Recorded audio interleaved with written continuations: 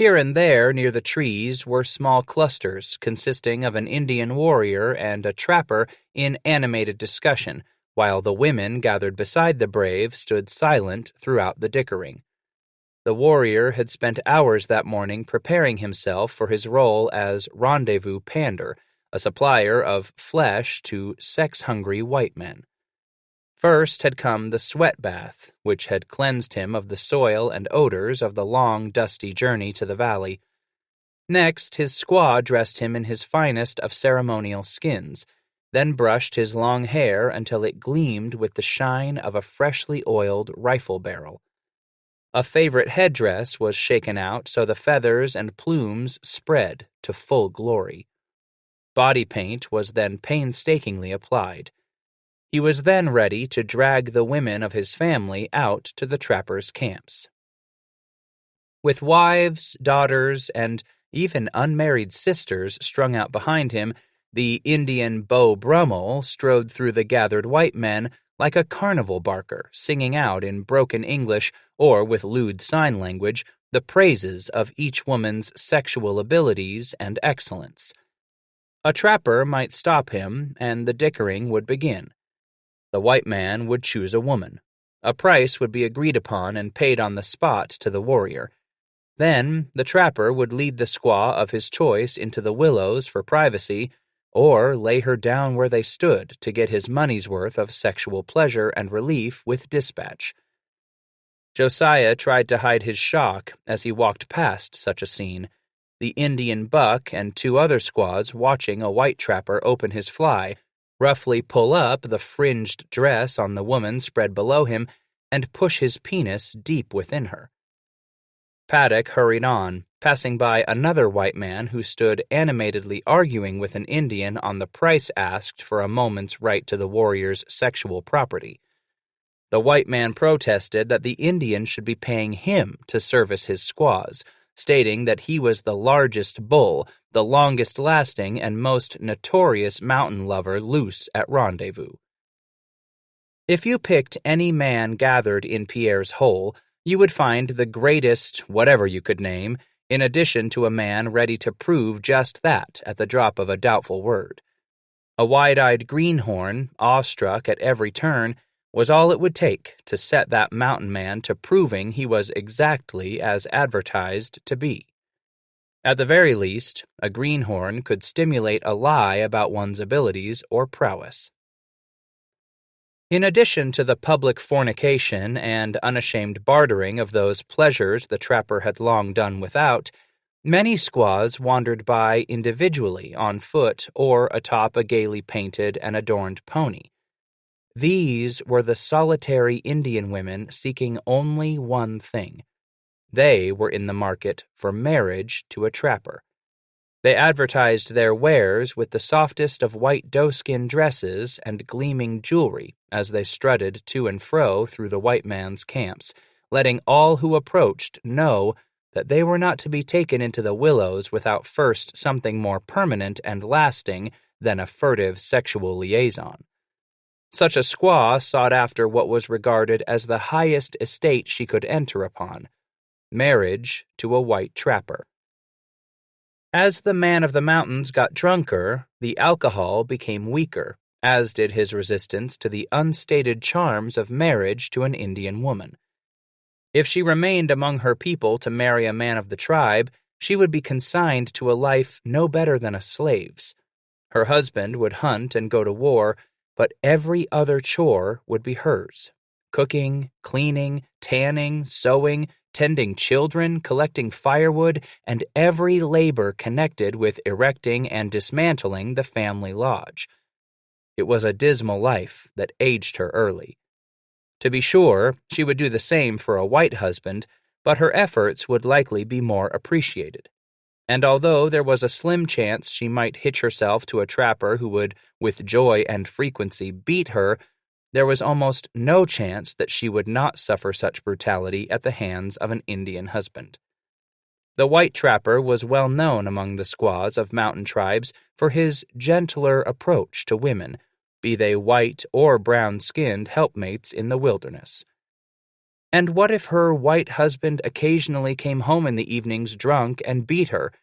Was she still not better off in the long run with a man who would spend his all each summer at Rendezvous to purchase the finest of assorted trinkets, ribbons, and bright baubles to make her eyes shine?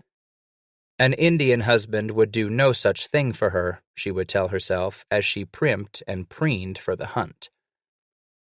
The noise and laughter from a group of nearly 24 men caught his attention.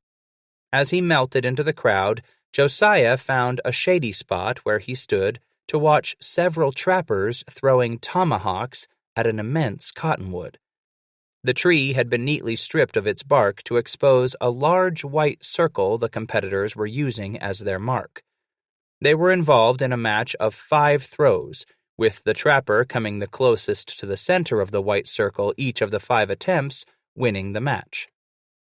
One at a time, each man walked up to the tree, turned around to put his back to it, then paced his step back to the right distance for his throw where he would scratch the ground with his tomahawk. At the lines scraped across the soil, several of the competitors had also driven long stakes into the ground. Each individual's stake was identified by a strand of beads or a long piece of trade ribbon in a particular color hung to differentiate it from the other stakes. Each trapper knew the exact distance from which he could attain just the right number of turns through the air that would allow his weapon to cling to the white bark after hitting the tree. Behind the throwing line moved others who were partial to one competitor or another, snaking in and out through the crowd of spectators and laying bets and taking odds. After each throw, there was a hurried and profane reshuffling of wagers between the onlookers. A tall man finally emerged the victor in the match. As the tall man came back toward the crowd to claim his prize from a blanket thrown on the ground, Isaac Sims rushed up to him. "Mad Jack, you won it! You won it!" bubbled Sims, his voice high-pitched with the excitement. "Coon, don't tell me now there was any doubt in your head 'bout it," he said, bending over the blanket to select his prize. "No doubt about it. Got me papers here saying we be on the wagon for some free drinking over to Bridger's camp tomorrow after supper. Boys bet me liquor, and they lost." He spread a piece of paper out that made good the promise of free whiskey to show to Hatcher. "Now just whose liquor was you bettin' with, nigger?" he said, standing to look into Isaac's face. "You ain't got no more notes what say you got whiskey come from the trader, so just whose whiskey was you wagerin'?" Well, you see, seeing how you was gonna win anyways, I figured, I thought it wouldn't hurt none to lay me set on the match," Isaac explained, stammering. "And what if it was that I lost?" Hatcher raised the tomahawk into the air over his head menacingly. "Been my liquor, I'd lose, wouldn't it? Eh? He advanced on Sims, who backed off slowly. "No harm done, Mad Jack," putting one arm out in an attempt to wave Hatcher back. "Ain't no harm done." "No harm done. Bettin' with my liquor you was, and the man says 'tweren't no harm done by it?" Hatcher stopped his advance and bellowed his proclamation to the crowd of onlookers who laughed at Isaac's predicament. "Niggers bettin' another man's liquor and don't even tell him of it. No harm done by it. Wah! No harm done." He shook the tomahawk in the air. "I got me notion to part your har with me, Hawk, you scroungy coyote." He let his arm fall slowly to his side. "If'n you weren't so god-danged ugly already." A washed look of relief flooded over Isaac's face. While the onlookers laughed along with Hatcher, one of the spectators stepped forward to announce his challenge. "What man 'mong ye be good to throwin' a knife?" He stepped up to the competitor's line. "I'm carin' to set there ain't a man 'mong ye what can snuff my candle come to throwin' a sticker. And here's my wager to the blanket." He threw a sleek otter hat to the ground among the other prizes. "What man 'mong ye make your sticker sing 'gainst the mark, eh?" He turned in a slow semicircle, making eye contact with everyone gathered about him. First one, then two more, and finally another came forward, each to throw his wager on the blanket. Josiah stepped out from the fringe of the crowd and walked up to lay the new butcher knife down among the other articles placed on the blanket as an entry fee. The braggart who had started it all stood looking down at the knife, then picked it up to examine it more closely. He was naked to the waist, with thick, curly hair growing over his shoulders and midway down his back. Paddock's eyes ran off him quickly as the man inspected the knife, thinking the trapper looked more animal than human. The bear of a man tossed the knife to Paddock. "Ain't enough, boy. You play with me and you gotta wager something what's worth my winning." He looked about him at the spectators for approval. Josiah looked from his face down to the knife in his hands, then felt the touch of a hand upon his shoulder. He looked up to stare into Hatcher's eyes. "Josiah Paddock, you be willing to wager on your sticker throwing, huh?" He turned to look back into the crowd. Isaac, get your hairy ass over here." When Mad Jack's eyes moved back to Paddock's, the tall man whispered, "You any good with a knife, son? Meaning, do you think you stand a chance in this here?" He leaned close to Josiah. Paddock's eyes never blinked as Hatcher's bore into his. "I believe I can win, that I do. Larned me throwing a knife from Frenchies up at Council Bluffs. Voyagers, they was. Taught me some summers at Fort Atkinson." "Harg, when was you ever to the Council Bluffs, young'un?" Hatcher pulled his face back behind a voice thickened with doubt. "Man as was with my father on the upriver took me there each summer for a stay with him. 4 summers it was." "And just who be that man?" he interrupted with another doubting question. "John Doherty, he was, that man, workin' for O'Fallon on the river." Josiah never let his eyes flinch during the examination into this piece of his past. Hatcher's eyes burned into the young man's for a long moment, then softened. Isaac Sims came up to the two men. "Isaac," Mad Jack turned to the trapper, "gimme that note what says we got liquor coming to Bridger's camp." He stuck his hand out to Sims. "Mad Jack, you ain't a-gonna set this down on Paddock, is you?" He pulled the paper close to his chest. "That I am." He reached for the note and pulled it from the other man's grasp. "Playin' with me own liquor you was, Isaac Sims, and now I'm fixin' to play it." He handed it to the grizzly bear trapper.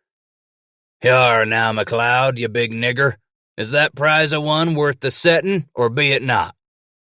The big man looked over the scratchy marks on the paper, then into Hatcher's face. "You won this throwing your hawk, coon." His words were edged with some hardness. "You're fixin' to set it down for my winning, heh? You're fixin' to bet this whiskey on the boy here?" "Aye, nigger, that I am." He turned his head to glance at Paddock. "Bettin' on Josiah Paddock and what he's larnt from them parlez-vous pork-eaters. Them's the coons as can give you shave with a sticker from 10 paces. Be a joy to me to see the lad take a puff or two out of your fat sails." The big man chuckled from deep within and knelt over the blanket to put the note inside the otter hat. "Just so it won't blow away before I win it." "Lookin' to be you're the only wind blowin' hyarbouts, nigger," Hatcher replied to the big man, who then walked away to the tree and counted off his paces back to the throwing line. Mad Jack leaned over to Paddock to whisper, "Go be doin' it, lad." Josiah had stood quietly through the betting, stunned that Hatcher was wagering on him. Finally, he found words. "Hatcher, I don't want you backing me none. I don't need your help." "Nigger wasn't gonna take your wager, son. You was needin' something more'n that big butcher," Hatcher remarked. "Sides, I ain't doin' it for you. Ain't a-doin' it for Josiah Paddock at all. I'm layin' my set for Ezra Paddock. Had me older brother as was kilt upriver with your pa. Now go skin that nigger, boy." He pushed Josiah slightly on the shoulder toward the throwing line as he stepped back to the edge of the spectators. Isaac was still fuming as he stayed close to Hatcher, whispering loudly to the tall man that they should not have laid such a heavy bet down on a boy of whom they had little knowledge. Mad Jack told Isaac he knew enough, and to keep his mouth shut. Josiah stepped up to the line with the others. The big man threw first, hitting the white mark easily. 2 of the following 4 trappers failed to strike the target and dropped out. Paddock moved over to face the target directly, drew his arm back, and let the knife go. The 4 men approached the target to retrieve their weapons. From the edge of onlookers, Hatcher could see that Josiah's blade had stuck just within the white mark, good enough to stay within competition, but not nearly as good as the big man's throw. "Mark your pace, Josiah," Hatcher sang out as the young man pulled his knife from the tree and headed back to the line. "Step it off, boy." Josiah whispered low as he passed by Mad Jack. "Ain't never learned that way, Hatcher. Just feel my throw." As Paddock came back up to the line with the other 2 men, the hairy trapper called out loudly. "Pup here's gonna lose his friend's whiskey." He laughed with a roar while some of the others chuckled along with him. With the second throw, one of the other trappers failed to hit the white mark, but the big man came once again close to the center with his toss. Paddock took his stance, drew back, and let his knife fly. It struck the tree well within the mark, just above the braggart's knife. Hatcher whooped and danced a little where he stood, hollering his approval. After 2 more tries, the only competitors left were the big man and Josiah. The 5th time, both men again hit the mark easily. A 6th, 7th. By the 12th time, neither man had failed to hit the target. Some of the spectators had gone to gather more fellow trappers to watch the competition, and the crowd began to swell. Isaac Sims stepped back into the onlookers to move about, taking wagers on Josiah as Mad Jack grew drunker on the excitement. The 2 men flung their knives at the target another dozen times, and both struck their mark. At last, the big man stepped up close to Paddock, some of the smile gone out of his eyes. "Care to make it more interesting, boy?" "What you got in mind?" Paddock asked. "We put a playing card, one for euchre or game of old sledge, and toss to it." He signaled a friend of his who came up with the remains of an old deck of playing cards and handed one to the braggart. "We be seeing what man be the better now." He went to the tree, put some of the slimy tobacco from his mouth onto the back of the card, and stuck it in the middle of the white mark. He came back to the line after the tobacco had dried and threw his knife. It struck the corner of the card, cutting it off. Josiah's throw struck the side of the card, but no closer than the big man's attempt. They pulled their knives free, repositioned the card, and walked back to the line. "Got you any special prayers, boy? Best you be saying 'em now," the man said, while pulling something from his possibles pouch. "I'm doing my medicine now, and no man stands a chance against my medicine." He opened his palm to expose to Josiah 2 thumbs cut off a white man's hands, which were strung together on a thick piece of sinew between glass beads. He stroked them up and down. "Coon as gimme these here was the last coon what thought he was better'n me with a knife, boy." Without another word, he continued to stroke the dried, mortified thumbs while looking into Josiah's eyes, staring at the crusty digits. After a few moments of medicine-making, the big man put the thumbs back into his pouch and took his stance once more. His knife struck the card, cutting it in half. The half below the knife dropped from the tree. The other half hung precariously, held in its place by the knife blade stuck in the bark. Some of the men in the crowd cheered, seeing that Josiah had less than half the card to aim for now, and with the big man's knife in the way. "You want to try it, boy?" the man asked, turning to Josiah. "Or you want to just gimme the match right here?" Josiah stood silent for a moment, looking at what was left of the target. Man's got a right to try round here, don't he? The crowd was quieting when he stepped up to the line. Hatcher was silent. Paddock spoke once more to the big man. That be what it's all about up here, ain't it? Every man's got a right to try and win the big 'un for himself. Ain't that right? He drew his arm over his head and brought the wrist forward with a snap. The knife seemed to move in slow motion, as if hung in the air for an agonizingly long moment. When it struck the tree, the two men left the throwing line and ran to the cottonwood, having to push through the onlookers who pressed around the target. I'll be God. Hatcher never got the words out as the men about him pushed and jostled him out of the way when the two contestants came up. The big man stood staring at the target for a moment, then looked over at Josiah. The crowd was silent as he turned once more to look at the position of the two knives. What remained of half the card sat atop the braggart's knife, so that his weapon did not actually penetrate the target. But it was no longer needed to hold the card to the tree.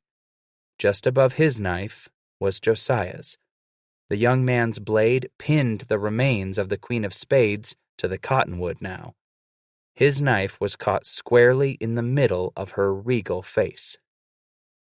You say you win? Hatcher asked. He had fought his way back up to the big man in front of the tree. The big man did not answer immediately. His eyes were glued to the target. Moments later, he raised his eyes, searched the faces of the onlookers for support, and asked, "Well, does the boy here win or no?" No one was quite sure what the man was getting at. "Well, damn it, y'all struck dumb. I says the boy beat me, and slick as an otter slides, too. Be there a man 'mong ye coons as would say I'm wrong 'bout givin' him me hat and his note to boot? Well?" Finally, a few of the men who had backed the big man began to turn to Josiah to congratulate him verbally, and the big man gripped Josiah around the shoulders with one strong arm squeezing him tightly. The onlookers cheered both for Josiah and the unexpected graciousness of the loser. "Come on, boys." The big man began to push men out of the way as he pulled Josiah along to the blanket. "There's a hat to be tryin' on you."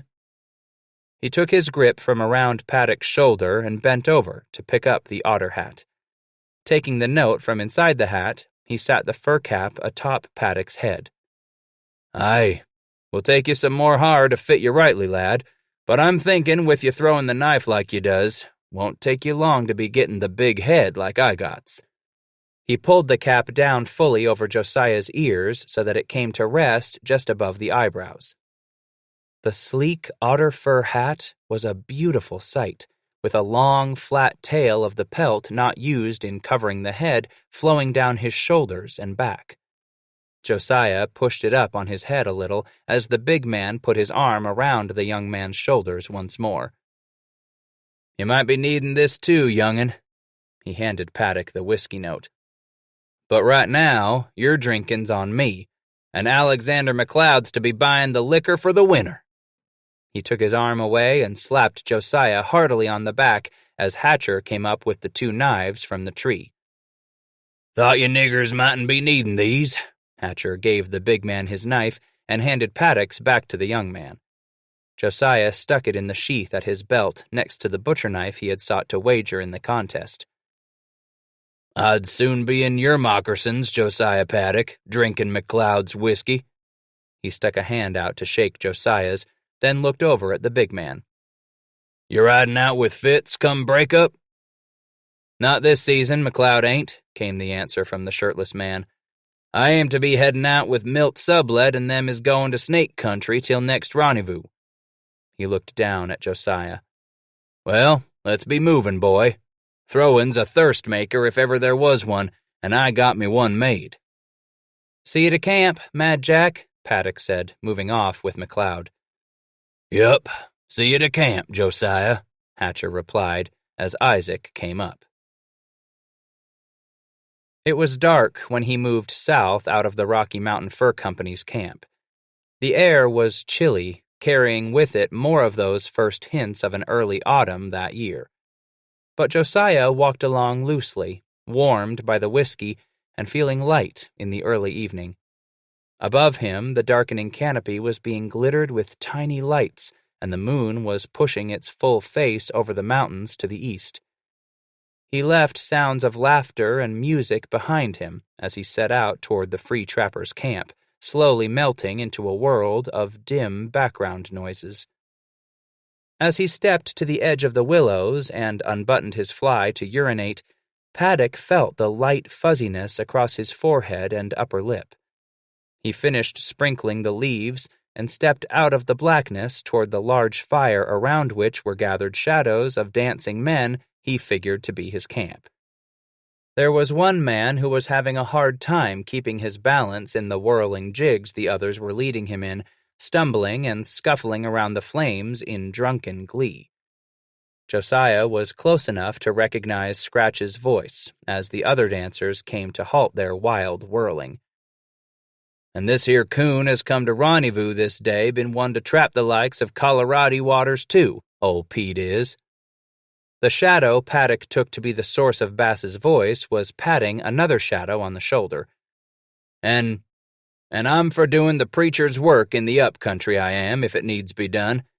Niggers, let old Scratch tell you there ain't another dog alive this side of hell what needs the Lord's baptizing the way old Pete here does. With that, Josiah watched Titus lift a camp kettle from the ground by its handle, juggle it in his hands a moment, then pour the contents over the top of Pete's bare head before the unsuspecting drunk could move away from the soaking. A roar of cheering and laughter rose from the others around the fire at the baptismal. Paddock shook his head and moved closer to the unholy congregation. Many of the shadows pressed toward the drenched trapper to offer their congratulations in profane comments on his saintly qualities and uprightness. One of the shadows knelt by the fire, picked up a burning timber, and rose with it in hand to stumble toward Pete. The shadow faced old Pete, then brought the fiery torch up to set the alcohol-soaked trapper on fire. Bass and the others jumped back as the flames caught hold and grew to envelop Pete's head and the upper half of his body. They whooped and hollered with shrill laughter as the human torch darted here and there in wild, panic-stricken fear. He finally turned to run off into the night, lighting his own way through the darkness. Josiah broke into a dead run. Pushing other drunks out of his way, Paddock bolted headlong toward Pete and caught the trapper with a flying tackle as the burning man set off across the sage. Josiah began to beat the flames out as best he could with flattened palms and the soles of his moccasins, while others, finally brought to some of their senses, came stumbling up with robes and blankets to use in extinguishing the flames. One of the drunk trappers had even taken up a heavy Spanish saddle to use in beating the smoldering remnants of the unconscious man's clothing. Paddock tried to push them away from Pete, but the men were as energetic in helping put the flames out as they had been in getting them started. Over and over the drunken men beat the prostrated body with sticks, fists, and feet. In addition, the man with the saddle, recognized now as Rufus Graham, continued to use it brutally in his attempts to help. They all yelled for one another to fetch water from the creek. Josiah pushed and pulled the men away again, but it seemed in vain. Someone hit him on the back of the shoulders with a savage blow. Paddock stumbled to the ground, landing on his hands and knees, dazed. He shook his head to clear it, then shook it again, and rose to turn on the drunk trappers. "Next man that touches me gets his heart cut out," he yelled out above the laughter and swearing of the drunks. "You hear me? I'm meaning it, you goddamn stupid assholes!" The men moved slowly away from the body of old Pete as the young man pulled his knife from its sheath. "You killed this man!" Paddock pushed the words out breathlessly. A stranger, a man Josiah had never seen before, stepped forward. "I was the one as knocked you down," the stranger stood before Josiah, "and I'm a-fixin' to wade into your liver, pup." He pulled a long butcher knife from his belt. As he turned the blade slowly in his hand, a glint of reflected firelight bounced off it. One of the shadows moved out of the darkness and jerked the stranger around. "If there's a nigger as to do any cuttin', I'm the one you're wantin', you yaller squar," bellowed Bass's voice as he faced the stranger and pulled his own knife. "Young'un here gets what's left of your worm-eaten carcass when I'm through boning you." The stranger backed away a few steps and began to circle Titus as Josiah stepped up to grab Scratch's arm. He pulled the older man backward to the ground roughly. "Ain't no one taking my fights for me, old man," Josiah said, stepping over Bass to advance on the stranger. They circled and feinted a few times, each man sizing up the other. The stranger made a stab at the air, and Josiah pulled to the side. The young man's opponent had counted on Paddock doing just that and brought the knife flashing to the side through the air, the flat of the blade parallel to the ground. The tip caught Josiah clear across the stomach. He slapped his hand and forearm over the wound, then brought the arm slowly away to look down at the blood beginning to come through his cloth shirt. The knife had not cut through the skin into the muscle across his gut, but the slice ran from side to side the full width of his abdomen. He raised his eyes to the stranger, eyes that clouded over for a moment. When Josiah blinked them clear again, standing before him was Henri Leclerc, knife in hand. He blinked again, but could not loose the apparition from his mind. "You're wantin' to die again, are you, Leclerc?" Josiah's words poured out full of rage mingled with fear. "One time's not enough for the likes of you, huh?" He tried to control the fear. Josiah advanced on the stranger, backing him toward the fire. The man looked back at Paddock's face strangely now, not quite sure what madness had come over his young opponent. The other trappers moved out of the way as the stranger danced back and forth in front of the advancing Paddock, wondering too what it all meant. "We make it 2 this time, Leclerc. Here and now. St. Louis dying wasn't enough for you. Make your dying last this time, monsieur." He moved toward the frightened and retreating man, a stranger who had only wanted a good-natured contest with the blades, a brief struggle until his opponent would give in when cut. But this young man had not given up, and he was calling the stranger by a French name. "Ain't you gonna shoot me again, Leclerc?" He pulled his hair aside to expose the scar running alongside his head. "Ain't you gonna try to blow my head off, monsieur?" Josiah stopped to laugh. "But you can't. I got your pistol, parlez-vous. I got your pistol." By stopping in his tracks, Paddock had drawn the stranger off guard. Josiah now flexed his left leg after taking 2 running steps and lifted into the air. Lying almost horizontal, Josiah struck the stranger in the chest with a powerful left leg, while the right knocked the left arm out of the way and sent the knife spinning backward out of the man's grasp. Paddock put his left arm out to break his own fall before the stranger hit the earth. The man had been sent tumbling backward some 12 feet through the air. Getting to his feet quickly, Paddock rushed the prostrate man and started to deliver a sharp kick to the rib cage when he stopped. He reached down and picked the stranger up by the front of his shirt. Josiah held the man in front of him a moment, staring into his face, drew back his right hand, and sent the stranger sailing back once more with a loud crack as the fist crunched against the cheekbone below the left eye. "That's enough now." It was Scratch's voice. Josiah felt hands and arms grab hold of him. He fought to free himself to go after the stranger.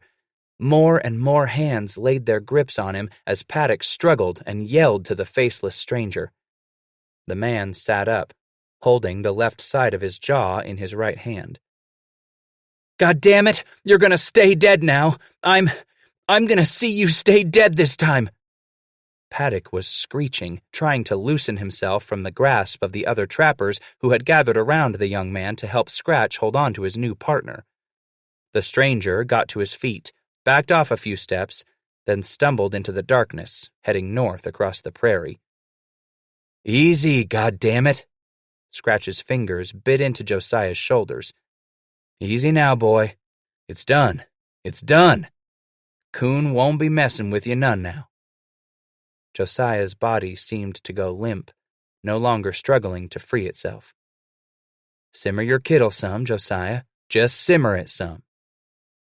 Paddock closed his eyes tightly and lowered his head, shaking it slowly from side to side. He looked up into the faces of those gathered around him, then remembered where he was. What? What the hell? Titus was the last to let go of the young man. What the hell is right? What the hell we niggers done? The others were fast sobering up as Scratch turned away to take a few steps toward Pete, who lay on the ground moaning. Lordy, what's it all track? We set a man on fire, and a coon pulls a knife on the boy here and cuts him, and Josiah's near out of his head. What's it all track? Bass knelt beside Pete as Josiah bent over the burned man with him. Pete? Hey, Pete, you hear me, coon?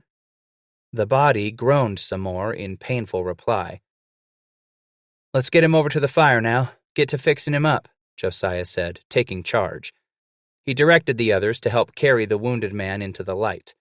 There they could see the extent of his wounds and the loss of most of his red hair from the torching.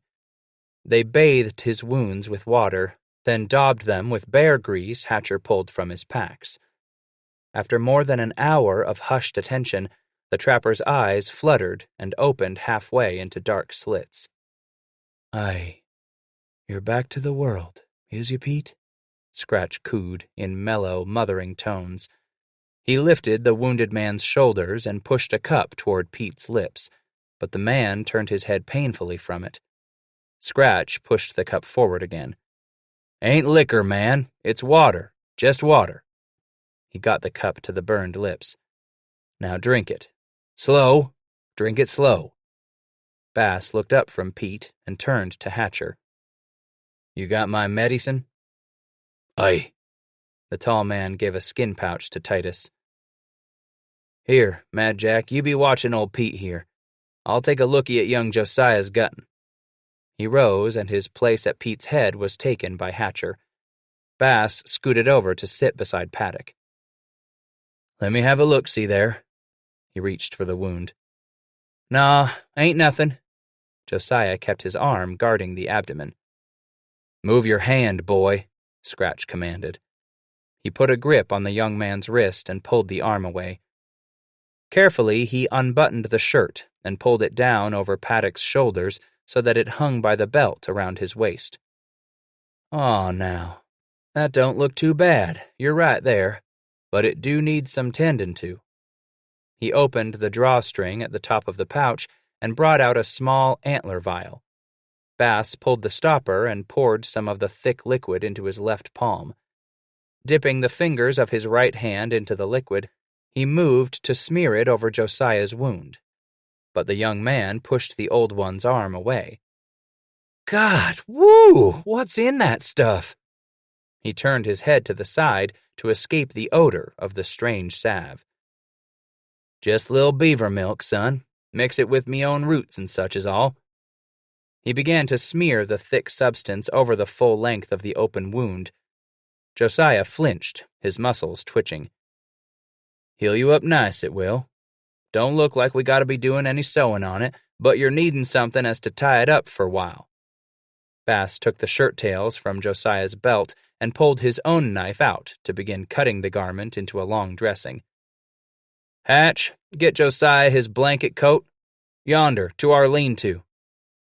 With the wound covered with a thick layer of the salve, Titus wrapped the shirt fully around Josiah's abdomen and tied it tightly, telling the young man to suck his gut in as he wound the ends together. Hatcher came up with the coat and put it over Paddock's shoulders. I told him how you won the sticker throwing 'gainst McLeod, Josiah. Ain't many a man as can say he done that. Hatcher looked over to Isaac Sims, who had taken his place in tending to Pete. I'll be the man. I'm long your trail, Hatcher, came Pete's voice softly and raspy through the night air as if it were forced up through gravel from the bottom of a stream. "Boy be good to throwin' a sticker, but he's gonna be needin' work on larnin' to use a knife come fightin' a man," Scratch said, then scooted back toward the burned trapper. Not far away came two shadows approaching the fire. One of them sang out with Solomon Fish's voice. Josiah Paddock, recent of the settlements?" He came closer. "Got me a surprise for you, lad. You be the one as gets the surprise this night." Fish stepped into the light at the edge of the fire and moved around toward Josiah, who was intent upon his wound. Fish was accompanied by a young squaw each of the men examined through their glazed eyes. He stepped around to stand in front of the young man and tugged on the woman's arm to bring her to his side. "Squaw was up to Rocky Mountains camp, she was, asking for a man. I was thar with some coons having me meat, and this squaw comes up asking to find this one coon. One of the niggers with me knows the flathead, he does. He tried to have her come into the bushes with him, but she'd have no of that. Pushed him way and give him a cussin' he said he'd never heerd the likes of afore. So he asks her jest what nigger was the one she was lookin' for. Told her he didn't know such a man, then sent her on her way. We went back to drinkin', and another nigger asks what man she looked for. Wall, Lordy delight! If'n what that nigger said the squaw spoke of didn't sound like Josiah hyar." Paddock finally looked up from the dressing around his middle at the mention of his name and moved his eyes from Solomon over to the squaw. He looked closely for a moment, then recognized her as the young woman who was concentrating on losing everything in the hand game that afternoon. His eyes dropped down her frame. She now wore another loose skin blouse and moccasins with leggings that were tied around her calves. Solomon stepped out of the way so the firelight could strike Josiah's face. "You know each other?" he asked. "Yep." Josiah looked back at the squaw's face. "She was losing just about everything she owned to a red nigger. Gave him a hand, it was. Give her string of beads I won in the game, and she gone and wagered them too." The squaw knelt down in front of Josiah and began to touch the dressing over his wound lightly, then moved her eyes slowly up his chest to touch his eyes with their dark light. "Seems like she knows you too, Josiah," Scratch commented. With her fingertips, she started to move the arm Paddock held protectively guarding the front of his abdomen. He pushed her hand away gently, but firmly. Then she saw it. Hanging from the waistband was the wide, wrinkled, and worn strip of cloth. The woman reached out to touch it, but Paddock caught her wrist. No one would take the St. Louis ribbon from him. They studied each other's eyes for a long moment before he finally released his firm grip on her wrist. Only then did she drop her eyes from his, again to try to move the arm he held protectively in front of the wound. This time, he did not resist. She took his hand and stood, pulling on his arm as she came to her feet and looked down into his eyes once more. "Seems to be the squaw's wantin' now to thank you for the present, son," Bass said, rising to his feet and pulling Josiah up with a hand under the young man's armpit. "She can be doin' more for your mendin' than any of us niggers." Bass's words responded to the questioning look Titus saw there. "Squaw'll fix you up, son. Go on now. She'll be mendin' you places you didn't know was hurtin'." He pushed Josiah slightly off in the direction the woman was now pulling him. Paddock grabbed at the front of the blanket coat over his shoulders to hold it about him. He turned around to look at the smiling men gathered round the fire as the young woman pulled him away from the firelight and into the fringe of dark shadows at the edge of the trees. "Best we go back here." Josiah pulled her in another direction, indicating they were to move back through the lean-tos. The woman hesitated at first, unsure now that Paddock was taking the directing hand. "This way," he whispered, then took her hand gently in his to lead her among the willows and cottonwoods to the blanket canopy he and Scratch had set up. Releasing his grasp on her small hand, Josiah took the otter hat off and sat down among the robes, pulling Titus's bedding back so they could slip beneath it. For a moment, his thoughts flew back to St. Louis as his capote slipped from his shoulders and he dropped his eyes to stare at the worn strip of ribbon hanging at his waist. Josiah slipped it loose and held it across his palm before raising his eyes to look at the young Indian standing before him. When his thoughts had once more returned west to him, the trapper set the ribbon aside, draping it over the Damascus steel of the French dueling pistol. He then set about untying the moccasins. When he had them off his feet, Paddock looked up at the young woman standing just outside the canopy and watching him. He let the blanket fall from his waist as he stood up to move closer to her. "You ain't 'fraid now, are you?"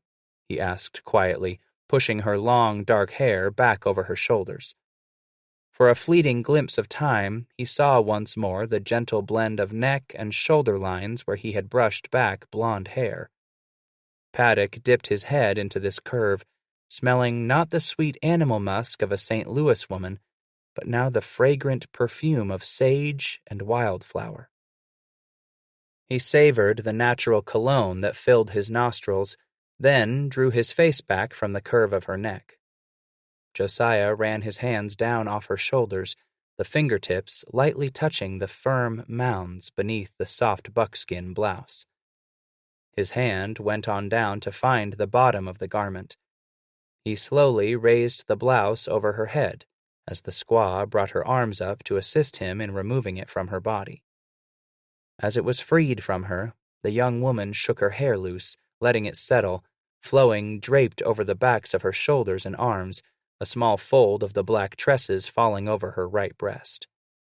Paddock brushed it aside with his lips as he stooped to kiss around the breast, then let his tongue seek out and discover the nipple. A slight shudder ran through her body. He felt his penis begin to stir from more than a year of dormancy. Its last awakening was across the river. She took a half step toward him to press against his body, then moved away slightly, reaching down in search of his belt within the hanging shirt.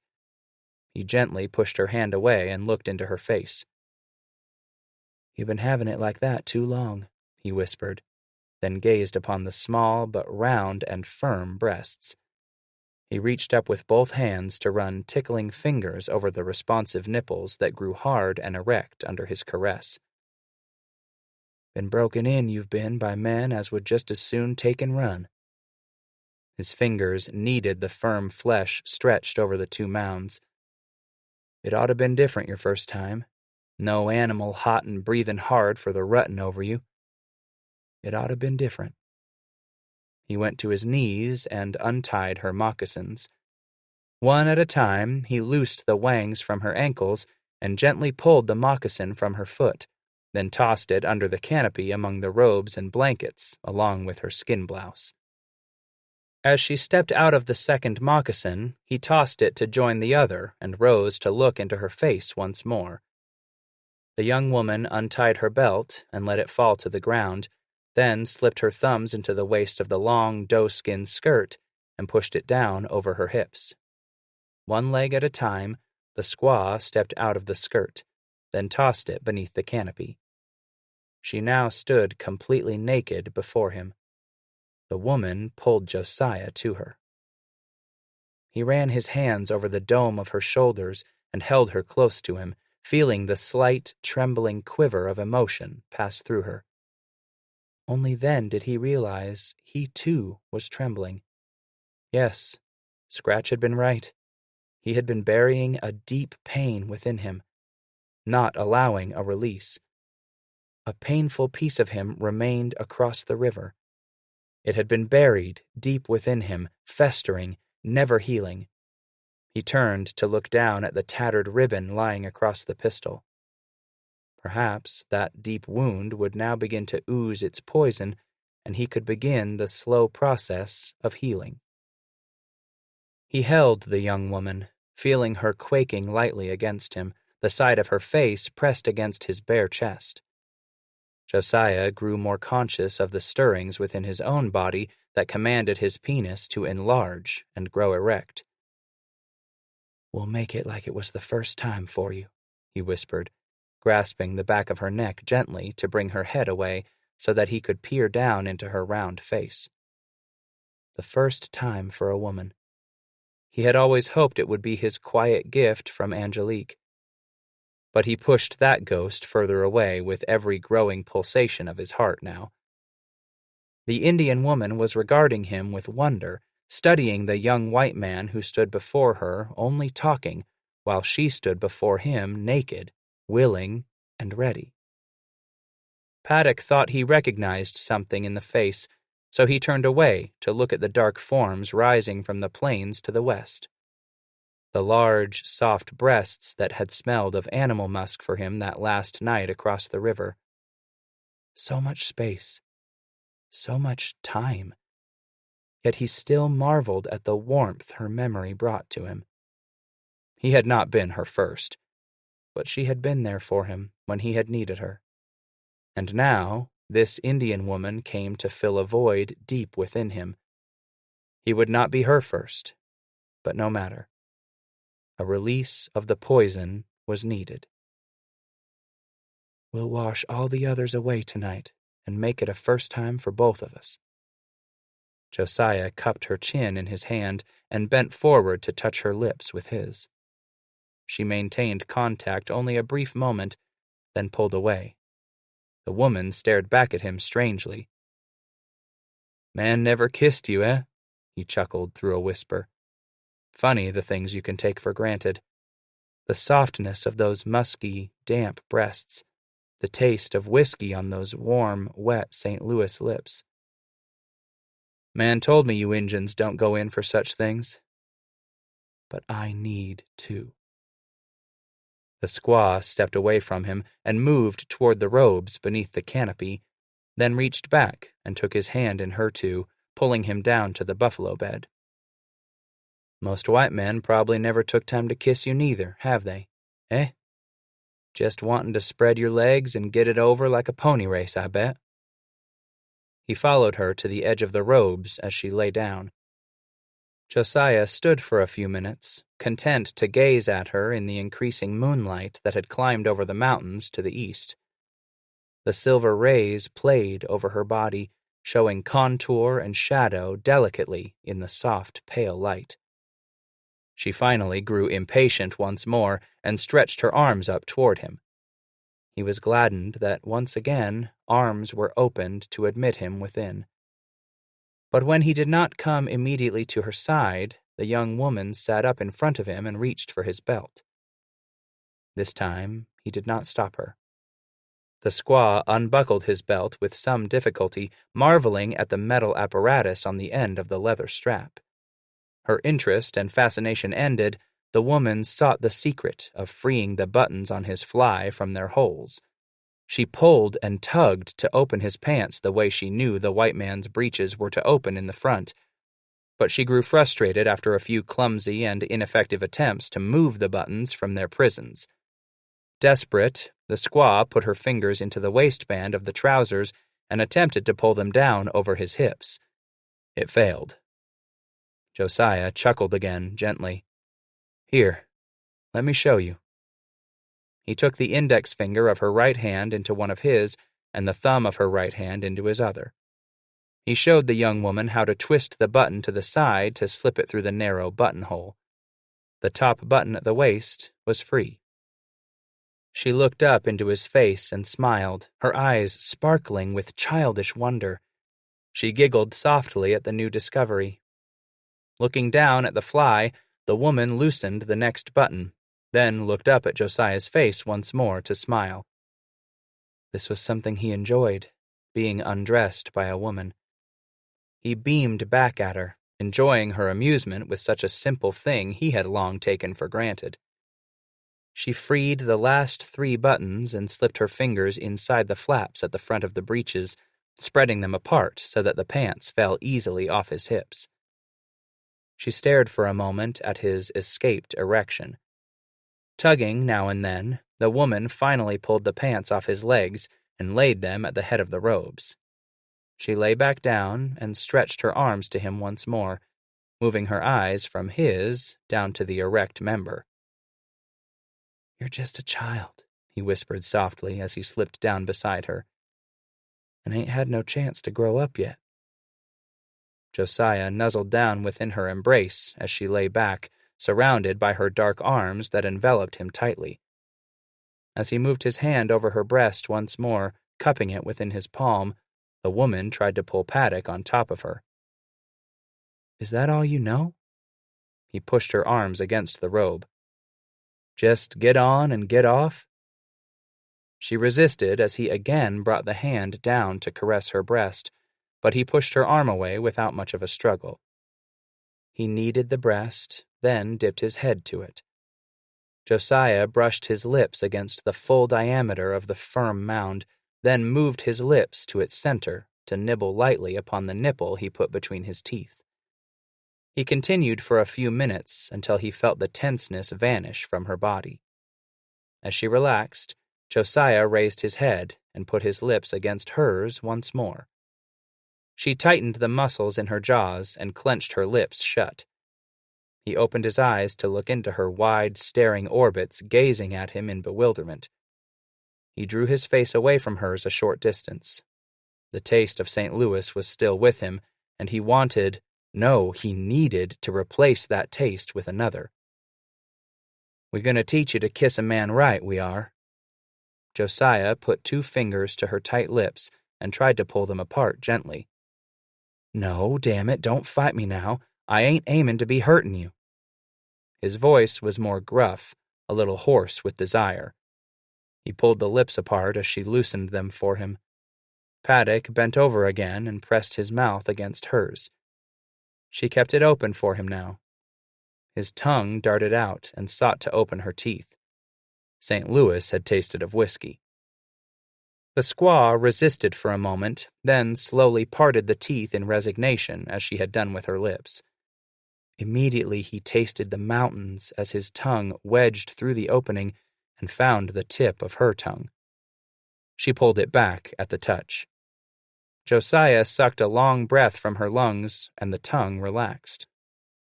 He caressed it with his once more, darting back and forth over it until she responded in kind, to plunge back and forth into his mouth. The taste of the mountains. Broiled meat, red and filled with the juices of the land. The sweet tang of wild onions mixed with berries. Tastes that did not grow stale. He finally pulled away from her when he had drunk in his fill. "I'm thinking you could larn to like that, squaw." He then bent over to kiss her again. As they pressed their lips together, the squaw drew breath from Paddock's mouth. He reached with one hand to pull her left wrist down from its embrace about his shoulders. Josiah took the hand and guided it down his stomach to the groin, then assisted her in wrapping her fingers around his penis. As she touched it, her fingers drew back, and he felt her whole body go rigid once more. He left her lips to look into her eyes. "Won't hurt you. Look." He rolled away from her a little on his side so that she could see his member as it stood erect against his belly. Gently taking her hand, he led it once more to the penis while he watched her eyes staring at his male sexuality. Tentatively, she let him move her fingers over the head of the shaft, then slowly up and down its full length. After a few minutes, he removed his hand from hers. The squaw continued to caress him. Josiah looked into her eyes, smiling with wonder and amazement, knowing that she was experiencing this touch for the first time, although she had probably served many a man before who simply wanted an immediate sexual release. Her eyelids widened almost imperceptibly every time she would feel the penis jerk and twitch with a new surge of swelling and erection. When he sought to place a finger between the folds at the entrance to her vagina, the squaw resisted. Finally relenting, she let him touch her there. Josiah realized this, too, must be new to her. Most men had simply spread her thighs and thrust their member into her brutally. He realized that no man before had ever sought to touch the gap between the two folds of soft flesh in which lay the secret to a woman's excitement. Gently, he rubbed a fingertip up and down the cleft, kneading the clitoris within. As her pitch of excitement rose, the squaw forgot about moving her hand over his penis, but gripped it tightly between both hands. When she reached her climax, she tore her hands away from him and placed them over his hands between her legs, holding him there until she had finished shaking, and he heard a faint moan caught in her throat. He gazed down at her face as his finger began once again to slide up and down within the cleft. Josiah continued to massage as he buried his face against the side of her neck, where some of her hair was bunched. Inhaling deeply, he took in the sweet smell of smoked leather and sage from her skin. It smelled so damned good to him. His nostrils filled to replace the pain of remembering. Paddock inhaled deeply once more as he felt her breathing moving more rapidly.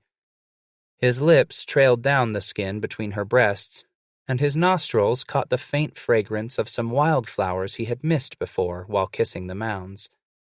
Josiah drank in the perfume as the squaw's hand pushed his faster over the spot between her legs where her attention was centered. She rose to a second climax, and a third came quickly on its heels. "I'm betting that be your first of them," he whispered in her ear, knowing she knew no English, knowing she could not understand his words, but knowing the two of them were sharing for the moment a common language among peoples with different tongues. She moved one hand back over to encircle his penis. "You're larnin' about a man finally, ain't you, lil' squaw?" Paddock lifted himself over her and slowly let himself down on the young woman. "It won't be long now. It be my turn. Can't wait no more." He took the hand that held the penis in his and helped her guide it into her vagina. She gasped as he began to push the member slowly within the soft folds of flesh. He felt resistance as he moved his hips forward a little at a time, enjoying the tightness about the penis against the walls of the vagina. From her throat escaped brief, whimpering cries each time he advanced. Retreating slightly after each thrust, Josiah slowly lubricated the canal until he finally broke through the resistance he felt and plunged within her his full length. She pushed her buttocks toward him, grasping his within her hands as her breath came short and fast once more. He continued to retreat and advance within her tightening vagina until she climaxed again. Josiah kept up his slow pendulum movement until he felt the blood rushing to his temples and the surge within his groin driving him to push even deeper within her.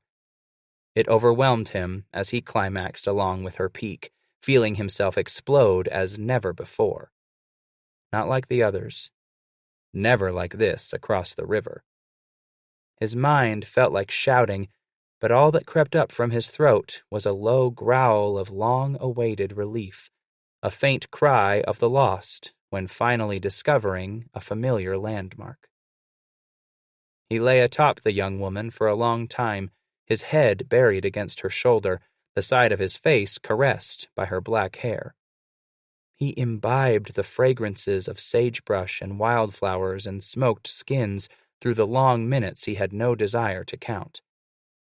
No longer was there pain from that poison he had been carrying, only the gratitude of release. After what seemed like a delicious eternity, Paddock heard the squaw faintly snoring with the deep breath of slumber. He raised his head slowly and looked down into her face, turned to the side. She was asleep beneath him. Josiah eased his soft penis from her and slid gently off the young woman's body. He reached to his feet and pulled Scratch's robe over them. Before lying down, Paddock brushed the woman's hair from her shoulders and poured over her body again in the silver light. Then he turned his gaze to glance at the tattered ribbon draped over the pistol near the foot of the buffalo bed. Looking once more at the Indian woman, he now knew she was entwined with him, with the ribbon, with his deepest needs. He dropped his face to the curly mat of the buffalo robe and sucked in a contented breath of the nippy night air. Josiah closed his eyes. He had needed this, but he hadn't known how much until now. 10. The next 5 days blurred together, each period of bright daylight interrupted by only a few hours' sleep to prepare for the next. Rendezvous for the free trappers was peaking by July 15th. Little beaver remained in their packs for trade with Sublet, who had all the business sewn up tightly, as Provost's train had not made it to Pierre's Hole on behalf of the American Fur Company. Vanderberg's men, along with Fontenelle's brigade, had finally given up in resignation and begun to trade furs to William Sublet for necessities only. The embittered men moved through the Sublet trading canopies in tight-lipped, grim-eyed silence, buying only what would outfit them for another year in pursuit of beaver. Josiah had awakened on the morning of July 10th to find the young squaw massaging his member. In the early light that slowly brushed over the valley before the sun poked its head above the mountains, Paddock made long and gentle love to the squaw beneath him within the buffalo robes. She had finally spoken to him as they cradled together before dressing, teaching him a few flathead words for those objects he pointed out. He had taught her his name. There was something touched within him each time she rolled the sounds across her tongue, repeating Josiah until he was satisfied with the inflection she gave to his name.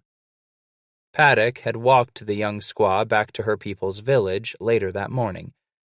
But beyond the edge of the lodges, she had stopped him from going any farther. There she had turned and taken from her neck the small pouch she had tied at the skin blouse the evening before.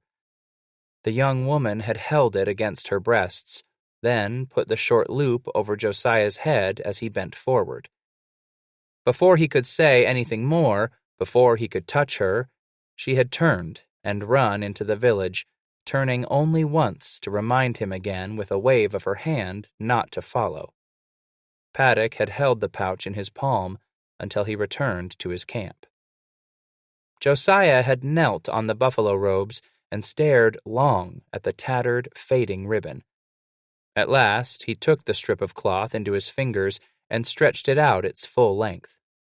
Slowly, definitely, the young trapper wrapped it around the thong at the top of the buckskin pouch and secured it with 2 tight knots. There was a sense of completeness with the entwining. And now Paddock had not seen her for 5 days. He had looked among the clusters of squaws gathered near the traders' canopies and searched the faces of the young women who followed the warriors into the trappers' camps to be sold and bartered. In the late moments of each afternoon, he had ridden to the edge of the Flathead village to seek a glimpse of the elusive, plain-faced young woman. Josiah did not know her father had done everything in his power to prevent her from leaving camp to see the young white man each day.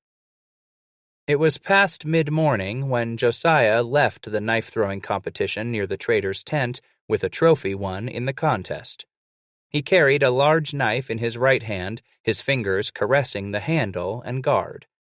Paddock's weapon carried a second edge honed to razor sharpness that ran from the tip more than 2 inches back along the top of the blade.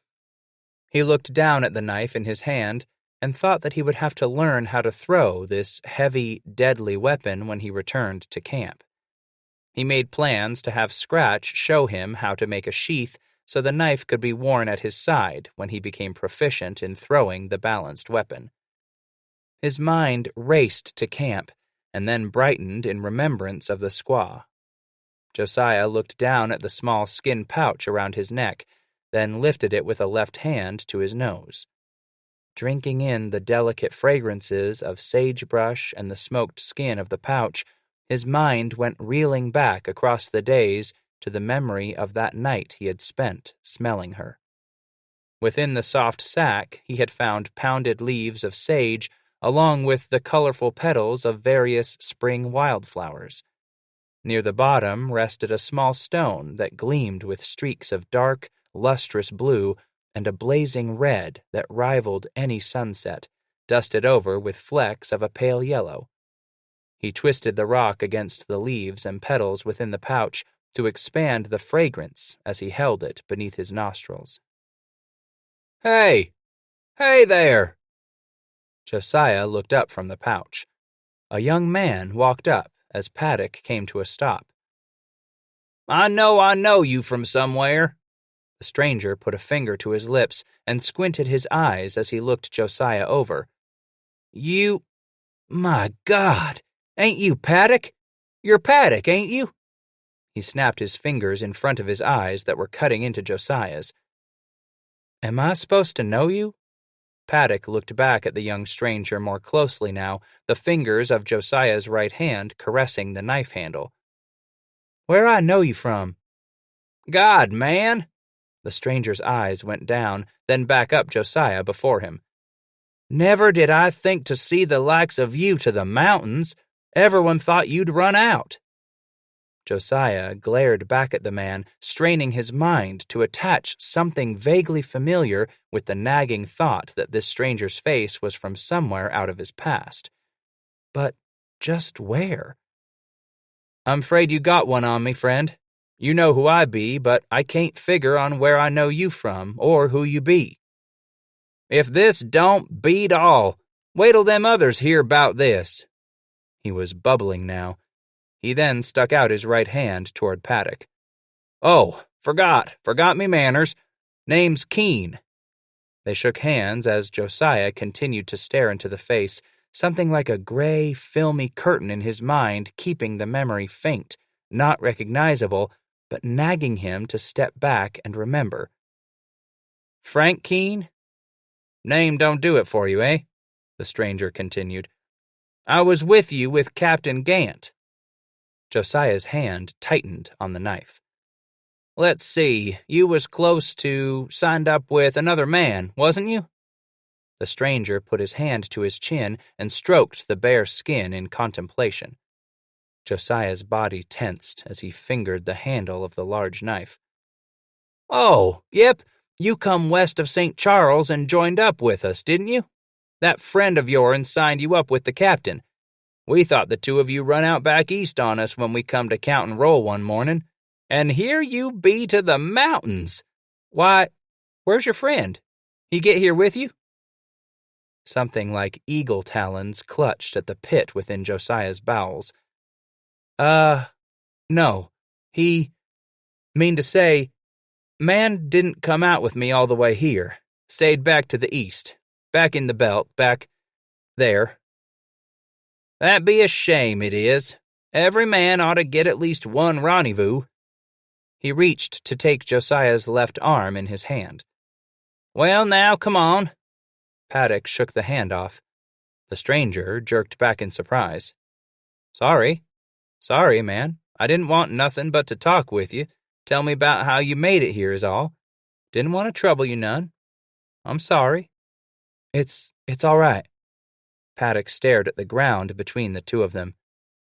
Did nothing wrong. I just figure there's some as are still touchy by me running out on the bunch like I did is all. Sheet! Listen, man, many were the ones as wanted to do just what you done, Keen said. He was looking at Josiah when Paddock raised his head. What with times so bad, they's many as wanted to be moving out. But we didn't know just how bad things would get then, we didn't. Keen paused and gazed closely into Paddock's face, seeing much of the color flush out of the flesh beneath his eyes. You all right, man? Yep, Josiah replied. Yep, I'm fine. Well, come on now and we'll talk about it. Sure you got a tale or two to be telling about your... Don't want to talk about it none, Josiah snapped. All right, Keen answered. All right, just want you listen my story if you want. Don't want to pry none into your affairs, Paddock. You can just listen my story, all right with you? Hey, don't mind me, Keen. Paddock tried to bring a hint of a smile to the corners of his mouth. I'm fine. Fine now. Yep. I do want to hear your story now. If it be worth the telling, then it be worth the listening.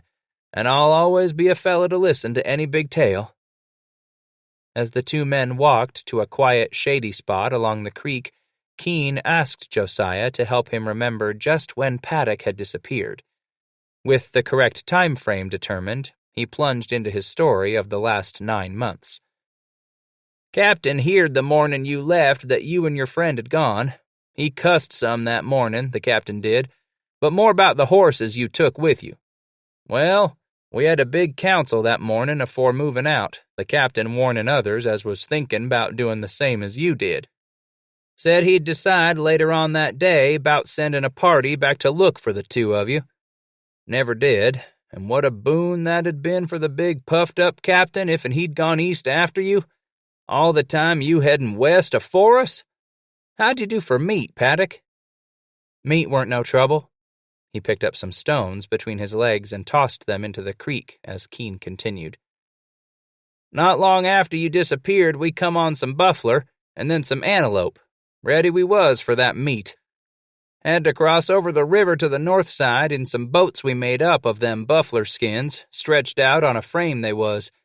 Moved along the north bank, passin' days of seein' nothin' but them big rocks long our way. Did you see that one that stood way up high, standin' right up in the middle of that flat country like it was a tall chimney like that? Guessin' I did, Josiah answered, though I'm not rememberin' it rightly just now. Toward August 27th, Keen continued his tale, the group ran onto the Laramie River. There they camped for a few days, digging caches in which they buried goods they did not want to carry further west. One afternoon, 3 Indians and a white man came upon their camp from the south. It was Tom Fitzpatrick, having been down to Santa Fe, heading back toward the Central Mountains. The group put in a total of 9 days at the camp before the captain broke the men into 3 groups, each of which was to search for its own trapping ground. The plan was laid to have the 3 groups rendezvous back to the caches the next spring when Blackwell returned with new supplies. Keen himself was assigned to the group headed by a man named Stevens, and it headed up the Laramie River into the mountains. Keen got himself lost. I'd been out trappin', got myself lost from the rest. Went out lookin' for 'em, but couldn't make where they was camped.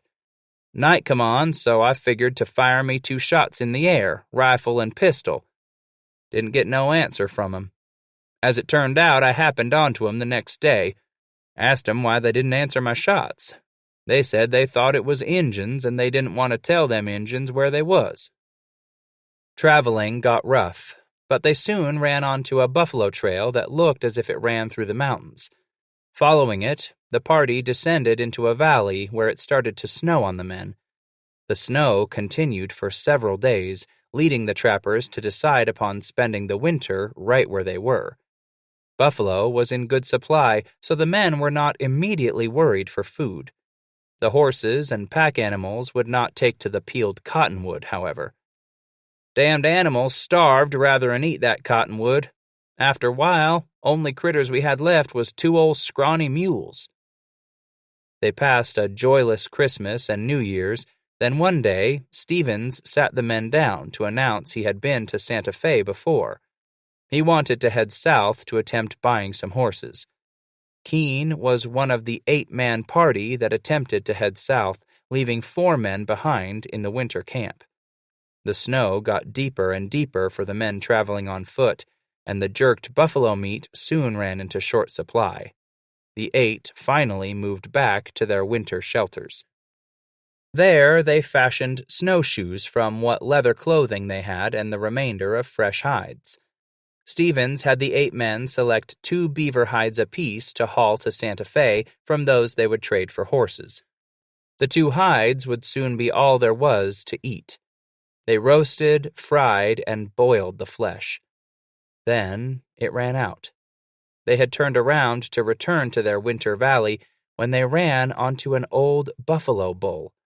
Although it was lean and stringy, it proved far better fare than the beaver plues. A third attempt to force their way south was made, this time the party running into Indians and being robbed for all their trouble. The cold, starving men stumbled back into camp, having totally given up on making it to Santa Fe. They stayed in their winter valley until the weather cleared, then headed out to the caches on the Laramie River. Close as Stevens and a man named Leonard could figure it, we got back there roundabouts the last of May, but there weren't another soul back there waiting for us. The other groups never did show up, and Blackwell never did return from the east with new supplies. The Stevens group remained by the caches until Bill Sublet came by, heading for rendezvous. The word was that Blackwell had gone out of business. That did it. Every man was for staying with the captain all the way out, starving and nearly froze to death, and that bastard gone out of business. Sublet said he could make things a little sweeter for the man as would want to stay on in the mountains. Said he would buy our plues, and we could tag along with him to rendezvous. We was sure to get work with Rocky Mountain Fur, he said, what with them always needin' men. So, we come into rendezvous back on the 8th.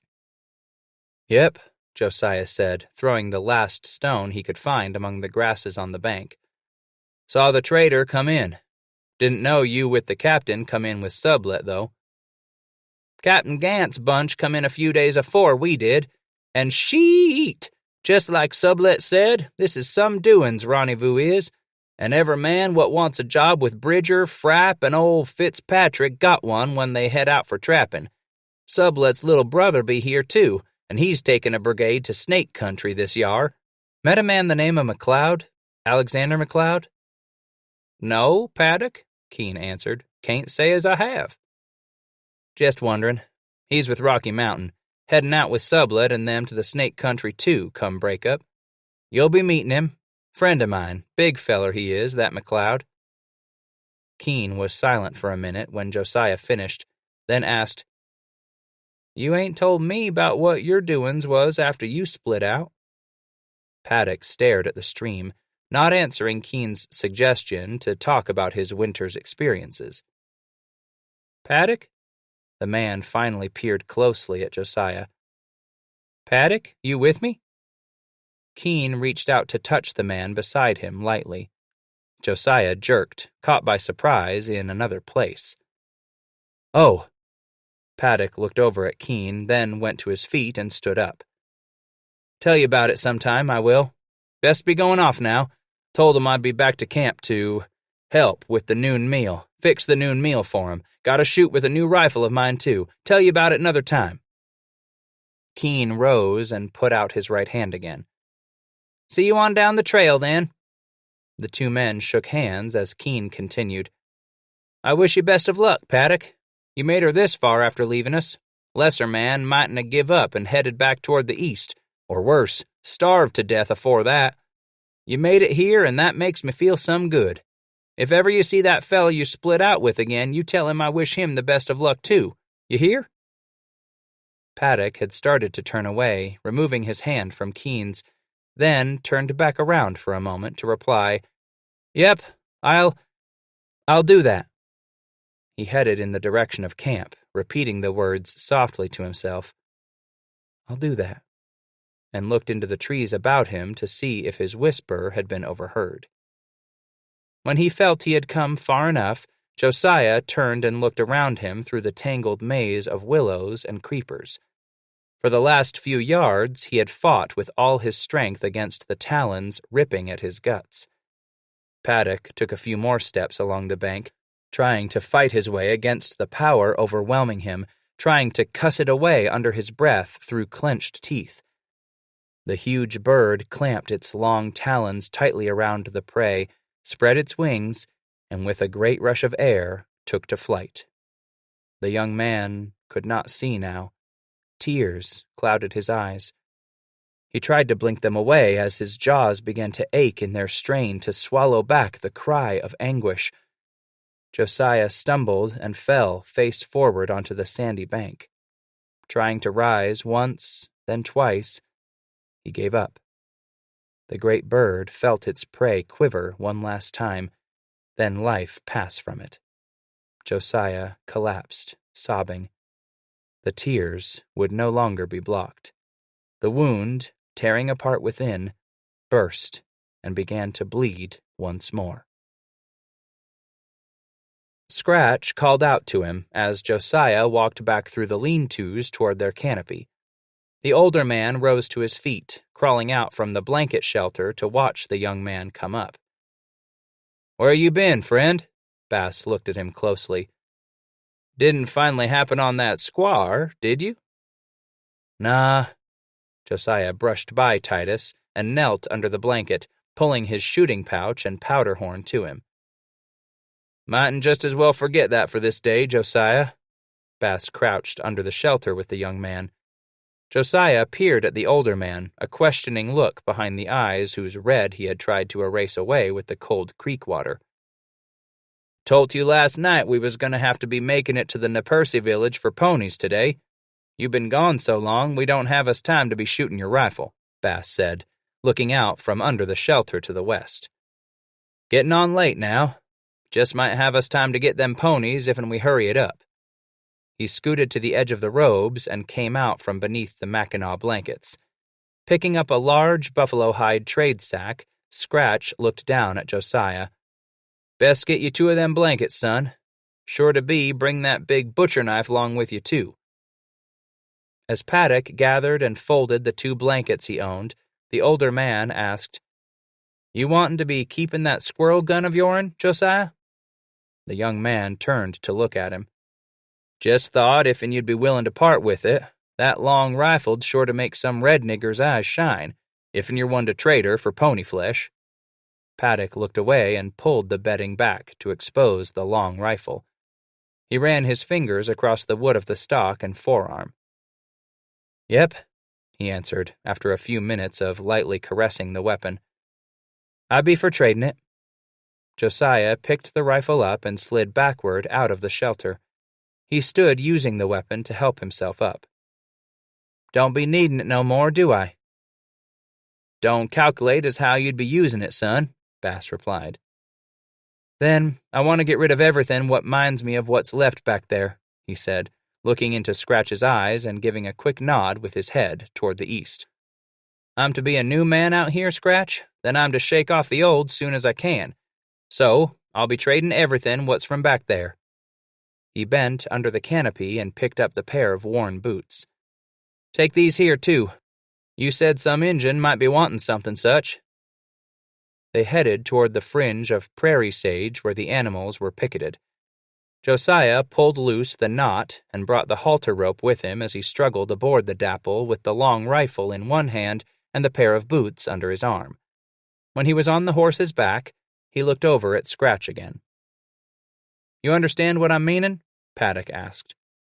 Bass turned to the younger man from where he stood beside his pony, one foot in the stirrup. Slowly, he pushed himself up into the saddle.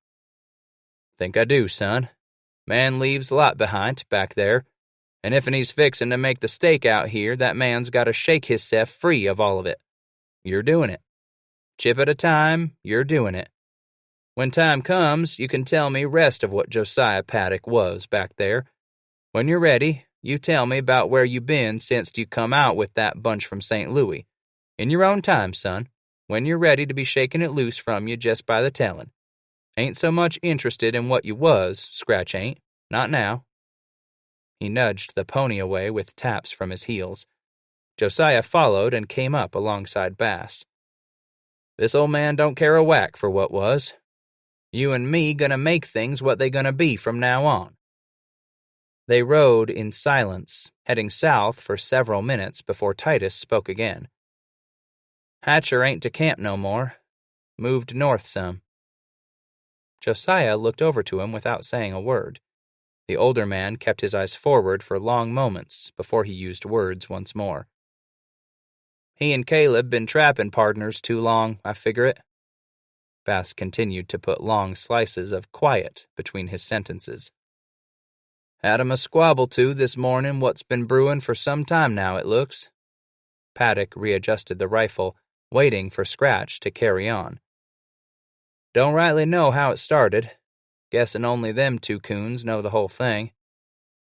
The younger man adjusted the tops of the old boots under his buttocks so that he sat upon them rather than carried them under his arm. They figured to be settling the hash with a hugging match. No knives, just man to man. They wanted it that way. The pieces came slowly. Both of 'em wore out to a thin frizzin' by the time they give up on beatin' t'other's noggin. Hatcher leave then, you say? Josiah wanted to prod Bass along in the story. Yep. Titus was silent for another moment, refusing to be pushed into hurrying the tale. Packed up plunder and possibles right there and then. Said he was heading to Rocky Mountain, gonna work for them. Man said he mightn't be willing to work a trap line with Caleb Wood after Yar with Rocky Mountain boys. Only time would tell. And he rode off not long afore you come back to camp. Paddock was quiet for a few minutes, then asked, That kind of thing happened between men as been riding together for a long time, Scratch? Hell yes, son. Ain't no calculating it. Just happens. Two coons get on the other's wrong side just once too many. Time tells 'em it'd be best to split the plunder and make new tracks. Happen to us, can it? Josiah asked. Scratch turned to look over at the young man. Yep, can happen to us, son. Then his eyes sparkled with a smile at the corners. If'n we let it. Paddock smiled back at the older man, then looked forward. Son? Bass continued. Yep. Who be this Lee Clerk feller? At the mention of the name, Josiah turned back to Bass. I ain't told you that name afore, I haven't. Just other night when that nigger cut you. He looked at Paddock's burning eyes. You called that nigger Lee Clerk after he whizzed you with his sticker. Just afore you fotched shit out of him. Josiah turned away from Bass's eyes. 'Twere the man I killed back to St. Louis, Scratch. The Frenchy Parleyvoo? What stoled that gal from you?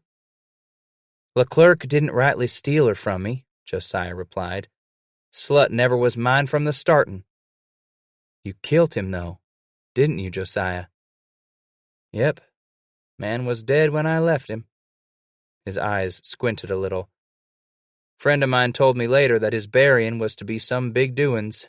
Nigger's family was big in the trade upriver. Friend told me they was all swearin' they'd see me dead for the killin'. Warn't it a do-hail, what you told me how you killed him? Scratch asked, needing to clarify it in his own mind. Yep, it were. Didn't kill him with the pistol. He paused a moment. Killed him with a beatin'. Made him no difference, I'm told, it being a proper duel. They was wantin' me dead, one way or t'other. All that over a gal. Scratch clucked his tongue against his teeth. Them women's do get a man in the fire kittle. Lordy, they can turn your innards to grits and your meat to rock sometimes. He paused and looked away from Josiah. You ever come on that little squaw as come lookin' for you that night back some? Nah, I ain't seen her or been told of her since. It took Paddock's mind back to the night and morning spent with the young woman. The thoughts of it warmed him now like an ember that would continue to glow through a cold night. Squaw smelled good, she did. Probably had to, Bass chuckled, having to fight your smell. He pinched his nostrils together with a thumb and forefinger and wrinkled up his face. That beaver milk you smeared over you to fight them skeeters don't set too good on a man's skin after a while, and that medicine I put on you didn't do you no good for the lovin' neither. Josiah touched his stomach through the buckskin shirt Bass had given him to wear in place of the torn woolen shirt still used as a dressing. When I won't be needin' to keep it tied up no more, Scratch. We take a looky this night. Best tell you then. If you're mendin' up good, won't be but another 2, maybe 3 days and we can take the wrap offen you.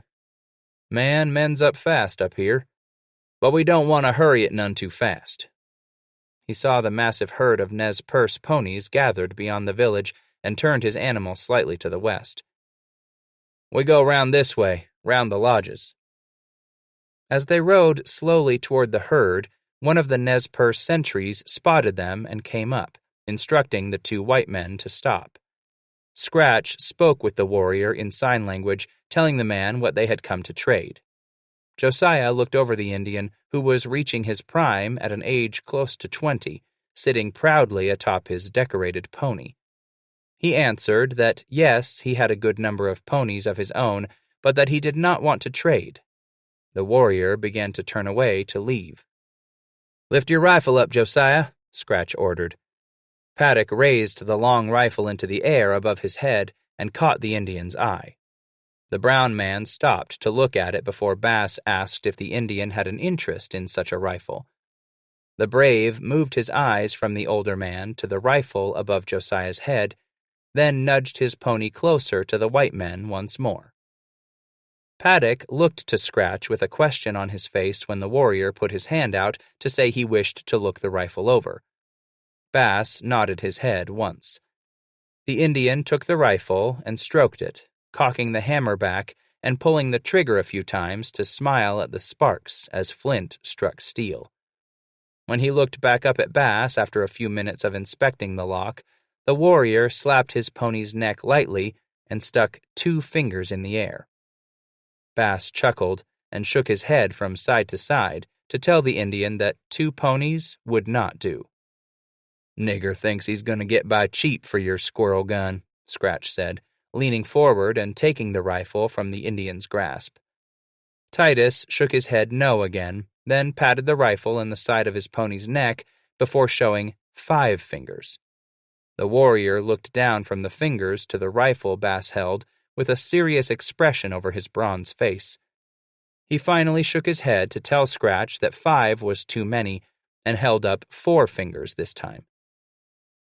"Tough lil' nigger for his yars, this'n is," Titus said, then slipped from the saddle and moved over to Josiah. "Gimme them boots o' your'n." The younger man lifted his buttocks and pulled the worn footwear out to hand them to Bass. The older man patted the side of his pony's neck and pointed to the Indian, then tapped the barrel of the rifle and pointed once more to the Indian.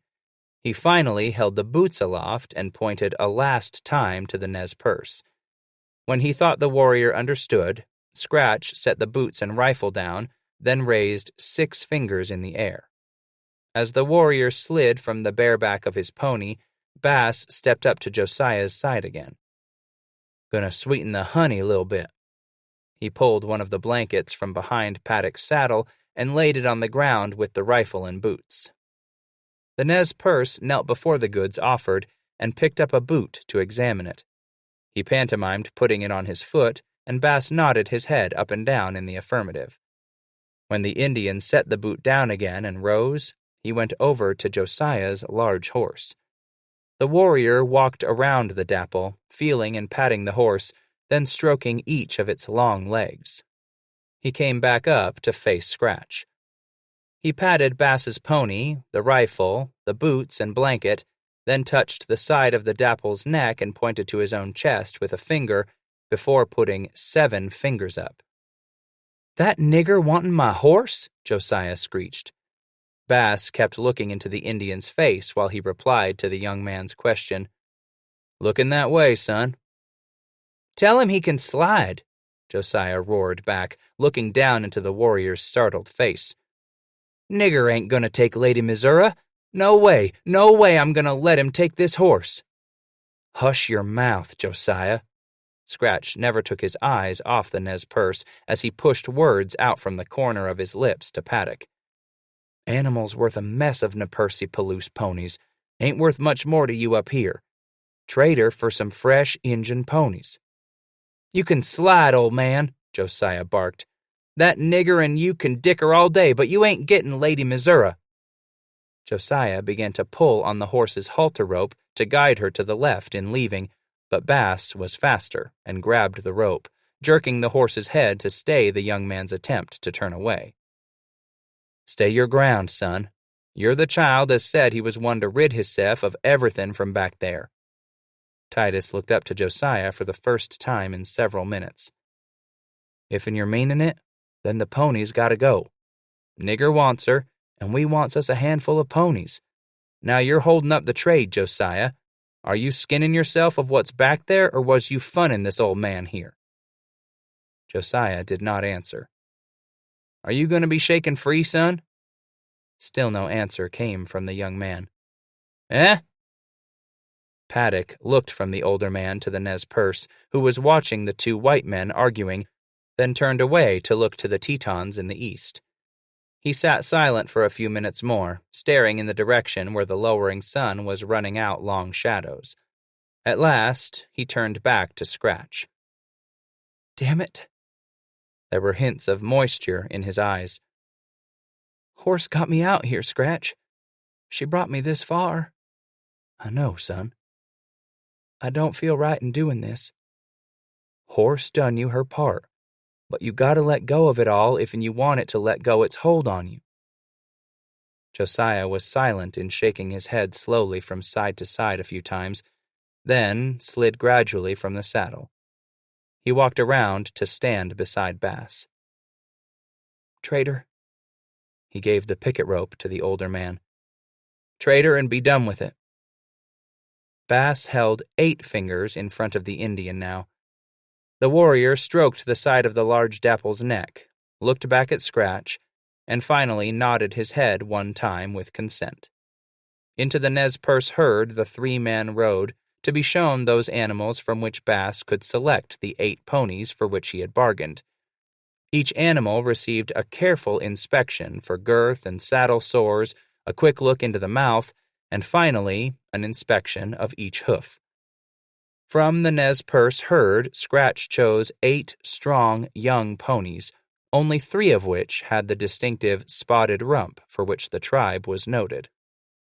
One at a time, the ponies were selected and a rawhide halter placed around each neck.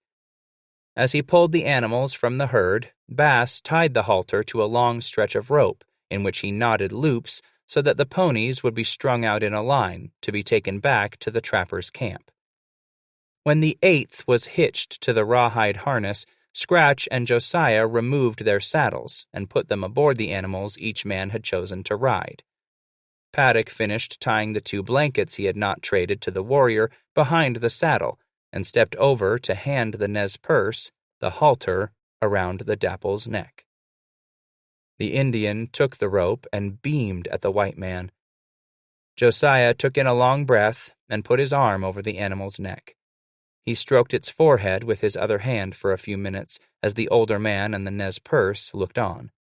Josiah finally spoke when he pulled himself away from the horse and moved to climb aboard a pony with a spotted rump. "Come on, old man. Let's be leaving now." If a mountain man were asked to make a choice between his pony and a full-time night woman squaw, the choice would be simple. Few men, if any at all, would choose the squaw. The price asked for horses in the mountains was high, often more than twice as much as good horse flesh would cost a man back east. But out here, where the horse was the prime object of the Indian's way of life, the central support of the red man's daily life, a white man, being acculturated into that Indian lifestyle, came to depend upon his animal just as dearly as the red. A good pony made it easier for the trapper to make meat for a pinching belly.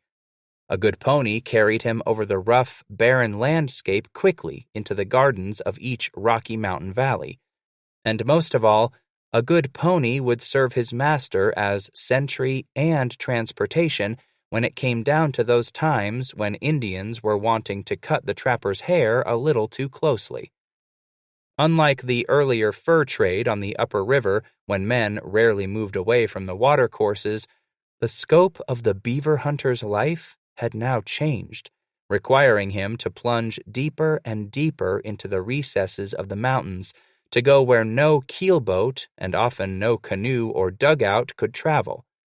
The horse came to mean life to a trapper, and many a man's success or failure depended in large part upon the animal between his legs. Bass and Paddock did not talk as they led their ponies through the maze of Nez Perce lodges. When Titus recognized McCafferty's lodge, he pulled up, slowing the easy pace. Most times, rather have me a good pony under me than a good forkin' squaw, Bass said as he slid to the ground. Hello, McCafferty, Titus sang out.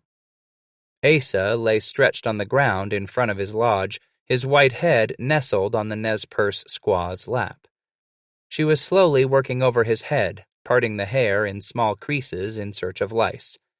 As she found one, the squaw pulled it off the scalp and put it between her teeth.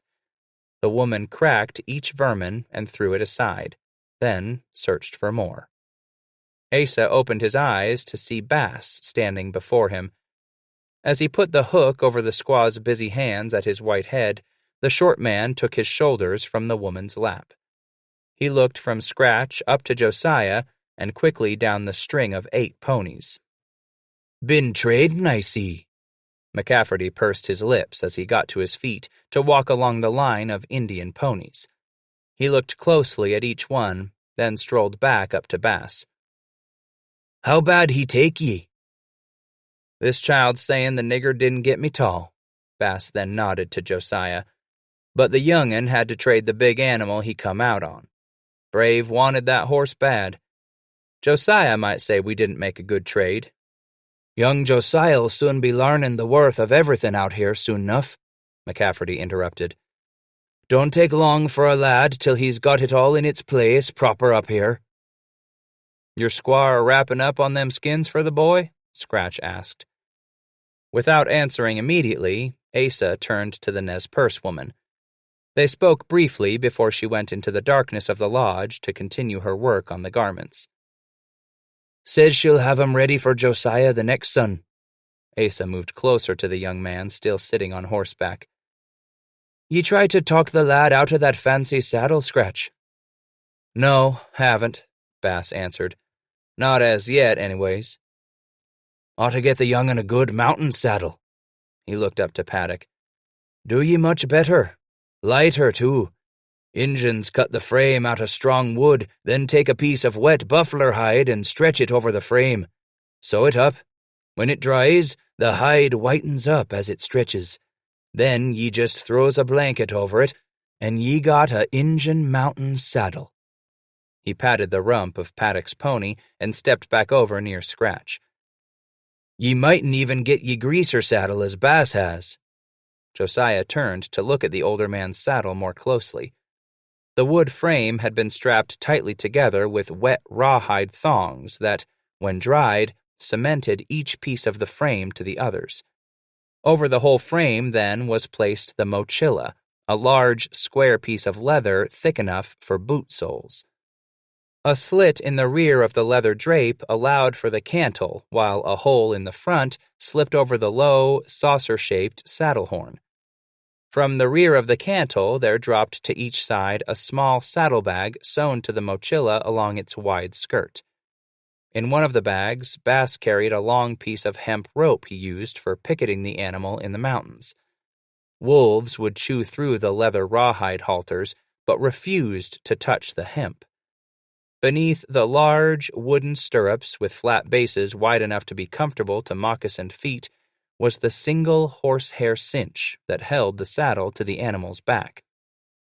"Where a man come on a saddle like that and up here?" Josiah asked with a hint of cynicism. "Man don't up here," Scratch answered.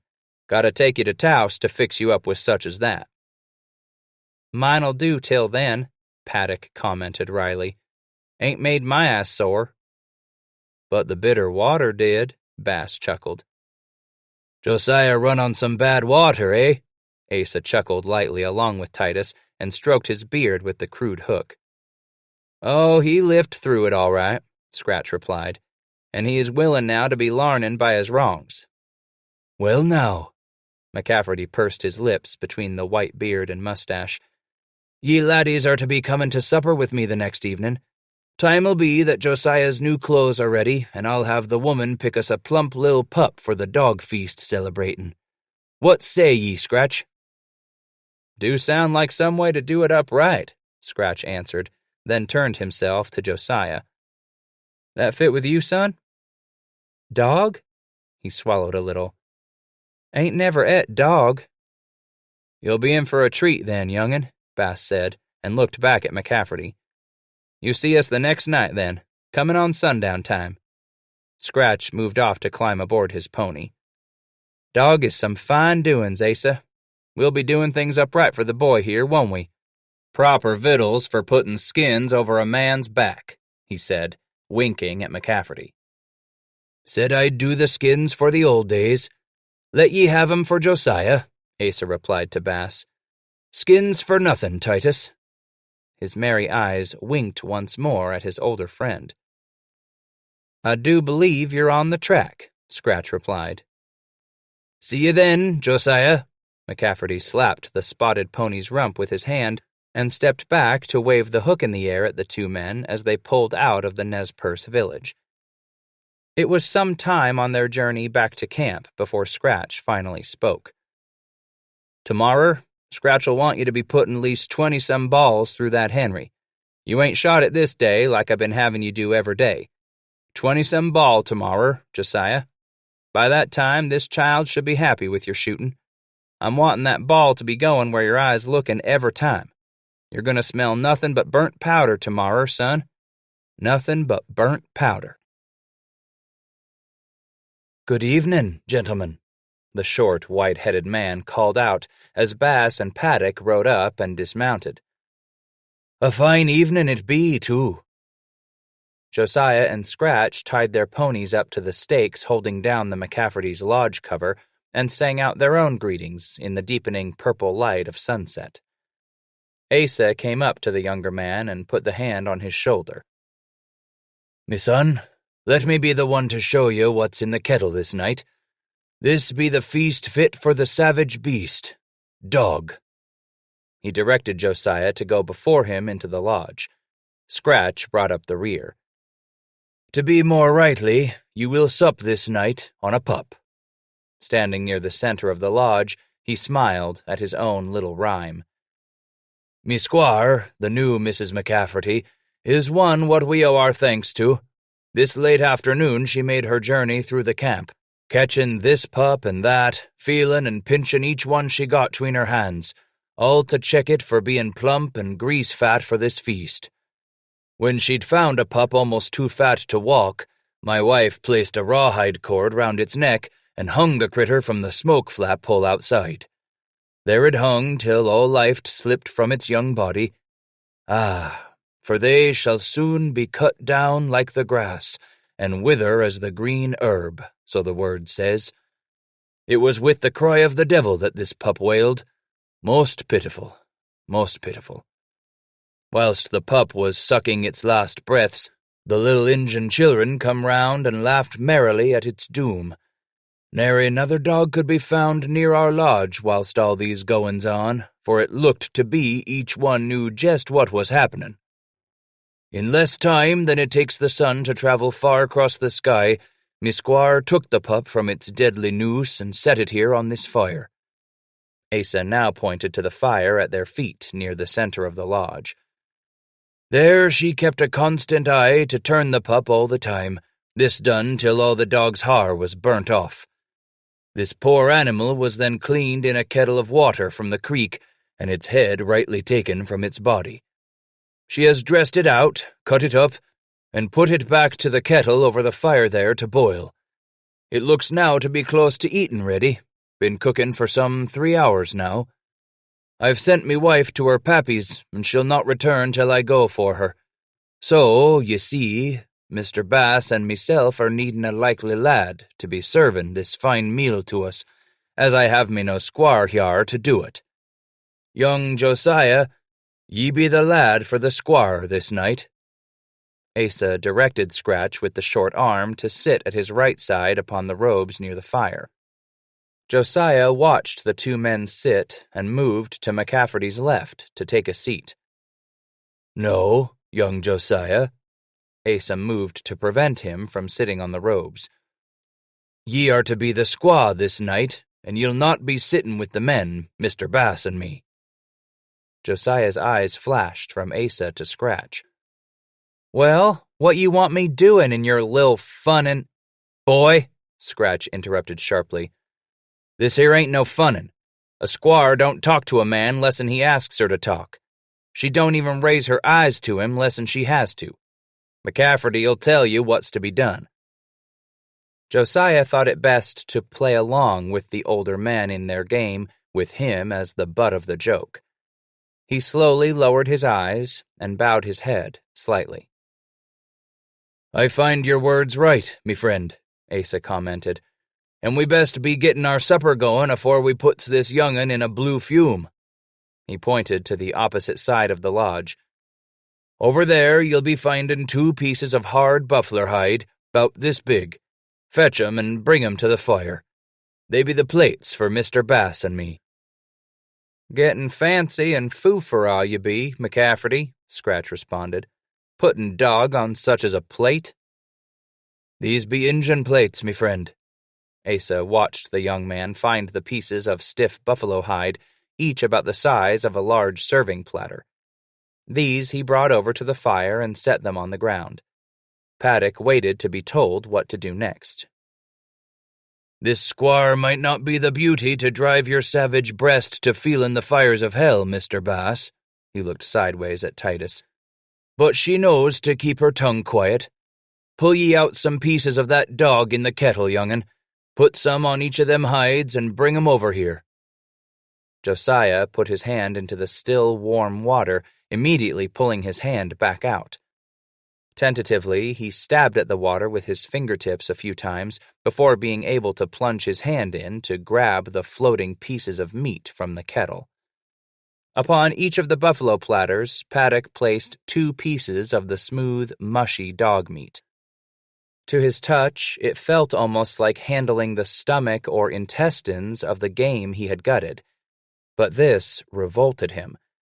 Josiah swallowed hard as he bent over the kettle at the side of the fire, fighting back his stomach's threats to twist and come up. He felt sickened with his empty stomach, not having eaten all day in preparation for this meal. And now he knelt over the kettle by the fire. The front part of his body and face burned with the heat from the embers. His nose, directly over the odors, occasioned thoughts of vomiting. And his back was chilled and cold from the breeze floating freely in the doorway. He picked up the first platter and stood to take it to the men. "That don't look like enough to feed this hungry man, squire," Scratch remarked. "That enough to be feeding you, McCafferty?" "I'm thinking not, Mr. Bass," Asa was quick to answer. "Put more of that dog to each plate, young'un." Josiah knelt again over the kettle and pulled more pieces of the slimy meat from the warm water. When there were but 2 small pieces left within the pot, McCafferty spoke. "That be looking better, squire. Now bring the feedin' to the men of this lodge." He took first 1 platter to McCafferty, then the second to Scratch. Each man placed it across his folded legs and began to eat, as Josiah sat back by the fire. The young man watched the men tear meat from the bone ravenously, every now and then wiping greasy hands across their clothes or through their long hair. Asa would stroke the hook over his right thigh after every few bites before diving back into his meal. Not a word was spoken while the meal was consumed. As each piece was finished, the diners would throw the stripped bones out the door, where they would be snatched up by dogs more fortunate than the plump puppy. On and on the men smacked their lips loudly, licking their fingers frequently, until Josiah's hunger returned in full. He watched them closely when they were intent upon their meal and paying no attention to him. His empty stomach growled, ordering him to feed it. Gradually, each man finished what he had on his platter. All the bones had been thrown out the doorway. McCafferty ran his left index finger over the stiff buffalo hide platter and licked it, smacking greedily until he had cleaned his own plate. Bass followed suit. Josiah's stomach roared in its hungry protests now. He quickly looked away from the 2 men as they raised their eyes to gaze at him. "Told you a squire don't say a thing, young Josiah," McCafferty barked. "It's talking more'n the boy has all day, Asa," Scratch added. "Be you full up, Mr. Bass?" Believe I've found my set, McCafferty. Believe I'm set to that meal, Titus answered. Dog is some fine doin's, it is. Your wife, she makes some fine victuals, she does. If'n ye be full up, then the squire can be eaten now. McCafferty looked over to Josiah. Go on, squire. It be your turn to eat. Go ahead now. Refusing to lift his eyes to look at the white-headed man, Josiah also fought the impulse to let a glimpse of a smile cross his face. Slowly, he moved his hand over the kettle and chose between the two small pieces of dog meat left within the pot. The shiny, slimy meat was slippery to hold between his fingers as he brought it to his lips, trying all the time to look as little as possible at the nauseating appearance of his dinner. Conscious that he did not want to appear to be too eager in his appetite, Paddock took a small bite. He chewed slowly, running his tongue back and forth over the meat he was masticating. It was not exactly a foreign taste, nor was the taste anywhere near as revolting as the appearance of the meat. He pulled as he chewed, attempting to place a mental finger on the peculiar flavor of the boiled canine. It had a certain relish to the taste, and was delicate without being bland. The meat had a slight savor of sweetness. That's when he touched the memory with the finger. It reminded him of squirrel. Yes, the squirrel eaten in his early childhood with his mother and her sister's family.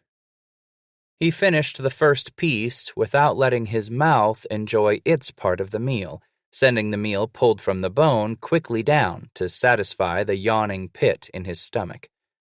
Josiah put the clean bone on his bare thigh, then reached into the pot to grab the last piece. Throw your bones out the lodge, squire. Dogs'll clean up after ye, Asa said. The young man tossed the bone out the doorway and dove greedily into the second morsel. He ate more slowly, however, wanting it to last. It was to be all the dinner he would get. When he had thrown the bone outside, Josiah licked the slimy grease from his fingers, then brushed them across the growing beard, wrapping his face. I do feel me the need of some coffee, Asa remarked, then turned his eyes to Bass. Ye be liking some to wash your supper down? Yep, Titus replied. I could do with it. Aye. McCafferty looked back to the young man near the fire. If'n the squire look, she'll see the pot side the fire. It's been cooked, squire, and you'll find us cups over there. He pointed to a group of parfleshes and bundles across the lodge. Paddock rose from the fire and went over to kneel among the baggage. He found 2 pint tin cups quickly, but continued to rummage through the leather cases. Only got me 2 cups, squire, Asa commented. What you looking for there? Looking for another cup. There be 3 of us. Why you only got 2 cups? Paddock asked without turning around. Ain't got but need of 2, squire, McCafferty responded. Only 2'll be drinking coffee this night. Squires don't get coffee. Josiah rose and turned quickly to return to the fire as Titus chuckled along with McCafferty. He poured the dark liquid from the pot that had been set at the edge of the coals to simmer just near boiling after its brewing was completed before the 2 guests had arrived. The first cup he presented to Scratch. Nah, squire, don't you know your propers? He barked at Paddock. Host of the lodge gets the first cup. Josiah scooted, still bent over, to hand the cup to McCafferty, then went to the fire for Scratch's. The 2 older men blew and drank their coffee in silence for a few minutes after Paddock had made himself as comfortable as he could on the dirt close to the glowing embers. Mr. Bass and me needin' more coffee, McCafferty directed. The light was very dim as he threw some wood onto the coals and picked up the 2 cups to refill them. Bass leaned back and filled his pipe bowl as McCafferty pulled a flat rock to his side, then lifted it carefully between hand and hook to set the stone between his folded legs. Paddock set the steaming cups of coffee before the 2 older men. As Titus pulled a small twig from the coals to place it over the pipe bowl, Asa took a wide, heavy knife from the quilled sheath at his left side. "Let me have a looky at your sticker there, McCafferty," Scratch requested between puffs to ignite the tobacco. He tossed the twig back to the fire and took the knife that was handed to him. "Got me one as is just like this in here. Took it off Blackfoot nigger as was fixin' on countin' coup on me." Titus turned the blade and bent his head over the metal so that he could look more closely at it in the growing light from the rekindled flames. Near the handle was engraving he recognized, the initials H.B. Co. enclosed within two small antlered deer. "Mine be Hudson's Bay, too." He handed it back to Asa. "How'd you happen on it?" McCafferty took the knife from Titus and was silent a brief moment. "Got it west, to the big salt ocean." He said no more, and fell into silence again. Scratch did not push the subject, but went back to drawing on the pipe. Asa drew the edge of the knife across the flat rock slowly in the same direction time after time within the silence surrounding the three men.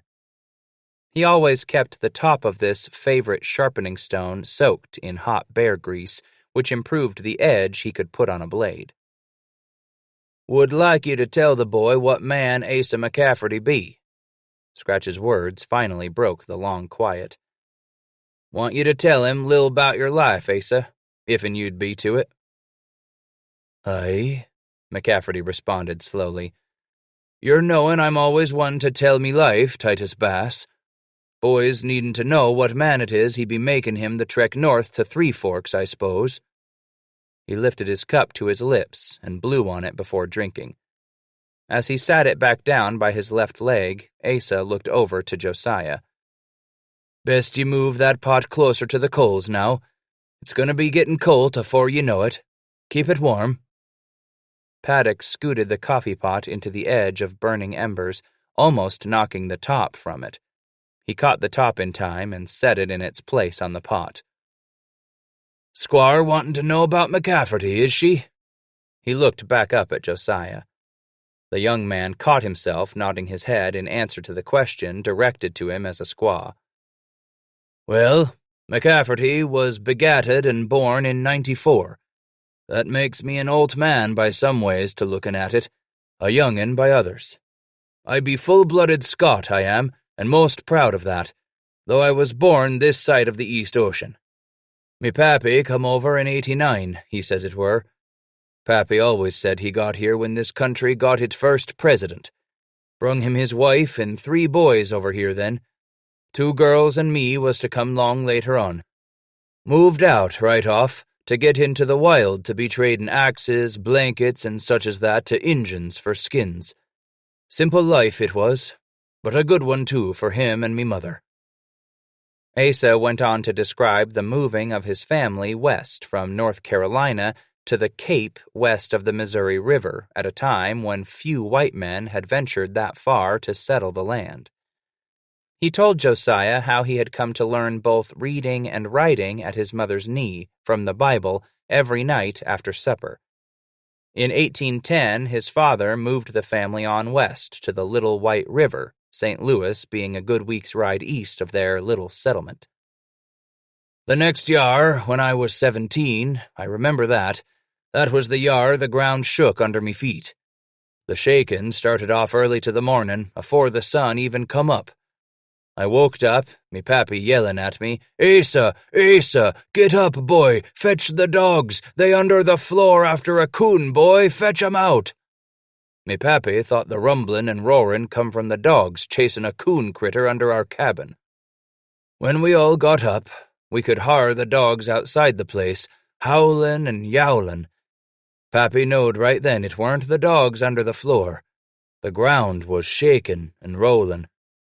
We got to our knees and went to the Lord in prayer. For thou art my hiding place. Thou shalt preserve me from trouble. Thou shalt compass me about with songs of deliverance. Me mother started to sing, 'Shall we gather at the river?' and me pappy's prayin' loud. Trees outside was shaking and big limbs was breaking off. Nigh all day it gone on, the house shaking, me mother singing with me pappy and me praying. We all was 'fraid the world was coming to judgment right on that track that very day.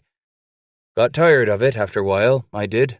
Everybody wailing and whining, me sisters crying loud.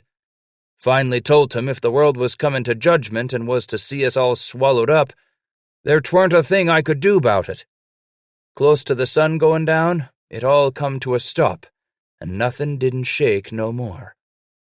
Me pappy and mother said it was sign of what she'd been thinking about me, thinking I was to be a preacher.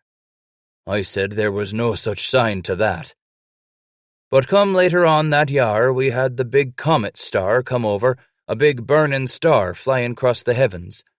To this her child, that was sure sign. Best ye'd ever want to read. Put up there by the Lord telling me he wanted me for his calling. I set me stick right then and there on preaching. By 1816, Asa McCafferty was out preaching. He put up a small cabin and took in a wife. That lady was some. Asa sounded a little wistful now. Rebecca Sewell, the oldest of 9 children in her family.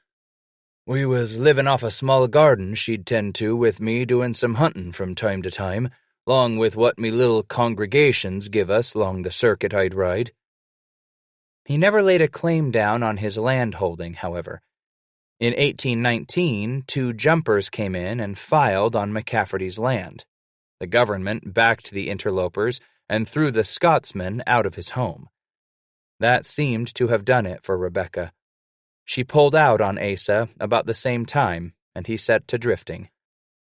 He preached where he could, picking up a meal here or there, sleeping in the woods or in some man's animal shed. He forced himself through those times alone.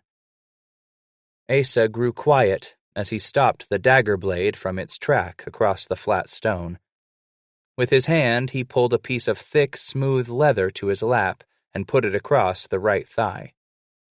McCafferty pulled the blade back and forth across the leather strop in a steady rhythm, feeling it yank slightly in his left hand each time, knowing the strop was doing its job on the large blade. By 21, I'd wandered back up close to the Missouri settlements. I weren't of much earthly good by then, when I heard a man speaking of a feller named McKnight. This McKnight sounded like a right proper Scotsman to me. He and a feller name of James fixin' to lay beaver for the greaser country they was. I was one as no longer had me a home in them settlements, and I'd wearied of the dishonest and faithless in men. Asa was one leavin' nothing behind back there, settin' off to greaser country. I had me no wife, had me no fields, and me flocks seemed not to take me warnin's of the devil's work to heart, they didn't. Aye, Asa McCafferty was a lad ready for the West, where a man need not to lay down a claim, and where a man is dependent only upon the Lord and mayhaps another man for his salvation from day to day. McCafferty began to work on the other edge of the knife. By 1824, McCafferty joined up with a John Rowland down in Taos, forming a loose-knit group of free trappers. Rowland, being a Welshman, and Asa took to each other right off. The group wandered north from Taos and trapped for over 2 years before ending up near Arikara country in 1826. Them critters never took to a white man.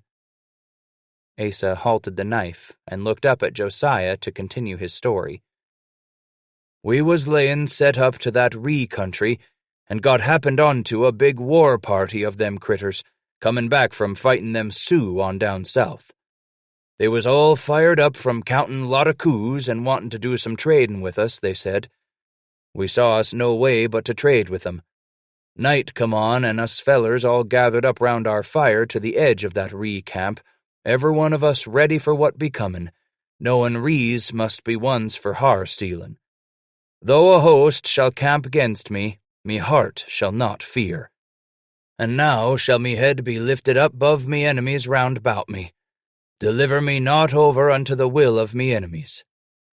I was doin' some bit of prayin' and readin' from the book that night. This old feller, a medicine man, come up to me, sayin' he wants to talk with me 'bout me Bible, personal like. I go off a ways with him, and that feller just wants me Bible, says he wants me medicine. That red devil was not to get me Bible, he weren't. Told me then he'd have it by mornin' the anyways, 'long with me skelp hangin' to his medicine bundle. I come down to havin' to part his ribs with me knife when he gone and struck out at me with his hawk. That red devil was dead when I looked to him. That fix was a fine one it was for this knave. Shakin' like the tremblin' earth come the judgment day, I creeped back to them other white fellers and told 'em quiet what had happened.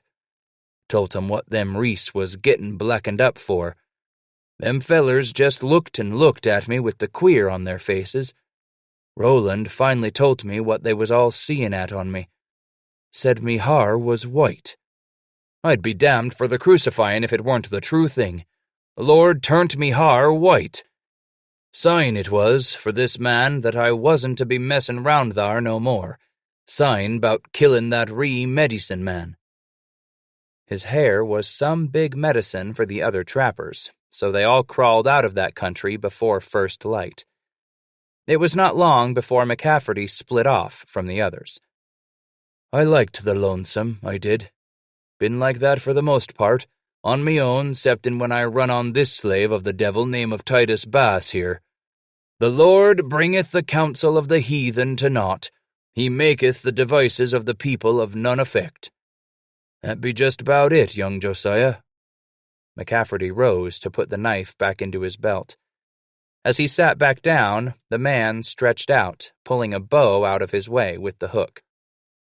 You say you larnt to handle that purty good, eh? Scratch asked, pointing to the bow with the stem of his pipe. Aye, McCafferty replied. That ye might say. Still I carry it long with me. Might be need of it from time to time.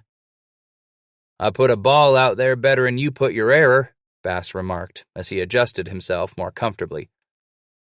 That might be right, the white-headed man contested, but it'd be not much better a distance than this here bone bow, and you know for the sure an Injun can load and get 5 arrers or better in the air afore you reload, aim, and touch off that rifle of your'n. That be the true. Titus stroked at his beard with the stem of his pipe, looking into the flames. Best you keep your lil Injun doin's, Asa. He knocked the ashes from the bowl and began to refill it with fresh tobacco. Rifle shoot center out some past 100 yards, she will. Kept like new, she will. Aimed by a man in no hurry, that rifle will shoot center, she will. Up to couple 100 yards that rifle can kill, maybe more'n that. For the matter of it, an Injun good with a bow can kill up to couple 100 yards, Bass, McCafferty said, still pushing the question. Takes me only count of 20 to ram ball home, aim, and touch her off. And in that time you'll be looking like a porky wearing arrers fired off by an Injun as can shoot 5 to your 1 ball, Asa interrupted. But God shall shoot at them with an arrer. Suddenly shall they be wounded. Josiah had gotten to his knees to attempt refilling the tin cups with coffee. As he pulled the heavy pot toward him across the embers, the young man tipped it slightly, and the liquid bubbled out the top and spilled onto the coals. At that instant, Asa interrupted his verse, dropped the bow, and grabbed the edge of the buffalo robe to pull it over his head. He bowed his covered head to the ground and was silent for long minutes. Bass was quiet too, looking from McCafferty to Josiah, who was fighting the smoke to refill the cups from the hot coffee pot. The white-headed man finally spoke when he pulled his head out of the robe and glared at Paddock. Squire to be more careful now. His voice had as sharp an edge as the knife he had been whetting. Just a mite messy, Josiah answered testily. Ain't no harm done. Ain't no harm done by it, boy, Asa shot back. Them ashes raised up by a boilin' kettle or pot cause ye sickness in the eyes. That's Injun.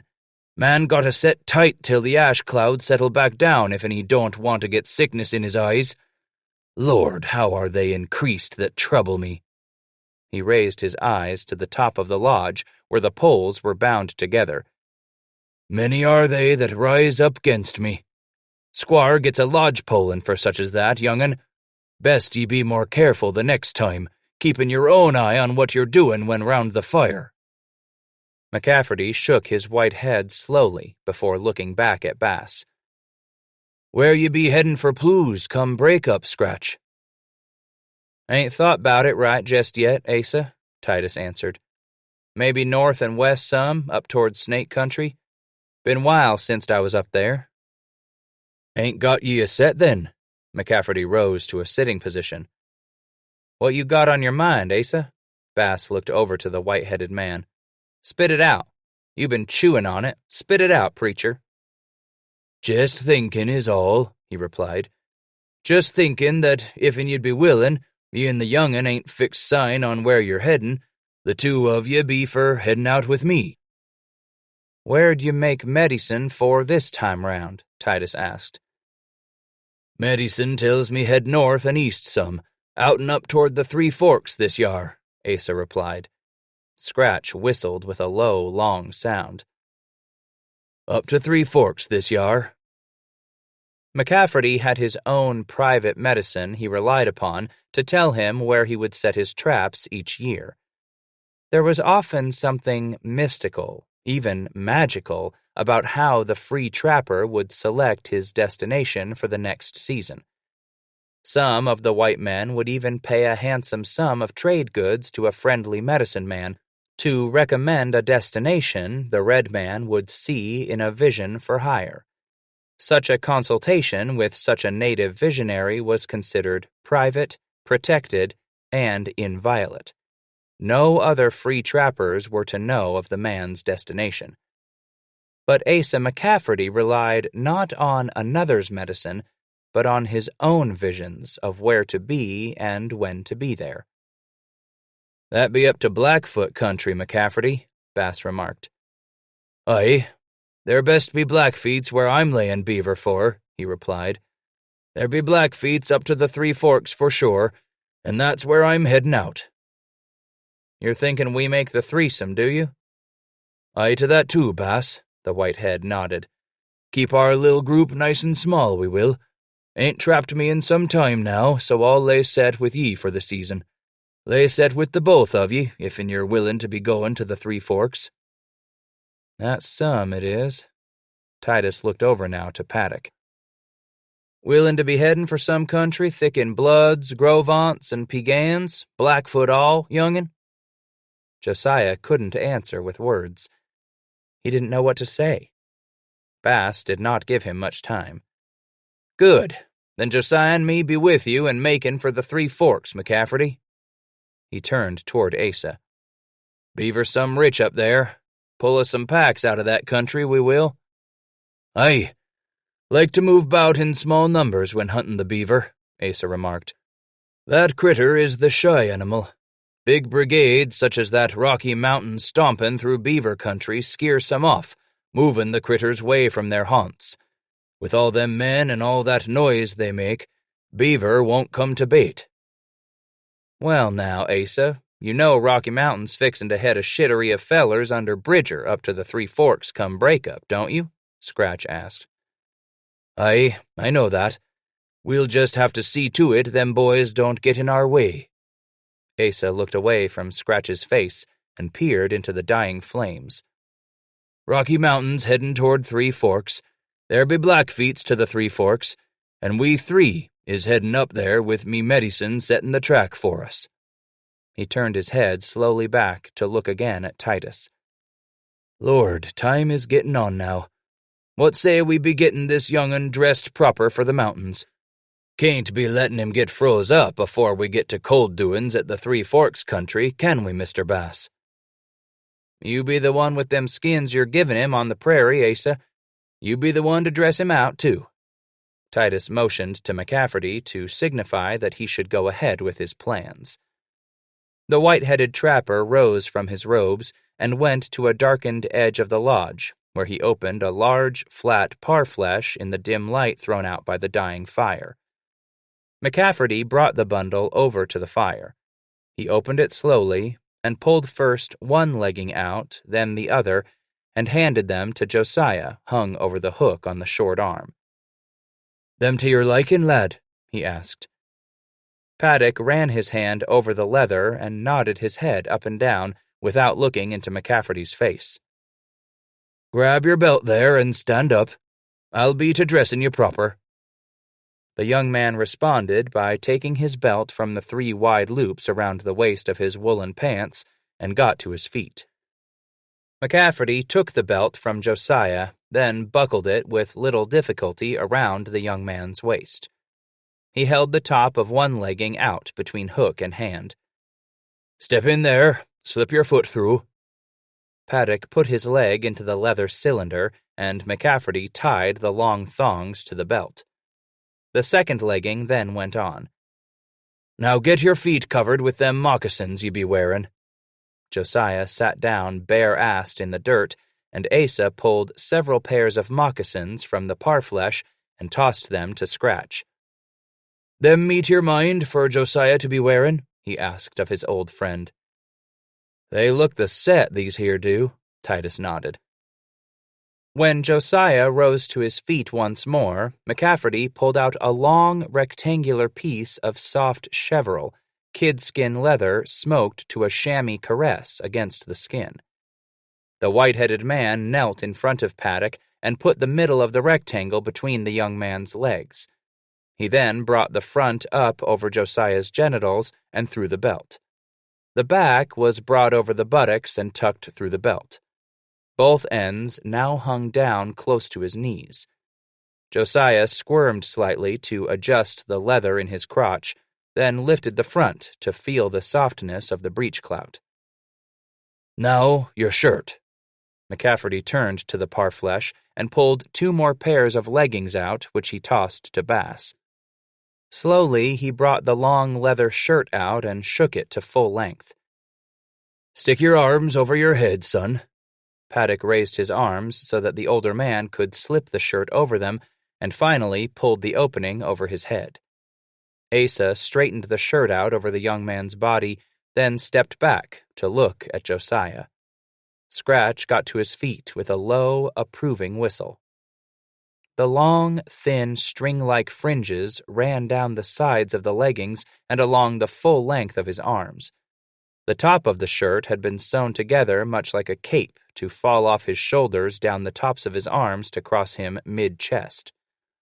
Long fringes hung from the seam of the cape, fluttering lightly in the night breeze within the lodge. Paddock ran a hand over each sleeve, then smoothed the leather across his chest and abdomen. The tail of the shirt reached halfway to his knees. It would keep his crotch and buttocks warm. "It is good, no?"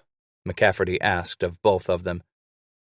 "Your squaw does some fine work, Asa," Bass said, stepping close to the young man and reaching out to touch the shirt. "You happy with them skins, Josiah?" "Yepper," he answered happily. "They's much better'n them store-bought clothes, ain't they? Never knowed something could feel so good 'gainst your skin. You ain't never gonna get me back in them other things now." Titus turned to McCafferty. "You're not wantin' nothing for 'em, Asa?" "No, I ain't," he answered, still looking at Josiah. "Boy here looks good in 'em.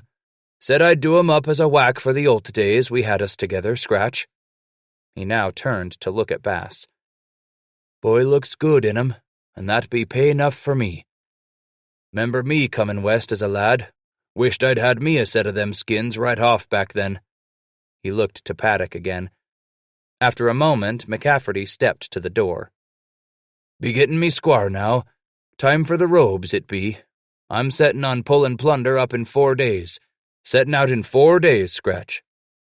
"Sets by us," Titus said, and moved along with Josiah to the hole in the lodge cover.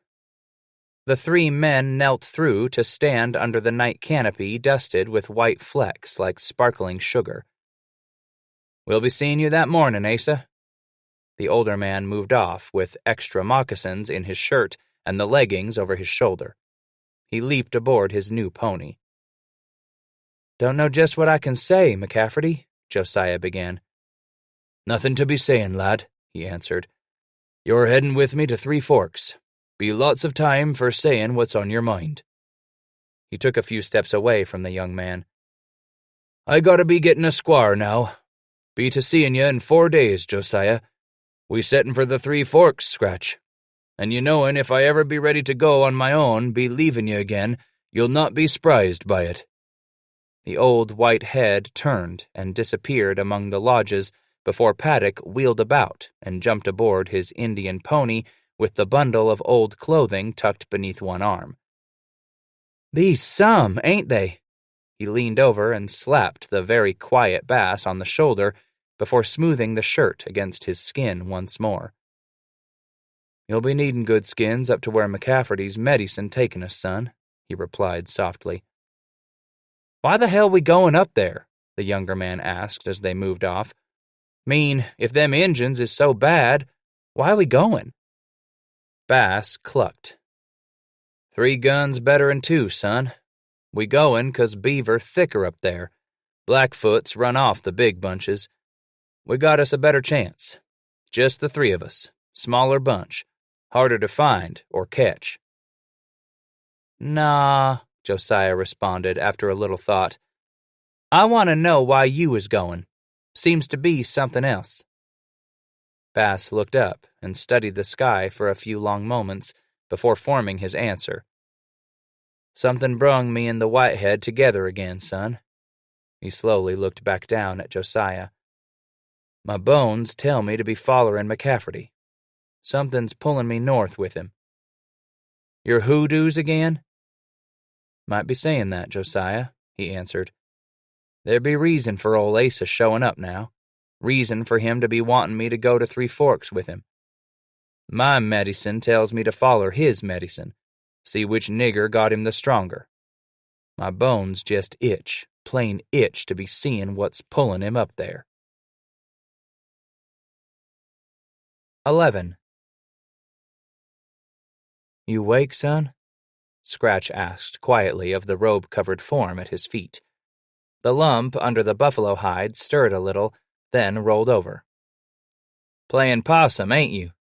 He pulled the robe off his legs and kicked Josiah's buttocks. God damn it! Paddock barked back at the older man, then pulled the robe back from his face to peer over the edge of the fur at the man who had kicked him. Never do want to let a man get his sleep, do you? Bass didn't answer. His eyes moved from Josiah's face up the mountains across the creek. After he yawned and stretched, Titus put both hands under the torn calico shirt and scratched through the hair across his chest.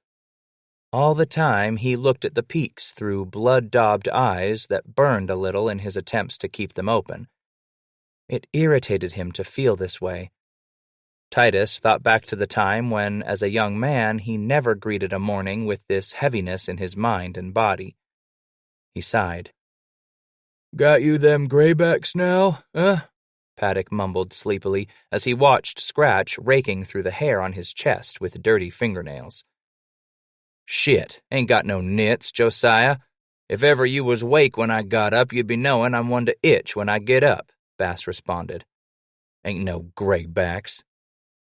Just thinkin' you might gotten some out to McCafferty's last night. I dare to set that McCafferty's got him one of the cleanest lodges goin' this side of the Big Muddy. Ain't never knowed that man to be troubled by them little critters. He's one to be real particular about such things. Scratch slowly straightened out his shaky legs and stood. I'd swear to that on my own hook, I would, Josiah. Asa can be some queersome at times, but he ain't one to be livin' with no pesky varmints such as them lil devilsome critters. He put an index finger inside his mouth and ran it around the inside of his cheeks. Got you graybacks in there what needs scratchin'? Josiah snorted. Nah. Scratch pulled his finger out and wiped it on his pants, then repeated the process once again. Got me some scum in my yapper this mornin'. Feels some like'n I've been drinkin' the hole at a water hole 'stead of the water. Must have been that dog of McCafferty's. He looked down at Josiah now. Some of that grease caked up in my mouth, I'm guessin'.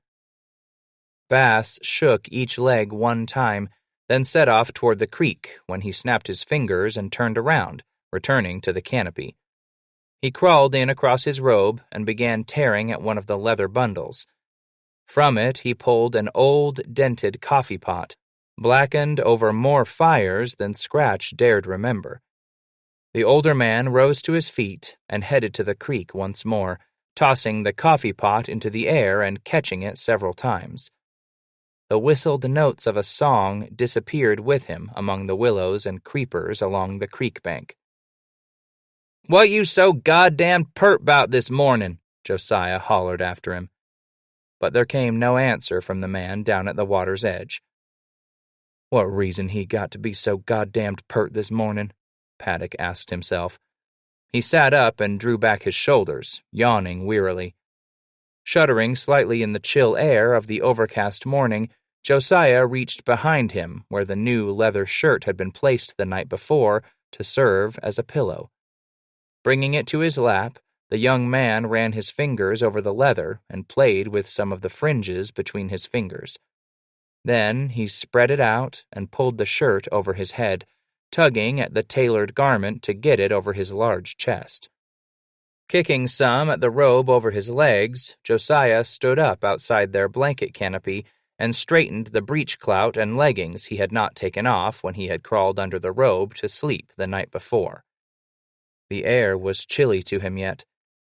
Josiah looked up at the overcast sky to the west, a thin bank of clouds moving to the east, as he watched them for several minutes. "Gonna have us some wind this day," Scratch's voice broke through the willow clumps as he approached the canopy. Josiah turned his head around from the west to look at the older man come up. "Larn you to be reading them clouds too, son. Take a looky there and mind you what you see, Josiah." Scratch put the coffee pot full of creek water on the ground and crawled under the blanket shelter to rummage once again through his packs. When he found the large sack of coffee beans and an old cast-iron skillet, Titus returned. "What this here sky tell you to read?" Josiah asked as both of them looked to the west. "That there dark sky?" Scratch pointed with his right arm while his left held the sack and skillet. "It tell you we gonna have us some wind this day. Kinda dark blue it is, gloomy looking too. But she'll be fair, no rain neither." He now moved one scrawny index finger back and forth horizontally, pointing at the base of the clouds. "You see them high, humpied back clouds there rising up from the big flat bottom? Well, that be 'nother sign of some wind comin' in." Scratch turned to the east to look over the sky surrounding the peaks above them. "Over here you can be one as to easily see that soft, silky-like red in the sky there. That, young Josiah, be 'nother sign for you to mind of wind comin'. When skies to the east gets purty red color, 'bout like the color of them silk dresses them St. Louis night women's be wearin', that give you track on what to 'spect for the day. Windy, it'll be." Josiah continued to look to the eastern sky as Scratch set the sack down and then the skillet alongside the full coffee pot. The older man went into the shelter and began to dig through his shooting pouch. After cussing quietly under his breath for a few minutes, Bass finally dumped the pouch's contents on the buffalo robe and scattered the articles angrily with his hands. "Ain't here," he hollered as he looked up at the young man gazing down at him. "What ain't?" Paddock questioned. "My paper." Scratch shook the pouch over the robe a few times, then turned it right side up and stuck his hand within it. "Some goddamned mother-whore polecat stolt my paper." "What paper you got stolt?" "What paper I got stolt?" Titus's voice squeaked a little in his anger. "The paper has said I still got me some money comin' from the trader. That be what paper I got stolt from me." He looked closely at Paddock's grinning face and stopped the hand searching the inside of the shooting pouch. "You be knowin' what happened to my paper, young'un?" "You're the one to be knowin' all 'bout the weather and the sky, 'bout Injuns and trappin'," Josiah said, kneeling under the blanket canopy, "but you can't mind you where you put your paper." He had to chuckle at the older man, knowing it irritated Bass to be left in the dark in this manner. Paddock reached for his own shooting pouch and pulled it to him. From the pouch, he produced a small envelope of brown waxed paper that he began to unfold. Inside the waxy envelope was Scratch's paper. Bass smiled when he saw it. Josiah passed the receipt over to the older man. "You be the nigger as stolt it from me, eh?" Titus's eyes twinkled as he smiled at Josiah. "No such a thing, old man," Josiah protested. "You be the nigger what gave it to me to keep from you." He held the pouch up and shook it at Bass. "Told me to hide it from you, place where it wouldn't be very easy to find." Paddock tossed the heavy pouch back on the buffalo robe. "You was wantin' me to keep it from you while you was drunk, Scratch. You thought it'd be a good idea not to have all that money to one time in wettin' that scummy dog-eatin' mouth of your'n." "I give it to you for that, eh?" "You give it to me when you was drunk," Paddock answered, "and that be why you're one not to be memberin' it now, you old polecat." "Titus Bass is a nigger to be forgettin' much track when he's in the cups, he is." Scratch clucked a tongue against his teeth and threw the loose articles on the robe back into his own shooting pouch. "Got you nursin' to me now, have I, young'un?" "You might be sayin' that," Josiah replied. "I looks to it like I'm just watchin' over what a friend asks of me to be doin' is all." He crawled out from beneath the canopy with the older man. "What you fixin' to spend your money to this mornin'?" "Get me some liquor, boy." He rubbed his empty hand over his gut, then pointed at his mouth. "Some liquor to cut this scum in my mouth here." "How much you eyein' on spendin' on liquor?" "Now you're mother-hennin' me, young'un," Scratch bit back with a false tone of hurt pride in his voice. "And it don't fit you good." "Jest mind you, that be lot of money to be spendin' to liquor, Scratch." "I knows me my own mind, young'un," Bass interrupted, "and I ain't gonna be one to be buyin' liquor when I be needin' more truck for the next yar. I be sober as a constable what would throw me to the calaboose when I take me a bead on the liquor horn." He put the waxed paper inside the waistband of his pants and pulled the long tail of the torn yellow calico shirt over his belt. "Get you that pot and foller me, Josiah." Scratch carried the sack and the skillet through the trapper's camp to the fire where some coals still glowed. From the fire's edge, he pulled some branches the men had gathered and broke them into suitably sized pieces. Dusting some of the cold ashes from the embers with a stick, Bass scraped together what coals were still glowing. After he had placed some of the broken wood over the embers, Scratch put his head down and blew long, gentle breaths into the coals. Quickly they grew to a bright red life, and flames began to lick at the dry kindling. The broken branches caught hold, and the older man put more wood over the flames. "Watch me what I do, Josiah." Scratch pulled the sack to his side. "And mind you to be doin' it with care now." Scratch opened the drawstring at the top of the cloth sack and poured some of the oblong coffee beans into the cast-iron skillet until the bottom was just covered. Setting the sack back down, Bass smoothed out the beans across the bottom of the skillet and removed a handful, which he placed back in the sack. "What is that?" Paddock asked. "Coffee beans, boy," Titus answered. "And mind you not to put too many in the skillet here. Just enough to cover the bottom, like this here." He put the skillet over the edge of the growing flames, setting it down on 3 small rocks. "You're going to be roasting our coffee this morning, so don't burn it. Every now and then shake the skillet like this." He demonstrated for Paddock that he wanted the beans shaken slightly as they roasted by agitating the skillet handle. "When you get them roasted, put this here bunch to the side. Get you something to put 'em in, and do likewise with 'nother skillet full. 2 of them skillets be 'nough for 2 pots of Scratch's coffee." He got to his feet. "Now mind you keep them beans hoppin', son. I'll be back afore you're done, most likely." Titus patted the spot where the waxed paper containing the note was held against his body and turned toward the ponies. He climbed aboard the one he had chosen to ride and headed north toward the trader's tent. Josiah looked after him for a few minutes, then remembered he was to care for the coffee beans. He was shaking the second batch of the beans when Scratch came riding in from the north. In front of him, across the bare back of the Nez Perce pony, sat a 5-gallon wooden keg he held onto with one hand. Against his crotch rode a leather satchel. Bass moved past the fire and dropped the satchel to the ground. It landed heavily before he took the oak keg in his arms, clutching it against his chest. By bringing his right leg up and over the pony's back, Scratch plopped to the ground. He brought the keg over to the fire with a smile on his face. "You wait long enough, get you good trading from Sublet." He set the oak container down on the ground. "Sublet's not one to be taking nothing but pelts back to St. Louis." He turned on his heel and moved back to retrieve the leather satchel. This, too, he dropped to the ground by the fire. "What be that?"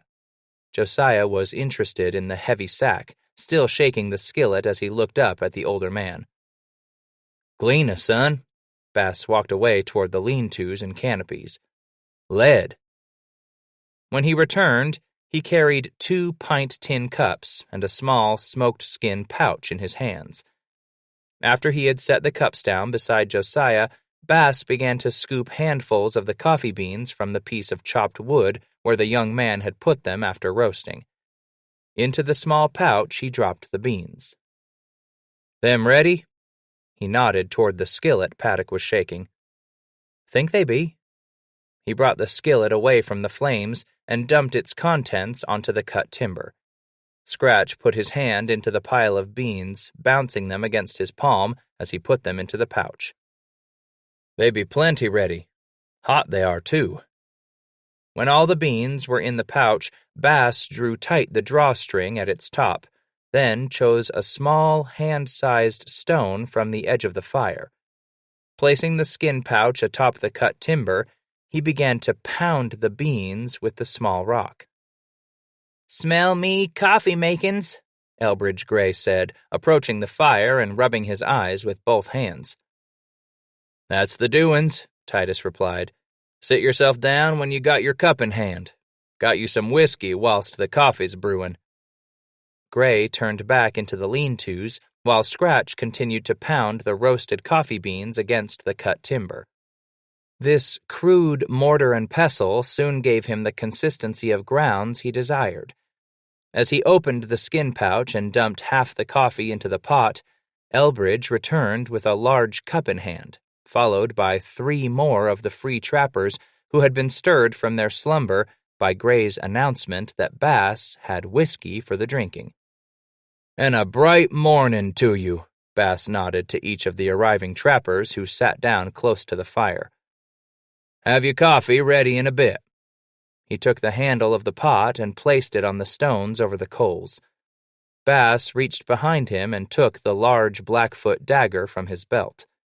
He handed it to Josiah. "When that water in there goes to bubbling, mind you it to start stirring with the sticker. Don't want it to bubble over, Josiah."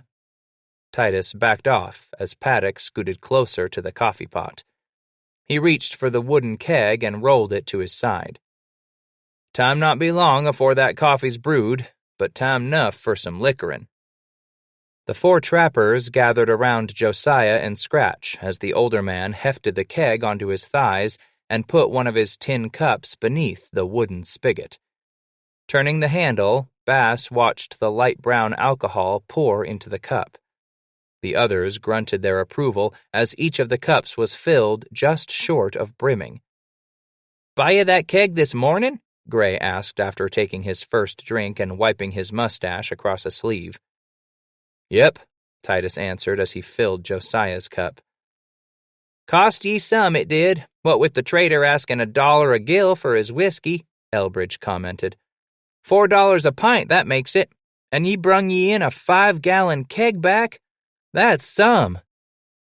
"Trader's looking to be packing up, he is," Bass replied after he had taken another drink and looked at the job Josiah was doing in stirring the water in the coffee pot.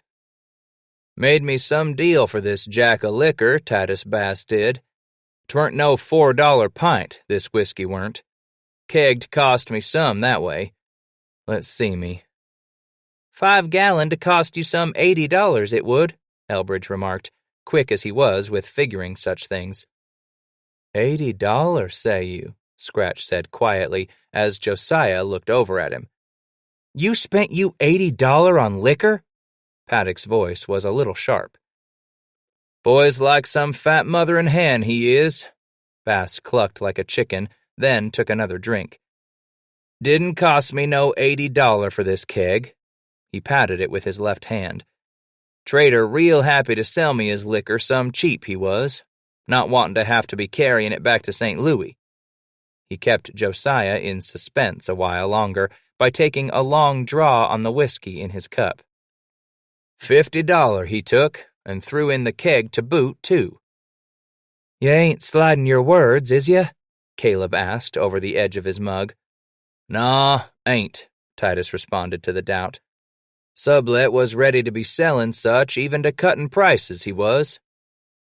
Spent you $50 for liquor, eh, old man? Josiah asked. What be in this here sack? He motioned to the heavy satchel Scratch had dropped near the young man. How much the Gleena cost you? 25 pound, took me same in money. $25. Gleena? Caleb spat out whiskey in surprise. Sublet's the tradin' child now.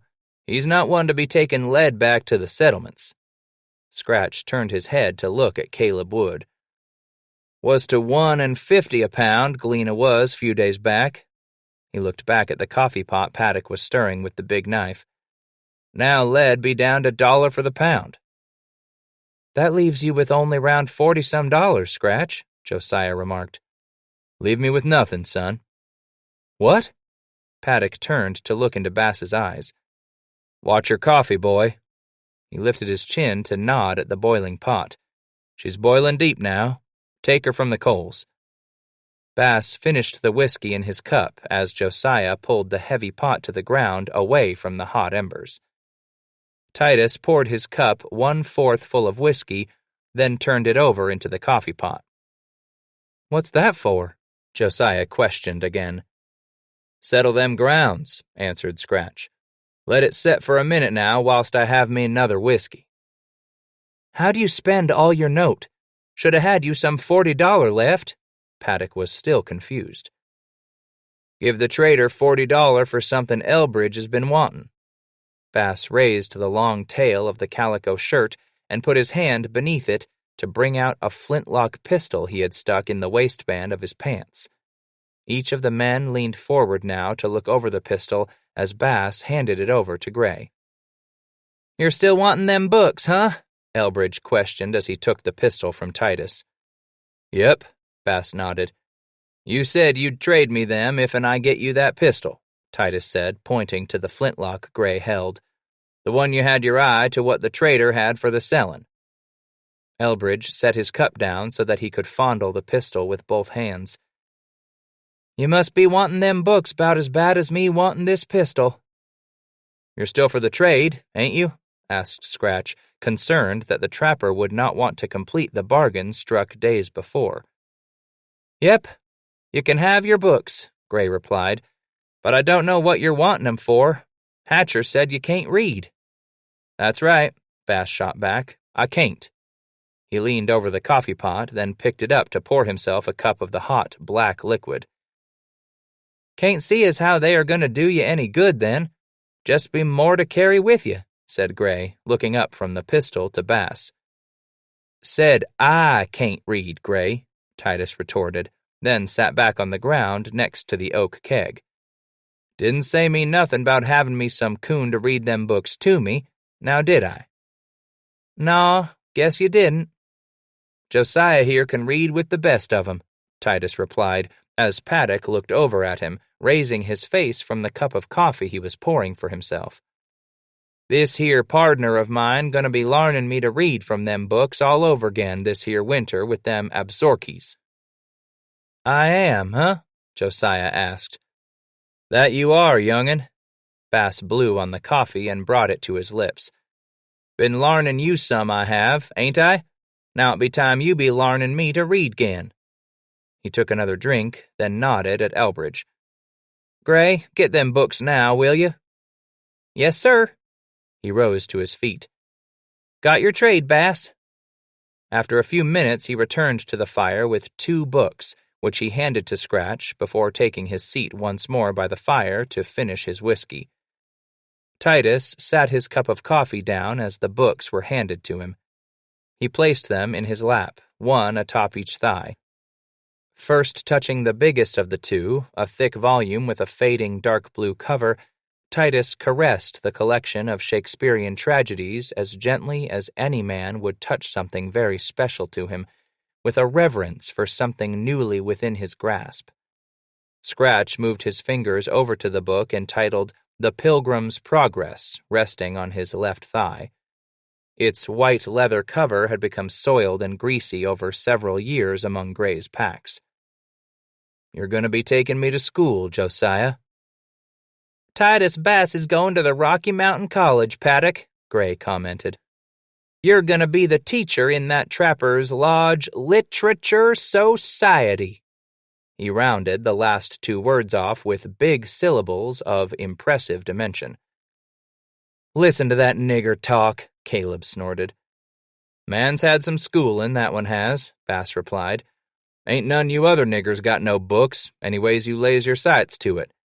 Gray be a man with some smarts up top, more'n you can say by a long chalk, and a man as wants to larn will be one to listen to him." The Rocky Mountain College taught men through practical lessons in survival skills, and many of them also enjoyed the learning brought them through literature. Many a trapper, including those who could not read themselves, had others read to them.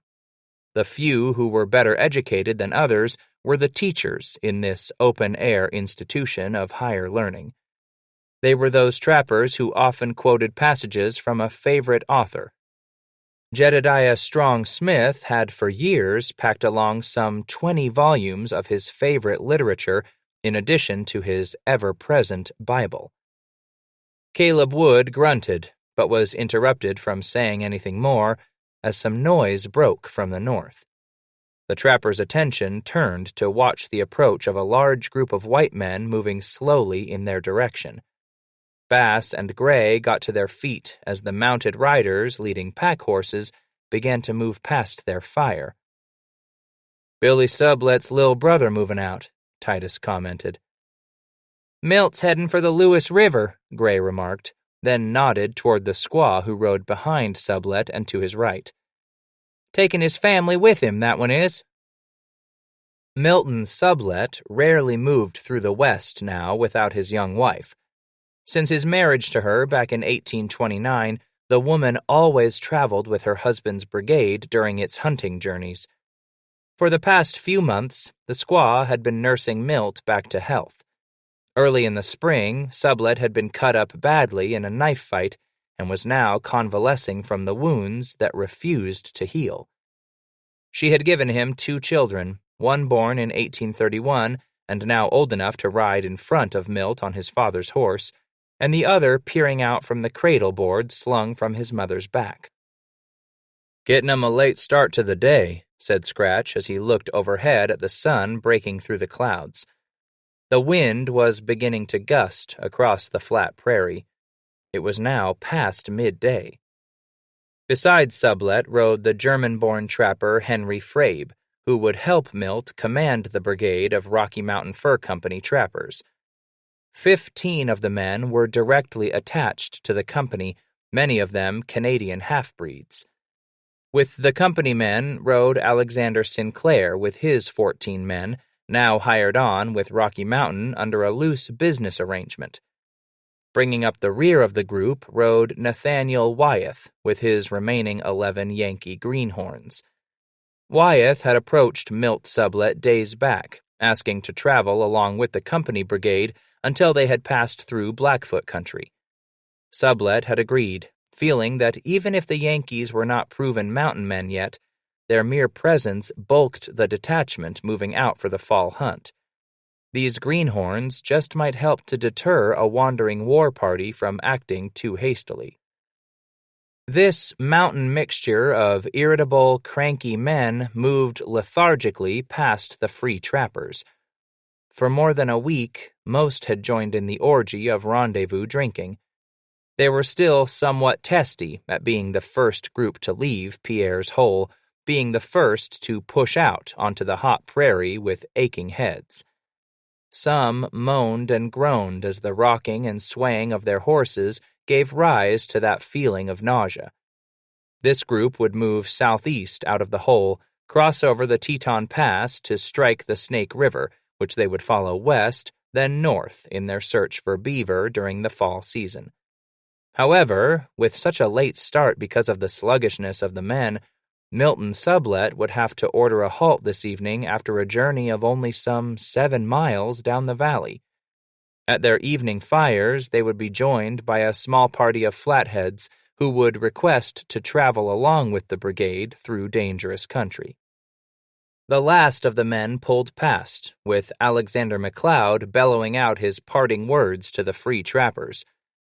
"Keep your scalp locked tight, Josiah Paddock. You niggers watch the skyline. I'll be one to see ye come rendezvous next yar. This here child'll be lookin' for your ugly faces at them doin's. Keep your powder dry, niggers, till I lay eyes to ye again." There was always some sadness at the breakup of rendezvous. Men bade farewell as cheerfully as they could to friends they would not see for another year. Despite hearty words and cheerful cussing, each man knew that the next rendezvous would find some old faces missing. Some would go under in the next few months, victims of the ever-present danger of Indians, and also victims of freezing to death because of a miscalculation in the winter weather, or of sudden death because of a misstep by a pony mincing along the edge of a rocky ridge. Week in and week out, year after year, an average of one of these trappers would go under every 10 days, and the next rendezvous would be clouded by their absence from the evening fires. Toasts would be made to their memory. The hard, cold, brutal men who haunted the recesses of the Rocky Mountains in search of beaver were, more often than not, more sensitive than they would like to have it known. Their friendships were deep and abiding, although each man knew to keep a respectful distance. After all, it deeply hurt these men of freedom and passion when each rendezvous a friend did not ride in to celebrate. Each man kept his distance, for it might be he who would not be joining next year's orgy of liquor and loving, and no man wished others to grieve over his death. Judgment was swift at the hands of a grizzly, but just as swift from the kick of a mule. They might drown, starve, or die of thirst. But they were not men to dwell too long on the tragedies of the past. They could not allow themselves the luxury of lingering long on memories of friends taken from them. In the lonely high country, there were always enough problems at hand to solve. The weather was an unending demand on the trapper's mental energies, as were the details of his job of pulling beaver from the streams. Not to mention unfriendly Indians. Each trapper knew there was enough in the present to concern himself with, without adding the additional burden of nervous worry. After all, those who had gone under had moved on to the hunting ground where sign marked every stream and where each new morning promised a beautiful day. No man wanted others to grieve over his passing on to this hunting ground beyond the sky. "Pour me some of your coffee, son," Titus yelled back to Josiah, who had stood to holler out his farewell to McLeod. Bass then turned and came back to sit by the fire. "Niggers ain't gonna make no ground on they's trail this day." He took the cup Josiah offered to him and blew on it before taking a drink. "Ain't hardly worth the gettin' up and goin' what little bit of trail they'll be markin'." He looked overhead at the clouds once more, then looked back at Paddock beside him. "You be hungry now?" "Not rightly, I ain't," he answered. "Not jest yet." "Ain't hungry myself, neither," Scratch commented, before he took another drink from his coffee. We'll be two to wait till supperin' then. Got us some work for this day, what be left of this day, anyways." Paddock leaned over the coffee pot and re-warmed his cup. "What you thinking of us doing?" He leaned back on his haunches and looked at Bass over the rim of his cup. "Got us a tree to be chopping down, Josiah." He looked away from Paddock. "Got us a tree to be chopping down?" He sputtered a little as he swallowed the hot, dark liquid. "We got us all kind of wood for the fire here. Don't need us more of that. What, you thinking of that work just to be doing work now?" "Ain't been thinking of work just to be working," Scratch answered. "I ain't the nigger as does such a thing. Sure and certain we ain't needin' wood for this fire. Ain't no track there.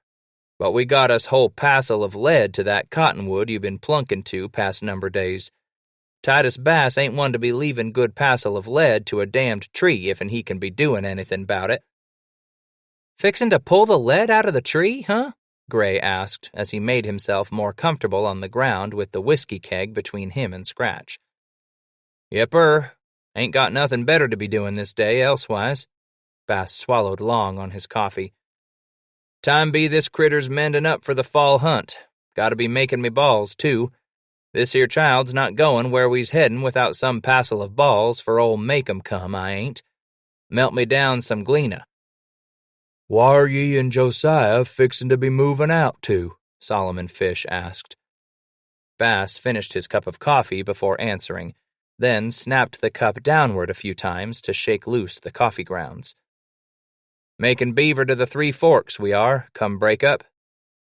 He waited for the comments he expected in the still moments that followed his reply.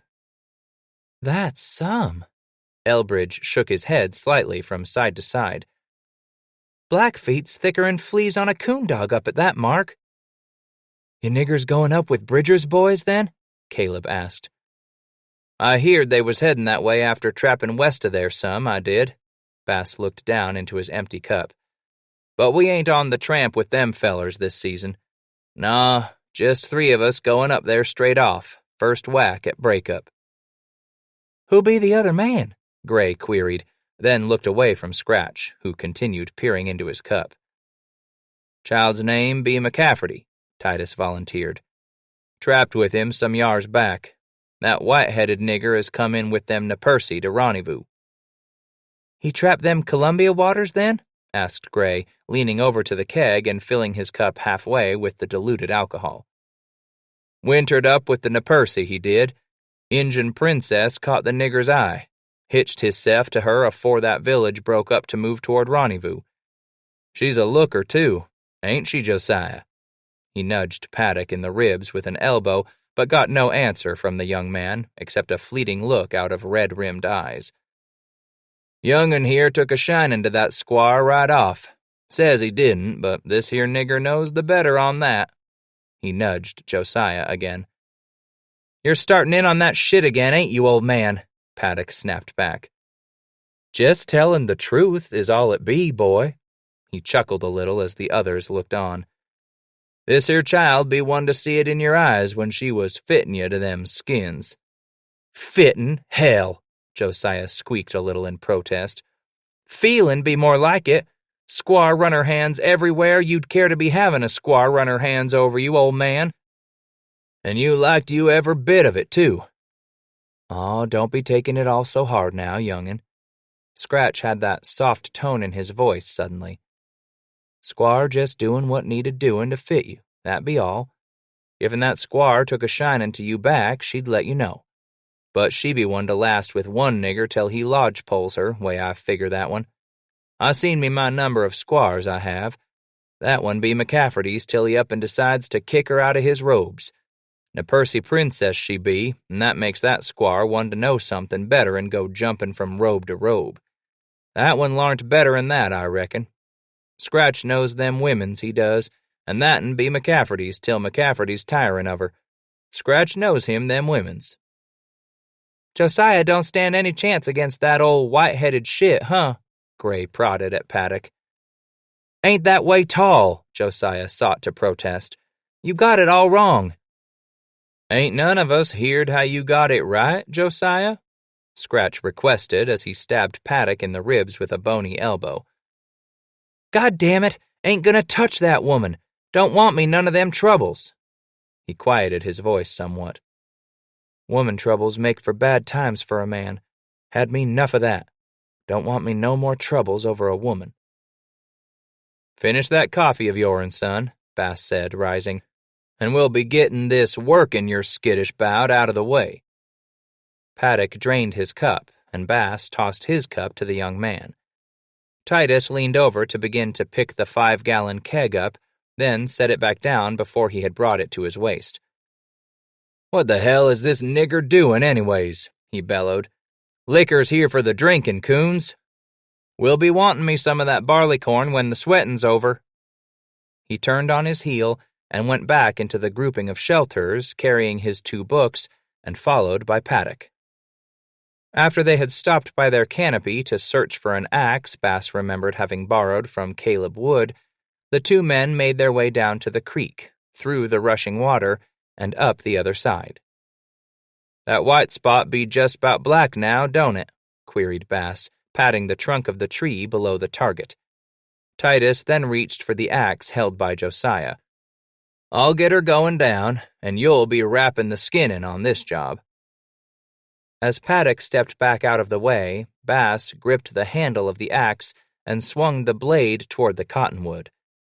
It bit into the trunk about 3 feet above the ground and held.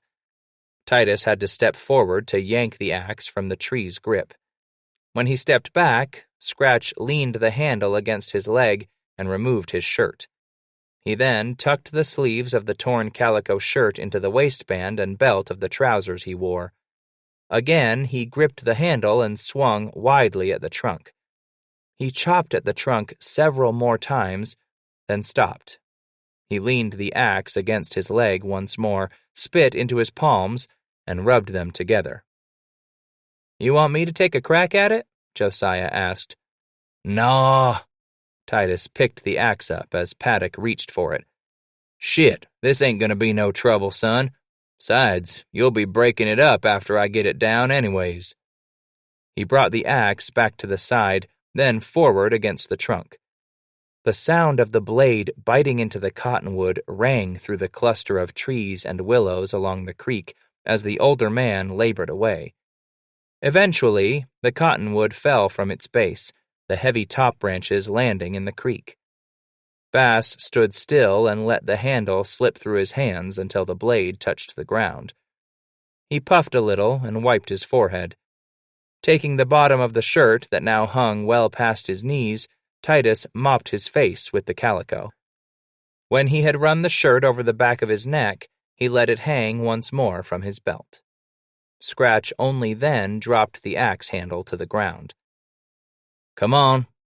Bass turned to Josiah briefly before moving slowly down the bank toward the fallen tree. Gotta pull her up the bank some. Paddock came down the bank into the water with the older man and put his large arms around the trunk of the cottonwood as Scratch did likewise above him. The 2 men lifted the heavy timber off the ground enough to slide it through the stream with short, choppy steps and closer to the sandy shore. With both arms gripped tightly around the trunk, Bass pulled and tugged at the tree with its bark held against his abdomen. Both men grunted with exertion and groaned profanities as they slowly heaved the cottonwood along. You sure this be all so damned worth this trouble? Josiah puffed. Lot of work for lil lead. They made it to the bank and let it drop on the grass and sand. Then Bass, breathless, answered, Lead we'll pull out of that trunk. Mightn't be just the ball as saves your har. Ain't one to carry, no more lead'n what I got's powder for. Ain't gonna carry no more powder'n what I got's lead for. One don't do a child no good without the other, and we be needin' this lead, son. Bass took his shirt from his waistband and introduced his arms into it. When he pulled it down over his head, Titus saw what had happened to the shirt. One sleeve was barely attached to the shoulder, and the front of the shirt across the chest was ripped from side to side. "Oh," was all he could say for a moment. "God damn! Looky here, will you?" Josiah lifted his head as he straightened up and looked over at the older man. "That be ruined now." "I can see that," Bass whined a little. "My rendezvous shirt." "You tored it some getting drunk and wrastling these past days, Scratch." "But I could 'a' sewed her up with them lil' holes." He held the shirt out from his body to assess the damage to the bright yellow calico. Paddock moved up the bank to stand beside the older man. "We'll get you 'nother afore we push out on breakup." "Can't get 'nother." He shook the loose, torn shreds of the shirt. "Can't get me 'nother, Josiah. Ain't got me no beaver left now. Ain't got me no paper as says I got goods coming to me from the trader. Sheet." "Can't you mend it?" Josiah asked, in desperation to find an answer to Scratch's despair over the tattered rendezvous shirt. "Patch me it up, I could," he answered, "'ceptin' it wouldn't be fittin' for rendezvous then. Man's gotta be dressed the fine foofara come rendezvous, and no patched-up shirt gonna do. Look worse'n some old quilt back to home, it would." Both men's thoughts flew back to home, back to soft beds where a man could climb beneath clean sheets and a patchwork quilt. It strained the mind to fight off the memories. "Get that axe, son," Bass directed as he pulled the remains of the shirt over his head. "Put yourself to busy chopping that target out of the trunk."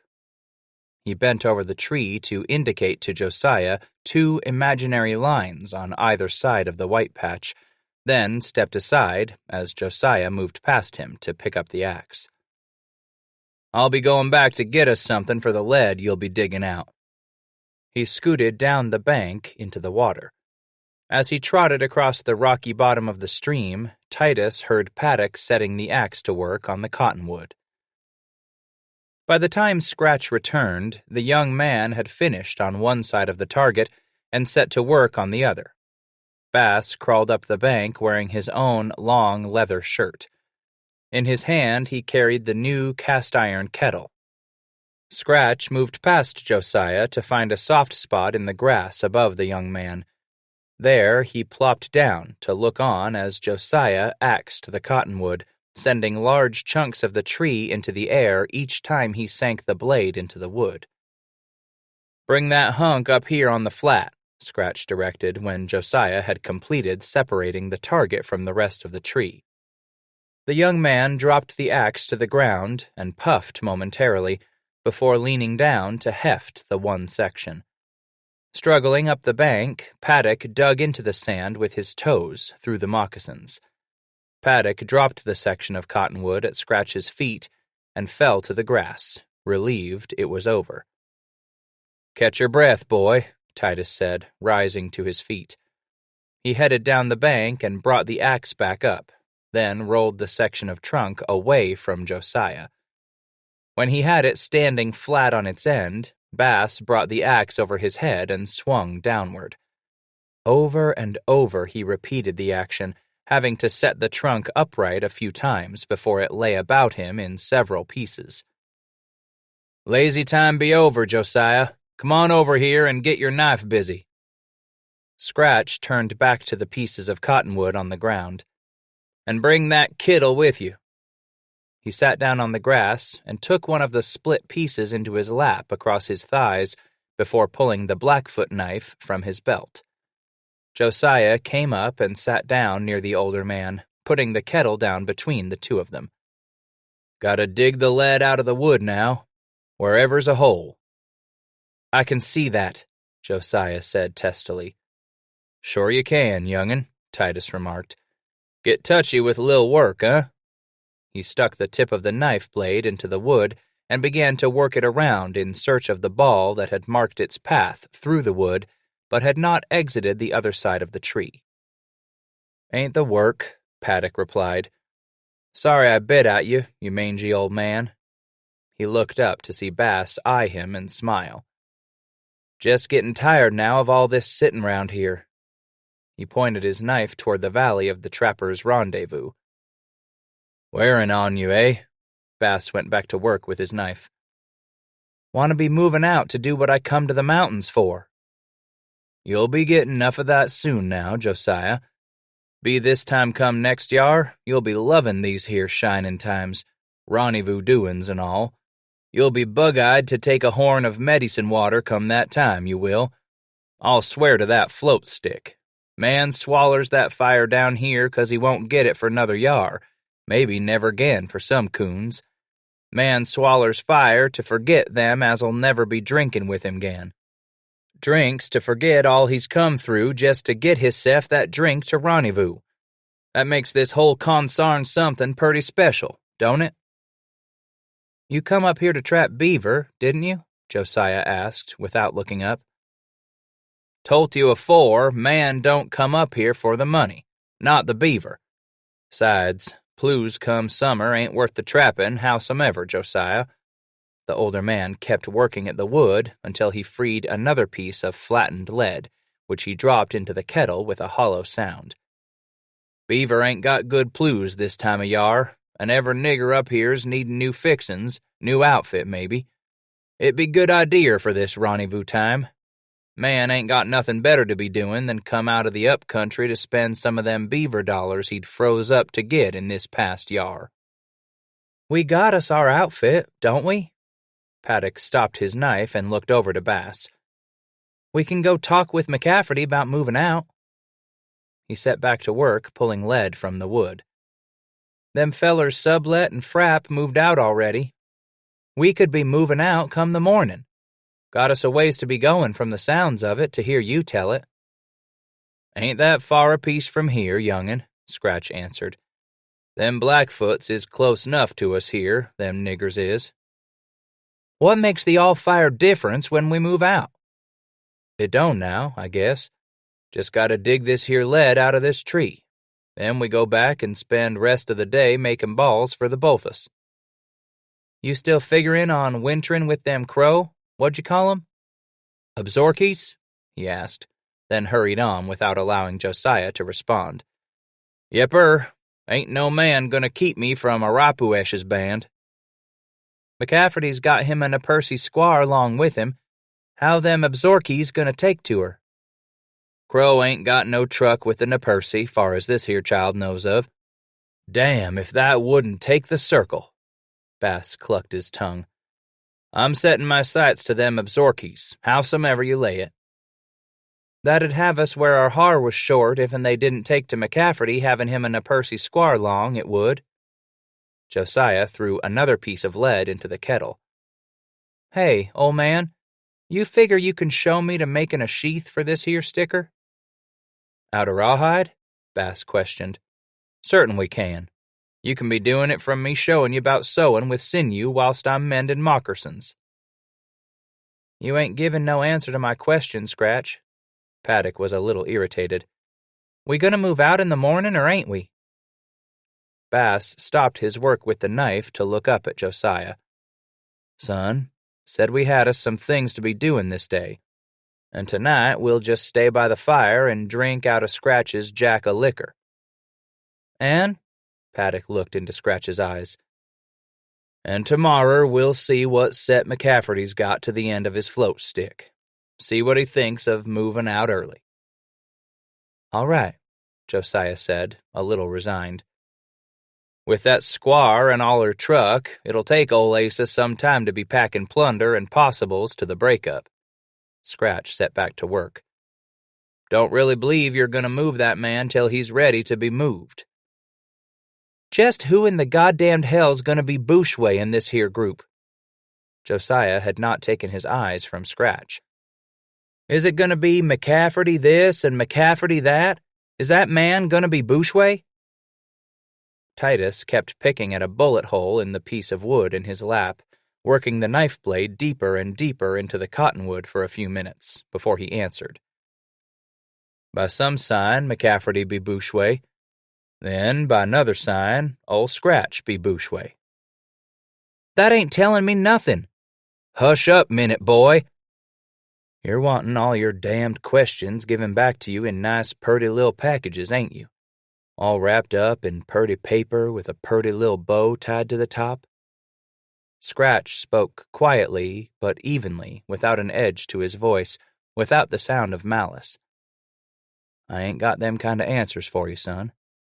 I ain't got 'em for you. He now looked at Paddock. Josiah stared back for a flickering moment, then dropped his eyes and went back to work with his knife. Me and that white-headed nigger never worked that-a-way, Josiah, the older man continued, looking at Paddock. He lays some sets, and this here child calls the tune on others. McCafferty said he's wanting to go up yonder to Three Forks, but he's wanting to tie in with us too. Man can't take us no place you and me don't want to go, now can he? We ain't pups for that, is we? No, we ain't. McCafferty give us chanced to say no to him, didn't he? I like me that man's medicine, I does. Been good, it has. But I can't for a skinny bull figure on why he's all fired, primed in the pan ready to be headin' up there to Three Forks. But old Scratch here is one to find out. Mightn't be interestin', it'll be. It be bloody country up there is, but rich to the beaver, too. And if a man can't say he tried, then what's it all track? If a man's frayed and skittish 'bout such, so squamptious he ain't 'bout to try, then what's it all track? He finally lowered his eyes to the timber across his lap. I'm just one to say we'll give her a try with Asa. Wander on up to that country and see how the land lays the set for trappin' and trouble both. Yes, sir. Like to see me what McCafferty's medicine has got wind of up there. I'm wintrin' to the Absorkies, ain't no double set to that. And one way or t'other, you and me gonna be layin' trap down long the Yallerstone come spring breakup. McCafferty can lay to it or no. If and he don't, it won't make me no never mind. I just got me a itch as needs to be scratched, Josiah. He paused. That be it, young'un. Old Scratch got him a itch as needs some scratchin'. Bass finally put his blade back to work. Leastways, that Bridger feller ain't moved out yet. Josiah Paddock can sign up with them Rocky Mountain fellers if and he don't like the way I read sign. Said you could do that all the time. Thought we had us that all settled, old man. Josiah lifted his eyes. Thought we was going to be pardners come breakup. Now, if you don't want me long with you for some reasons, maybe you and McCafferty be better off without me, then you tell me straight out, up to the muzzle right now. My, returned Scratch, surprised. How you do turn the trick on this child here. All the time I'm one to figure you're thinking you don't want to be my partner, and you're really thinking I ain't wanting to be your compañero. Woo-wee! He snorted in short laughter. If that don't take the circle. Damn it, Josiah Paddock, you and me is thick. I feel me I can count on you, like I ain't be one to count on nary another man since McCafferty. I feel me like you're figuring you can count on me too, and that makes this old coon feel some good, it does. I just want to see what medicine's calling McCafferty up there, and if in that whitehead's medicine don't set with us for spring breakup, why then there'll be two coons making beaver way from the other nigger, and them two coons'll be you and me, Titus Bass and his pitch-fired compañero Josiah Paddock, a young'un as is getting farther and farther down the tramp from them settlements he's left behind. He shook the knife blade at the younger man. You read my sign, boy? Eh? You readin' my sign here? I'm readin' it. He laughed at the corners of his mouth at Bass's smiling eyes.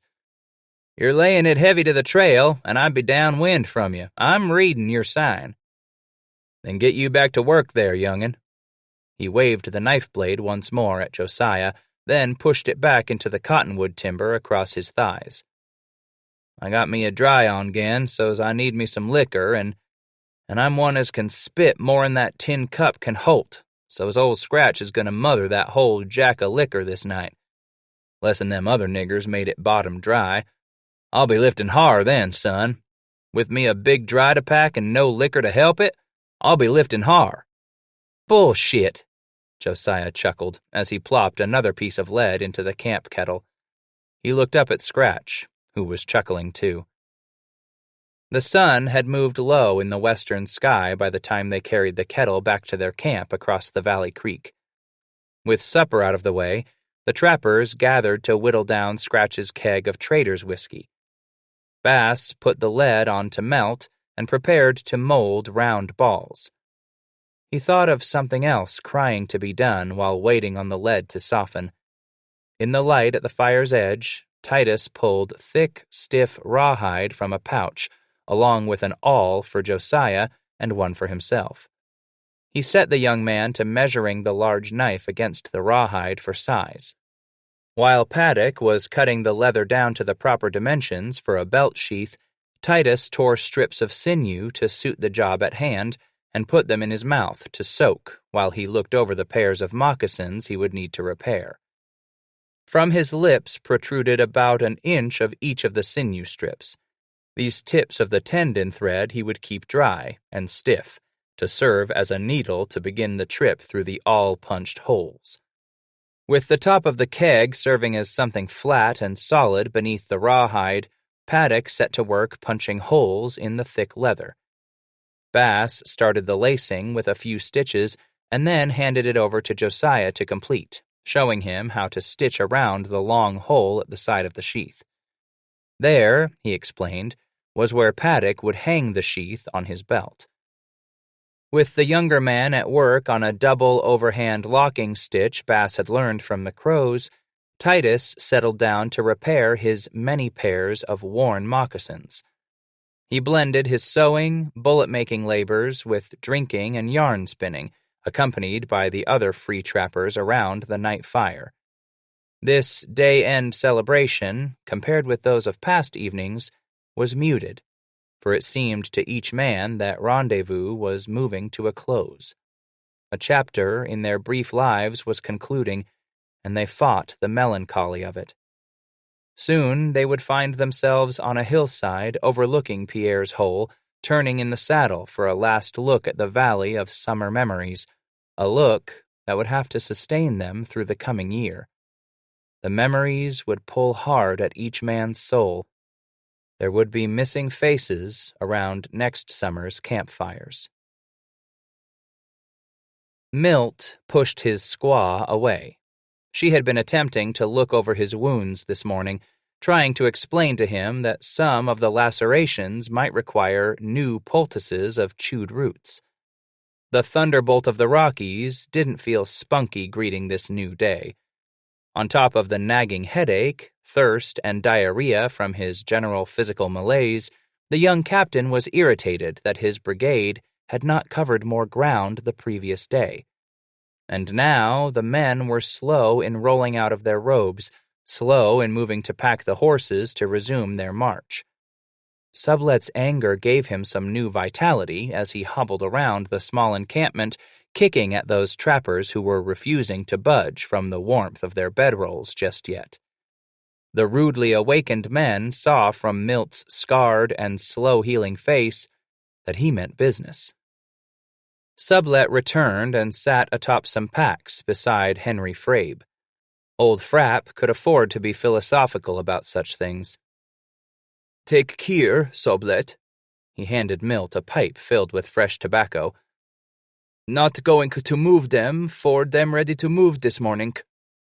He looked into Milt's eyes and could see the pain the younger man was attempting to hide behind them. "We can stand to use some time now to whip them into shape. Do not let hit frazzle you, Milt. Dem still membrin rendezvous." He helped Milt light the pipe from the dying fire at their feet. "We got us good bunch here. Dem just need some time for dem to be good workers." Sublet looked back into Frabe's eyes as he puffed to get his pipe started. It irritated him that he was irritated. He had a name to uphold out here, he was constantly telling himself, but he had done well in doing just that. When the name of Sublet was mentioned in the Rockies in connection with some outstanding deed, men still asked whether the storyteller was speaking of William or Milton. And now the younger Sublet brother was slowly becoming conscious of his driving ambition, his burning desire to excel where William had. So, Milt was hard, even brutal at times, on himself. Always driving, always pushing, Milton Sublette wanted to be the first there with the best every time. It followed naturally that he would drive his men relentlessly on occasions, but most of all, Milt Sublette was hardest on himself. As he drew on the newly ignited tobacco, Milt looked over to see the young squaw puttering around with her possibles while trying to tend to the two young children. The one boy old enough to crawl wore one of his father's old calico shirts, which the woman had cut down to look much like a long nightshirt. Earlier this morning, she had taken the younger child down to the edge of one of the beaver ponds nearby. Here she had loosened the straps of the cradle board and pulled the infant from its protective cocoon. The messy task of cleaning the inside of the cradle board and bathing the child then followed. She would have little opportunity to clean the excrement from the baby's cocoon in the next few months, and she wished it to be done this morning before hitting the trail with her relentless young husband. The squaw looked back at her man as she relaced the ties binding the infant to the cradle board. She smiled at her man, her heart filled with the joy that she had been the one this man had chosen for his wife. Sublette's eyes softened as they turned away from hers to look about the slow-moving men in camp. They were gradually getting the animals loaded with the coming year's supplies. He looked past Frabe to watch young Wyeth's Yankees finally stirring. "Greenhorns," he muttered. "What is that?" Frabe heard the man beside him mumble something. "Yankee greenhorns," he replied with force, yet quietly. "Wondering now if I was smart in bringing 'em along with us." "Dey help, Sublette," Henry commented. "Give us more men. Dozen more. Help scare Injuns away." Milt did not answer verbally. He only nodded in the affirmative while continuing to stare at Wyeth's 11 stalwart recruits. "Dey ones who stay on wit him, not ones go back wit your brother," Frabe continued. "Dey be good men too, Sublette. Dey make him good men to stay." "Suppose you're right, Frap." Milt turned and tapped the back of Henry's shoulder. "They could have gone back with Bill, like them others." He rose and stretched the taut, healing muscles across his chest. Milt sighed and looked about him at the camp he had been forced to choose the previous day. Here, at the south end of the hole, with the mountains beginning to close in on 3 sides, he had finally ordered a halt near the bottom of a small defile. Through it flowed a stream where beavers had industriously been at work, damming the water so that much of the area had become a shallow swamp. Bordering the ponds were thick groves of cottonwood and willow, interlaced with the ever-present creepers and vines which lay like a tangled mat here and there about the camp. He sighed and stretched once more. "Suppose you're right. Just don't want to lose no time. Got us a long way." The rest of the words froze in his mouth. His eyes had caught some movement high above the camp along the hills the trappers would be moving through in the hours to come. He first thought the black specks might be a herd of elk gathering up. Milt watched them for brief seconds, squinting his eyes until he had discerned that these could not be elk. There was an order to their march. "Ja?" Frabe had heard Milt drop his thought mid-sentence and now rose to stand beside the younger man. "Don't say nothing right now." Milt shot a glance at Henry. "Looky up thar, Frap. Tell me what it be that you see." The German, slowly turning his head from Sublette's face where he had read more than fatigue, darted his eyes along the skyline until he saw what he was asked to watch. "Ja," he commented quietly. "Dey not animals." "I don't think so neither." "Some coots comin' in late to Rundersfuss?" "Probably all it be. They be mounted and comin' down in 2 lines. Probably Fontenelle's train," Milt replied, referring to the pack train headed by the man Drips and Vanderberg had hoped would be the first trader to arrive in Pierre's Hole. But the American Fur Company train had not yet shown, and was daily expected to come in, late. "That be a good one, Frapp. Fontenelle coming in with plunder to trade, and Billy's got all the beaver in his packs." He laughed hoarsely, along with Frabe. "Yeah, that company hain't got no one to sell goods to now." Henry chuckled some more. The black objects along the hillside now formed long, distinct columns as the two men watched from the distance. Joe Meek came up to them. "You seein' what I'm seein', Milt?" Joe asked, watching the faraway objects now drawing more attention from the trappers' camp. "Buffler?" Milt and Frabe watched a moment more before Sublet answered, "Not moving like that. It ain't Buffler, Joe." He doubted now that this was the American Fur Company trader and turned to Meek. "Go get Sinclair, and Wyeth, too." Joe started to step away. "Keep her quiet 'bout this, Meek. Don't want to fret nobody now." It had to be Fontenelle, he told himself, but he couldn't make it fit. The trader coming into the hole was way off his course. Milt struggled with it in his mind, thinking that there should not be another group that size in these mountains at this time of the year, unless it would be the American Fur Company's pack train finally limping into rendezvous. "What's up, Captain?" asked the Yankee Wyeth, coming up to the German and Sublet. "Got us some visitors coming in." He nodded toward the hillsides becoming covered with the two columns. "We're figuring 'em to be Fontenelle from American Fur, but we ain't just sure right now. Get your boys ready, Wyeth, but don't scare 'em none, for right now." Nathaniel Wyeth stood beside Sublet a moment more, watching the wave of riders coming over the crest of the distant hill. The Yankee was descended from a long line of seafarers along the eastern coast. His eyes strained to discern the intent of the objects coming down into the southern end of the valley, as if he were atop the crow's nest at sea, spotting an object against the far horizon. "I'll get my glass," Wyeth remarked dryly, and turned away. Milt watched after him for a few moments, seeing the Yankee commander moving quietly among his men as he told them of the approach of riders to the south. Sublet saw each man's head look up as he was told, but they held their places quietly, as Wyeth had instructed them to do. "You wantin' to see me, Milt?" Alexander Sinclair had come up to stand beside Sublet. "Nothing wrong right now." He looked at the long, thin face of the free trapper who had taken command of a group of men after Gant and Blackwell had folded. "Think we may have us some company here afore long." He pointed to the hillside without stretching his arm out, holding his hand close to his chest to indicate the direction in which Sinclair was to look. "What you want me to do?" "Just let your men know. Check their loads and such. Just get 'em ready is all," Milt replied. "You want them flatheads to know?" Meek asked. "Yep," Sublet answered. "We better. Don't want them niggers doing something crazy. Tell 'em just to stay where they is now. Don't want 'em getting all excited 'cause another trader's coming in. Tell 'em we don't know what it is right now."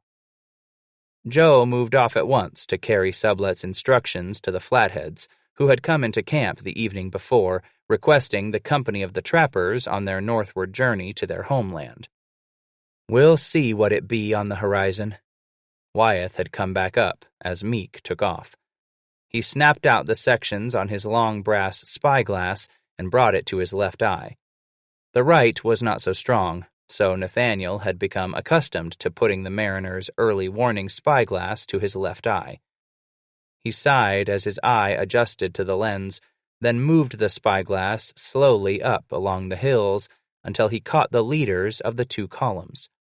He took another short breath and let it out as he sought to steady the instrument. The figures snapped clear and sharp before his line of sight. Those about the Yankee were quiet.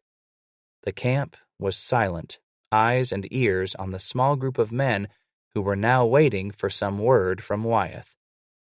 The Yankee took a short gasp of air and uttered the one word others were not expecting. "Indians." He brought the spyglass away from his eye and looked at Milt. The color had suddenly drained from Sublet's face. Let me see. Milt took the glass away from Wyeth. Can you tell what they be? Meek asked. Crow moughtn't be wandering out this way now. Sublet had taken the glass and looked for a fleeting moment at his young wife and 2 children before putting the instrument to his eye. His wounded leg hurt suddenly. He could not hold the spyglass steady on the approaching Indians and handed it back to Wyeth. Count 'em, he snapped. All eyes in camp had moved from the small knot of men to the objects pouring from the hillside. No loading of horses, no tying of bundles or bedrolls. All attention was paid to the cavalcade approaching their camp. That one word spread like prairie fire through the nervous trappers. Indians. Wyeth's men stirred and moved about. Turning on them, and with a quick downward jerk of his right arm, Nathaniel told the 11 green recruits to sit down and keep their silence. He put the glass to his left eye once more and brought the Indians into view. Some of 'em on foot. Just count 'em, Milt snapped again. Looks like they're all off the top of the hill now, Nathaniel remarked, then fell silent as he tabulated the size of the unexpected Indian village. Frabe, quiet these past minutes, now moved his head to the side and looked at Sublet's squaw and children. Henry thought back to his own snake wife he had left at rendezvous. As she was expecting a child soon, Frabe had told her to stay with her own people for the fall and winter seasons. He now watched Milt's wife busy gathering up the one crawler who refused to let his mother prevent him from playing. The boy did not understand the look across his mother's face as she looked at Milt, trying to conceal the fear she felt rising within her. Sublet gnashed his teeth, then turned to Meek at his side. "Send 2 riders back to rendezvous," he directed Meek, who nodded. But Milt was not finished. "Get one to tell Billy and Bridger we got us a lot of company out here. Tell the other to get word to them free trappers, Nez Percy and Snakes, too." He looked away from Meek's face, but still gripped Joe's arm. Sublet saw some activity at the front of the columns, then noticed a large flag being unfurled for the white men to see. "Union Jack," Wyeth spat. "British flag." Milt clutched the side of Meek's arm more tightly as the column came off the hillside onto the flat, the Indians now whooping. The women and children brought up the rear of the party, with the warriors smartly quirting their horses and prancing about as the 2 files snaked their way onto the prairie. They stopped their march as they came off the hill, but milled about, yelling and whooping more loudly than ever at the trappers. Nathaniel finally took the glass from his eye and looked into Sublet's face for a long moment before speaking. "Little more than 150 of 'em." "How many warriors?" he asked of Wyeth, then remembered the Yankee was on his first trip to the west. "How many men in the front there?" "More than half," he answered tersely. "Maybe 80, could be 100 there." Sublet's stomach churned. He looked from Frabe to Meek, and once more to his wife and children. He moved his eyes back to the Indians, who had stopped just out of rifle range. Milt felt Joe's hand on his wrist and looked at his friend. "Want me to get them riders going?" Meek asked. "One of 'em's coming out." Sinclair split the air with his words. An Indian moved slowly away from the front of the stationary throng and started to cross the distance of something less than half a mile that yawned between the 2 groups. "We need us time," Frabe commented. "We ain't got time," Sublet remarked as he watched the solitary man approach. "That one's a chief." The Indians felt the need for time also. For this, they had sent their war chief out to parley with the white men. He had instructed his warriors in preparation to greet the white men as friends, for he had been instructed himself by Kenneth Redcoat Mackenzie, head bourgeois for the American Fur Company at Fort Union, to keep an eye out for his clerk, Fontenelle. Mackenzie had told this chief, Baiho, that the traders' pack train would be in the vicinity of Pierre's Hole about this time of the year. Mackenzie had told Baiho that he would be greeted warmly by the white men, that he would be welcomed for trade. The chief had ordered his impetuous young men to stay their weapons, to put aside any thoughts of attacking this small cluster of white men they easily outnumbered. These were Fontenelle's white men, he told the braves. They were friends of their good friend Mackenzie. "They be friendlies?" Sinclair asked. "With that English flag? English give it to 'em?" "Could be," Milt replied. "Could be," Frabe repeated. But them niggers may have raised it," Sublet interrupted, "like you raise har, a trophy for the winter." Baiho brought his pony to a halt halfway between his people and the white men, and waited. Across his left arm ran the long, slender stem of a pipe. Baiho had taken it from its special medicine bundle with the prescribed ritual of chants and ceremony. He had laid objects of reverence and mystery atop the empty bag before boarding his pony to approach the white men. Over these holy objects he had performed his medicine, touching claws, rattles, the special feathers and skulls, bringing religious herbs and tobacco to his nostrils to smell. In this way, he would take their power into his own body. Baiho now sat motionless atop his pony, waiting for the white men to send someone out to greet him. He tugged at the bright, blood-red blanket wrapping his old shoulders, shivering once in the chill air. "Get your men to take them packs off their animals," Milt said to Sinclair. "If the horses go, I don't want no goods going with 'em. Frapp, you tell our boys do the same. Want me a breastwork thrown up fast." His mind busy counting the white men he had with him, Sublet felt his stomach jump at the thought of being so outnumbered. His leg ached terribly. "They gotta be Crow," Sinclair offered as Frabe moved away. "If'n they'd be something else, them niggers 'd be down on us like shit to a privy hole by now." Milt thought it strange that the overwhelming force of Indians had not moved to attack yet. Everything in him said the unexpected visitors should have rushed the small force of white men. He thought a moment more. "Told you get your men moving packs," he turned on Sinclair. Alexander looked into the slits that were Milt's eyes and left the knot of commanders. "Give me that eyeglass," Meek requested of Wyeth. He brought it to his right eye and peered through it at the tail of the columns as the Indians finally reached the plain. Along the file of women and children he moved his eye. The squaws wore the short skirts of the Crow, but still Meek did not utter a sound. He moved the glass again to look over some of the warriors milling around the head of the columns. The braves had no distinct hairstyle. Some wore the fluffy pompadours and straight bangs of the Crow tribe. Other warriors were adorned with the long, wrapped braids and scalp locks like the Sioux and Arapaho. His mind twitched as he looked at the coarse fringes decorating the shoulder seams and sleeve ends. They looked like Blackfoot hunting shirts. His mind still catching fire, Meek brought the glass up to train on the chief. Joe focused his eyes on Baiho.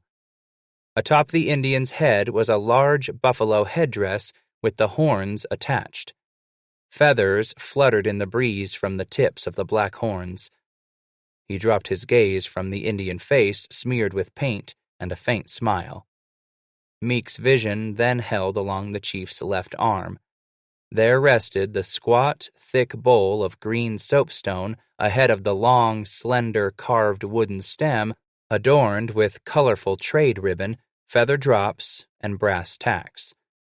Joe stuck with the pipe a moment more, and one word popped to the front of his consciousness. Blackfeet. He was just about to utter it when he saw through the lens that the impatient chief began to speak. Joe took the glass from his eye to listen to what the Indian had to say. As Baiho began his speech, all doubt in Meek's mind vanished like a spark quickly extinguished in a gust of wind. He knew that tongue. "Blackfeets," he yelled. "Them's Blackfeets."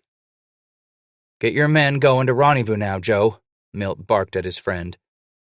Meek tossed the spyglass to Wyeth and took off to set the two men on their way back to the rendezvous encampment some 7 or 8 miles north up the valley.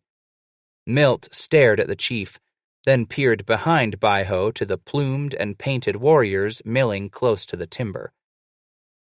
Baiho watched with curiosity the two riders dash away to the north. He was somewhat mystified. This was Fontenelle and the American Fur Company men to whom he was presenting his pipe as a pledge of peace. His warriors did not want to observe a truce with any white man, but Baiho had stuck his neck out to guarantee that these men would offer trade to the tribe. He had ordered the unfurling of the Union Jack to show the American Fur Company men that he had taken the flag from John Work's Hudson's Bay Brigade in battle. "Bugs boys," Milt muttered. His mind raced as he thought of buying time until men from rendezvous could come up. "Blackfeet?" Wyeth asked. "What be so special about Blackfeet Indians?" Sublette was annoyed at the Yankees' ignorance of mountain realities. "Meanest kind of Injun you'd ever want to run onto," he replied. "Blackfeets mean war out here." With his words, Milt knew the fight to come would be a hard-fought contest, with no quarter given on either side. The white men faced a large village, symbolized by the horse and dog travois in the rear behind the nervous, antsy warriors. "Blackfeets mean war," Milt repeated to himself. Baiho's tongue had caused all doubt to vanish as to the tribe across the grassy plain from the white men. The language was Blackfoot, all right. But there was one tribe that had adopted the Blackfoot tongue many years before when it had split from the Arapahoes and had become part of the Blackfoot Confederation. Grovant, Atsina, the Big Bellies. Because their own language was difficult to handle and only sparsely known among white men, the Grovant of the prairie usually spoke to strangers in the Blackfoot tongue. They had learned the language from their Ped Noir cousins through long years of fighting and hunting alongside the Blackfoot tribe. Although the mountain men would occasionally call them Big Bellies to denote the tribe's habit of stuffing themselves, often uninvited, in every lodge they visited, the Atsina were lumped together with the Ped Noir. To the white trapper, these were Blackfeet. They were beggars of the Rockies, beggars of the first degree. Even their close cousins, the Arapaho to the south, had given them the appellation spongers to signify the primary trait of the tribe. Their thievery caused the tribe continual fighting with the trappers who haunted the fringes of Blackfoot country. Only the past winter they had been blamed for burning the American Fur Company post at Fort Pegan. The tribe had been south to visit its distant relatives, the Arapahoes of Colorado country. Now, after 3 years of living off the tribe to the south, the Grovant were heading home. This was the tribe that had cut up William Sublet's supply caravan one night while the trader was making his way to rendezvous. This was the tribe that had caught Tom Fitzpatrick alone out in the open on the prairie. They had forced Fitzpatrick to abandon his horse to save his life. With the new prizes from the raid on Sublet's pack train and the famous Fitzpatrick's pony in tow, some of the tribe were anxious to get home to celebrate with the appropriate feasting and dancing. These eager warriors had pushed on ahead of the main body, trailed by their women and children. They had climbed over the mountains to the western side of the divide to steer clear of the Crows. The tribe had been formerly poor in horse flesh, as most of the good ponies could only be found in the Spanish settlements to the south. By the year 1825, the Grovant had traveled south to visit the Arapahoes for the first time since the two tribes had split up. They became rich in horses and headed north victorious. On their journey, they were robbed of their stolen horses by the Crow tribe. The Grovant were poor once more. The warriors had become bitter from the experience, and also fierce and inveterate combatants, willing to fight to the last man to protect what they owned. In 1829, the tribe had moved south for another southern visit to the Arkansas River. With the plunder accumulated after the 3-year sojourn, and with the pride of having successfully attacked the white traders' pack train, the warriors were anxious for another chance to prove themselves in battle. They were up early to push on to their homeland that morning and had caught the awakening white camp with its breeches down. Baiho had crested the hill to look down upon the distant white camp still in sluggish preparation for the day's travel. He remembered Mackenzie's words and ordered his eager warriors to do nothing to jeopardize the trade with Fontenelle. The chief had ridden out to meet the white man Fontenelle. If he had suspected he was looking at the encampment of Mackenzie's fierce and hated competitors, the Rocky Mountain Fur Company, would the Gros Ventre chief have ridden out alone with the pipe across his arm? He could see his men easily outnumbered the whites.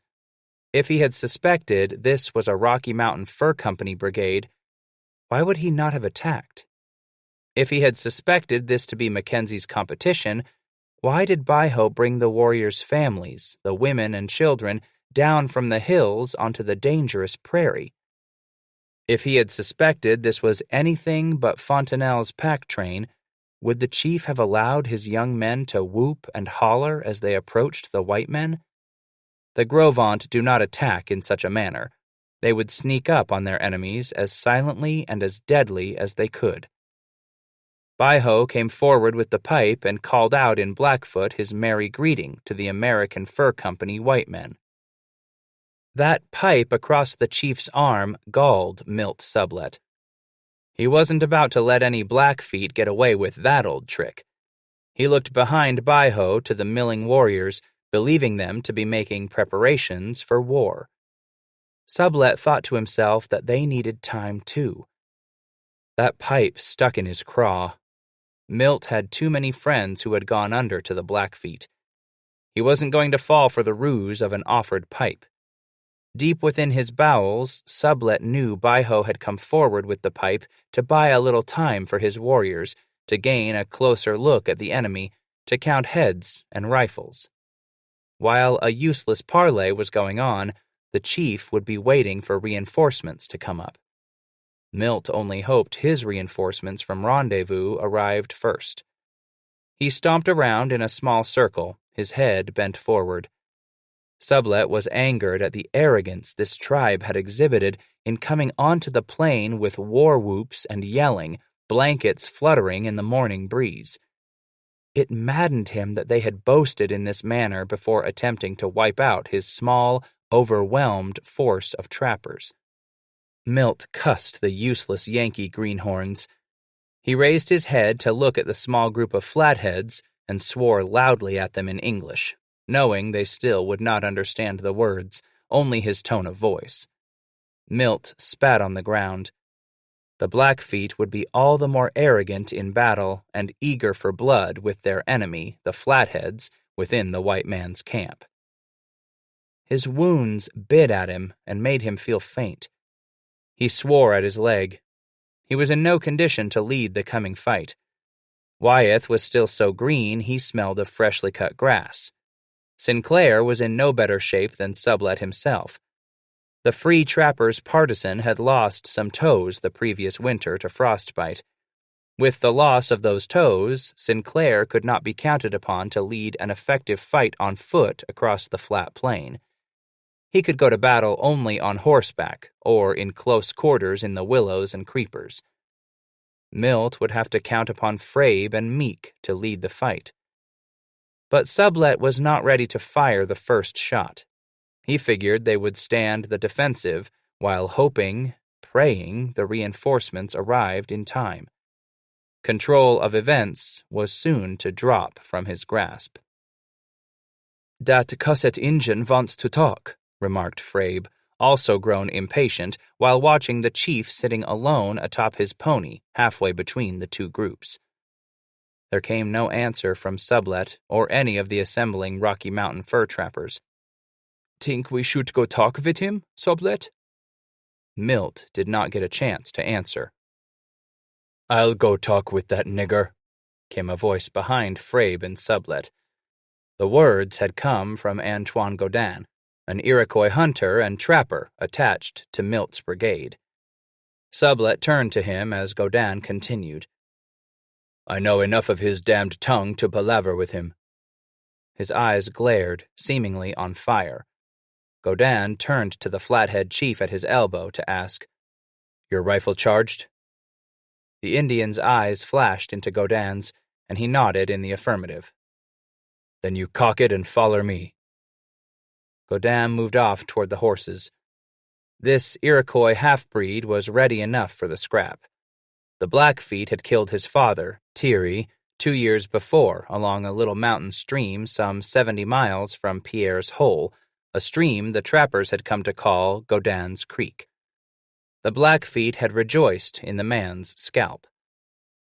Antoine had chosen his companion for the parley well. He knew that if he were to take one man along with him, it would be the Flathead. The tribe had been continually at war with the Blackfeet for many years, and now the hatred for its enemy was hereditary. Two men who had not only a familial but a very personal burning for revenge against the Blackfeet were the men who rode out that morning to approach the chief waiting on the prairie, a chief who exhibited a posture of peace and goodwill for the white camp. Across the grassy no-man's land, the two riders moved their ponies slowly. Antoine, agile and Indian-skinned himself, dressed in his fanciest of leather shirts, turned his head below the wool hat atop his head and spoke to the Indian riding beside him. Keep your muzzle low, but your finger on the trigger, friend. When I take the nigger's hand to shake it, you be ready. I'll take a Blackfeet's hand for only one thing. The Flathead did not reply, but signified he understood Godin with a nod of his head. This squat Indian felt the two eagle feathers tied to his long braids fluttering in the breeze. Along his arms danced scalp locks interlaced with fringes. He looked away from Antoine's face to study once more the chief they were riding out to meet. The Flathead's bowels burned with hatred. He was inflamed with tribal memories of fighting the Blackfeet, his people armed only with stone-tipped cottonwood and willow arrows and spears, whereas the enemy fought arrogantly with British Northwest Company trade fusils, smooth-bore muskets, which made the fight mere sport for the Blackfeet. His heart now gorged with the challenge he had been told months ago was issued by the Blackfeet, that the Blackfeet would exterminate the Flatheads this year. Baiho watched the two riders approach. His eyes darted from one to the other. The chief became nervous, seeing both riders to be Indian. One he knew to be an enemy, Flathead. The other was dressed like a white man but looked to be also an Indian. This was not Fontenelle's pack train. Baiho's pony pranced and pawed at the earth at the approach of the two men. He shifted the pipe a little across his left arm and became conscious that he should show no signs of anxiety as the riders came up. Baiho threw his shoulders back proudly within the bright scarlet blanket adorned with a broad band of colorful quillwork. "How netaka?" "How do you fare?" Baiho called out in Blackfoot as the two men came closer. Christekum natose." "The Great Spirit watches over me." "Yama'a matsi ahekoa ninna." "I am a warrior, a great chief of my people." The two riders were close. He lifted the pipe across his chest. "Natostia aquai neman pistakan." "We will sit to council with the tobacco pipe for all." Godin pulled up on Baiho's right hand, while the Flathead chief stopped on his left. The Grovant eyes flashed from Antoine to the Flathead, who spoke first. "Squoishten, waits them." "I have seen Blackfeet this day." "Tapskilto." "Killers of my people." As he peered angrily into the Gros Ventres' eyes, the Flathead could see Baiho adjust the pipe across his chest. Quil coil, ecoine star coi so minuts. You have come to talk in your red blanket, holding on to a pipe of peace. Huit squois heten sto misto. The Blackfeet are squaws when they do not have a gun to shoot. Quella caien tapin sodle lodel mince. I have the rifle this day, my people's enemy. Baiho clenched his lips together tightly and moved his eyes from the Flathead to Godin. He would try to talk sense to this man. The Gros Ventres chief brought his right hand slowly away from the pipe across his chest and presented it to Godin. Antoine looked down at the hand, smiled, and took it in his right hand before he moved his eyes back up to stare into Baiho's. He gripped the Gros Ventres hand tightly. Baiho saw the smile in Godin's eyes just before the Iroquois half-breed spat the one-word command at his Flathead companion. Fire! Baiho's eyes widened at the order and jerked his head toward the Flathead, who brought the muzzle of the cocked rifle up to point at the Gros Ventres chief's heart. The Flathead wore a smirk around his mouth for a brief moment before he pulled the trigger of the leveled rifle at point-blank range, enjoying the twisted grimace of betrayal that painted over Baiho's face. The force of the lead ball ripping through his body threw the mortally wounded man out of the saddle as his Indian pony reared slightly and jerked back away from the scene. The animal tore away, back to the line of trees where the stunned Gros Ventres warriors stood, open-mouthed at the murder of their war chief. Through the white-gray cloud of burnt powder, Baiho fell to the ground, as if in slow motion. The pipe he had held across his chest slipped from his grasp and shattered into several pieces, for the ball had passed through it on its way to Baiho's heart. The Flathead raised the rifle overhead as he looked down at the fallen enemy for an instant before jerking on his pony's reins to bring it around. Kicking dust up with every step, the animal was set in motion by the Flathead, spurring his pony back to camp. The Gros Ventres warriors howled with a rage mingled with grief at the loss of their war chief. Their cries for revenge filled the air along with the wails of the squaws behind them. Some of the braves stepped forward to fire at the lone rider left on the plain.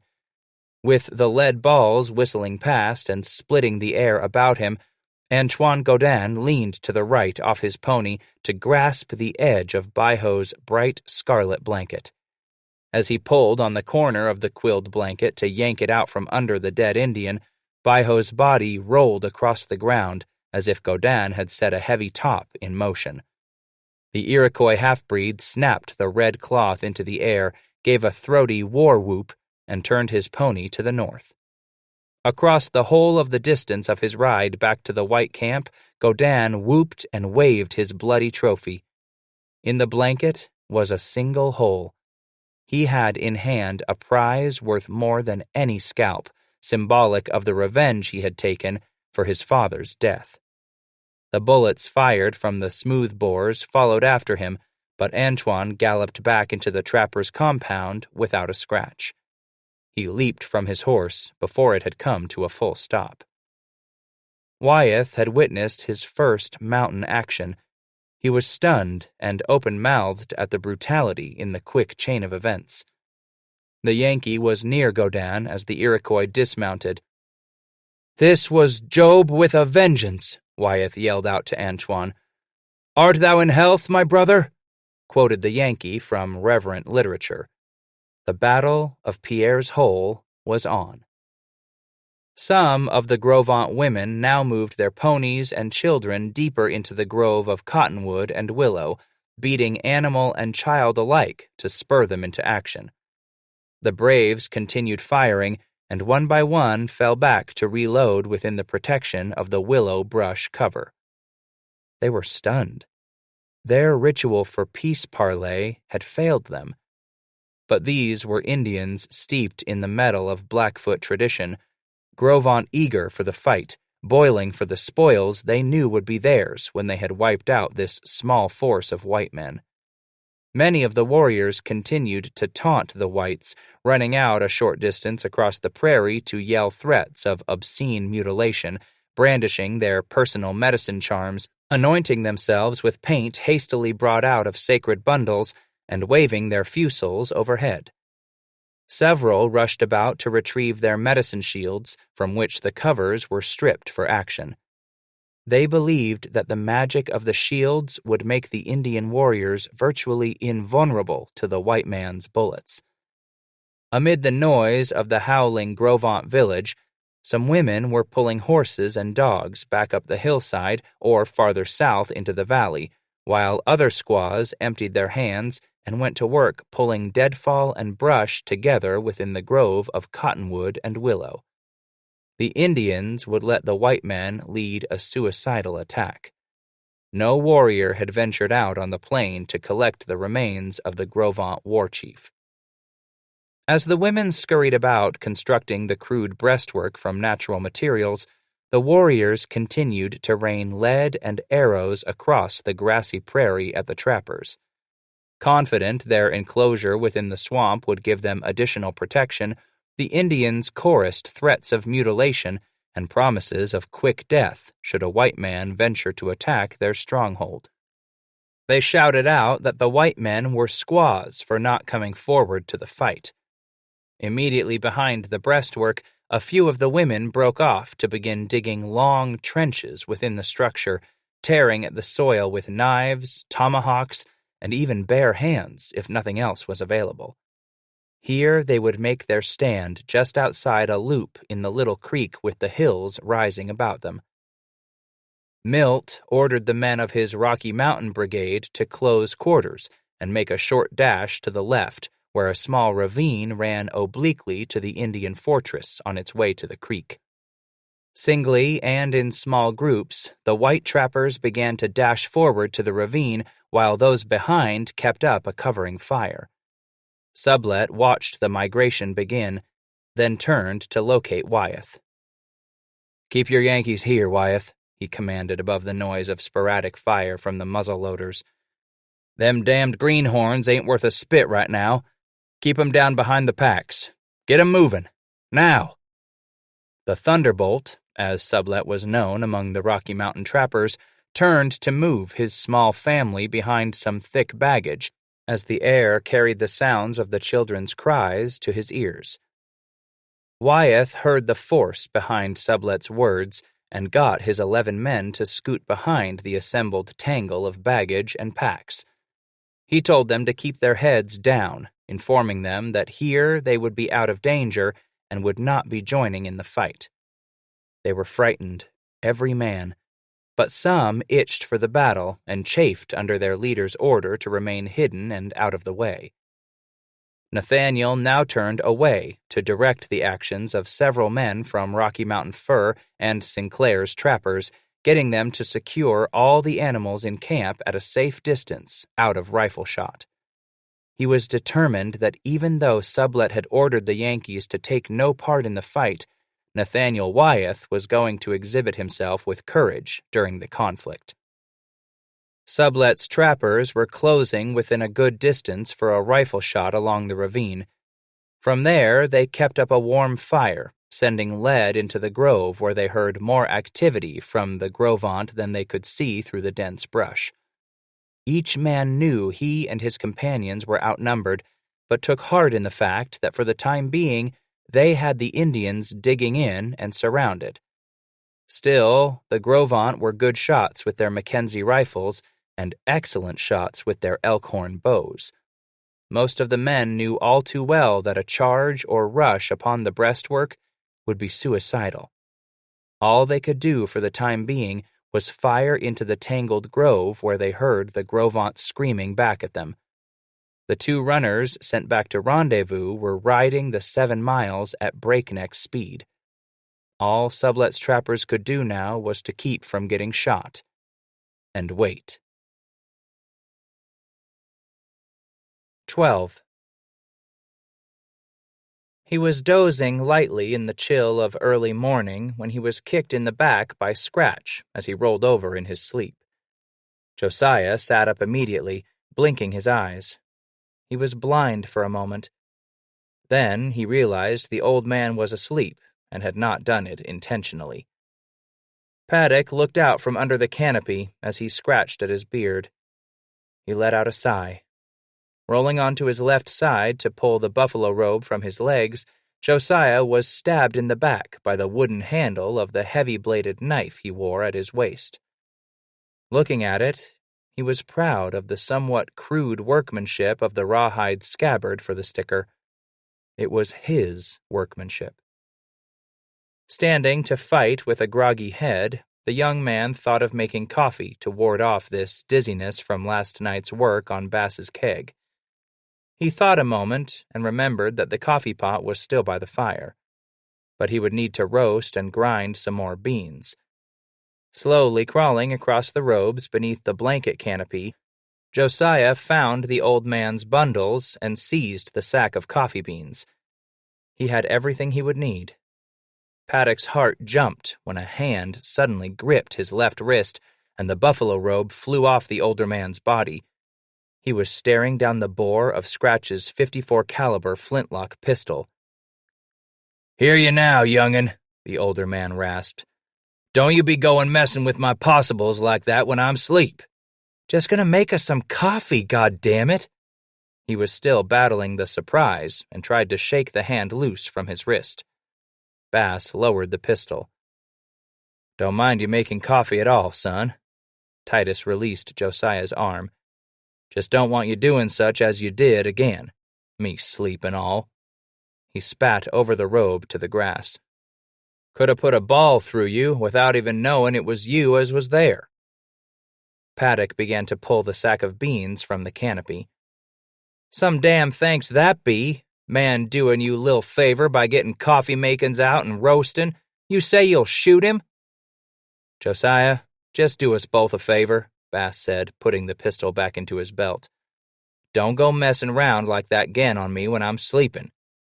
Bass pulled the skillet out of the bundles and slid it toward the young man. "Do us both a favor. You'd be the sure and sorry if I kilt you with a ball, and I'd be the sorrier 'cause I'd be the one to have to live with it on my mind. No more worry for you then, son." Titus scooted out from under the canopy. "But me, I'd have to carry that on my mind." He smiled with the corners of his crow-footed eyes as he nudged Josiah lightly on the shoulder. "You woke this here child up the worst way a man wants to get up, ready to kill or be kilt." "Damn," he spat again. "Don't you ever do that again, you little polecat." Scratch winked at Josiah. "Weren't you about to be making coffee?" "Well, now, you don't get you none this morning for pulling that pistol on me," Josiah retorted. "Aw, don't take it like that, compañero." Bass shook his old legs from the hips. "We headin' where there'll be lil sleep for a man and a whole bit passel of chances for getting hisseff a ball to the lights. Just you be thankful that I'm a coon as can come up out in my bedroll like I did there. Just you be thankful for that." He pawed at the ground with his moccasined toes a moment, looking into Paddock's eyes. "It all be gone now," Josiah replied. "All to forgot now." "Get you that coffee going whilst I'm taking care of my morning pissin' chores." Bass turned away from the young man and headed toward the willow-rimmed stream. Josiah pushed on to the fire. After he had stirred last night's coals into new life with some fresh kindling, Paddock poured beans into the skillet. With them over the fire, it was not long before the aroma of roasting coffee greeted his nostrils on the early morning breeze. "You do make some mean coffee," Solomon hollered out from his bedroll. Paddock turned to see the trapper's head raised and looking at him. Some of the others beneath the cover of the lean-to were stirring at the beckoning of the faint, early-morning fragrance of roasting coffee beans. Josiah kept up the careful shaking of the skillet as the beans browned, nodding a greeting to each trapper as he came up to join Paddock by the fire. The sun was nearly breaking over the Tetons to bathe the entire valley in light when the sound of driving hoofs was heard coming from the south. Gray stood and moved out to the edge of the prairie to watch the approach of a solitary rider. "Man's in a hurry, that is," Elbridge remarked loudly to the trappers about the fire. "He's lathering that animal." As the lone rider approached, he began to yell at the top of his lungs. At this distance, none of the free trappers could understand what he was hollering. Josiah pulled the skillet from the coals and set it on the ground.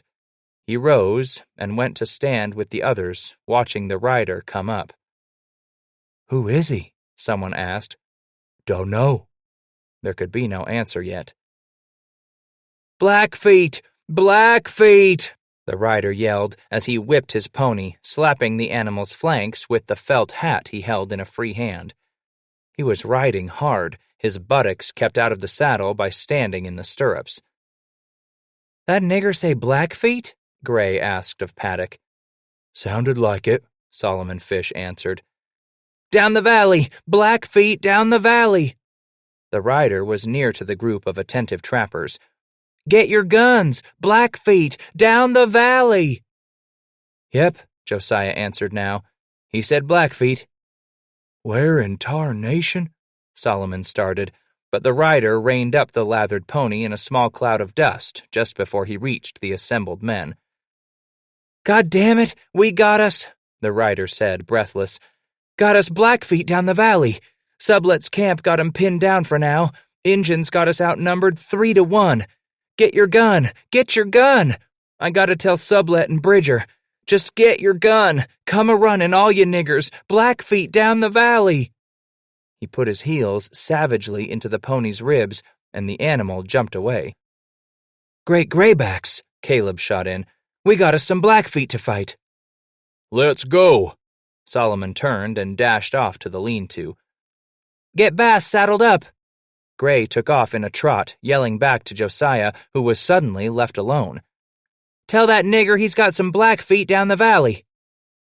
Paddock was finally stirred loose from his spot by the frantic activity about him. He didn't know what to feel. He was numb. "Blackfeet," he said to himself quietly. "Blackfeet," more loudly this time.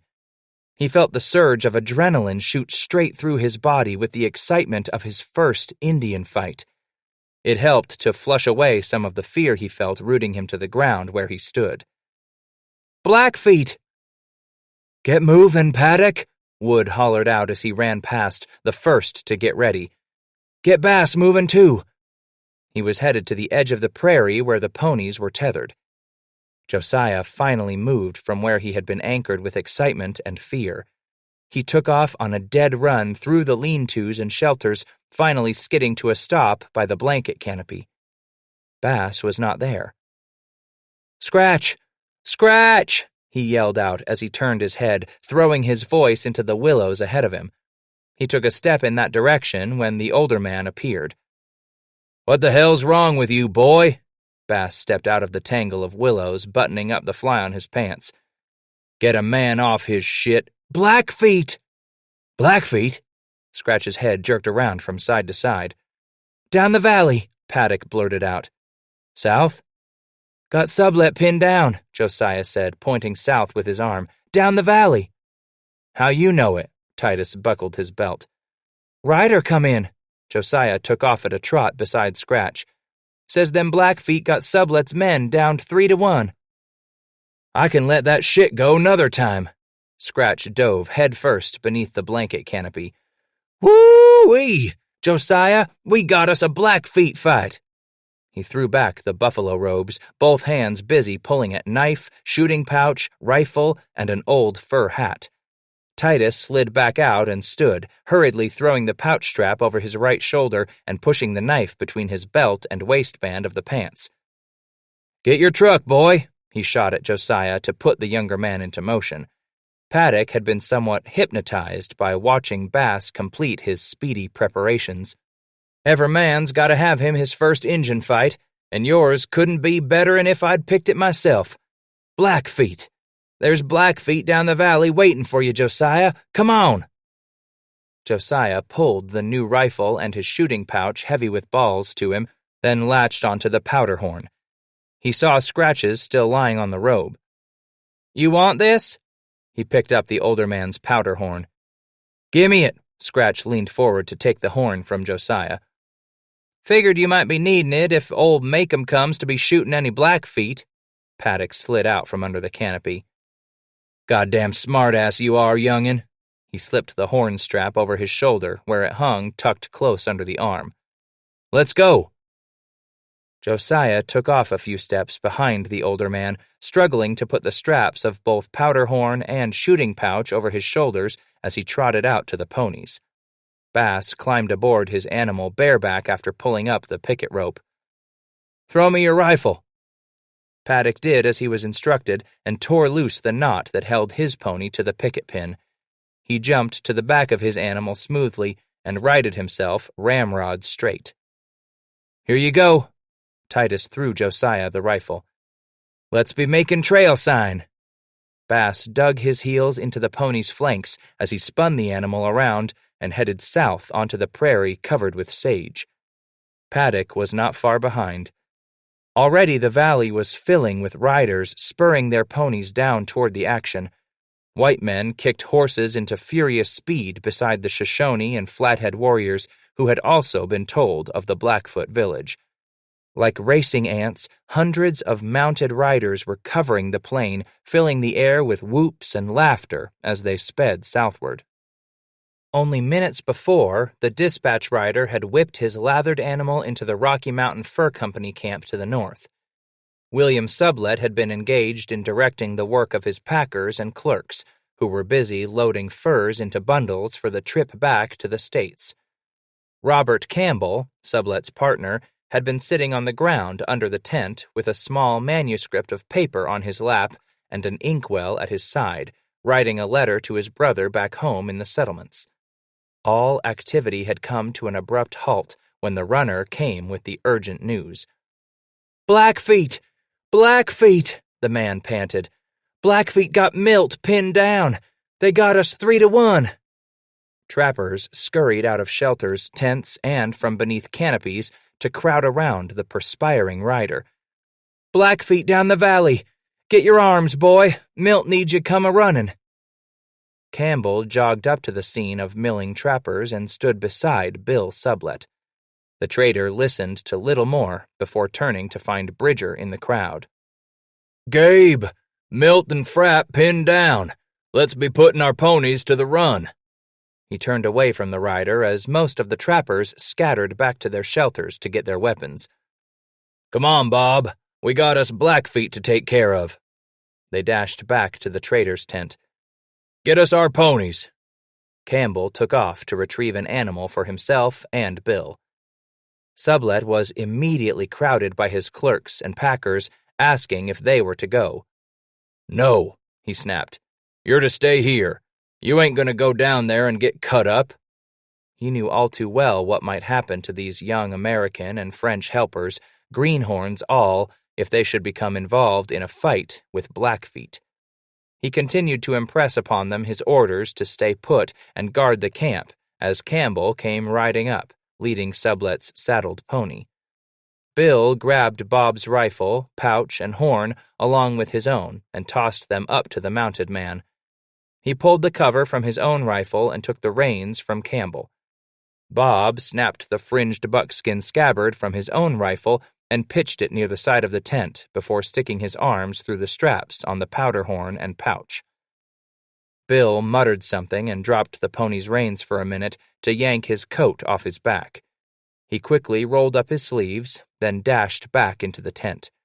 He emerged with a pistol stuffed into his belt. Let's be finding what Milt's got himself into down there, Campbell said as Bill mounted.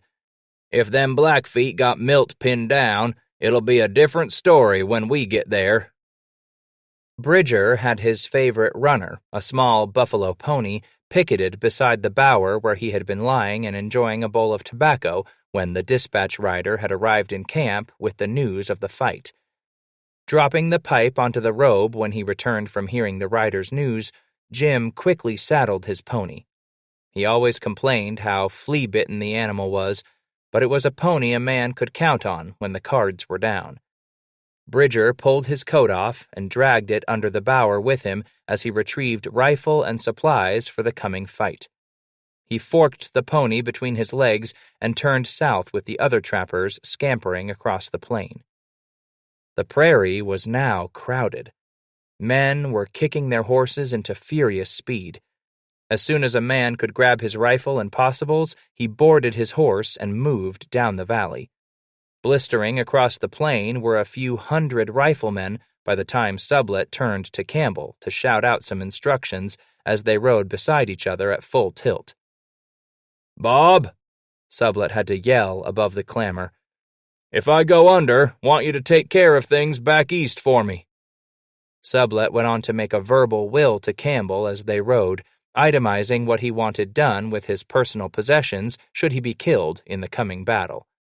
Campbell then instructed Bill in what to do should he be the one to go under to the Blackfeet.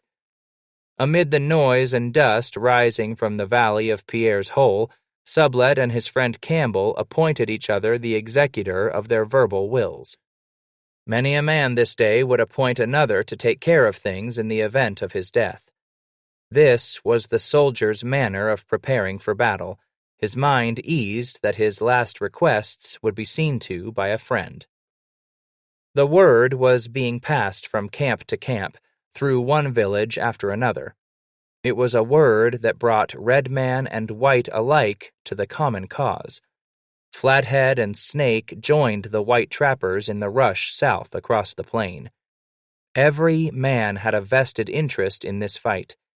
Age-old tribal memories were brought to mind as the warriors slipped aboard their fastest buffalo runners. Each trapper knew at least one friend who had gone under to Bug's boys. Everyone in Pierre's Hole had a score to settle this day. "Josiah," Scratch yelled above all the noise of pounding unshod hoofs and excited, scared men. "Foller me, son." Bass pulled slightly on his racing pony's reins to bring the animal slowly to the left as they neared the Nez Perce village. Here was a scene of sheer pandemonium. The younger teenage boys were busy whipping and guiding the horse herd closer to the lodges, working their way in a ring about the animals to spur them in closer for added protection from the Blackfoot threat. The Nez Perce village was the encampment farthest to the south in the valley. They feared the Sublette forces would be overrun and the enemy would push north through the hole. The Nez Perce knew they would be the first to suffer the onslaught of the Blackfoot charge. From among the lodges dashed riders just mounted and armed, emerging in small groups to burst southward. They yelled back and forth at one another as they sped past Bass and Paddock, shouting exhortations for the coming battle and singing their own medicine songs for the death that might accompany this coming fight. Into the village, Scratch led Josiah, into the howling of dogs and the barking of squaws giving orders to children. Some of the women were beginning to mount their own ponies now to take off on their warriors' heels.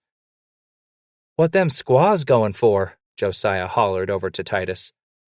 "Figure to be some plunder for 'em this day, I reckon," Scratch answered as they pulled up at McCafferty's lodge. "Then, too, some of them squars'll go to the fight to be close to their men. If he's striked down, she can sing his death song for him." He leaned off to the side toward the opening of the lodge. "McCafferty!" Asa's young squaw poked her head out of the doorway momentarily before pulling it back inside to announce the arrival of the white riders. Asa brought his face to the doorway, then crouched low to step from the lodge. "What brings you?" The white-headed man held a small pipe in his hand and was bare-chested. Josiah stared down at the right arm bound in leather that held the iron hook to the wrist. "Jehoshaphat, McCafferty," Scratch puffed. "There's Blackfoots down the valley. Can't tell me you ain't heerd of it." He swept his arm about to indicate the frantic activity in the village. Everyone was up and moving, warriors mounting, a few of the squaws leaving with them, while other women stayed behind to herd children into lodges, and small boys running about, chasing one another with toy bows. Everyone in the Nez Perce village was up and moving. Everyone but McCafferty. "I heerd tell of it." He put the pipe stem to his lips and drew on the smoke as he peered back at Bass and Paddock. "Well, ain't you comin'?" Josiah asked. Asa slowly pulled the stem from his mouth and looked down into the pipe bowl before moving his eyes back up to Paddock.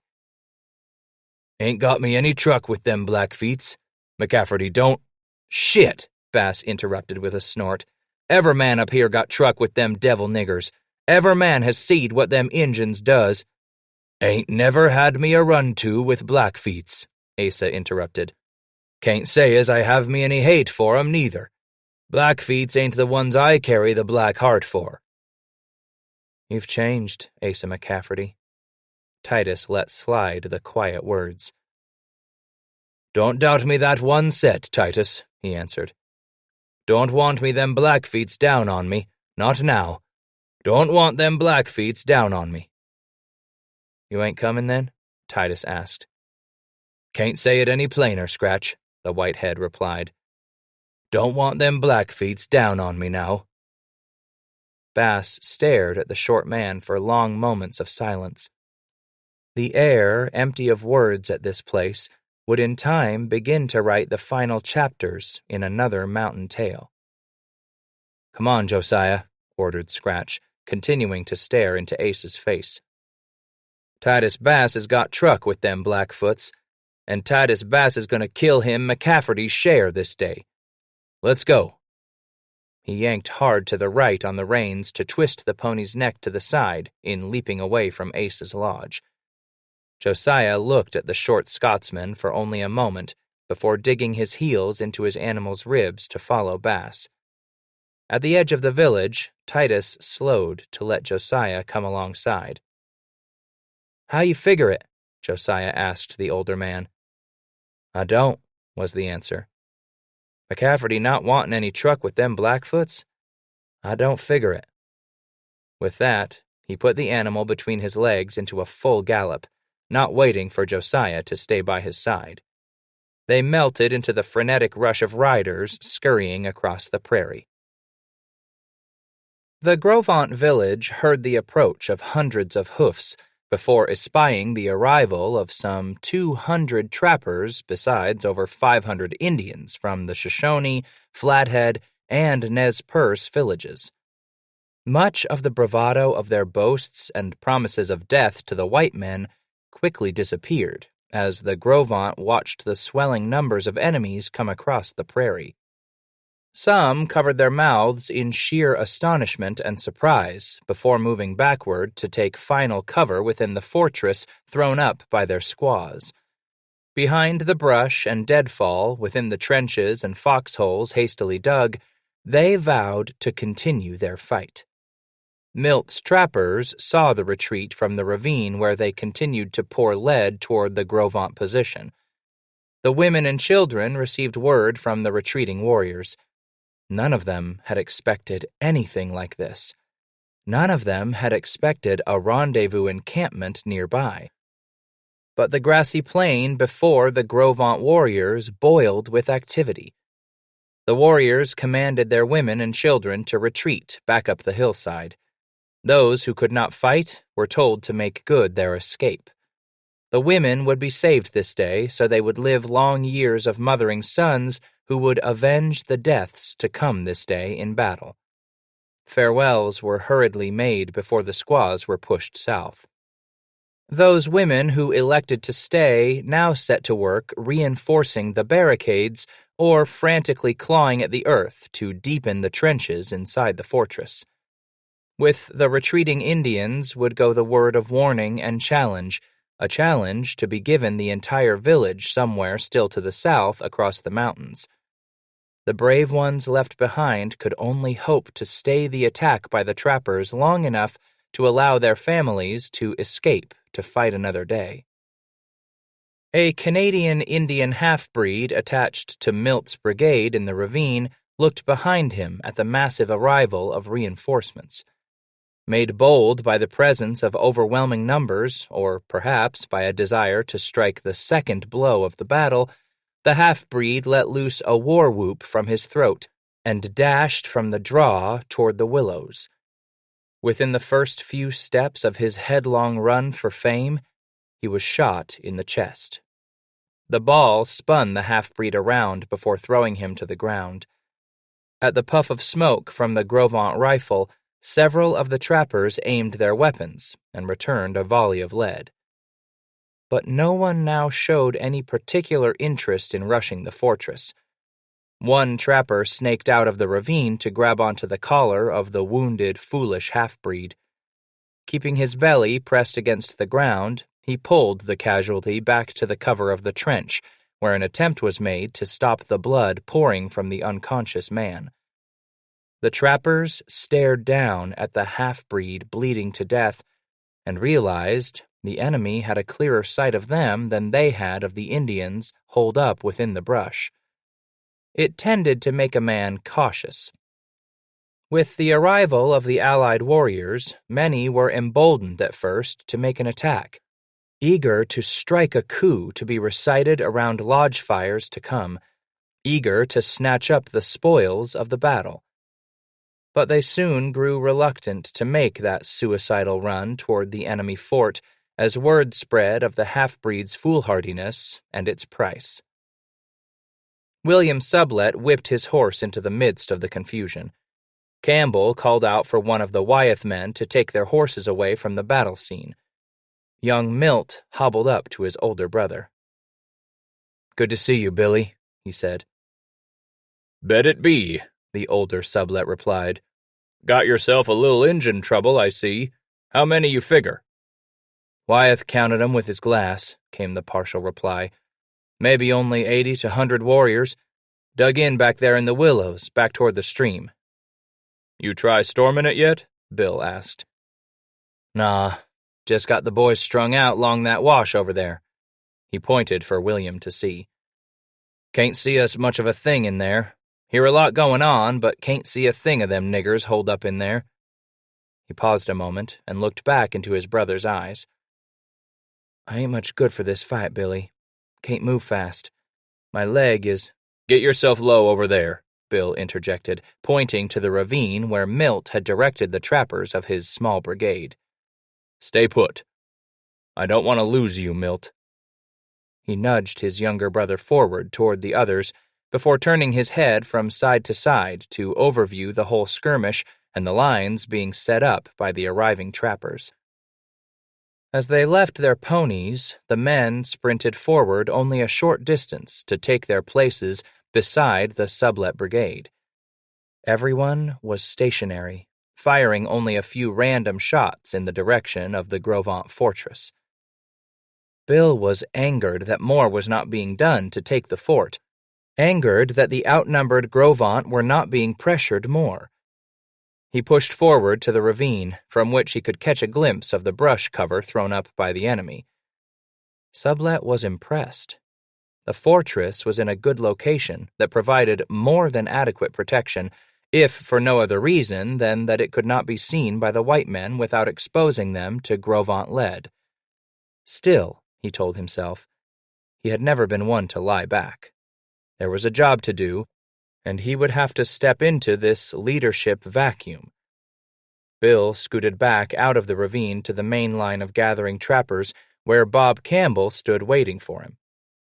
"Bob," he said, looking hard into his partner's eyes, "I'm going in after 'em. We ain't getting a thing done this-a-way." He pulled the buttons at the front of his shirt from their holes and took it over his head. Tossing it to the side, Sublette then untied the knots that held his leggings to the belt about his waist. After pulling his feet free of the leather tubes, Bill stood naked, save for his breechclout and moccasins. "Hear me good, men, each of you," Sublette shouted to the hundreds gathered about him. "We ain't getting a thing done waiting out here for them Blackfeet. I'm one to tell you, if we don't put a ball and blade to them niggers in there, why, we ain't gonna be able to show our faces in these here Rockies again. Our enemy is here. We couldn't make it any better. Lessen we take that fort, Americans ain't gonna stand a chance west of the Powder and north of the Yellowstone. You hear me? And now, boys, here are them Blackfeet niggers. The niggers been prowlin' round us for days just waitin' for the chance to jump us, just waitin' for the time when they thought we wasn't ready for 'em. Them's the niggers in there just darin' the pale-faces to come on and fight like men. But here we sit, buried in our holes. We gonna be squaws? Eh? Are we men to match these here mountains? Shit! There be a good chance some of us'll fall here today, but we'll go under knowing we went to that big belt in the blue fightin' Blackfeet. And fightin' Blackfeet be a good cause.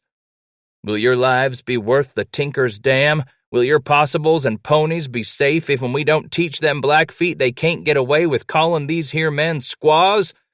Will we let them niggers spread the word 'bout us in the mountains?"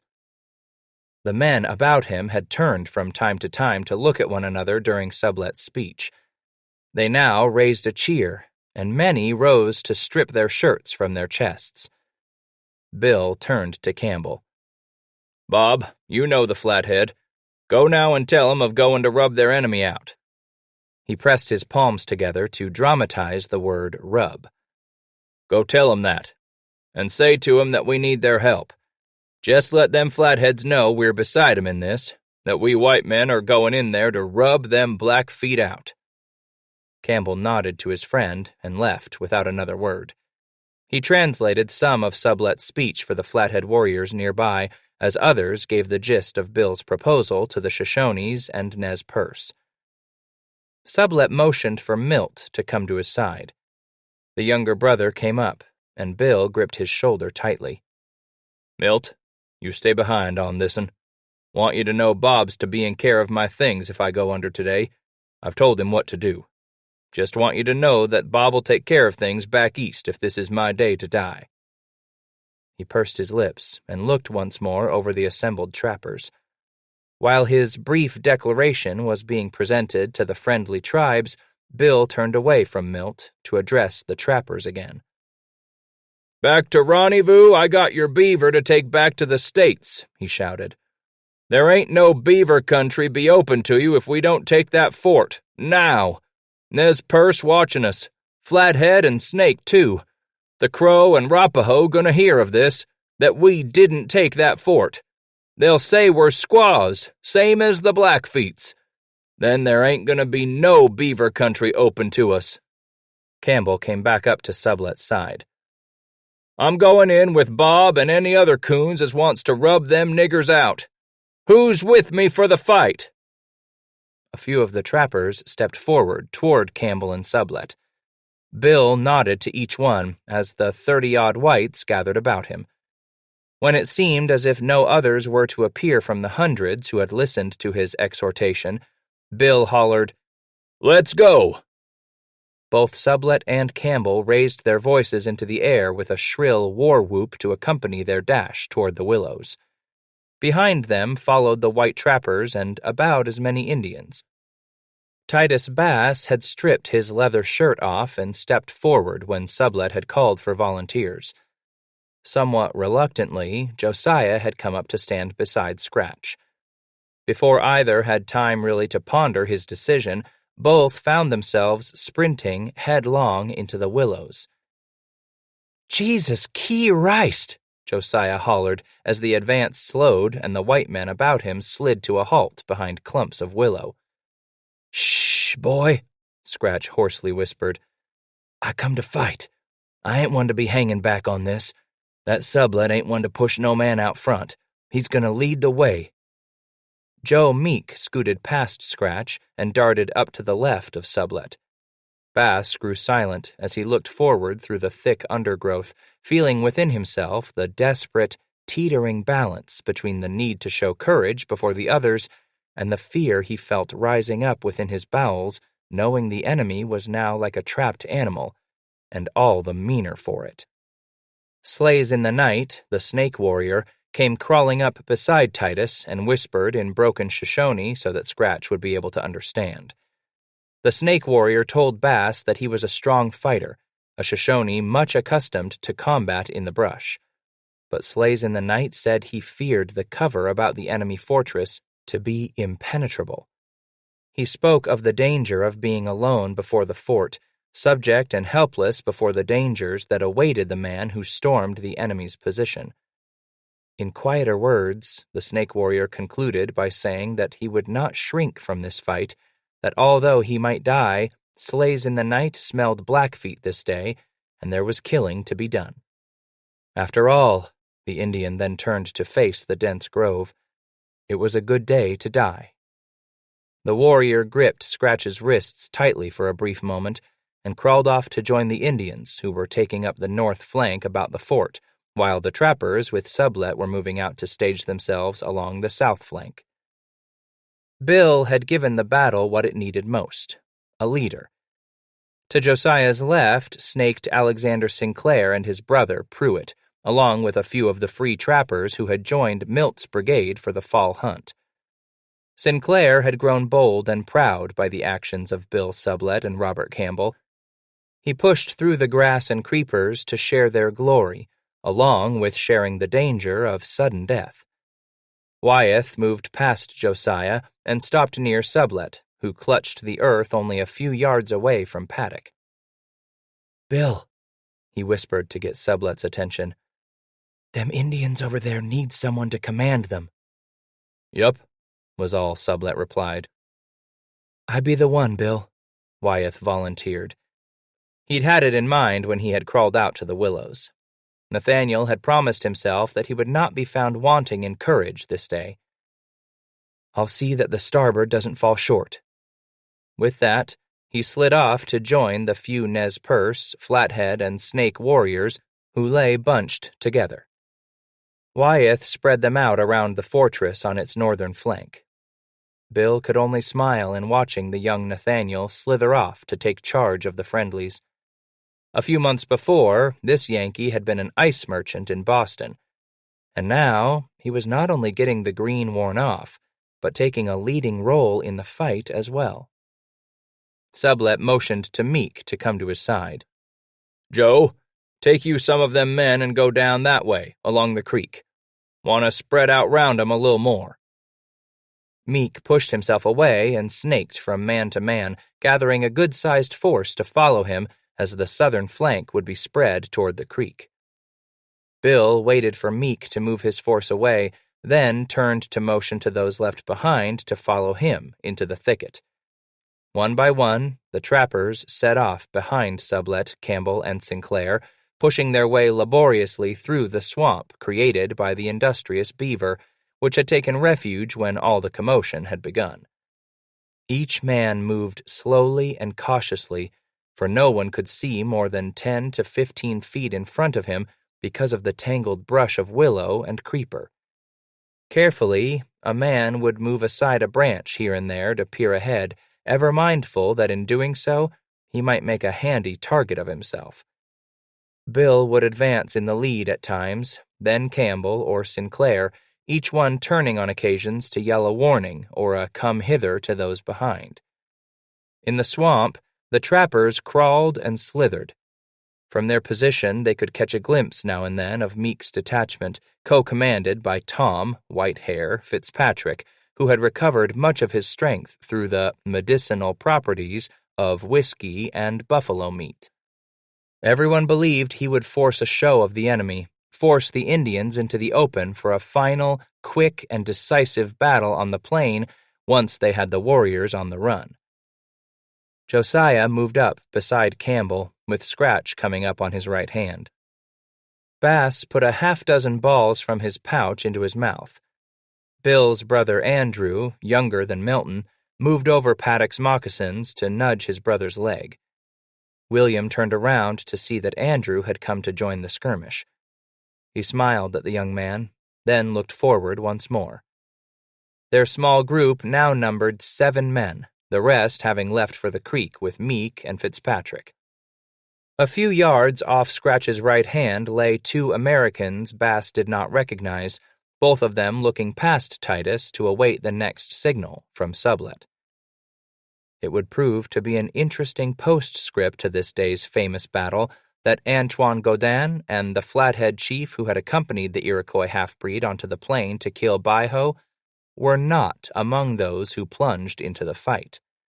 Instead, these two who had fired the first shot of the skirmish lingered near the trappers' encampment, watching the others go to finish what they had begun. After much wet and dirty work in struggling through the dense undergrowth, the party found itself at the edge of an opening in the brush. Not far away, each man could now see clearly the fortifications of the enemy. The Gros Ventre squaws had prepared well their fort before leaving their warriors. The trappers could see the deadfall and scattered limbs interwoven between the standing cottonwoods and willows. None of this could protect the enemy, each man thought to himself, but it surely did hide them. The squat shelter of brush had been topped with bright, blood-red blankets, buffalo robes, and leather lodge covers, all of which enhanced the concealment of the Gros Ventre. The trappers could not see the enemy well enough to aim a shot, so Sublette proposed to move across the open to the very wall of the fortification. As the men to his right and left moved from the last fringe of willow, the Gros Ventre warriors opened a brisk fire with their smoothbores. Snuggled down within their foxholes, they could fire beneath the bottom log of the deadfall ramparts. The first explosions from their Mackenzie fusils wounded some of Meek's men and forced all to scurry back behind the cover of the willows once more. There, each man caught his breath and struggled to keep from rustling the clumps of willows where he lay. Each movement of a branch, each snap of a dry twig brought a Gros Ventre ball to answer the sound. Josiah lay shaking in the midst of his cover. He struggled to force down the lump in his throat. Around him, among the trappers, was only confusion and second thoughts. Many of the men Fitzpatrick and Meek had led down to the creek had been with Milt all morning. They were astounded at the fortress thrown up by the enemy, a fortress constructed without the white men knowing it, even though they had been only 200 yards from it. Sublette ordered his men to push deadfall in front of them when they chose to advance a second time. From behind these logs, the trappers fired an occasional shot at a target they were sure of throughout the next 2 hours. Both Scratch and Josiah were soon stuffing their muzzles with unpatched balls for convenience and speed. Each time his mouth was empty, Bass would pull another handful of lead from his pouch and pop the balls inside his cheeks. The sun beat down on the baking men, those with Bill Sublette now wishing they had taken off toward the creek with Fitzpatrick and Meek. Their mouths dried, then cracked from the relentless sun's heat. Some men sucked on leaves for moisture. It was hotter today than it had been throughout the entire rendezvous. Things always had a way of turning out like that. The trappers vied for the precious little shade available, while the air laden with burnt powder stung their nostrils. Alexander Sinclair tired of the slowness of the battle and wearied of the scorching heat. He had chosen to remain behind a clump of willow rather than take refuge behind a downed log, as his brother had done somewhere to the rear. He turned to Pruitt to ask for a covering fire while he pressed forward across the open between the trappers and the fortress. Sinclair, ahead of the others, pulled apart some of the willow branches concealing him. In the instant he looked clearly at the fortress of the enemy, Sinclair's companions saw a gray puff of smoke blossom from behind the Indians' crude shelter. A rifle burst hit the air. Alexander jerked back off his hands and knees into the tangled mat of creepers. His chest burned with the ball that had entered but not left his body in its ricocheting path. Fighting for breath, the partisan felt blood oozing into his mouth from low in his throat. He choked and spat to be rid of the warm fluid, but still it came. Eyes cloudy, Sinclair struggled to see about him through the haze of heat and smoke. He spotted Campbell at his left hand through the willows. "Campbell," he squeaked. I'm shot. Oh, dear God, I am shot. He spat more blood, still welling up from the chest wound. There had never been the need to tell the others he had been hit. They had seen the bullet strike Sinclair. Campbell, he again gasped. Take me to my brother. I beg of you, man. Take me to my brother. From his spot less than a yard from the wounded man, Campbell inched backward around the willow and reached for Sinclair. Not close enough. Bob cursed beneath his breath. He inched forward from the willow cover a little more and strained his arms to reach the dying trapper. Still not far enough. Campbell took a deep breath and moved barely a few inches this last time, then stuck his arm out toward Alexander. He caught hold of Sinclair's ankle, grabbing tightly the top of the moccasin that wrapped about the bottom of the wounded man's leg. Campbell steadied himself and moved the man about a foot. He took a better hold and dragged Sinclair more than 2.5 feet the second try. By inching himself along, Campbell gradually got Sinclair behind the willow cover once more. He looked down at the wound Sinclair was clutching. Campbell, I may not last, the man sputtered as blood crept from between his dry lips. Take me to my brother. I pray you, man. He fainted. Robert nodded to the unconscious man before he took hold of Sinclair's arm to move his body backwards some more. Cautiously, with agonizing slowness, Campbell got the man back to a reinforcing line of trappers behind the main skirmish flank. He instructed them to take Sinclair out of the swamp. As the two men began to drag the casualty from the area, Campbell turned his face again to the fortress and crawled back to the brunt of the action. He was careless in moving through the undergrowth. The dry grass and twigs snapped from Campbell's impatience to return to the skirmish.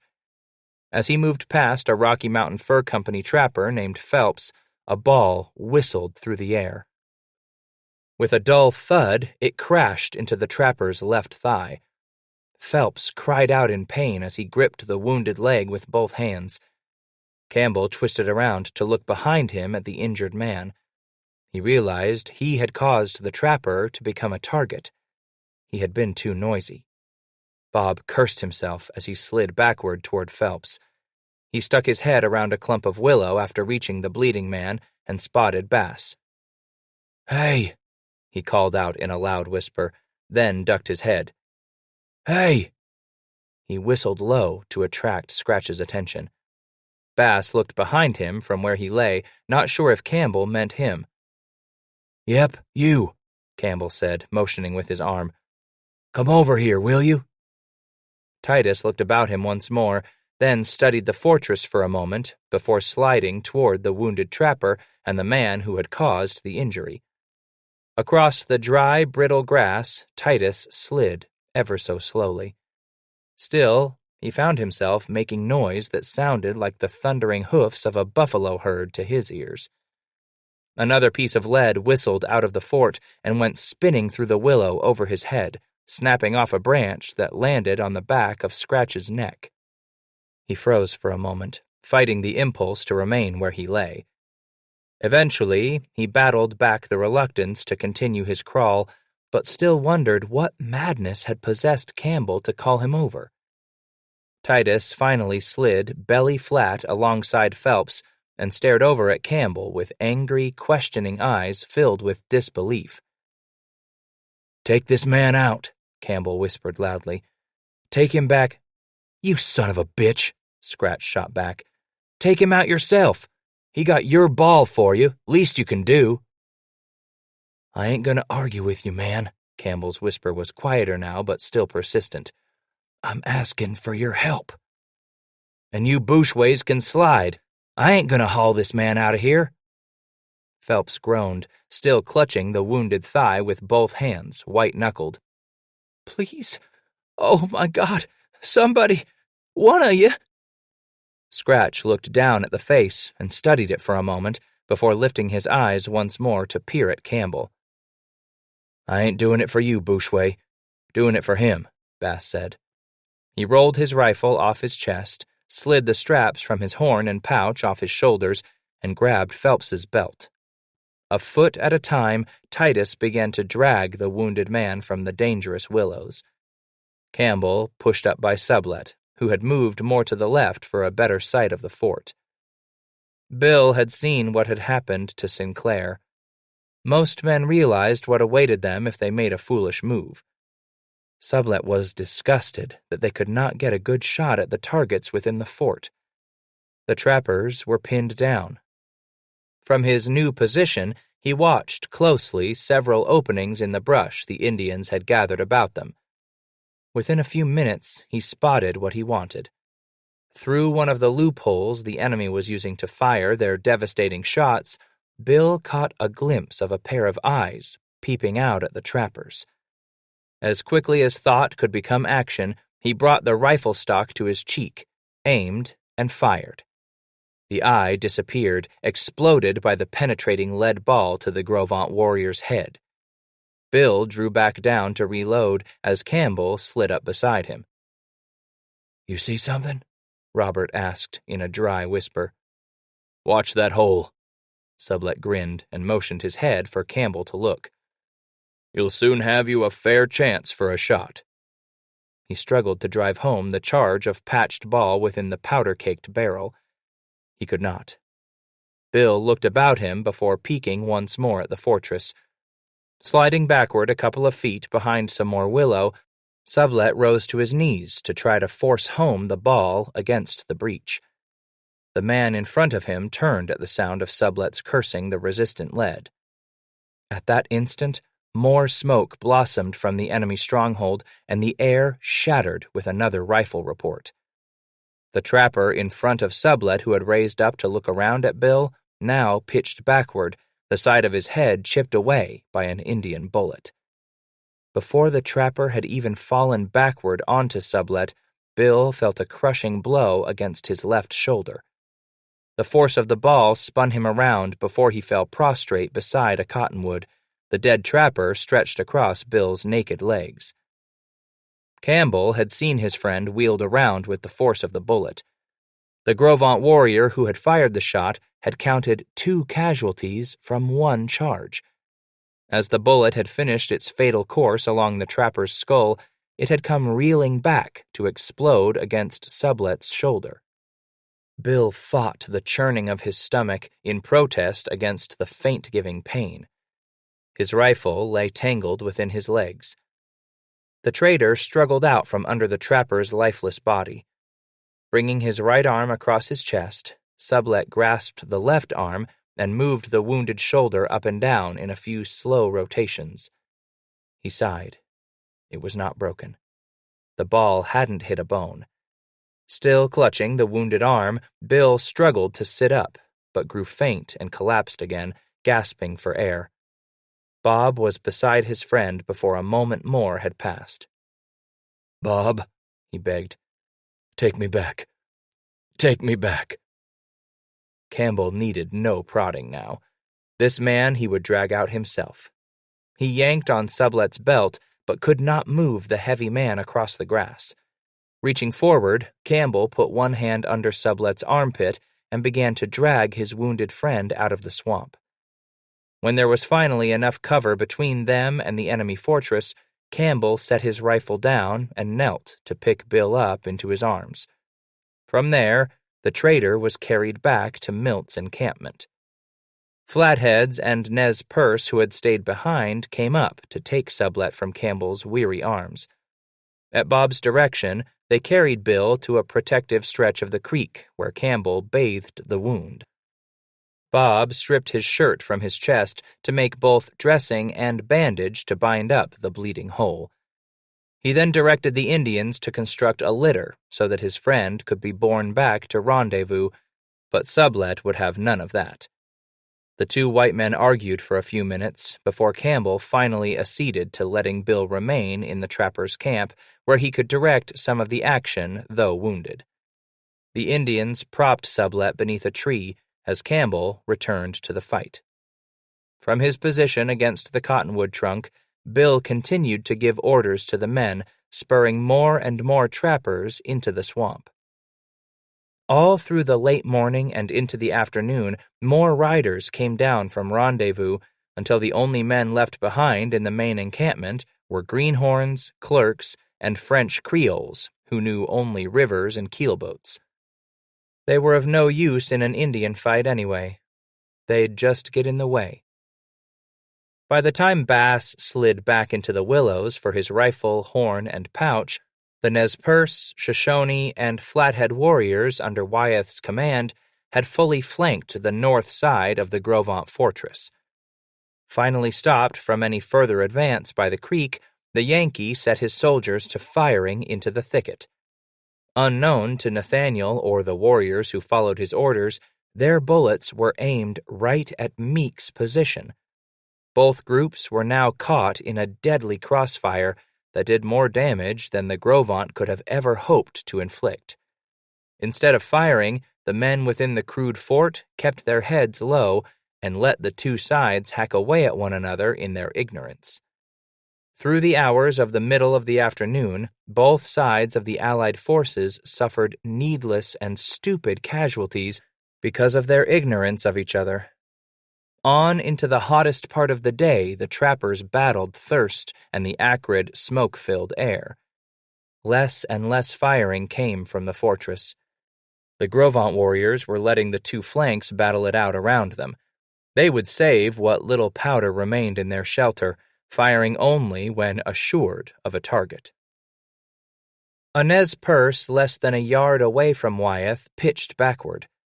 The Yankee stared down at the oozing hole in the Indian's forehead. The bullet had come across the fortress from the trappers beyond. Nathaniel's heart pounded. He could not take his eyes off the hole in the red man's head. It hypnotized him. The words of an old New England hymn drifted faintly into his mind. Wyeth sang it, silently, to calm the gut-wrenching fear welling up inside of him. Another rifle report from the opposite side of the fort. Nathaniel jerked his head as he heard another Indian call out in pain and surprise to his right. He knew another man was dead. The Yankee caught himself and ducked his head. The grass beneath his cheek felt cool. He lay still, choking on the mass in his throat. Tears trickled down his cheek. He realized he was crying. Beyond the fort, balls were speeding in the direction of the trappers, fired from the Allied Indians' rifles. Campbell rose quietly to one knee to peer out between willow branches to aim a shot. Before he could pull the trigger, a piece of lead came whining between his legs. In fright, Campbell pulled the trigger on his rifle as he fell back. Heart-pounding moments passed before Bob felt over his legs. No wound. He lifted his head to have a look at the legs. No wound. He was lucky today. Campbell was relieved enough to turn to Josiah beside him. Dear God, his dry tongue crackled in a whisper. I be thankful to the Lord for my skinny legs. He snorted a quiet chuckle. With these skinny poles I walk bout on, it takes a center shot to get me here. Josiah nodded at the man's grim humor, all the while ignorant that Campbell's stupidity had caused a trapper to receive a ball in the leg minutes before. The men attached to Meek and Fitzpatrick were pinned down by the crossfire from the other side of the fort. Occasionally, the Grovant warriors would fire a shot from beneath their logs, well hidden within their trenches. Every shot made from inside the fort was meant for a sure target. Every ball had to count this day. Frap! Fitzpatrick called out in his low, grating voice. The German-born trapper raised his head slightly in turning to look at Tom. A small cloud of smoke billowed above the brush fortress, and Frabe's head was driven backward. He was dazed. Fitzpatrick was frozen to the spot. Henry lay semi-conscious with his head cocked to the side in a clump of dried willow. He swallowed deeply, trying to remember where he was. Blinking his eyes several times to clear the haze of faintness from them, Frabe stared up at the thick limbs of the cottonwoods overhead. The leaves danced in the afternoon breeze. He liked that. It was so hot here. His face felt warm. His head was on fire. With the pain of several minutes behind him, Henry finally brought a finger to the side of his head. It was warm and wet. Without looking, he put the finger to his lips and touched it with his tongue. It was salty and thick.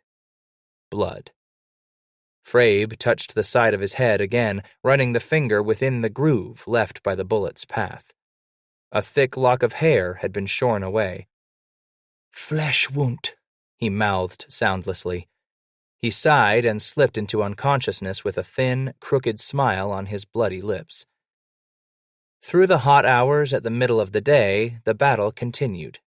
Slow business this was. Only the occasional taunts and harangues from the fort broke the monotony. In battle, it was part of the ritual to descend upon your enemy with threats and curses, calling him a boy, a squaw who wears dresses, even a man who goes to the robes each night with another man. You might even be accused of having rabbits or swallows in your family tree, anything timid and fearful. And always came the taunts that you ate the carcasses of long-dead animals or the dung of your enemy if you were fortunate to get that. And so the Gros Ventre warriors needled the allied Indians. If they pushed a Nez Perce or Flathead into blind anger, if they pushed the enemy into rushing the fort in a rage, so much the better. He would be killed, one less warrior to worry about.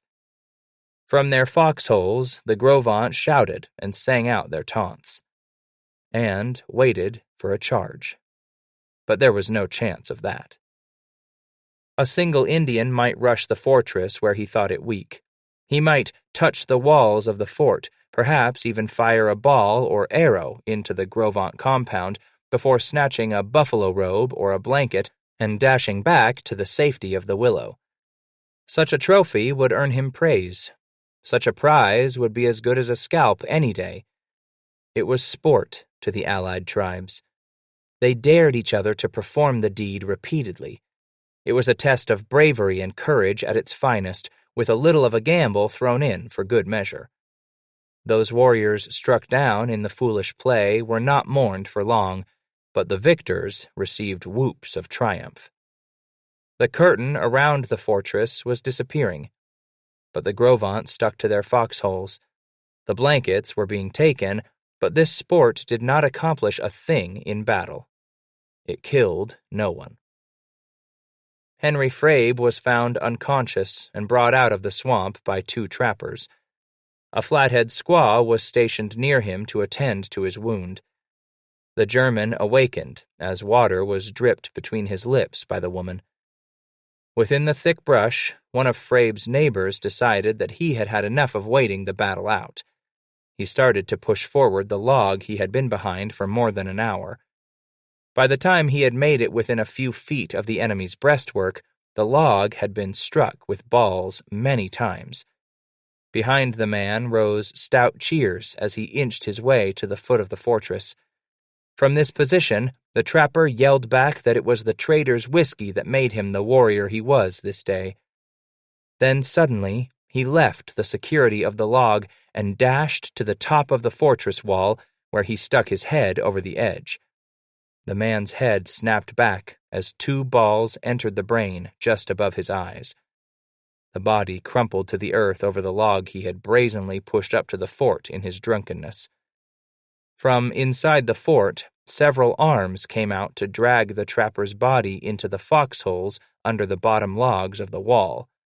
Whoops and yells arose as the Gros Ventre warriors now had sport to play. Stunned into silence, the trappers could easily imagine what was being done with the trapper's lifeless body.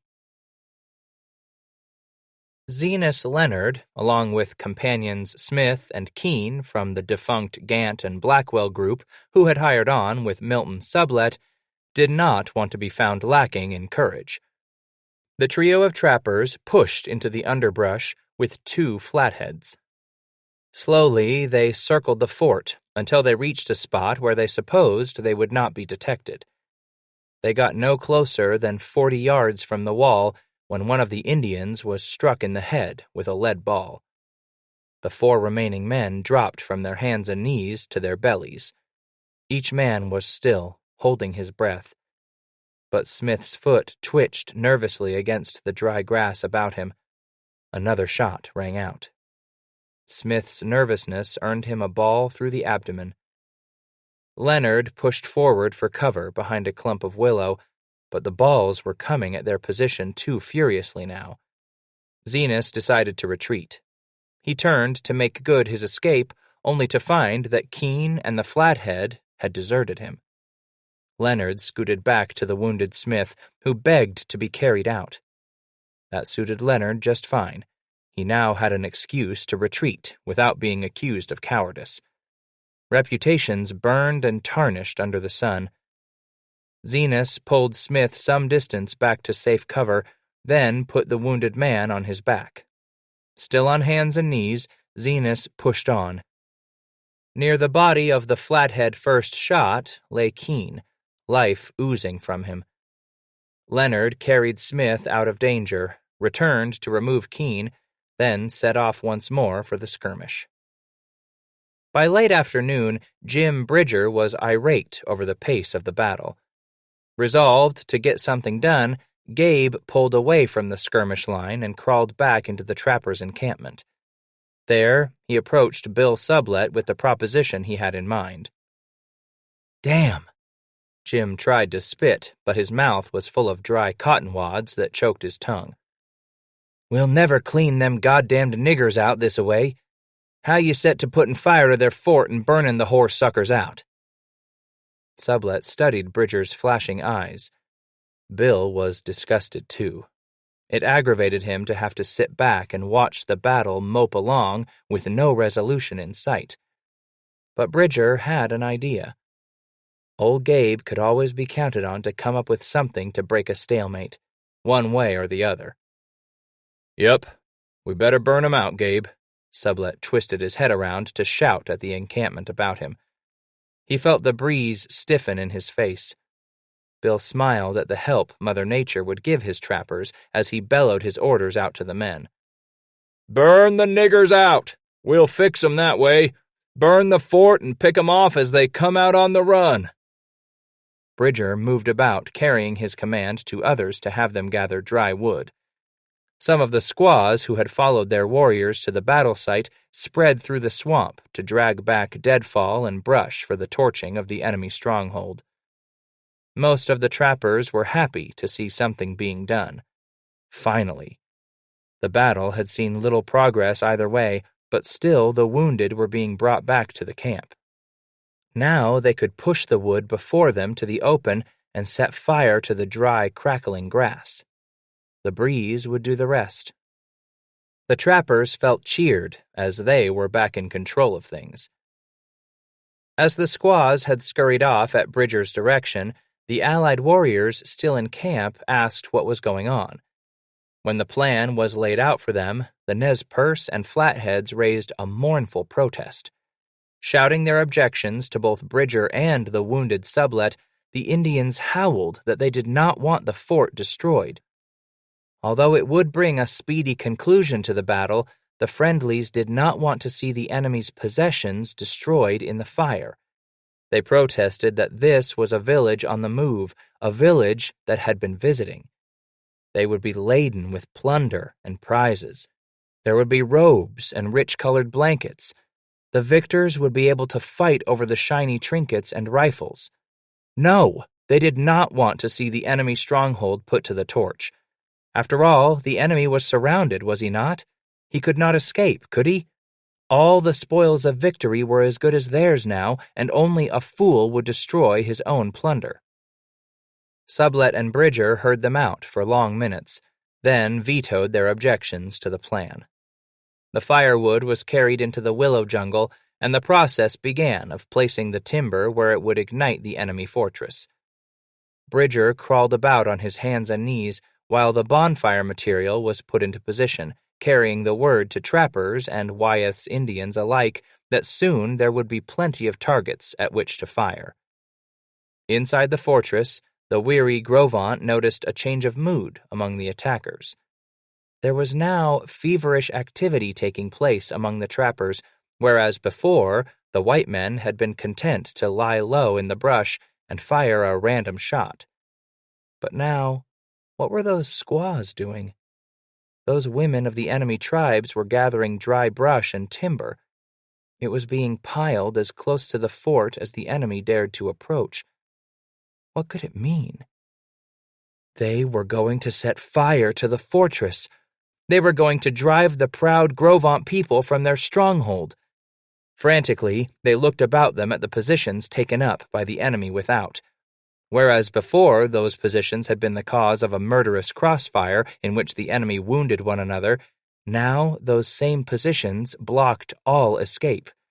The enemy would drive the proud Grovant out of this trap into a deadly snare to shoot them down, like animals, not like men, not like warriors, like animals, like dogs. Like a rapid-spreading contagion, the word swept over the occupants of the wooded fortress and licked hungrily at each man's bowels. One by one, the Grovant warriors began the dirge of his personal death song.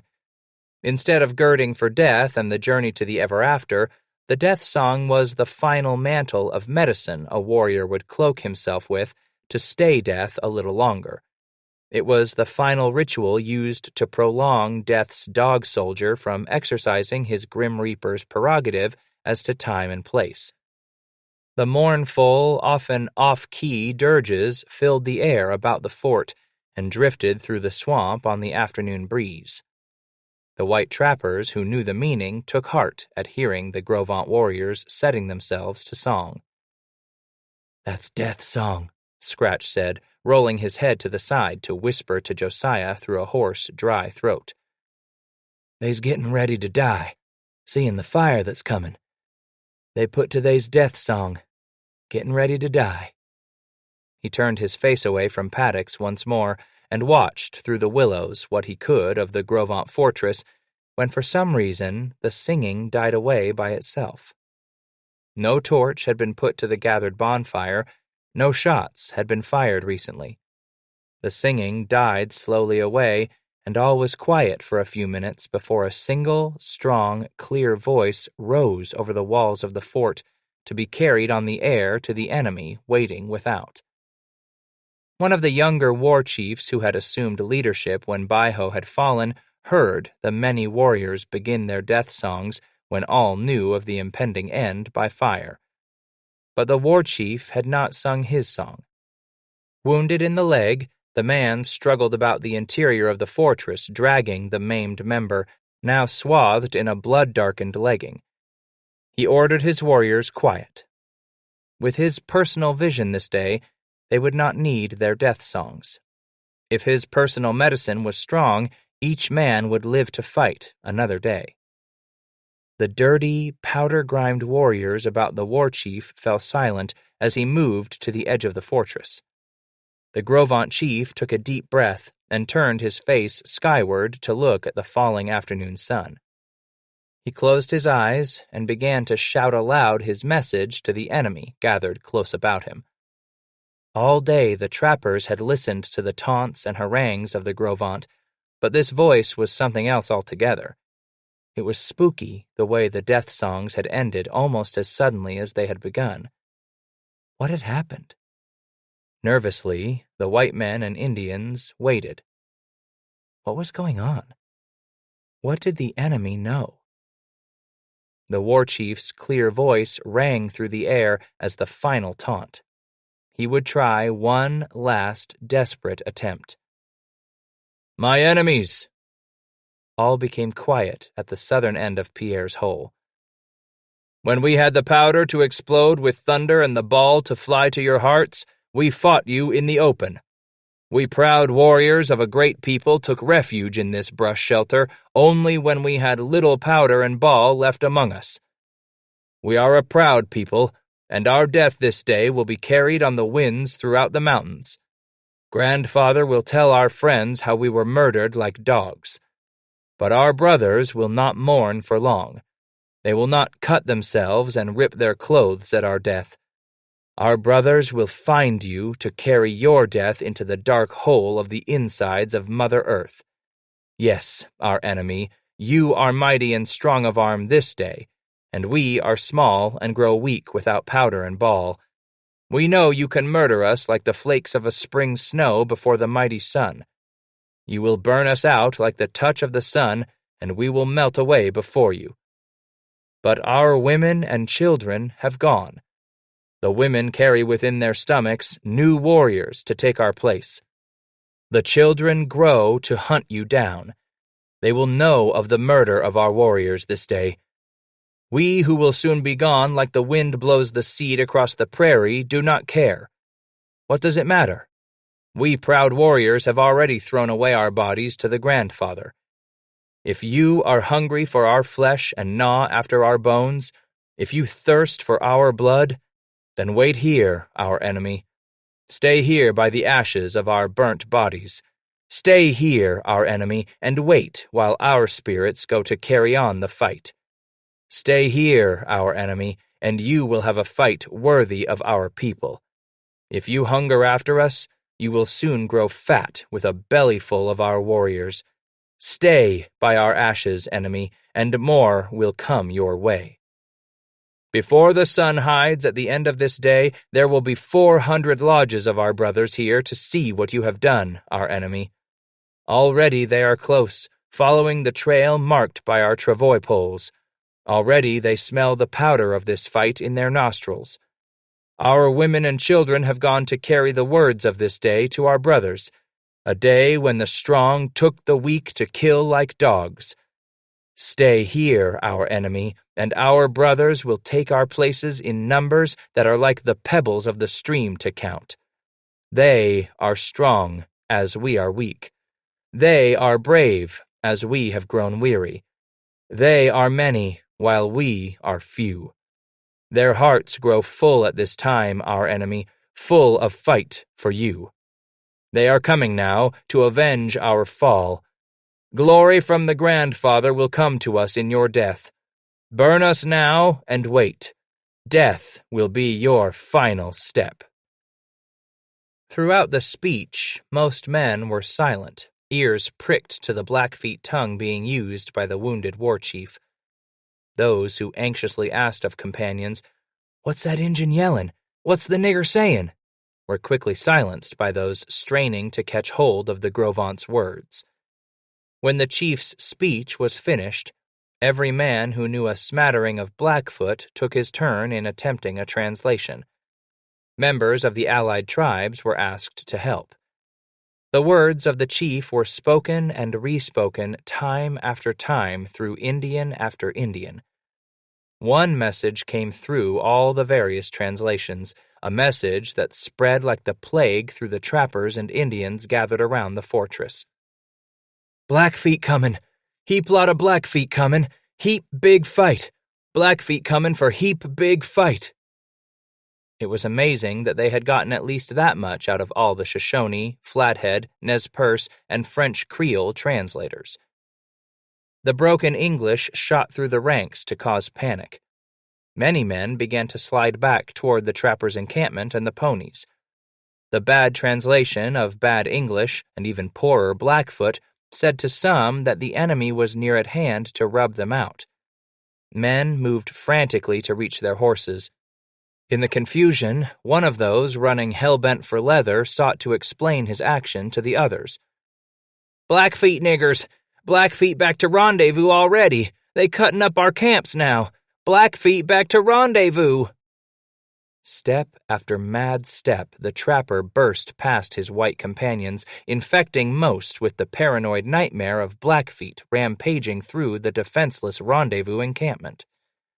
Panic spread like water exploding through a broken beaver dam. The trappers forgot about the Indians holed up in the fortress. They pulled up stakes and dashed off with powder horn and pouch in one hand and a rifle in the other. There was mad screeching and scrambling among the horse herd as some climbed aboard the first animal they reached. Arguments as to ownership broke out, and men were knocked aside by friends in the headlong rush to mount and beat it back across 7 miles to that ill-manned scene of summer celebration. Some heads attempted to grasp hold of sanity in the midst of the panic about them. Sublet called out from his tree to be informed as to what was going on with all those men leaving in an insane dash northward. Bridger, Meek, and Fitzpatrick helped Campbell move about through the throbbing crowd to settle the men down. They were pushed aside for their efforts. Sublet called out for help in rising. No one listened to his pleas. "Man says there's Blackfeet back to Rendezvous," Josiah gasped as he turned to Scratch. "They stealin' my plunder." Scratch went to his knees and threw straps of pouch and powder horn over his shoulder. "Killin' them back to Rendezvous. Get your lead out. We movin'." He took off with Josiah catching up within a few yards. "Blackfeet kill them squaws back there?" Paddock questioned of the older man breathlessly. "Blackfoot killin' everything."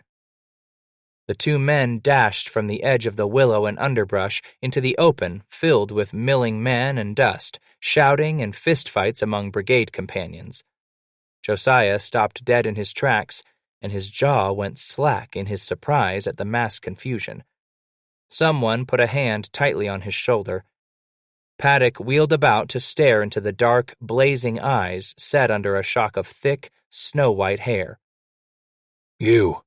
Fitzpatrick shouted at Paddock, though he was less than 2 feet from the young man. "I want you to stay." Bass had advanced a few yards away, but wheeled around when he no longer found Josiah at his side. He came back to confront Fitzpatrick. "What you want?" Bass growled. "You two," Tom continued, looking now at Titus. "I want you two to stay here." "You can slide, you stupid polecat." Bass shook his head and brought his rifle up in front of his body. "Son's got your brains cooked. Ain't no Bouchway gonna tell Titus Bass to do nothin'. You ain't got a thing on this man." "I know that, you crazy loon." Fitzpatrick had suddenly changed his tone from one of command to plea. "I can only ask you. Them others don't know no better. You're free trapper, I know. You gotta help. Everybody's going back. Ain't a nigger gonna be left in this here place to watch them red skunks in there." He pointed toward the fortress with an arm that shook as much as the rest of his body. Fitzpatrick was trying to control his anger and frustration, but little succeeding.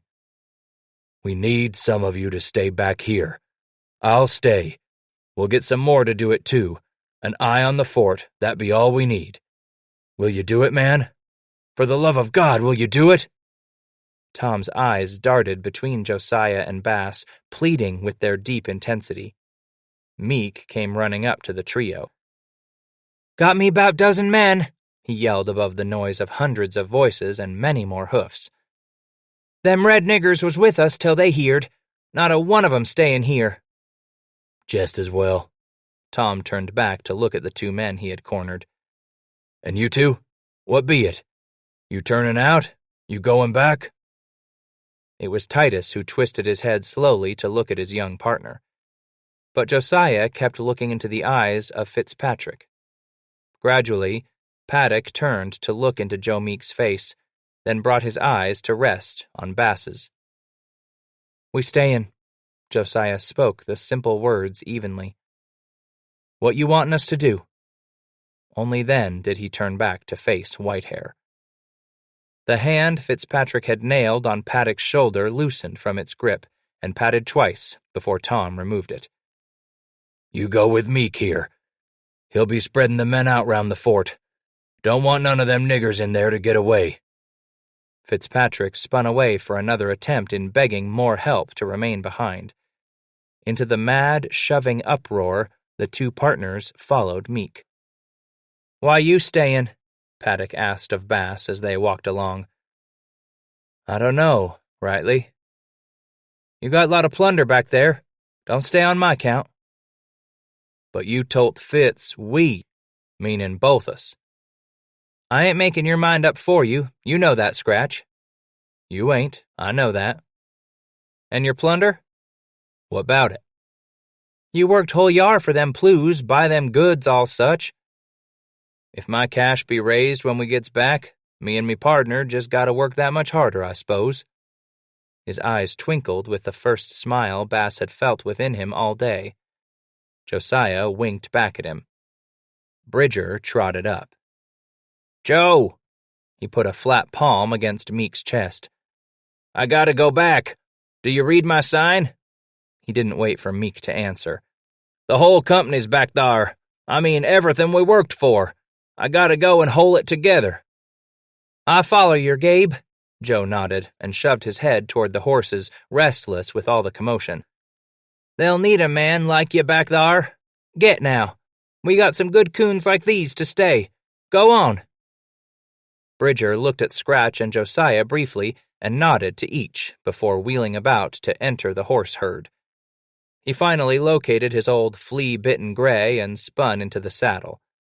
Relentlessly, Bridger kicked the animal's ribs and slapped its flanks with the butt of his rifle from one muzzle-holding hand. The pony shot away across the plain to join the mad dash back to rendezvous. Frabe was not far behind Jim. His head swam with the stinging pain, but he had to go back. Henry, too, had a vested interest back at the summer encampment. His wife was heavy with child. Her time was near. In German, Frabe recited a lyrical childhood prayer over and over as the dust of ponies before him stung his cheeks and mixed with the tears staining his flesh. William Sublette was already on his way back to the main camp, slung loosely in a litter that bounced along behind a horse over the stubble and sage. "Fitz said you needed us." 4 more men came up to Joe as he stopped in front of the 11 men he had already commissioned. Now there would be 18 in all. Joe looked them over. Most were free trappers. They would be the ones he could count on in a tough fight anyway. "Bass, you ugly dog!"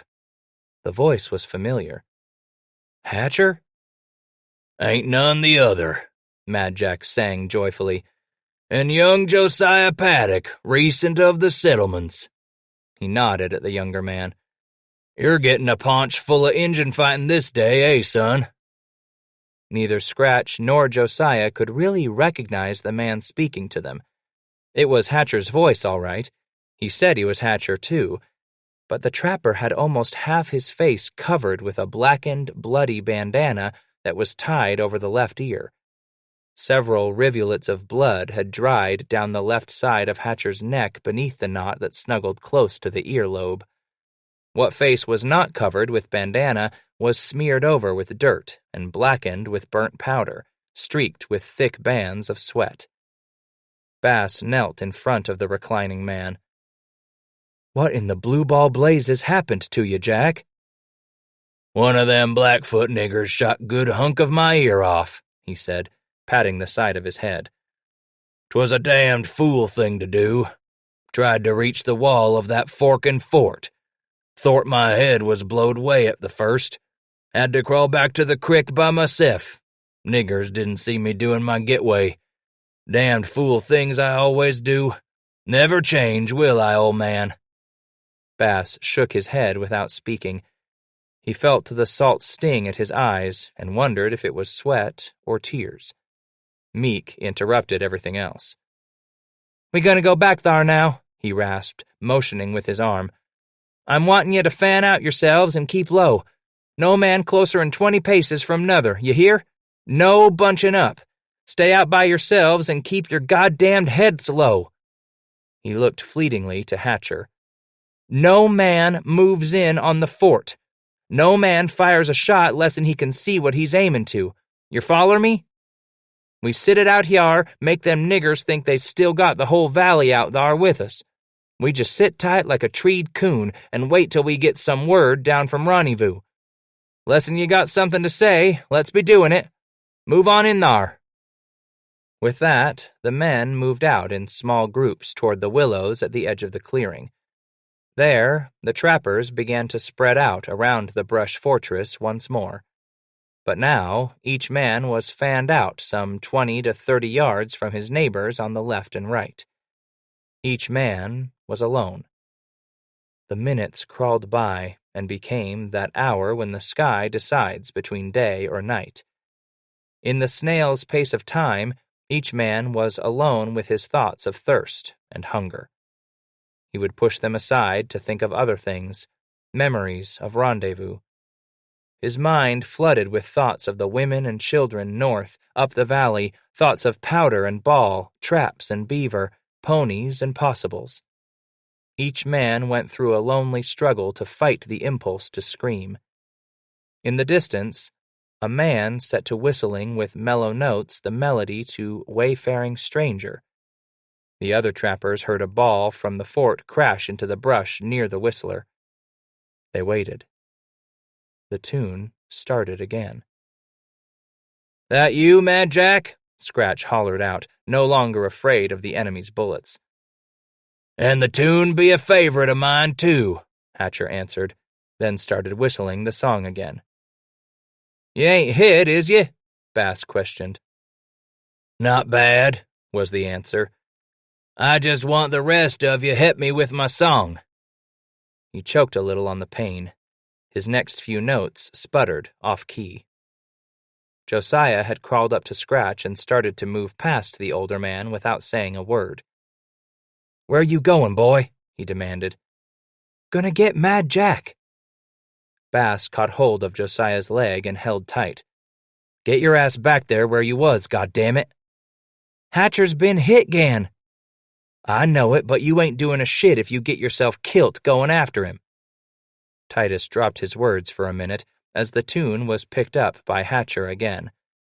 Another ball whistled toward the trapper. Everyone held his breath until the notes sailed through the air once more. "You're goddamned crazy fool, Hatcher," Bass sang out. "And I loves you for it." He turned to whisper to Josiah, "Get your ass back there, boy." Paddock moved away without another word. As he slid back through the dry grass, Titus Bass set to whistling the tune along with Hatcher as best he could. Scratch never was much of a musician. The only way he could carry a tune was in his possibles pouch. But his off-key help for Hatcher soon brought the other 16 men alive.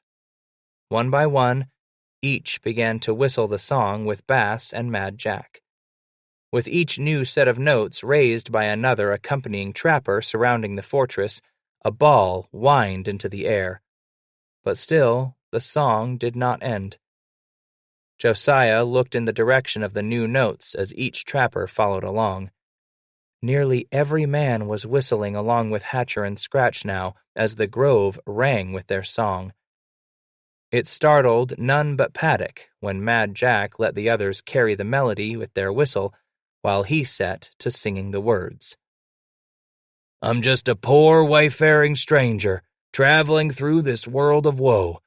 Yet there's no sickness, no toil, no danger in that bright land to which I go. I'm going there to see my brother, who's gone before me, that good one. I'm just going over Jordan. I'm only going over home. I know dark clouds will gather round me. I know my way is rough and steep. Yet beautiful fields lie just before me, where God's redeemed their vigils keep. I'm going there to see my brother, who's gone before me, that good one. I'm just going over Jordan. I'm only going over home." Gradually, the Mackenzie smoothbores grew silent. This was medicine. The Gros Ventre listened, entranced as Hatcher choked out the words in his pain from the bullet that had torn into his body below the right shoulder. His arm ached at first, then grew cold. His fingers were numb. But still, he choked out the serenade, accompanied by the trappers ringing the fort. Theirs was a vigil to keep. As Mad Jack finished the 2 slow verses of the song, the trappers' whistling accompaniment gradually died. All was quiet in the swamp once more.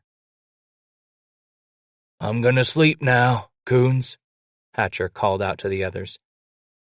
"You ain't going under!" Scratch yelled loudly with all the air he held in his lungs.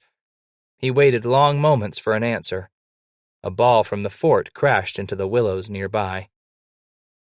"Nah," finally came the weak answer from Mad Jack.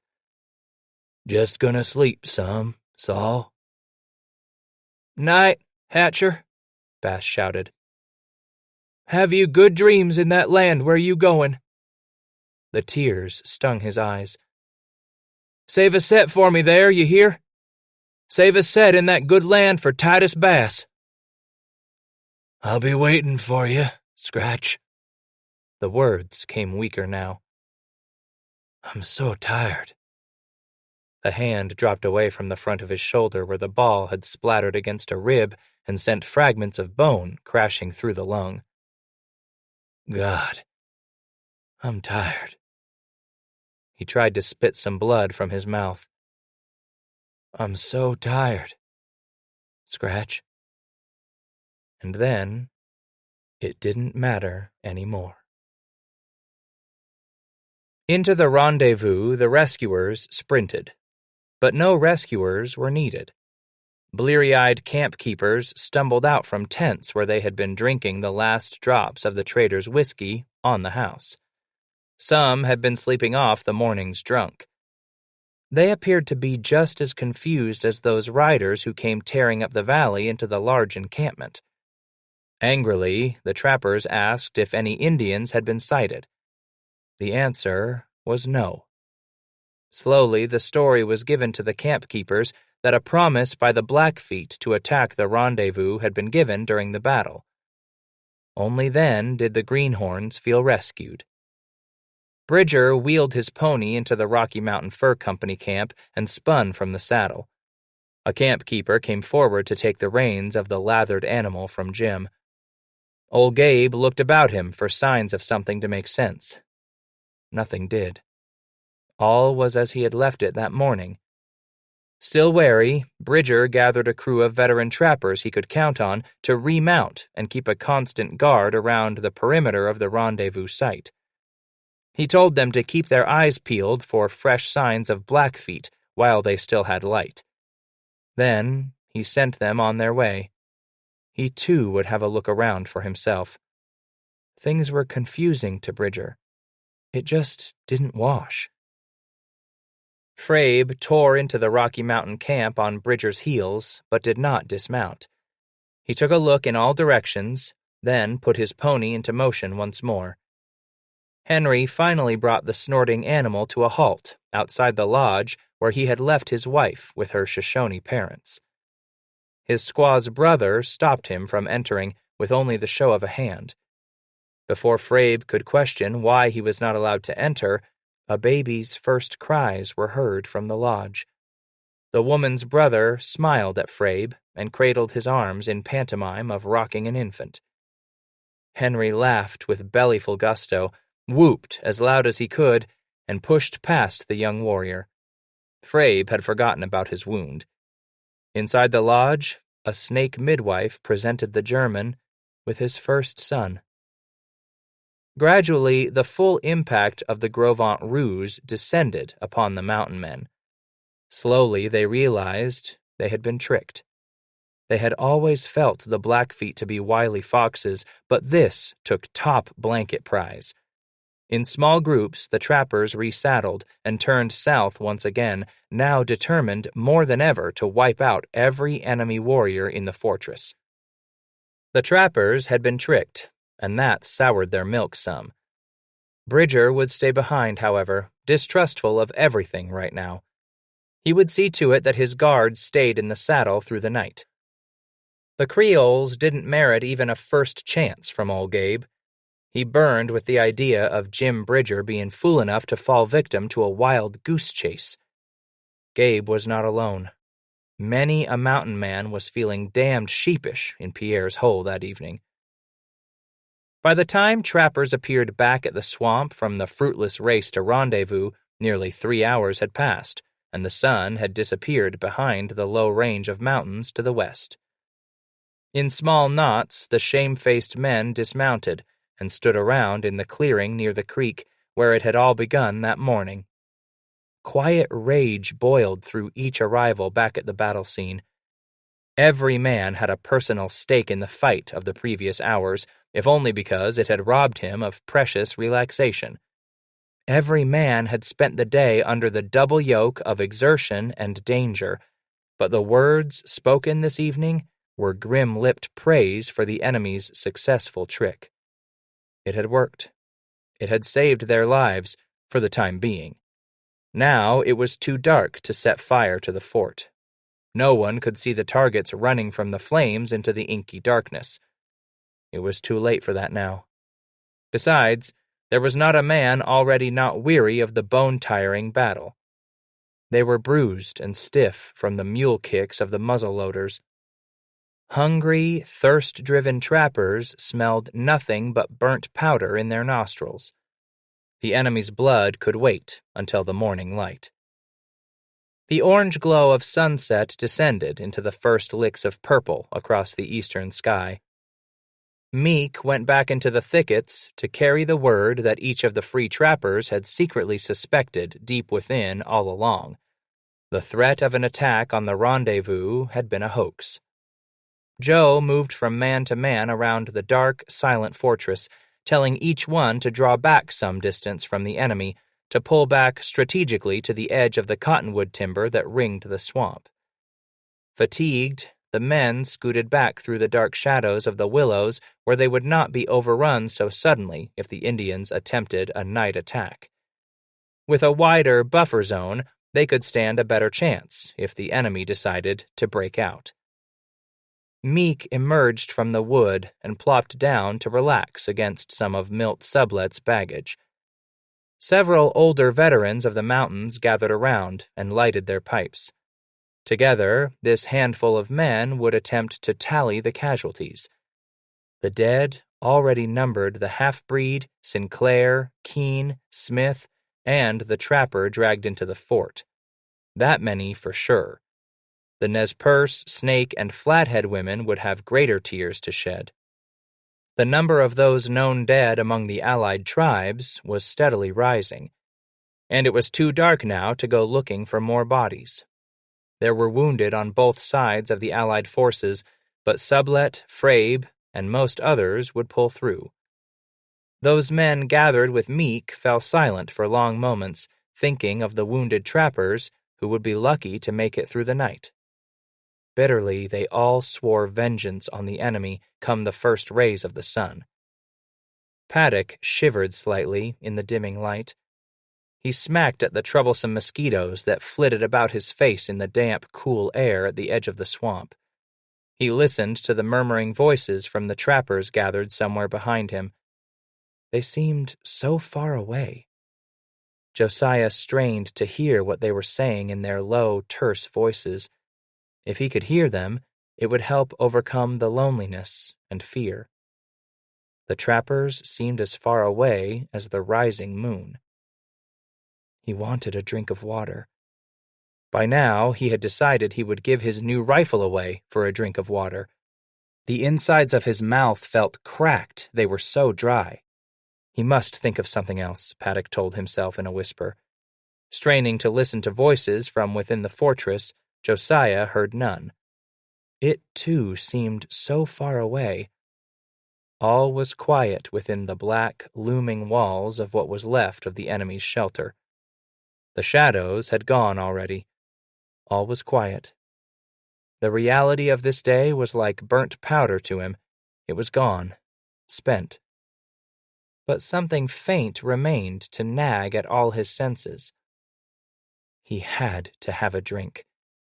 Madness would surely overtake him if he didn't. Josiah fought off the memories of a winter's hunger that had driven him to put a muzzle to a man's temple. Just a drink, that was all. Nothing more. His mind skipped to the swamp. There was water out there in the darkness. Water. Cool. Lips, mouth, and throat. Water. Cool. Josiah let his grip on the rifle go slack. It slipped silently to the grass.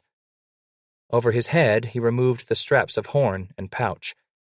He would crawl past the curtain of darkness for it. Water.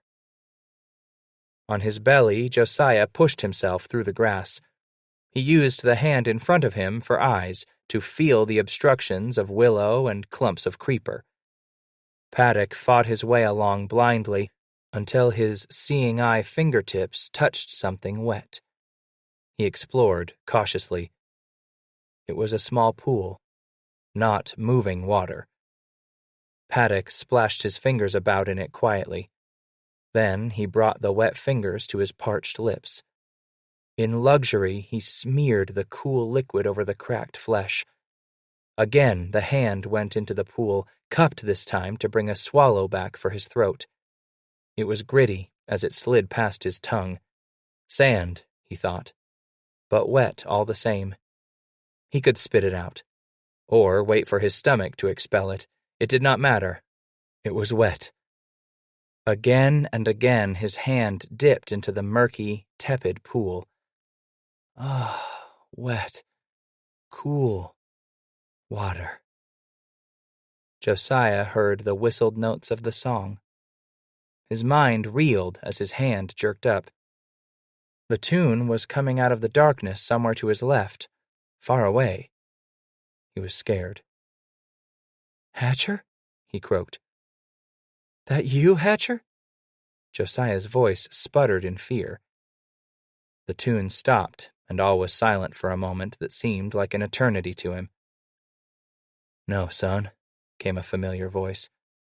"Only me, Josiah." The voice belonged to Titus.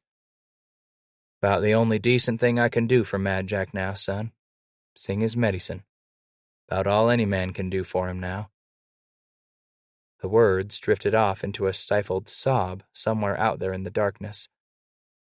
Scratch composed himself by fighting back the numbing hurt he felt inside with another attempt at the song. It would help him to make it through the night. Paddock awoke with a start. He did not know when he had dozed off. His thoughts were on stretching his aching muscles. Slowly, his mind came alive, and he looked down at his legs, drawn up close to his abdomen, the rifle clutched tightly within the crook of both elbows. Then he was awake. With a jerk, he lifted his head from the campground. His neck hurt with a cold stiffness. Looking about him, Josiah realized it would be dawn very soon. Already the eastern sky was paling with the rising sun beyond the divide. First one leg, then the other was pushed out to its full length and rubbed to allow the knots in the leg a chance to escape. Escape. His thoughts snapped. Escape! He had fallen asleep on watch. Rising up cautiously on one elbow in the gray, filmy fog that drifted off the swamp, Paddock strained his eyes to see and his ears to hear. Through the thin, slowly waltzing veil of fog, he could just barely discern the shape of the fortress out there. Its outline loomed larger than ever, like a yawning, monstrous crypt. He turned his head to look behind him. No one had seen him asleep. Josiah listened intently. No sounds from the fort. Not a word or rustle from the trappers' encampment out beyond the soles of his moccasins. He shuddered. The air smelled of musty death to him. But that was foolish, he told himself. He'd never really seen death that much to know what it smelled like. Another man from the past had not stayed long with the corpse of Henri Leclerc. Why did he feel this way? Josiah struggled with it until the image of Mordecai's gangrenous arm loomed before his eyes. He pushed it away. Another specter took its place. That old man at Doherty's fort smelled of death. He had risen from the dead, hadn't he? What was his name? Bass? Cass? Glass? Glass! He had this smell about him when he had come into the fort. But just as soon as he had a grip on that specter, another came to take its place in his consciousness. Sarah. Dear mother. My dear mother. Oh, how he watched her shrivel up and die in that small room behind the store. Day after day, week after week, he had watched her wasting into nothing, wasting into death. The memory of the odor in that room filled his nostrils, seeped into his mind. He wanted to vomit. Josiah fought for breath. One deep gasp. Another. He might have it under control, but his stomach lurched, and he threw up. Gagging with the wrenching abdominal muscles, Paddock threw up nothing more than a little of the foul water from the night before. Once again he felt the grit and sand in his mouth. Then the sting of stomach bile.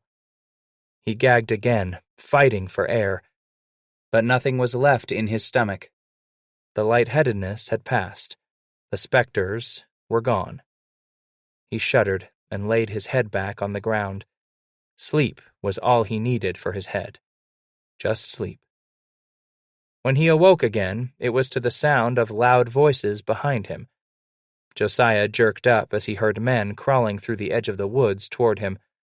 Someone was telling a herd of others to start spreading out. Then he saw them, trappers as red-eyed and miserable as he, moving toward him. "We're going back in," one of them commented as he came close to Paddock. "'Fore it gets any lighter, we're gonna do what we should have done last night." He scooted past Josiah. The woods were alive with white men now. Everywhere men were again cheering each other on in their common effort. The ring about the fortress was closing.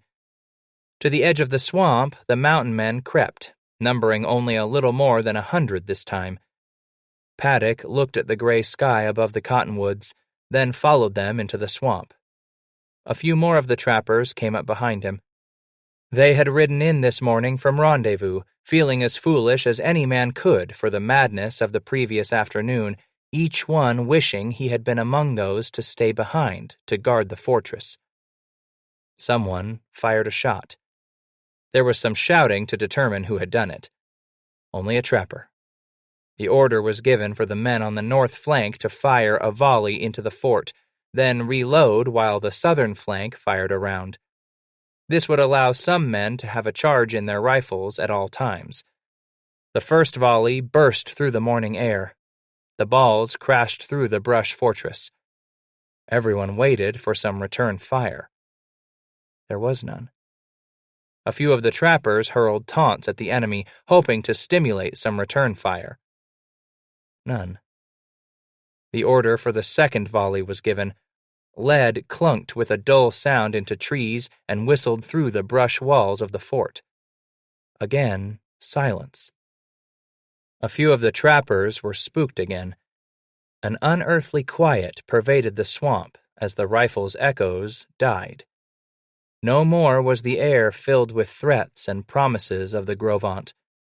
It was as if the ghosts could not answer in the foggy, damp light of early morning. The stillness was soon broken with a mournful howl. Every man froze to his spot, listening. It was only a dog. Within a moment came a chorus of wails flying to the heavens. It was the only response the trappers had heard from the enemy stronghold. Bridger grew disgusted once more. This damned thing needed wrapping up. He rose to one knee and slowly parted the willow branches before him with the muzzle of his rifle. He peered at the fort, trying to make some sense out of this. Aggravated with himself, Jim rose to his feet and pushed out of the brush to the open.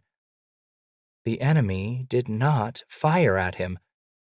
Somewhat frightened, Bridger stood by the willows for a few minutes before he crossed the grassy open to the wall of the stronghold. His mind was smoldering with it all. The Blackfeet had not returned the trapper's fire. The fortress was silent. When he reached the stronghold, one thing remained to do. Still holding the rifle pointed forward, his finger ready at the trigger, Jim slashed at the dried brush piled atop the cottonwood deadfall the previous day. No one came to resist his destruction. Bridger's worst fears had been answered. He slowly turned on his heels to yell back at the rest of the trappers. "Only niggers here dead." He spit out some of the early morning chaw of tobacco that always helped a thirsty mouth. "Injuns slipped out last night." Others began to emerge from the edge of the swamp to enter the fortress with Bridger. Holes had been dug in the earth in a frantic search for water of any kind. Not a few of the men stood gaping at the empty enemy stronghold, some kicking wildly at the walls in frustration and anger. Not one damned brownskin was still alive. Except for the 9 dead warriors and the carcasses of dead ponies strewn over the trampled earth, the garrison was empty. One could not help being impressed with the size and construction of the stronghold. Gradually, man after man approached and entered the fort. One trapper counted 24 dead horses, and another counted more than 32 of the animals killed with trappers' lead during the battle. Masterless dogs skulked backward at the slow advance of the wary white men. A quiet, muted rage filled most of the men. Those daring Blackfeet had slipped from their grasp in the night. Meek found a small break in the wall where the escape had been effected during the dark hours before dawn. It led out through the edge of the swamp to a narrow pathway beaten along the creek. Stepping from the fortress a few yards along the path, Joe found fresh blood smeared on the leaves and branches of the willow and creeper lining the creek bank. "Niggers carried some of they's wounded out," he shouted back to Bridger. All Jim could do was shake his head up and down slightly. He knew if he attempted speech, his anger would boil over. The dogs continued to scatter with the advance of the white men filling the fort. Campbell found the warrior shot through the eye by William Sublet. Campbell's smile was not that joyful this morning in finding that casualty. A few of the men looked over dead horses. They identified them as having belonged to the trader. These horses had been among those run off by Indians when Sublet was on his way to rendezvous. They were caravan animals. Another odd-fitting piece to the unfinished puzzle. The warriors that had attempted to overrun the supply train were but an advance force of a much larger village. That was certain. The puzzle was confused. Maybe these Indians had been partially right in their boast about their death being avenged by a stronger force. After the white men had been within the walls for a few minutes and everything remained quiet, there seemed to be no danger. Flathead, Snake, and Nez Perce dashed forward from the willows to collect the plunder, the booty, the spoils of victory. Upon entry, they howled over not finding any. No more scarlet blankets, no trade beads, no rifles or shells, no trinkets to bring a shine to a victorious warrior's eyes. Nothing. Their enemy had escaped with everything.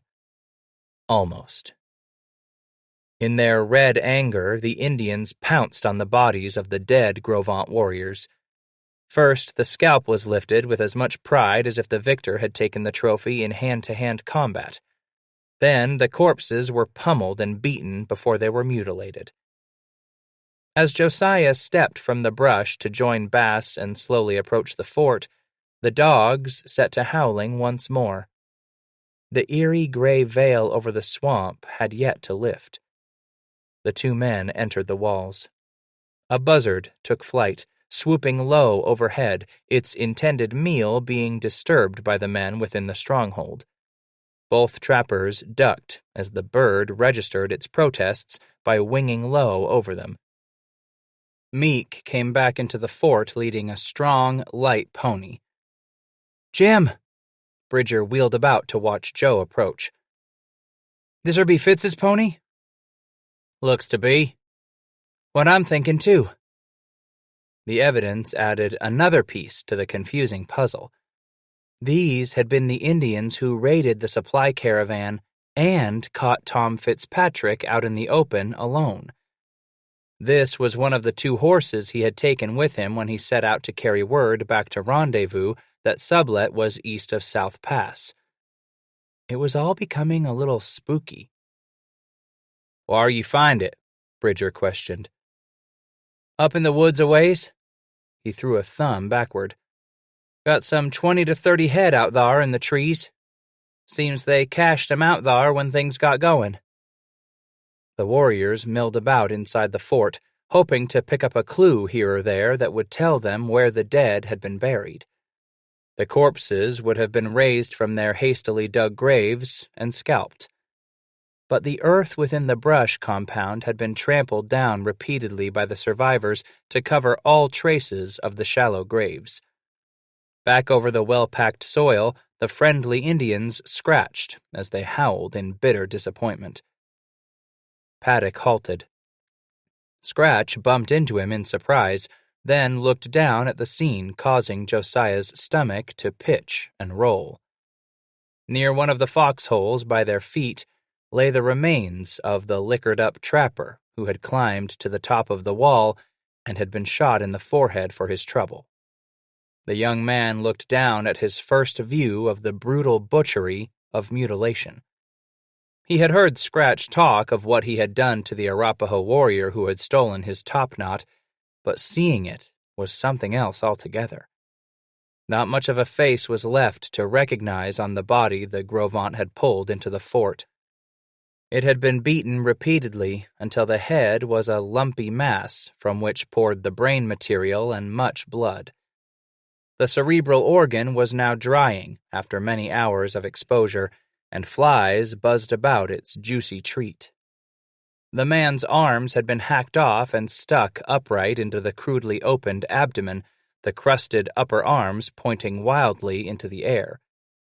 These wounds, too, were covered with thick masses of large horseflies. For a final humiliation, the trapper's penis and testicles had been ripped off and stuffed into what remained of his mouth. Paddock turned white, but could not take his eyes off the horrible brutality done the white man's remains. Finally, he turned away to suck in a deep breath. "Come here, son." Bass's words were fatherly. He led Josiah out of the fortress in the direction some of the other trappers were pouring to retrieve the horses abandoned in the woods on the hillside. Down by the creek, Titus found all the evidence he needed to see where the survivors were heading.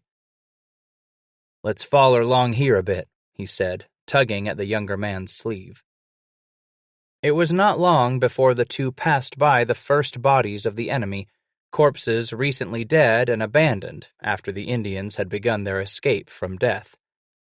Each one had been hidden from the trail with as much design as conditions would permit.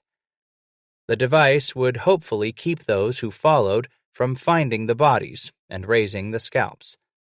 In this way, the survivors could return to the victims' squaws and tell them the hair was safe. The women could then dance in victory. Nor was it long before things began to sink in to flathead, Nez Perce, and snake skulls. The survivors were heading out with the plunder. With whoops and chants, the Indians burst forth from the fortress. Bass and Josiah could hear them coming up somewhere behind them along the creek. Then Titus was the first to spot her. A proud, dark-skinned Gros Ventre squaw sat on the ground a little further up the trail, leaning against the trunk of a cottonwood. Bass stopped dead in his tracks to study the woman. She held no weapon in her hands, but he was not sure of what might lie by her side. Behind him, he could hear the howling Indian wolves tearing up the creek path followed by white men's voices. Some of the trappers had also joined in the chase. White man and red alike were eager to strike a coup, kill one of the enemy, in some way to avenge the death of a friend. He was planted to the spot for a few seconds more, listening to the approach of the screaming men, his eyes constantly on the squaw. She slowly turned her head down the path toward the direction of the oncoming noise. Her eyes sought out Scratch's. They did not plead or beg. Instead, the woman merely held open palms up to the two white men standing in the middle of the retreat path. Titus started walking to her cautiously. Her dark eyes remained fixed on his. He could see the improvised bandage around her lower right leg. Blood had dried down to the ankle. The leg had a peculiar twist to it. Somehow, he thought, it was broken. Probably a ball. Less than 10 feet from her, he stopped again. Now he could see the body of a dead warrior stretched out in the bushes at her left side. He had been surprised to find her sitting motionless near the path. His heart was more touched by the brave spirit that kept her from crying out in fear of dying. Only now, with the approach of Indian voices coming down the path, did she speak. In words that Bass could not understand, she asked him to kill her before her Indian enemies arrived. She told him that she wished to take her last breath before they came up to mutilate her body. She begged him to save her from the humiliation of seeing her man butchered before her very eyes. Finally, the woman drew from her belt a large dagger that had the blade broken off halfway between tip and handle. With this, she pantomimed stabbing her own heart. The dark eyes stayed on his, but now they begged in syrupy pools of tears. He took another step, but was caught by the arrival of the Indians. They pushed and shoved past the two white men before coming to a halt around the squaw and her dead warrior. Slays in the Night slapped Bass on the chest and asked him if he wanted this coup. There was no answer. The snake warrior asked again of the white man if he wanted the honor of this coup. Titus shook his head without taking his eyes off the woman. The snake said that the white man was a fool because the woman could bear many more children who would grow to become warriors, enemies who would avenge many deaths. The white man was a fool not to want this coup. From his belt, the snake pulled a short-handled tomahawk. He slapped it against his left palm. He repeated that the white man was a fool, but that Slays in the Night was not. Slays in the Night would count this coup among his richest. With that, he stepped forward to raise the hawk overhead. With both hands gripping the handle, the snake brought the blade down savagely into the top of the woman's head. With his strength, Slays in the Night buried the hawk almost to the woman's neck. It split her head open like an overripe fruit. Blood splattered across the front of his chest and leggings before the squaw's body slumped to the ground over the warrior she had not left behind. Some of the blood had sprayed on the bystanders, trappers and Indians both. Slays in the Night turned slowly to face Bass, his grinning face flecked with blood and splattered with pieces of the squaw's brain. With some struggle, he extricated the blade from the body and used the tip to cut neatly around the topknot. He yanked the scalp from the skull. The snake asked Titus if he wanted the warrior's scalp as he moved over to straddle the dead Grovant brave. Scratch answered by pushing his way through the knot of onlookers to continue on down the path along the creek. He heard some of the Indians laughing behind him. There would be enough time to settle that score with the snake, he thought. There would always be time for that. Their grisly work accomplished, the Indians set on the trail once again, rushing past Paddock and Bass. They caught sight of a squaw running for her life. She had stayed with a warrior also, but now she ran from the enemy. In laughter, the Indians set out in hot pursuit. It was not long before they had run her down. They made sport of her death, stabbing her many times, cutting the breasts from her body and tossing them between each other, as if in a game. While she bled on the ground, wailing in pain and preparation for death, the attackers stabbed eyes and throat, then opened her bowels. For as long as any of the Flathead, Nez Perce, or Shoshone warriors could remember, they had been at war with the Blackfeet. The memories were always fresh and vivid in their minds. For this reason, they never spared the mothers of their most hated enemy. It had been a long, long time since these warriors had been able to paint themselves with Blackfoot blood in such abandon. It had usually been the other way around. They finished the job by butchering the squaw after she had taken her last agonizing breath, each of the attackers cutting chunks of flesh from her bones to chew on with joy. They would eat the seed that gave birth to Blackfoot warriors. This was big medicine. On along the retreat trail, the Indians pushed in company with many white trappers who were as eager for revenge as any red man. They came upon a broken-down lame pony here or there, an animal abandoned in frantic flight. Occasionally they would whoop with ecstasy as they discovered an abandoned parfleche loaded with booty and too heavy to carry in the escape. Several more Gros Ventre warriors were discovered.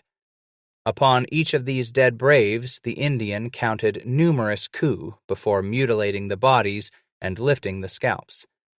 The trophies were held aloft, accompanied by a cheer before they were slipped under belts to dry. The Indians found 7 dead Gros Ventre warriors left behind before they returned to the fortress for fear of running onto the main village. On their return march, they collected pelts and robes, lodge utensils, and trinkets left along the beaten path. They knew other bodies of the enemy had been borne away. Titus led the younger man around the fortress to Milt Sublet's interrupted encampment. Bodies of the allied Indian dead were being gathered from the brush in the swamp. The whites who had been killed were laid beside them, covered temporarily with robes or shirts to hide the faces. Hatcher, too, would be buried along with the others near the swamp behind the enemy fortress. A wounded trapper had been discovered during the survey through the willows. He was insensible with the agony of his wound. Bridger sent him back to rendezvous on a litter slung behind a pony, but the trapper would not make it to the large camp alive. After a few miles of travel north, the man died and was buried Indian style. They scratched out a shallow grave before wrapping the body in skins and laying it within the ground. The corpse was buried under earth and poles. Then the whole site was trampled over many times by men's feet and horses' hoofs to conceal its location. The air was mostly still as Scratch took Paddock to their ponies. What little breeze stirred already carried with it the stench of rotting corpses. The decay of death assaulted every man's nostrils. The 2 men passed by the body of an old Nez Perce chief who wore his gray hair in the elaborate pompadour of the tribe. 2 squaws knelt at his side, attending to his needs. The old man had been wounded the day before in the battle, but now his reputation would grow to carry forth the word of his invulnerability. The chief had been struck in the chest with a ball that had first blown through another warrior. The old man had thrown up a lot of blood, but his skin remained unbroken. He now pointed to the bruised depression for Bass and Josiah to see. It had been circled proudly by the old man with his own vomited blood. That was powerful medicine. He had new powers to ward off death by powder and ball. Titus smiled faintly and turned away. He and Josiah rode north toward the large camp. Already, trappers were busy in the swamp, digging into the trees to recover the precious lead spent in the inconclusive battle. Neither of the 2 white men moving slowly away turned to look behind him. The battle was over, but the aftershocks would be felt for some time to come. Burial chores taken care of, the trappers returned to their rendezvous camps, and the allied tribes went back to their villages to nurse the wounded and mourn the dead. It had not been a battle they could boast of before evening fires. White men sat about their dancing cook fires that night, discussing the battle, drinking to the health of their comrades and friends who had survived, toasting and honoring the departed. Already legends were taking shape from that hot skirmish in the swamp. In their celebration and in their mourning, the encampment still kept a wary, watchful eye about it. Bridger maintained his trapper guard throughout the reaches of Pierre's Hole. Everyone would sleep restlessly for the next few days. Everyone would await the attack that would never come. Everyone would wait until he thought the main enemy camp had passed out of the territory. Horse pens were constructed quickly. There, the trappers' animals were corralled to guard against a raid by the enemy. Something between 400 and 600 lodges were somewhere on the other side of the mountains, not really that far away. But the Grovant Blackfeet never showed their faces in the valley. The two men had been silent all the way northward. Bass slid sore and tired from his pony. After tethering it to the picket pin, he pulled the fur cap down tighter over the bandana about his head.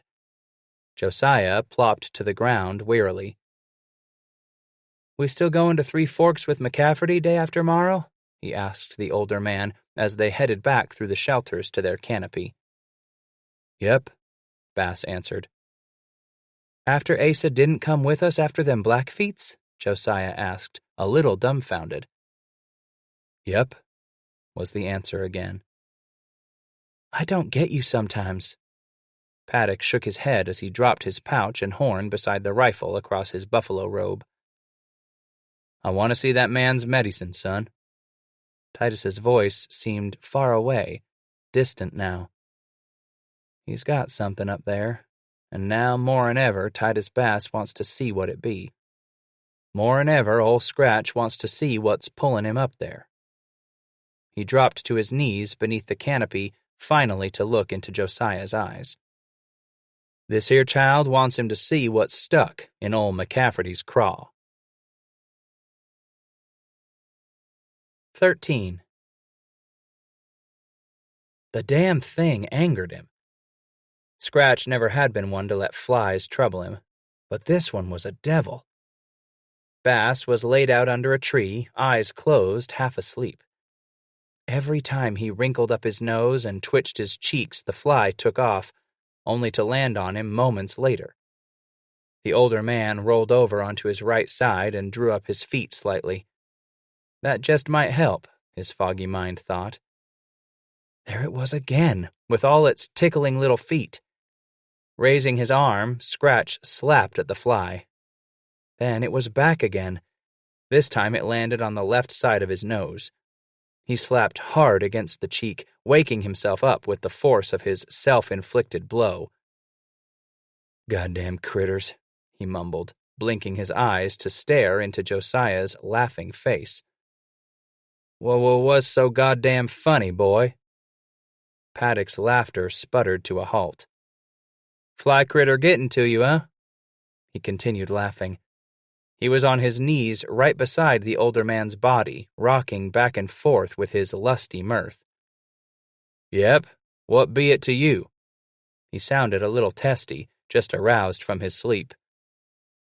"Had to go hit yourself on your own face, huh?" Paddock went into another fit of laughing. "What of it, boy?" He pushed himself up on one elbow to watch his young partner laughing at something strange. Bass was confused until Josiah held out the long, coarse hairs to show them to the older man. "Why, you lil' nigger!" He started to get up to grab the young man, but Paddock shot away out of reach before Scratch was even ready to move. "Fly critters, huh?" Josiah prodded. Scratch crawled to his feet and rose slowly, dusting the sides of his leggings off. "Naw, just some young nigger as I got as my pardners all." He shook loose the leaves and bark that had worked down inside his breech clout and looked up at the young man again. "Horse har, you say?" "Didn't say. But ain't horse har, no ways. Mule har it is," Josiah replied. "Mule?" Scratch wheezed. He looked from Josiah to Hannah. "You let him lift har off you, Hannah? Har to tickle me own nose? You let that young nigger lift har off you and let not one little snort to warn me?" He walked up beside the old mule and stroked Hannah between the ears. "That's some. It's gotta be." Lifting his eyes to watch Josiah come up beside him, Scratch continued to nuzzle the animal. "Time was, son, when this here lady didn't want nothing to do with you, she didn't. Right, gal? You come a ways, howsomever, Josiah, and the old gal knows it. She's right smart judge of man flesh. She's watched you come long, just as surely as myself has." His eyes skipped away from Josiah's face to look up the western edge of the valley. Where's McCafferty and the squaw? Pulled up pins less an hour ago, Josiah replied, moving slowly away to fetch his ponies. Said he wasn't going to be one to be wasting trail while you was sleeping. Pushed on? Bass mouthed the words quietly as he hitched the extra ponies to a trail rope dragging behind the mule, then climbed atop his chosen pony. Nigger's in a rush, that old white har is. He reined the pony alongside Josiah as they pushed northward up the western side of the mountain valley. Got him something stuck under his saddle blanket, just won't let him sit for long. Theirs had been an uneasy truce since the small party had left rendezvous the morning after the battle cleanup. Scratch had been involved in sorting through Hatcher's possessions in Bridger's camp when Josiah rode up with word that Asa had come to talk. All he had been instructed to say was to tell Scratch they would leave the next morning. McCafferty had turned his pony around and ridden slowly off, leaving Josiah to stand a little confused and bewildered. The short man had come to talk with Bass, but when Asa heard that Scratch was up in Bridger's camp, he just left his message with Josiah and turned back to the Nez Perce village. What few words were spoken between the two older men during those first few weeks were polite enough. No one could say they were hostile. The days had passed like drifting leaves in their travel north out of Pierre's Hole. Not much was said among the four riders. Near sundown every evening, each person had his own chores to attend to, so little conversation took place between the two older men. Asa had led the way north with 2 pack ponies trailing along behind him. Just to the rear of the pack animals rode McCafferty's squaw, bringing along 2 more animals behind her. Scratch and Josiah let their burdened ponies plod along some distance to the rear of the married couple, all the while content with keeping eyes moving and searching the country about them as a rear guard. Bass had been quiet during those first weeks, too quiet to suit Josiah. In fact, it was a little spooky to the younger man. It was as if Titus was enduring something he had been forced into doing. He didn't like it, but he was going to see it through to the end. Bass was one to be that way, Paddock kept telling himself. But it didn't seem to ease any of Josiah's discomfort. This was a new man who rode beside him, a man who seemed no longer to take a vital interest in what Josiah did, or in anything. This was a new man riding beside Josiah Paddock, or at least a new side to Titus Bass. Something was penned up inside of him, something that was keeping him tied to Asa McCafferty. Scratch would take Hatcher's fiddle out of its soft case each night after supper and hold it across his lap. He would stare at it while running gnarled fingers over the worn wood. Occasionally he would bring out the fiddle bow and run his fingers across the rosin-slick gut. His eyes were far away at those times, even when Josiah knelt beside him to speak, perhaps to remind him to turn in for the night. His eyes were far away, as the old head would shake up and down slightly in answer before slowly putting the fiddle and bow away.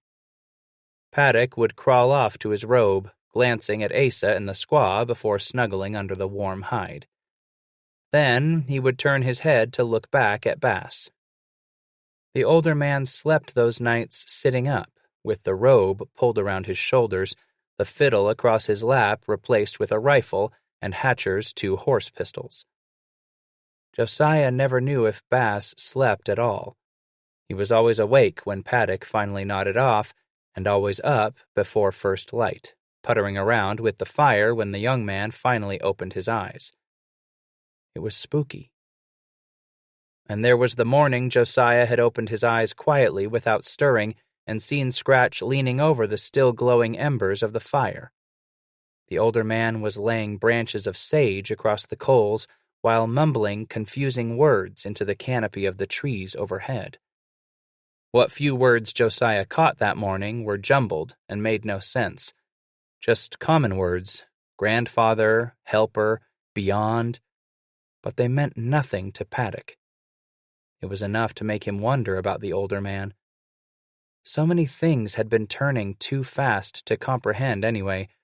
The battle with the Blackfeet, Hatcher choosing to die the way he did, and Bass refusing to change his plans of trapping with McCafferty. An ill wind was blowing in the mountains that year. Lots of strange feelings were floating through the stony mountains like restless fog. That big village of Blackfeet never had shown up at rendezvous following the battle. Whereas McCafferty, Bass, and Paddock had pushed out early, the company brigades and most of the free trappers elected to sit things out for a spell. Nathaniel Wyeth's brother, an Eastern physician, chose to return to the States with Bill Sublet's pack train. In return for safe homeward passage, Dr. Wyeth patched up Sublet's shoulder wound, which nevertheless kept the trader in the hole for several days before he was strong enough to ride. On July 30th, they finally got underway and headed east with the largest haul of beaver ever brought out of the mountains, some $170,000 in St. Louis prices. East of the divide, the homeward-bound train ran into the main body of the Grovant village. Sublet was lucky in bluffing the Indians, still licking their own wounds. He bought off the village leaders with a few presents and went on his way without a fight. Milt pulled out with his brigade, reinforced with some free trappers and what remained of Yankee Wyeth's New Englanders, and the whole party headed west and north for the fall season. The affair seemed settled. Fitzpatrick was pacified. He had been presented with his prize pony after the battle, the same animal the Indians had stolen from him when they had forced Tom to go afoot to save his hair. Although Tom's hair had turned white, getting that pony back made up for much that he had suffered in fighting his way to rendezvous. So the affair seemed settled. But not for the Grovant. The survivors of the Battle of Pierre's Hole climbed back over the divide and joined up with the main village. After the run-in with Sublet's pack train, the tribe had to change its plans and keep to the eastern side of the mountains. They surprised both Fontenelle, who was coming in far too late with rendezvous supplies, and the trappers under a man named Bonneville, an army captain on leave from the service. Smack in the middle of the white men they landed, but the Grovant found the enemy too wary, too watchful, and too strong. Besides, the tribe had spent too much powder and ball in the recent battle. They passed on by the Americans, moving north into the land of the Crows, Absarica. The Mountain Crows cut the tribe to pieces, taking plunder and prisoners as hard-won spoils to the victor. To the Crow warriors, these Grovant were Blackfeet. If a Crow warrior were to say anything kind about Blackfeet, it was that Blackfeet were strong of heart and very brave, but too dumb to fight well. While their ages-old enemy rode back into the mountains to dance in celebration over the scalps taken, the Grovant, decimated, fatigued, wounded, and empty-handed, straggled back to their homeland, Blackfoot country. Smoldering fires were fueled anew. Sacrifices were made to the spirits. The clans were called in for a huge council.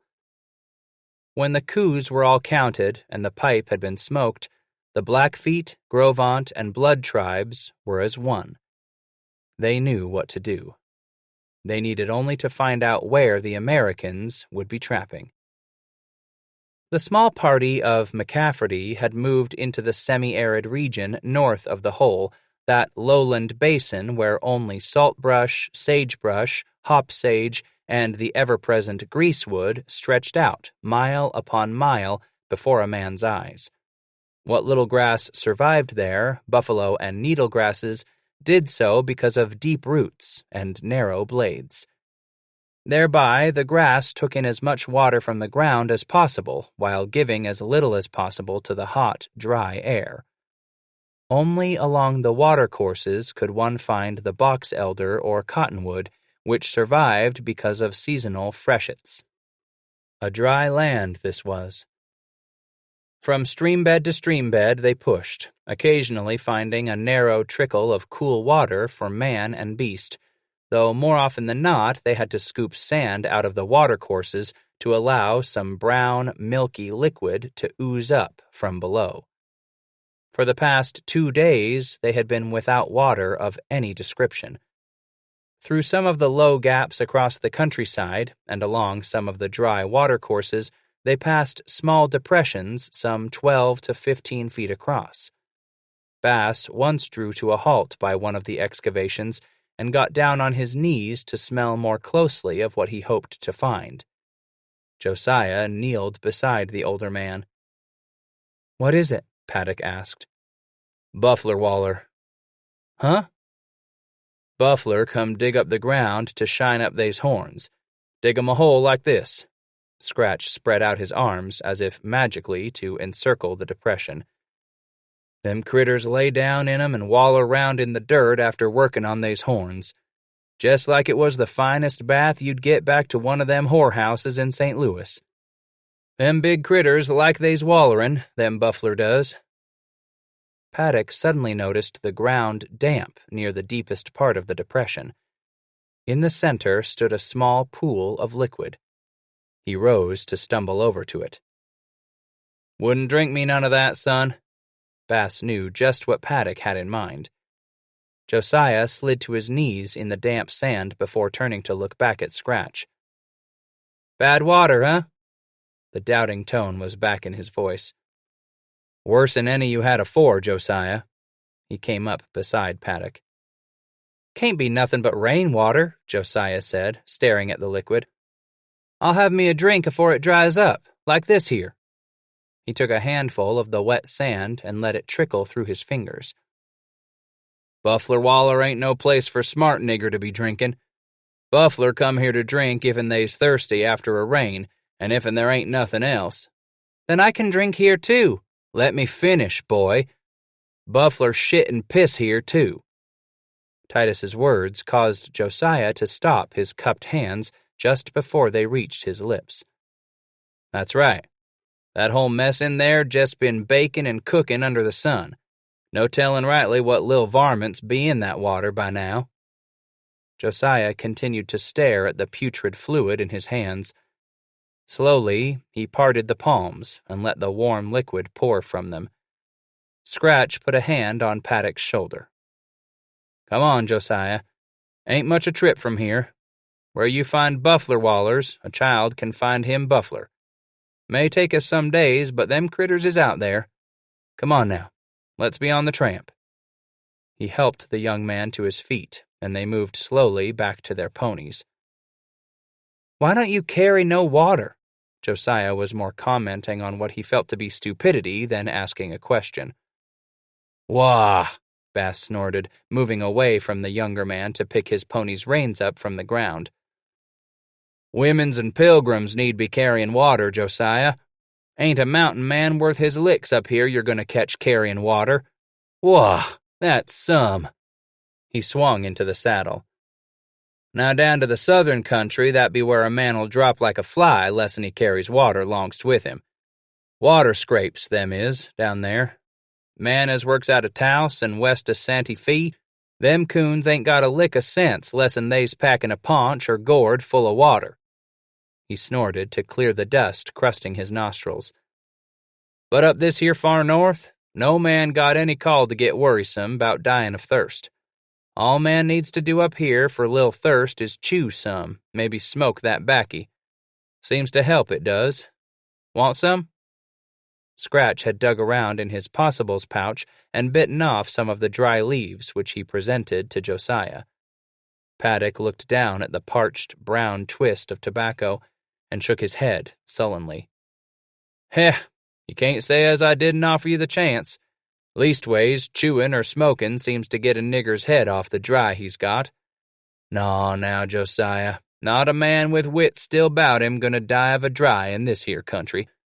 He might be hurtin' and painin' some for a while, but he ain't gonna die. Scratch pushed his pony off slowly. McCafferty's squaw began to complain at first. Josiah didn't blame her for whimpering quietly in her native tongue. She was a woman, softer than they were, he told himself. What he and Scratch were unaware of was that she was getting rounder every day. Even McCafferty was ignorant that her abdomen had finally begun to show the growth of new life within her. For 2 she had to eat now. For 2 she had daily to find water. Crossing the dry crust of a flaky stream bed, the Nez Perce woman finally began to reel and weave in her saddle. Her pony no longer received direction from the single horsehair rein. The animal stopped. Asa was unaware of what was happening behind him. Plodding on, he led his animals on up the bank, leading away from the parched watercourse. Behind him, the squaw drooped her head, then raised it vainly in an attempt to call out to him. No words would come. The tongue was swollen in thirst. Her head drooped again in hopelessness of finding water, in hopelessness of calling out for help. Scratch and Josiah crested the top of the rise that began a slow descent into the stream bed. Less than 100 yards away, both men witnessed the drama under midday's bright light. "What's going?" Josiah squeezed words out from between his own dry, crackling cheeks and tongue. "She ain't moving. Something wrong."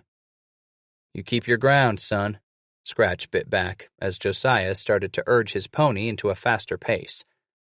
Paddock turned on the older man with a twisted, quizzical look on his face. "Ain't you gonna help her?" he squeaked. "Not one of my doings, Josiah." Bass reached up to take the wide-brimmed hat from the top of his head and used his sleeve in mopping his brow. "She's McCafferty's squaw."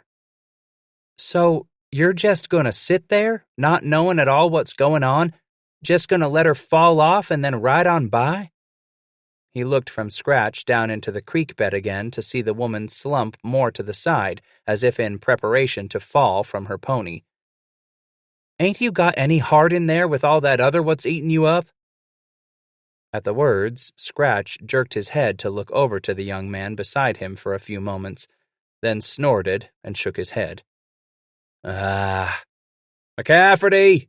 he yelled at the man, riding away from the squaw up the other side of the hill. Asa didn't turn around. Bass raised himself in the saddle by standing in the stirrups. "McCafferty!" It hurt to speak, cracking the dry tissues in his mouth and throat. Still, Asa did not respond. Titus began to wave the hat overhead and let out a piercing war whoop. Josiah could see the white-haired man stop and wheel his pony about to look behind him. Bass brought the hand that held the felt hat down to point into the stream bed when he was certain he had finally got Asa's attention. Neither Scratch nor Paddock could see McCafferty that well. They could not tell if he was looking back at them or down into the dry wash where his squaw had stopped. He just sat there aboard his pony for several minutes, while time seemed to stand perfectly still for all of them. No breeze raised any dust nor moved the sage. Only light flecks of white intruded upon the blue canopy overhead that seemed to radiate heat down on the motionless statues below. None of the ponies snorted or pawed at the ground. It was as if they were going to stay there forever, frozen into eternity and alkali salt. Then the squaw began to slump in her high-pommeled saddle once more, and Asa's voice crackled through the silence that had paralyzed them all into timelessness. His words rang clear above the haze of blistering heat that shimmered and blurred over the land. His words were in Nez Perce. The squaw's head moved a little to allow her to look up the side of the wash at her man. She tried to straighten herself when he barked at her again. "What's he saying?" Josiah asked of Bass without looking away from the squaw's back. "Don't know me no Percy." "You know what he's saying, though." Scratch glanced briefly at Paddock. "He's telling her get the pony moving or he's leaving her, I s'pect. Said he'd take his pony and leave her here if'n she don't come on." The squaw slid painfully back onto the top of her saddle blanket and with a tortured body gave a small kick into the pony's ribs. The animal began to crawl up the slope toward McCafferty, who watched her get into motion. He then turned to disappear over the rise. "He done it?" Josiah questioned as the two men set their ponies into action down the slope. "'Spect so. Leastways, that's what I would have done," Bass began. "He told her if'n she was good enough to be his squaw, she'd better be one to get moving." Paddock's eyes narrowed as he watched the woman's back throughout her slow climb up the rise before disappearing from view. Bass led him off to the left to crawl around the hill rather than follow in Ace's tracks after crossing the dry bed. Josiah hung his head with the heat and intense thirst, his mind clouded and reeling with what had just happened. He tried to sort it all out, to calculate just what Scratch would have done had Asa left the woman behind out here. He just did not know what had come over the man, he decided. Then Bass grabbed his forearm. "What?" "Looky, boy." Titus spoke low, but his voice dripped with excitement. Paddock looked about him to see that they had emerged on the other side of the hill. He shifted his eyes a little to the right and saw that McCafferty had come to a halt some distance away. A few yards behind him sat the squaw on her pony. The woman's back was a little straighter. She seemed to have more life in her now. What is it?" the younger man asked as he craned his neck slowly to find out what was going on. "You don't see him?" Scratch's tone was one of childish excitement mixed with some disapproval in Josiah's ignorance. "What I'm supposed to see," he said finally, looking into Scratch's cracked face. "Damn it, son, down there!" Bass pointed to the valley below. "Can't you see him?" Josiah looked into the valley, but did not know what he was supposed to be seeing. Sure, the valley looked greener, maybe even some hope of finding water down there. Then his eyes finally focused. The valley seemed to be moving. Slowly, like the waves of the sea, the valley was moving. Looking more closely, Paddock saw that the movement was not the breeze through the grasses and sage below. Animals were down there. Hundreds of them, thousands of them, even millions, slowly moving to the east, away from the mountains. When he turned to ask, "Buffalo?" Scratch was staring into his face. "Buffler!" Bass nudged his pony into a slow walk toward McCafferty and the squaw, Hannah and the ponies trailing behind him. "Buffalo!" Josiah hollered.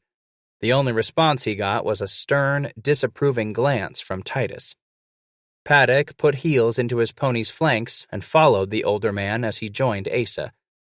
Titus stood in the stirrups and sniffed the air before speaking to the white-haired man in a hoarse whisper. "Wind's good?" "That'd be a good run down there, Mr. Bass," Asa began. "I figure we can leave what ain't needed here and work our way down slow. Will, some. We get us a stand down there, that'll do us earthly good. Many sorrows be to the wicked, but he that trust in the Lord, mercy shall compass him about." "You've been praying, have you, McCafferty?" Bass slid from his pony and removed his hat to hang it on the bundles draped over Hannah's back. "Aye, Mr. Bass." Asa looked away, staring toward the valley with a smile on his face within the white beard. He leaned forward with his forearms braced atop the pommel of his saddle. "Aye, praying to the Lord for some sign to show me why I picked this country to tramp north. Then shall ye call upon me, and ye shall go and pray unto me, and I shall hearken unto thee." Scratch was removing the satchels from his pony that held the horse pistols. "And your God brought us here, did he, Asa McCafferty?" "Ah, ye be a slave of the devil, Mr. Bass." Asa removed his cap and pulled his sticky leather shirt over his head. Throwing it back to the squaw to catch and hold, McCafferty continued, "Still not one to believe, are ye?" Scratch checked the load in his rifle, then motioned to Josiah to strip his pony of all unnecessary weight before answering the white hair. "We just both got us different gods, McCafferty. Done me my medicine. Done my praying to mine too, I have. last few days. Done me my asking for sign to my God." Scratch dug into his pouch and removed a number of lead balls which he popped into his mouth.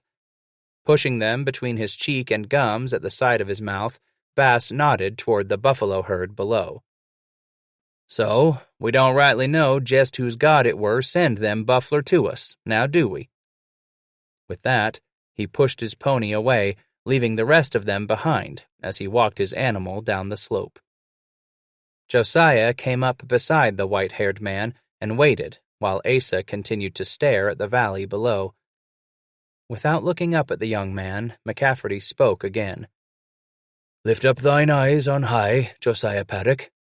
He stopped to take a deep breath. "And behold who hath created these things." He put heels into pony ribs and moved off with the young man beside him. Ever so slightly, Josiah's eyes began to widen as the full impact of the sight below him penetrated his fuzzy consciousness. The prairie valley was carpeted with the animals slowly moving along, wave-like. Less than a mile from the herd, Scratch stopped and slid from his pony's back. He turned to wave a signal to the men following behind. Bass tied a long stretch of rawhide rope around the pony's neck, then slipped rawhide hobbles over the animal's front legs. The long halter rope was then tied to a large clump of sage. He had chosen his spot well. From here, he could approach the slow-moving herd within the cover of a short ravine. Along its side, he could creep through clumps of bushes without detection if the wind stayed right. By the time Asa and Josiah reined up by Bass, their ponies' ears were twitching at troublesome insects. They dismounted and anchored their animals to sage. Josiah swatted at the hot sting on his cheek. "Goddamn skeeters," he muttered, then caught himself. He looked up to see Asa staring none too kindly at him. "Ain't skeeters, boy," Scratch jumped in to fill the uneasy silence Josiah felt. He had started to swat and smack at the pests also. The ponies were swishing their tails to find relief from the biting insects. "Buffler gnats." He spit some of the chewed tobacco leaf on the ground. "Little devils can make a man nearly blind biting the way they does. Land on you with they's little red-hot feet and bellies, biting with them poison teeth."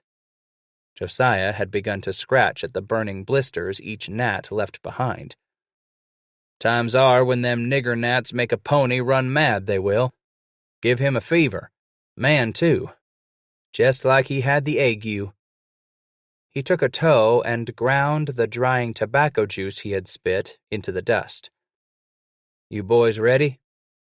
Bass took off in his prairie hen crouch, skittering and zigzagging between the brush. Near the end of the ravine, where it opened onto the prairie, Titus halted and crouched behind a bush. "Ain't that some?" he asked of the two men who came up to kneel alongside him. Less than 100 yards away, the herd moved passively by the concealed hunters. From their hiding place, the men could watch bulls preparing for battle over a selected cow. Here and there, other victorious bulls escorted the cow of their choice away from the main body of the herd to rut. With no distractions worthy of drawing his attention, the bull would mount the cow to mate with bellows and snorts. Paddock's attention was drawn immediately to two bulls that had ceased blowing their traditional warning and had crashed together for the first blow of battle.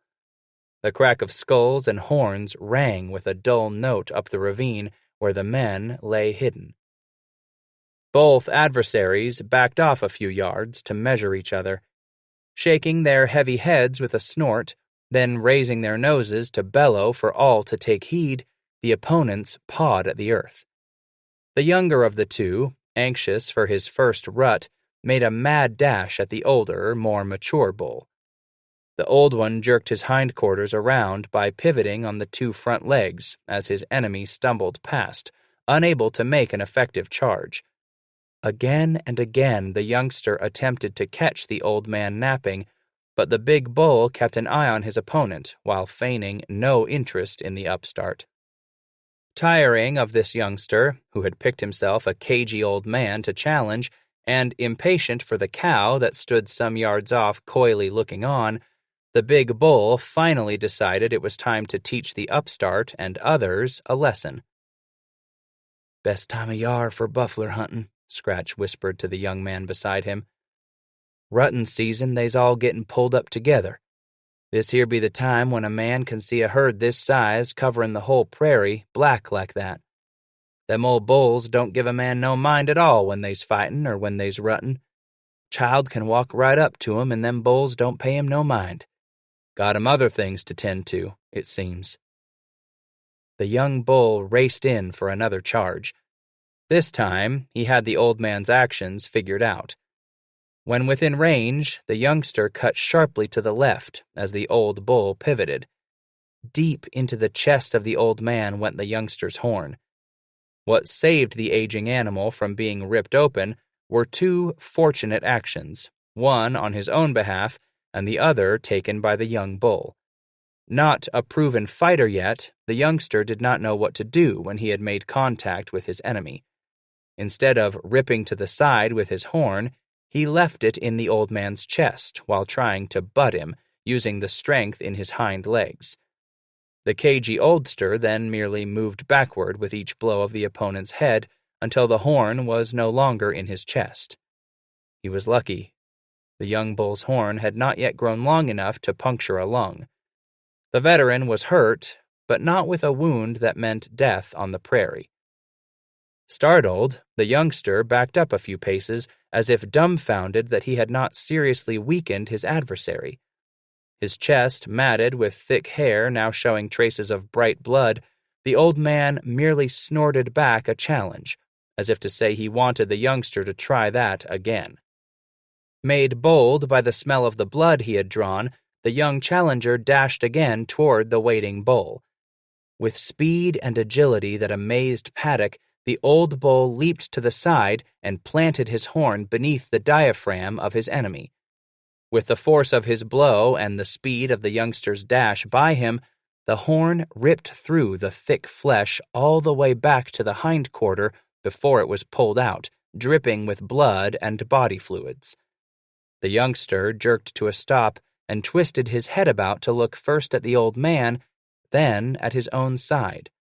From a long, gaping wound began dropping the intestines and abdominal organs, which could no longer be contained within his body. He began to stumble about in shock, stepping on his own entrails, which act only yanked more of the organs from the abdomen. He snorted and bellowed, as if begging for help in those agonizing moments of weaving and wandering about, his hoofs crushing his own vital organs and stomping his own flesh and blood into the dry earth. Unconcerned, the victor pranced gallantly over to his chosen cow and escorted her to the tail end of the herd. There he clumsily mounted her and began to mate amid a concert of crescendoing thrusts and snorts. The herd passed on by the wounded, dying bull, leaving him to stand shocked and alone. He made one final bellow atop his quaking legs and collapsed thunderously to the prairie floor. Vainly, he tried to get back up on his front legs, head straining to pull the rest of his body up with it. Then the head would lift no more. Belly flat on the ground, laid out in his own blood and entrails, the bull clunked his head into the dust, lifeless. "There be free meat, Josiah." Scratch started to move toward the dead bull, still in a crouch. He kept his eyes on the slowly retreating herd for signs of discovery. Asa followed him closely, with Josiah on their heels. Scratch let his rifle clunk to the ground before he took the bull's head with both hands grasping a horn. He struggled to get the head turned to the side, then let it collapse into the dust. Kneeling within the curve of the animal's neck and chest as he pulled the knife from his belt, Bass dug the huge blade into the flesh and pushed it downward with both hands. At first, the blood oozed from the slash in the neck, then quickly began to pump. Titus dropped the knife and immediately buried his head within the musky, matted, dirty hair he had cut through. Into the wound went his face, his nose submerged in the blood, while he held his breath to drink in the warm fluid. With mad gulps, the old man sucked and sucked on the dark, sticky blood. Asa stood watching, his forearms resting on the muzzle of his rifle. Josiah's mouth had dropped slightly when Scratch had buried his face within the animal's neck, frozen from astonishment. Finally, Bass began to back off, and his head emerged from the bull's throat. He turned to look at his two companions. The grinning face was covered with the red, syrup-like fluid from his forehead, where his blue bandana was now stained, down to his whiskers, which dripped onto his bare chest. "Want you some of this, boy?" He grinned, yellowed teeth contrasting against the dark shadows of his beard and mustache, crimson cheeks, eyes, and forehead. Josiah could not speak. Vainly he tried to answer. He didn't know if he was going to laugh or lose his stomach. Jerking his head from side to side, finally in answer to the older man's question, Paddock closed his mouth to gulp back a queer feeling in his stomach. "Thought you was thirsty, son," Scratch snorted. "Prime doin's this here is. Make the boy in you a man real quick. Young bull this'n is. Medicine water, anyways you lay your sights to it." He smacked his lips. "Sure you don't want no drink here? Make you feel right pert." Paddock gulped involuntarily again and looked away briefly. "Mother Bass didn't raise no such a fool, not by a long chalk." Titus reared his head back to laugh lustily, then fixed his eyes on Asa. "You want any of this, McCafferty?" Asa took his arms from the muzzle of his rifle and stepped toward Titus. "Think I do, Mr. Bass. Me pappy taught me drink when it's offered to me, and the good Lord's given us this here buffler herd." He dropped to his knees beside Scratch and slid his rifle out of the way before burying his head in the animal's neck to drink of the blood himself. "Sure you ain't thirsty now, Josiah?" Bass kept prodding, knowing full well how the young man was hurting. No, not that thirsty." He ran his tongue around inside his parched cheeks. It felt swollen and bloated out of shape. "Get your sticker singing then, boy." Scratch rose from the ground. "We'll take us hump ribs and liver for supper this night." Asa drew his head out of the throat as Scratch and Josiah began to cut through the hide and up the chest that lay next to the ground. Josiah looked once at the man, looked away, then looked back at him. He shook his head while staring at the blood-stained face, white hair, and beard. McCafferty smiled with satisfaction and relief as he plopped backward to sit on the ground and watch the butchers at work. He then glanced up the side of the hill toward the dark objects just below the skyline and waved. The objects began a slow descent down toward the three men. By the time the young squaw had made it to the trio with all the pack animals in tow, Scratch was just beginning to reach an arm into the chest cavity. He felt around inside until he had found the prize he sought. He ripped it loose with both hands. From beneath the bottom ribs emerged the slippery heart, cradled carefully in both palms so that it would not skitter from Bass's grasp. "Squire's thirsty, ain't she, McCafferty?" He rose carefully to present the heart to Asa. "This here be best drinkin', for the lady." McCafferty took the heart given to him after he had gotten to his feet. He balanced the heavy organ carefully while stepping over to his wife's pony and stretched out his arms as if he were offering the richest of alms in a sanctuary. "He sendeth the spring into the valleys which run among the hills." He turned to grin at Bass while the Nez Perce woman eagerly took the slimy organ from her husband. She turned it around in her hands, carefully juggling the heart until she had positioned it where she would be able to drink from the aorta. To watch her, it seemed as if she were drinking from a fine china pitcher or crystal goblet. Slowly, she finished and looked down on the three men to smile with the satisfaction of quenching a disabling thirst. After licking her moist lips, she held the heart out to Asa and spoke in Nez Perce. McCafferty took the organ and turned to Josiah. Yar, Mr. Paddock. You're the only one that's not had a drink. The young man reluctantly took the heart into his hands, feeling the flesh quiver slightly in his grasp. Men do not despise a thief if he steal to satisfy his soul when he is hungry, Master Josiah. Paddock looked at the short man, then back at the heart. Scratch had stopped his butchering along the bull's hump to watch Josiah turn the heart slowly in his hands. Go ahead, son. Take a horn. That's medicine water, buffler blood is. We'll see how your stick floats now. Gradually, Paddock's lips encircled the aortic vessel. He closed his eyes. Little by little, he began to drink what blood remained in the heart by squeezing the organ with a pumping action. The liquid was warm and thick, but not revolting as he had thought it would be. Josiah took the heart away from his face. "Ain't too bad," he commented with a faint smile at the corners of his red lips. "Not too bad." Paddock put the aorta back to his lips and continued drinking until the organ was empty.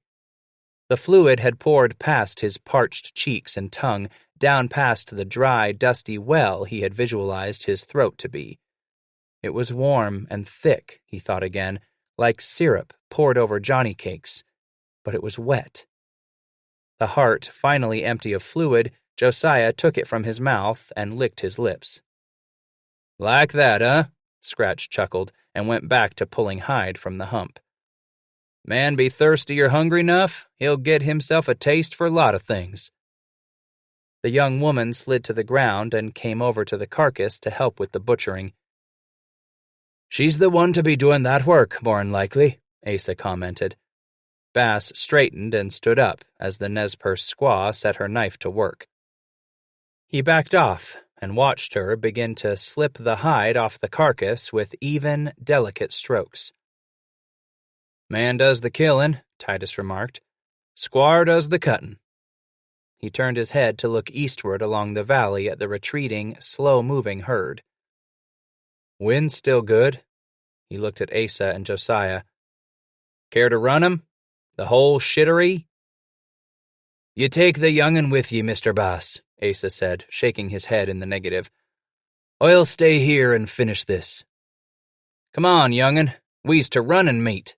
Scratch took off back up the ravine in the direction of the horses. Josiah picked his rifle up from the dirt and set off on the older man's heels. At the opening of the ravine, he came to a dead halt. Without warning, with no suspicion it would happen, blood gushed from his stomach and splattered to the ground. In one quick lurch, he had vomited all the fluid taken from the buffalo heart. He was startled, but not sick. Disbelieving, Paddock stared at the puddle before him on the ground, then licked the blood on his lips. No, he didn't feel sick. The warm fluid had done its job. It had relieved his thirst. Now his body could get rid of it. Slowly wiping his chin and bare chest free of red streaking droplets, Josiah glanced up and saw Scratch looking back at him. "First time you drink of it, critter's blood'll do that to you," he yelled. "Don't let it fret you none. It's gone now, out of your feed bag. Come on."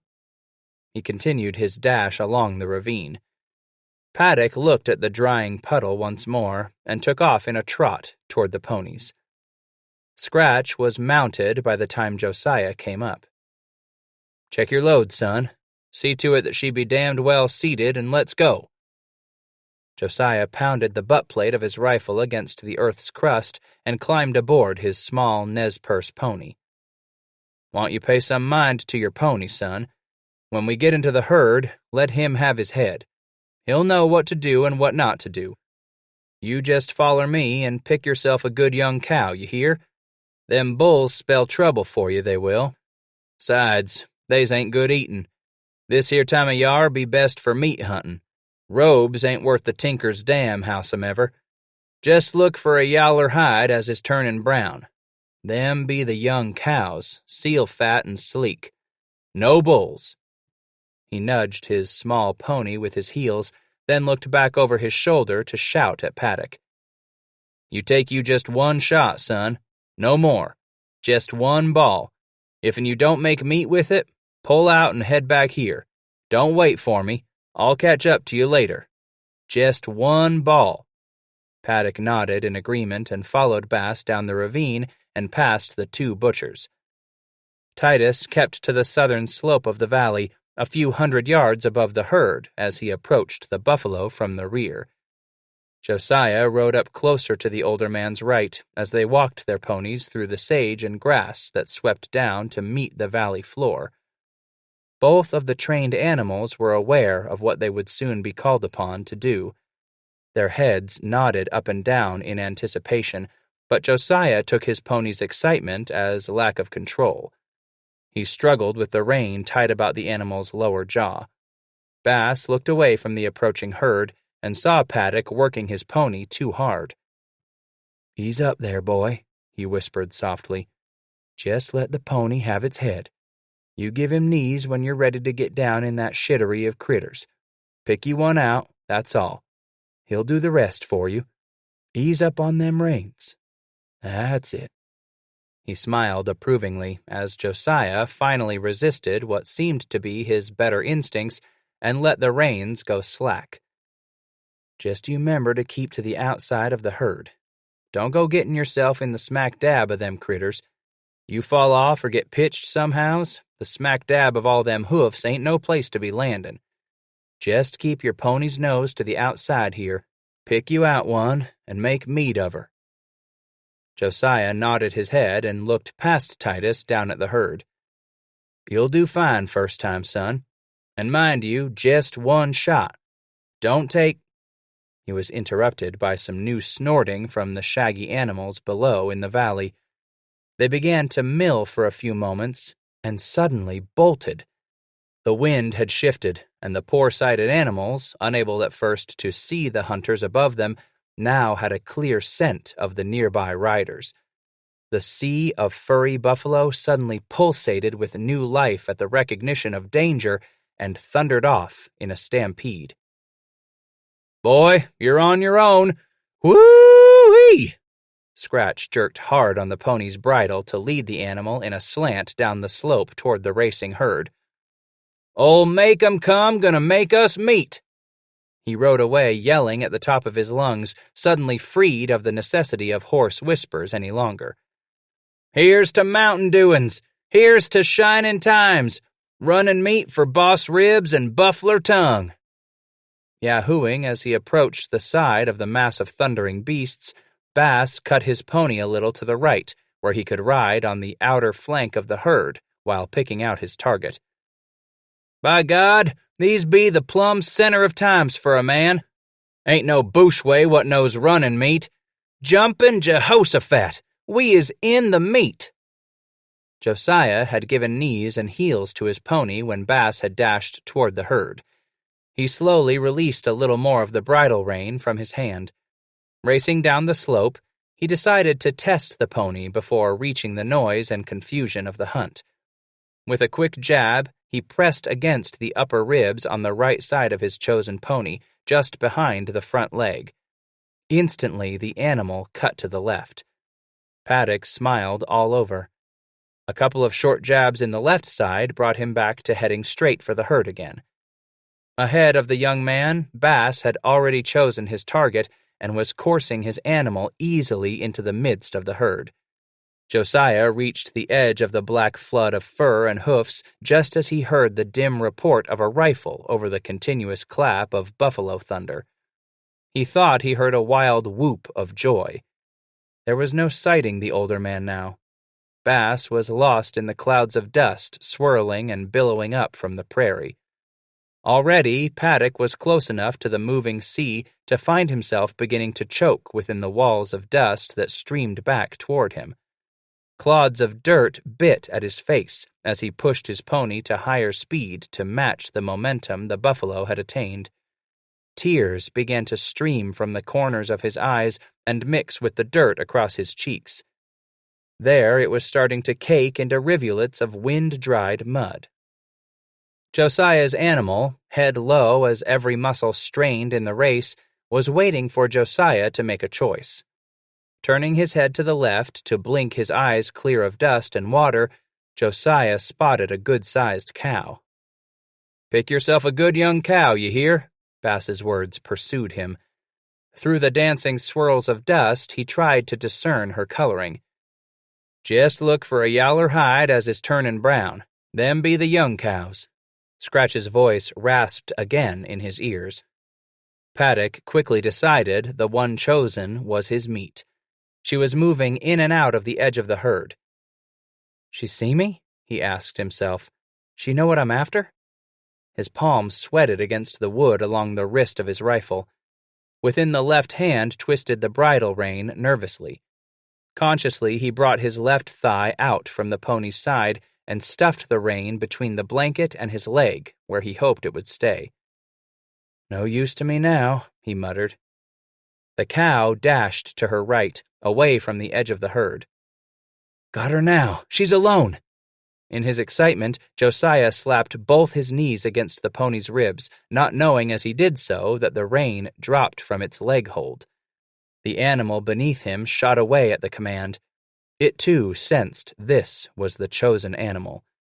Now the cow was racing alongside the lumbering herd, closing in on the leaders of the mad stampede where the other cows were gathered. He turned to look back into the dust and noise, but could not make out the thousands of bulls bringing up the rear of the startled procession.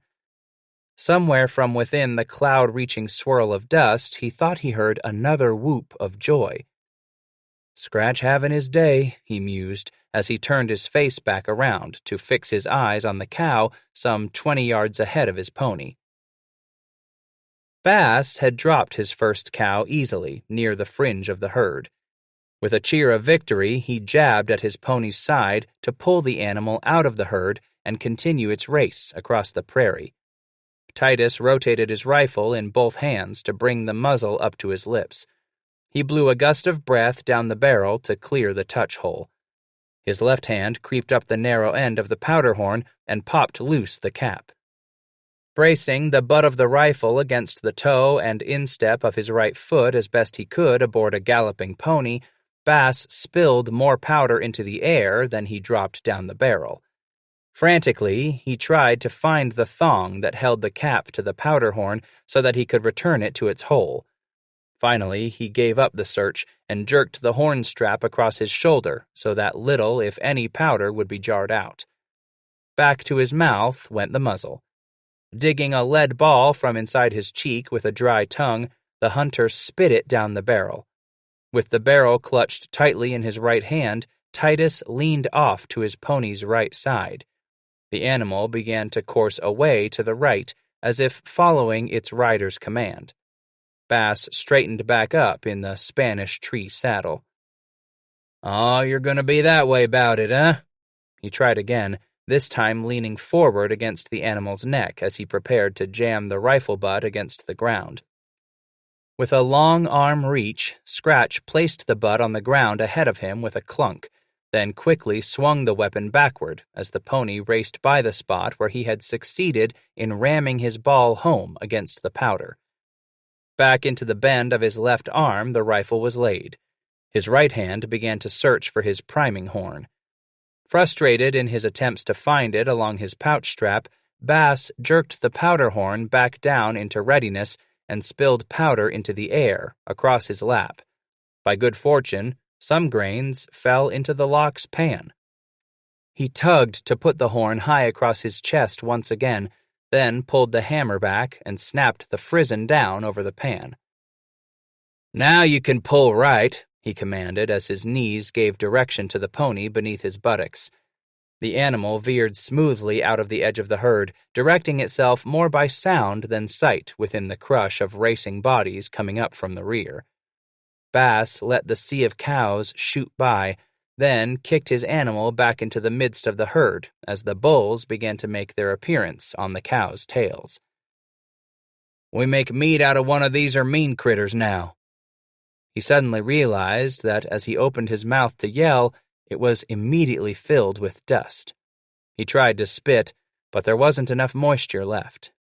Out of the cloud emerged a dark form that began to take shape as a lumbering 4-year-old bull. Reaching for speed, the pony made its way alongside the mammoth animal. Scratch relaxed his knees from the pony's ribs. That was the cue that it was now up to his steed to stay with the chosen target. From the side of his woolly head, the bull peered at the horse and rider with one wild red eye. He angled off to the left a few yards away from Bass, only to bump against a larger bull that roughly shoved him back into line. He couldn't escape to the left, and the rider was to his right. A feint or two with his horned head toward the enemy caused the pony to veer sharply to the right out of danger. Scratch almost lost his hold, but maintained the saddle. As the bull finished his attempts to scare the pony off, the Nez Perce animal went back to racing alongside the large bull.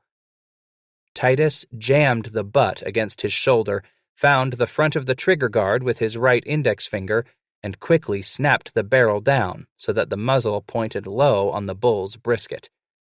His finger snapped off the guard and yanked the trigger back. Scratch felt no kick against his shoulder. The puff of smoke from the pan and the gray billowing cloud from the muzzle blowing back in his face stood out starkly against the brown film in the air. He whooped with joy that the ball had not lodged in the middle of the barrel. But the bull continued to run. Titus eased his pony back to the bull's rear flank while he again sought to yank his powder horn into service. The black grains streamed down the barrel and flew into the air, splattering into his tired, wind-blown eyes. Just as he put the muzzle to his lips to spit a ball down the barrel, Scratch became aware of a change in the bull's pace. The monster was slowing. Other animals were racing by him at full tilt. The pony stayed right with the bull while the shaggy beast began to lose strength in the chase. Finally, the bull was almost walking beside the pony and rider. Bass leaned forward once again to drop the butt of his rifle against the ground as the pony stumbled in a hole. He was catapulted over the pony's neck, his grasp of the rifle barrel breaking free in midair. Titus hit the ground on his left shoulder and cartwheeled through the scrub sage, sand eating at his face each time he rolled, and black powder spilling into his eyes, nose, and mouth as it spewed from the horn. He skidded to a stop and jerked his head up to look at the retreating herd. To his left and right he glanced, but could not locate Paddock. Quickly he assessed that the young man must still be racing along with the herd. Then something dull and throbbing in the back of his head reminded the old man to look behind him. His rifle had cartwheeled and bounced along the prairie with him, striking him twice in the back of the head while he had tumbled across the dirt. It was back there, somewhere, a piece of his consciousness told him. He wiped sweat, powder, and dirt from around his eyes, feeling the grit collected beneath the lids. His vision cleared. He looked back at the wounded bull lumbering toward the hunter. Closer and closer came the animal toward the aching bones that refused to move. Spurts of dark red and purple fluid gushed from the bull's nostrils and mouth as he continued toward the fallen rider. From side to side, the animal whipped its head, slinging the slimy blood and mucus mixture into the clearing air. He was snorting blood and bellowing for blood. The bull stopped once, pawed the ground menacingly, then continued jogging toward Bass. That's when Titus saw the pony. Riderless and free now, the animal, having regained its legs, was running to catch up with the bull. Although fearful of being gored and trampled, Scratch was still astonished that the pony had not broken a leg in the stumble and fall. "I'll be gone to hell right here and et for the devil's tater," he exclaimed out loud. He watched the bull coming slowly toward him, then glanced again at the pony, now racing toward the wounded bull. The buffalo horse caught up with the beast, then rushed ahead of the animal, placing itself between bull and rider. The beast stopped and pawed angrily at the earth again. Around and around the wounded animal walked the pony, all the time staying some 10 yards from the whipping horns and lunging head. Scratch rolled his head from side to side and shakily stood up, feeling the pain in his left shoulder and hip. He wiped more dirt from his face and rubbed the aching left leg. Quickly, he rotated his left arm. It hurt, but ain't nothing broke. He spotted his rifle and trotted painfully to retrieve it as the bull made another lunge toward the pony, as if attempting to clear the way for an attack on the man. Picking the weapon up from beneath the sagebrush where it had eventually landed after bouncing over the prairie, Bass looked below the frizzen and remembered he hadn't even primed the weapon yet. He jerked the strap down and poured powder onto the pan most carefully while watching the bull out of the corner of his eye. Around and around the wounded animal pranced the buffalo pony. Scratch's heart smiled that he had acquired this animal for his own. An Indian worked long and hard to train such a buffalo runner. Dirt-stung eyes shot a glance at the pony's ears as he snapped the hammer back and pulled the frizzen down. The animal's ears should have been notched to signify a special buffalo runner. His mind thought that strange, that the Nez Perce warrior hadn't marked the animal as being something out of the ordinary, for special this animal was. Strange, too, that the Indian had sold that horse. Bringing the butt to his shoulder, Scratch peered down the barrel and put the front blade just behind the bull's ear. He sucked in a breath of air and let it out slowly. His eyes then caught the shaking in the bull's legs. Trembling and quaking with unsteady knees, the wounded animal began to weave about while attempting to stand his ground against his two adversaries. Gradually, Bass let the rifle slide from his shoulder. His one shot had done the killing. Ain't no use to waste another ball. He cradled the rifle at his right hip as the trembling and quaking ceased. The bull became rigid for a moment, then shook once more before its convulsive seizure tore weak legs out from under the heavy carcass. Like thick syrup refusing to pour in the cold of a winter morning, the bull slowly sank to the ground with a low, snorting gasp. The bearded chin crashed against the soil, and the flood of purple fluid from mouth and nostrils slowed to a trickle.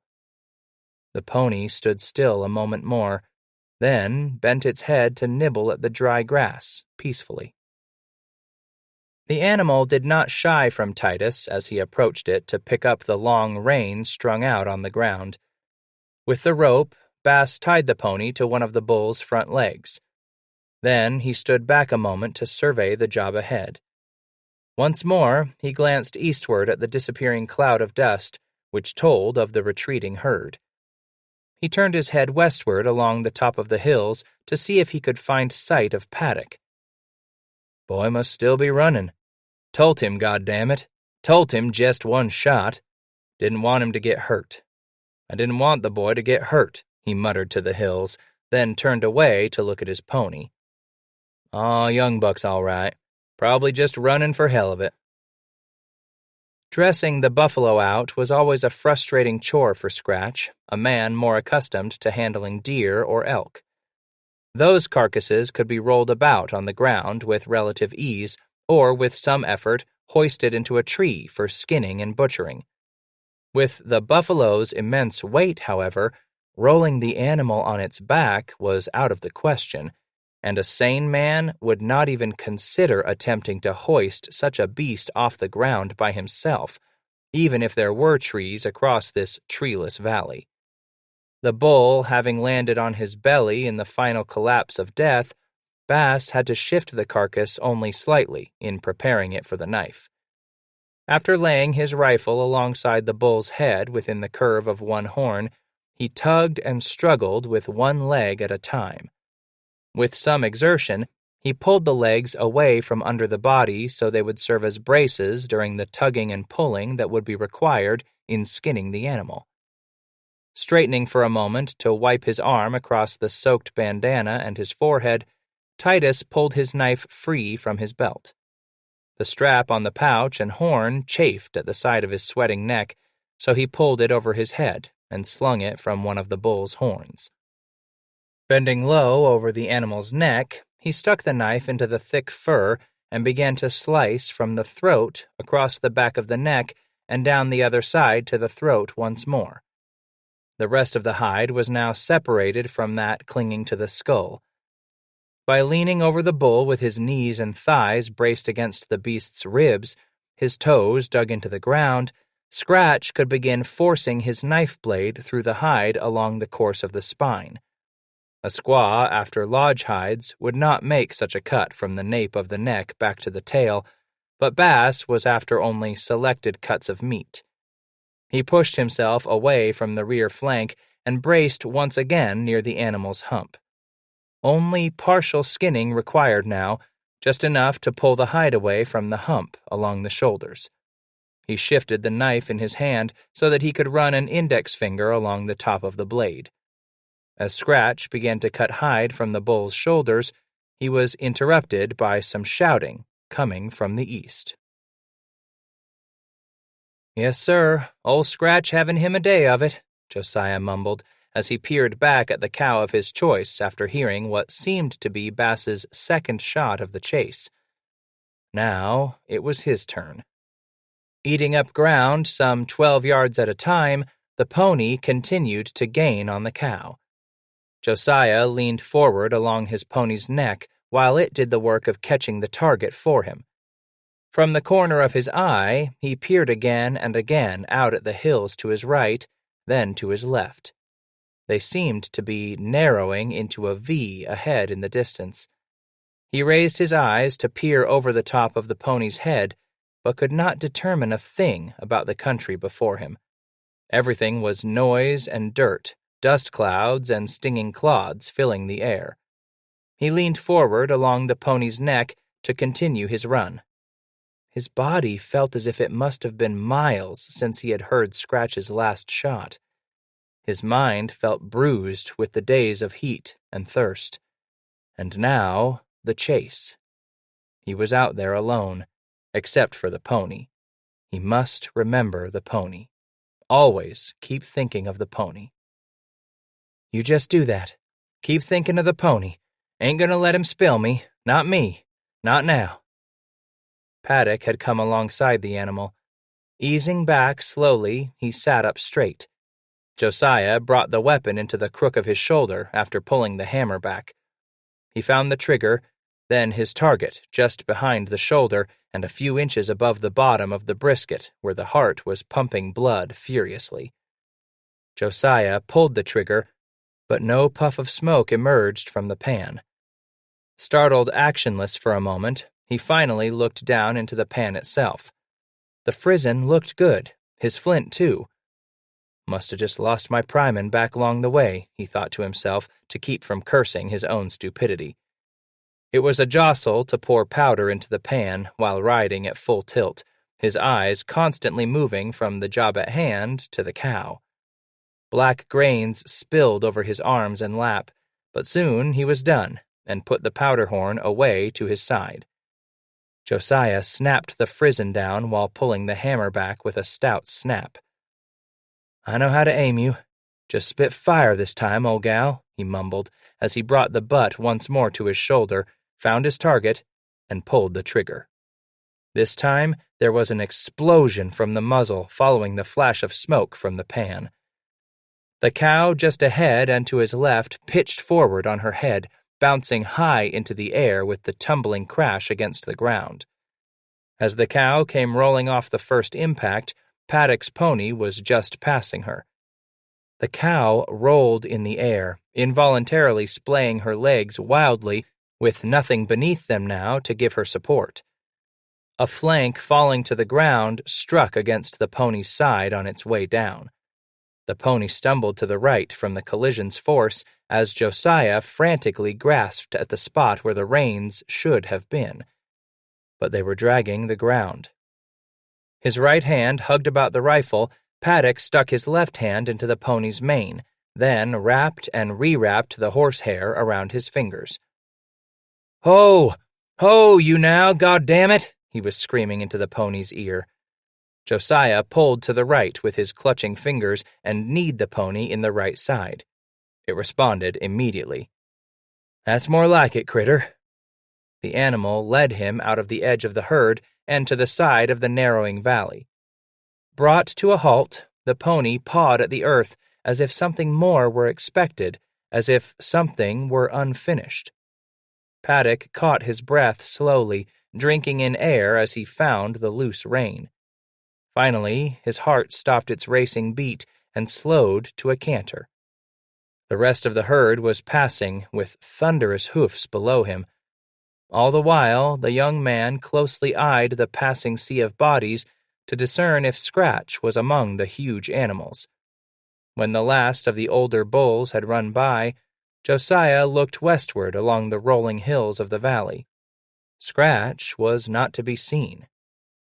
Paddock figured he had come a long way since last he had heard that second rifle shot, and Josiah wondered whether Bass had fallen only to be trampled under thousands of hoofs.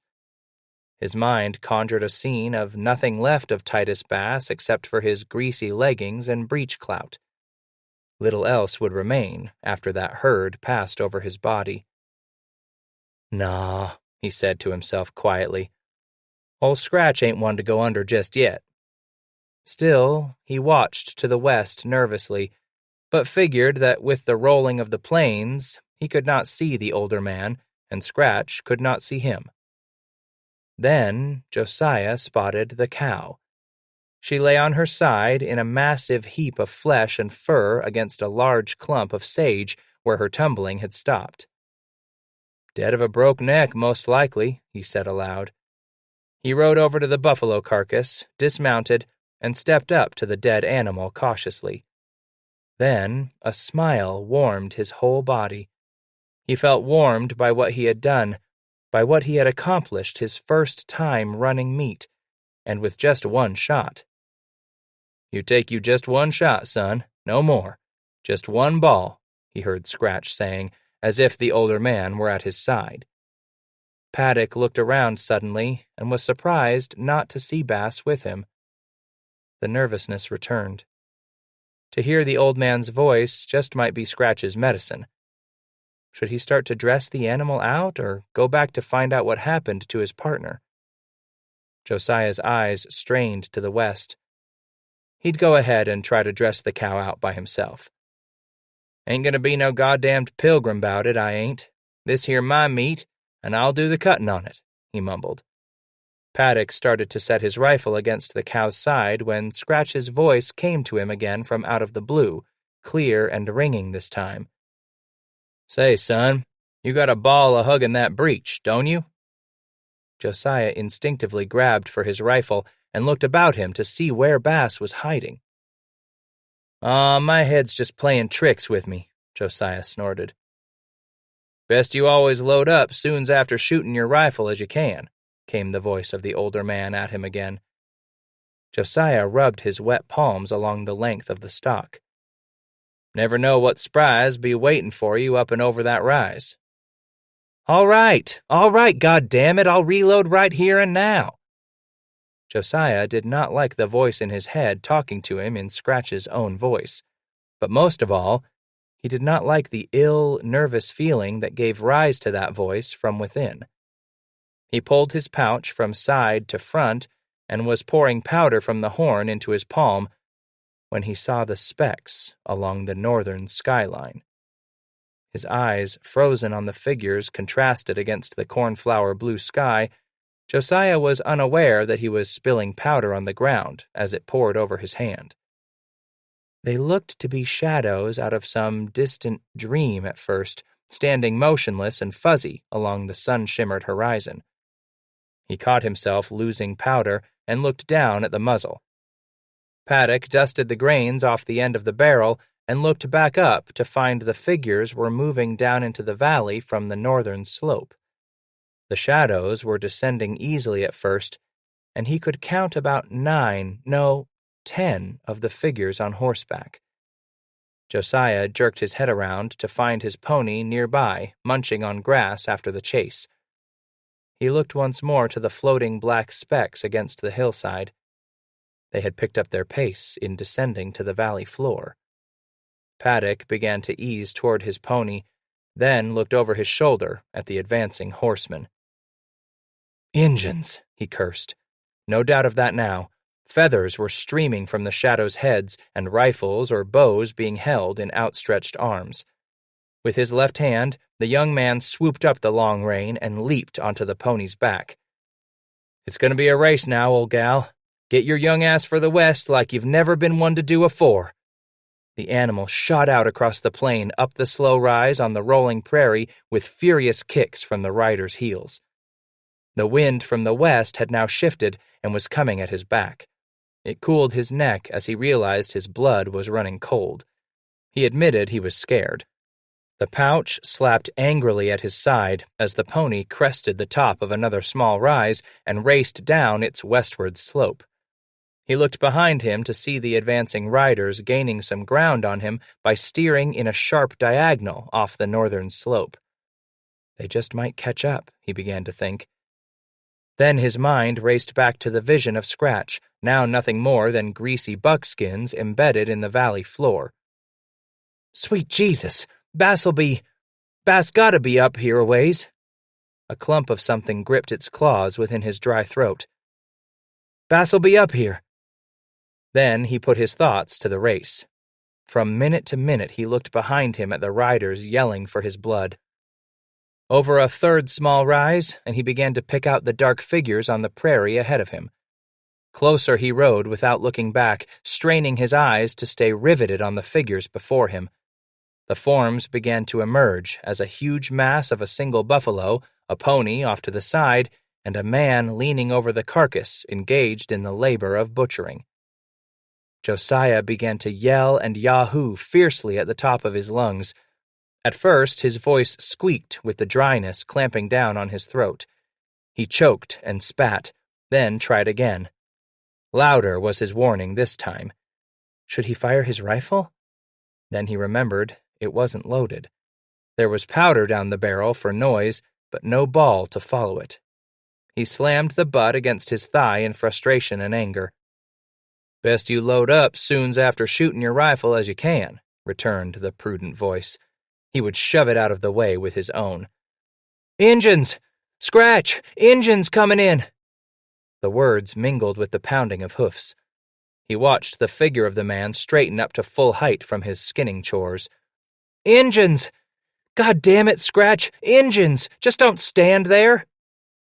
For Bass, the sounds coming from the rider hung in the air like feathers, refusing to come to earth, refusing to be understood. They were just sounds until he looked past the charging horseman to see the shadows cresting the low rise behind the rider. Then he understood. Quickly, he shot a glance behind him, but could not see where they had left Asa and the squaw. Again, he looked to the rider. "Injuns! Just don't stand there!" It was the boy's voice now. No longer sounds, they were words spoken by the boy. He stuffed the knife back into his belt without wiping it clean. Snatching up his pouch strap, he dropped it over his shoulder and grabbed for the rifle. Immediately looking to the priming, he snapped the frizzen back over the pan and quickly unwrapped the pony's rein from the bull's foreleg. In a leap, he was on the animal's back and yanking its head around so that he could see where Josiah was. Instantly calculating distance and speed, Bass put heels into his pony's ribs for another frantic chase. He figured that the younger man's pony would just pass his before the buffalo runner attained its full speed. As Paddock came alongside and began to inch away, Titus saw Josiah open his mouth to yell something at him. "Just shut your yap and keep running," Scratch barked. Gradually, the older man's pony began to pick up to its maximum speed. He felt the unsureness in his bowels that the animal beneath him would have enough strength left in him to run full tilt all the way back to the McCaffertys and the ravine. Pulling alongside Josiah's horse, Bass leaned over and brought the butt of his rifle smacking across the other pony's rump. It shot ahead for a few yards. The younger man jerked his head back at the animal's sudden burst of speed to stare at Bass for an instant with unknowing eyes. "Just keep her going till she drops on you. Full out, boy," he hollered back at the unknowing, questioning eyes. Paddock felt better now that he was riding alongside Scratch. Come what may of it, his mind hooked on the thought, at least both of them were in it together. Then the figures of ponies and two people jumped before his eyes as he raced over the top of the last of the rolling knolls. They seemed to hear the approach of all those dust-clawing hoofs and looked up from their work. Instantly, the one figure began to wave his arms, and the squaw responded to pull the ponies toward the yawning mouth of the ravine. The man reached down for his rifle and continued waving toward the squaw, skittering back and forth behind the strings of ponies to hurry them into the seclusion of the wooded draw. By turns, he looked at the approaching riders and yelled and waved the animals onto the side of the hill. Bass passed Josiah now and yelled something out to the younger man. Paddock could not catch what was said. He could only look into the dark, moving hole above Scratch's chin. They were close to cover now, close to the ravine. But the pursuers were coming on quickly, and now they could all hear the yells and taunts from the braves. Bass slowed a little to motion with his left hand for Josiah to cut into the mouth of the draw first, to lead his horse slightly up the side of the knoll before disappearing into the brush. Then Scratch turned back around to see the strings of ponies just being taken from view into the ravine. He didn't see Josiah's pony stumble. The side of the hill near the mouth of the ravine was cut with slashes and the tears of erosion. Into this maze Paddock steered his pony with what strength the animal had remaining. The weary animal dodged and darted between clumps of sage and saltbrush until one quick turn found a hoof thrust deep within an erosion scar. Pitching forward, the pony threw Josiah spinning to the right. Landing on the side of his head, Paddock lay still, unmoving. Scratch turned around in the saddle to look to his rear as he dismounted on the run at the ravine's mouth. Josiah's pony stood riderless in the brush. Bass's eyes darted among the clumps of vegetation, then quickly looked at the rapidly approaching Indians. Slapping the buffalo runner on the rump, he sent his pony trotting into the ravine past Asa and the squaw. "Where's the boy?" McCafferty inquired. "Can't see him." "That be his pony, ain't it?" Asa asked, his eyes on the incoming riders. "Yep, and that's damp powder for sure." Bass was a little disconcerted in answering. His mind and eyes were working feverishly to see what had happened to the young man. "The heathens shoot him?" McCafferty queried. "Can't say," Titus hollered back as he finally took cover behind a large clump of brush. "Boy was right behind me, Asa. You should have seen it better'n me, damn it. You should have seen what happened to him." The gray fog lifted from Paddock's brain, and he blinked his eyes. They felt open, but all was black before him. Within an instant, shooting sparks of light flashed across the blackness, brilliant little pinholes of blinding color. Then he found himself staring at the line where the top of the dark hill met the pale pastel of blue sky. "Josiah," came Scratch's voice beyond him, out there somewhere. "Where you be, son?" Paddock put a hand to the side of his head and felt the queer numbness running through the flesh. His fingers touched the long scar hidden within the dirt and sweat-matted hair. He wasn't cut. Slowly, he lifted his swimming head as if it were a great weight. "Easy now," he told himself in response to the weaving scenery before his eyes. One unsteady arm propped him up as he turned to see Scratch gesturing from the mouth of the ravine. "God damn it, get your ass in here," Bass commanded. The free hand continued to rub the side of his numbed head as Paddock turned away from Bass to look east into the valley. The shadows were close enough for him to pick out the unpainted faces of the riders and the flaring nostrils of their ponies. Time hung like a pendulum sitting at the apex of its climb and refusing to swing back down. Closer the Indians came toward the solitary trapper sitting dazed on the prairie. The riders were grouped tightly together in their charge toward Paddock. He took his hand away from his forehead and put it on the ground with the other arm to steady himself. The second hand plopped down on his rifle. Fingers slowly gripped the barrel tightly. "Them niggers is on top of you," Titus was hollering. The words rang clearly this time, finally. Josiah's eyes darted once more to the man kneeling behind the brush, then back to the Indians. In an instant, the fog had lifted, and his mind calculated a plan of action. It was too late to risk a headlong run to the ravine now. The enemy was but a few strides away, and already he could look down the muzzles of their rifles as the ponies crashed toward him. He would let them come just a little closer. In one sudden lunge, Josiah pushed himself off the shaky, unsteady legs and right into the path of the onrushing ponies. He rolled over the scrub sage, his rifle in hand until his momentum stopped. The clattering, dust-swirling hoofs thundered over him. Each of the Indian ponies swerved sharply or leaped over him to avoid the man on the ground. In an instant, the noise of the hoofs colliding with the dirt faded beyond him. Disappearing from his ears were the throaty yells of the riders. He raised his head to see the Indians dashing by the mouth of the ravine where they fired their first shots. A puff of smoke billowed up from the bushes, then the resounding blast of powder. One of the braves spun off his racing animal. His body slid to a dusty halt in the brush. Josiah waited no longer. Still clutching the rifle barrel in a death grip, he leaped to his feet and put his legs to work before the remaining warriors turned their ponies for another run past the ravine. His legs found speed in their strength as he dodged and vaulted the saltbush dotting his beeline path to safety. Within the ravine's mouth, Titus was feverishly reloading. "You cover the boy, McCafferty. Just cover the boy." Asa scooted on his knees and one hand closer to the opening of the cut between the two hills where he could see the Indians turning for another rush at their position. He jerked his head to see Josiah running toward them.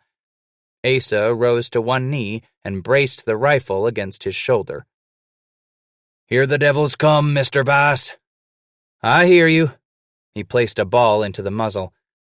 "Where's the boy now?" he asked, ramming the lead home against the breech. "He's comin'," Asa replied. "Just be a race to see who gets here the first off." He turned his head from the Indians for a moment to watch Paddock racing the Indians back to the ravine. "Pray ye, boy. Give the Lord a prayer." "Wah," Scratch commented. "The Lord hear thee in the day of trouble. The name of the God Jacob defend thee." "Do your prayin' with that rifle of your'n, McCafferty," Bass bit back at the white hair. "That be the defendin' the boy's needin' now." He pulled the wiping stick from the barrel. It was going to be the warriors who made it to the ravine a little before him, Josiah decided. At the least, would be a draw. Again, the braves were tightly grouped as their hard-puffing animals carried them closer and closer, but now they began stringing out in a column. I got me one more chance, Josiah thought, his mind racing with his legs. The Indians bore down on the ravine just as Josiah was within a few strides of the covering brush. Both hands jerked the rifle up and pulled the hammer back. Just as he pulled the trigger, Paddock remembered he didn't have a ball against the powder charge. The pan lighted with fire, and the muzzle roared just as a brave bore down on him. Josiah felt stupid and defenseless all of a sudden, but watched in astonishment as the warrior's pony slid in the dirt and reared up at the noisy report of the rifle. Unprepared, the Indian fell backward in a tumbling heap to the ground, both his hands having been occupied with holding and aiming the rifle. The brave got to his knees as the pony darted off and looked up just as Paddock swung the butt of his rifle stock full force into the Indian's face. Josiah heard the crunch of bone and cartilage compressed against the wood, but kept running until he dove into the brush between Asa and Scratch. The dull clunk of lead plopping into the earth and whistling as it cut through the branches accompanied his slide behind cover. Bass's rifle spit fire, and a brave dropped his rifle to grab at his shoulder. "Damn!" Scratch exclaimed on merely wounding the Indian. "For thou hast girded me with strength unto the battle. You're to it, young Josiah," Asa remarked. Powder was being poured down the barrel of his rifle as Bass shot a quick, hard look at Josiah struggling with his horn and pouch. "Whatever drove you do a damned fool thing like diving under them niggers' ponies," he growled. "Sure way certain it'd been get yourself kilt." "Ever seen a horse step on a man, Scratch?" Josiah glanced back at Titus, then continued to pour powder down the muzzle. "Can't rightly say Horse won't step on a man. They won't." "Devils be comin' round again," McCafferty interrupted with a warning. "So, a goddamned horse won't step on a man," Bass attempted to continue. "And a man, white or red, can't aim too good while his pony's jumpin'. Now can he?" Josiah retorted, still breathless. "S'pose not," Scratch acknowledged. "Injuns wasn't shootin' to you or me, was they now, ol' man?"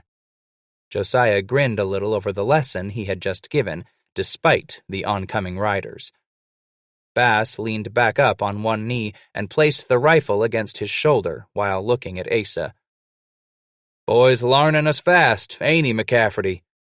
He turned his eyes back down the barrel and fired. The bullet smashed into a warrior's face, and he slid from his pony. Asa fired, then yelled to Josiah, "Ye hold your load, boy. Keep a ball there whilst Mr. Bass and me load." He began to pour powder into the barrel. "Ye count how many of the devils is left now." Paddock took his itchy finger off the trigger, but kept the rifle to his shoulder as his eye peered over the sights to count the remaining warriors. "Looks to be just 6 of 'em now." Then he saw one of the survivors trotting up alongside his own pony to gather up Paddock's long rein. "And one of them niggers is fixin' to make off with my pony." Josiah stood up, making a clear target of himself in his heated, unthinking anger. Instantly, his rifle roared, and the brave clutched his lower ribs and slumped onto Josiah's pony's neck. The others were bearing down on the trappers for another charge. "Ye consarned fool!" Asa reached up to pull Josiah down, but the young man needed no help in making himself as small as possible again. "Serve the nigger right," he squeaked. "Told ye keep your load," the grim-lipped McCafferty barked. "A horse be a vain thing for safety, saith the Lord's word. Ye get yourself killed shootin' that devil." "Ease back, McCafferty. I got me a load down," Bass interrupted as he put his rifle to his shoulder. "All that damned palaverin' to the boy, you ain't got your own load down."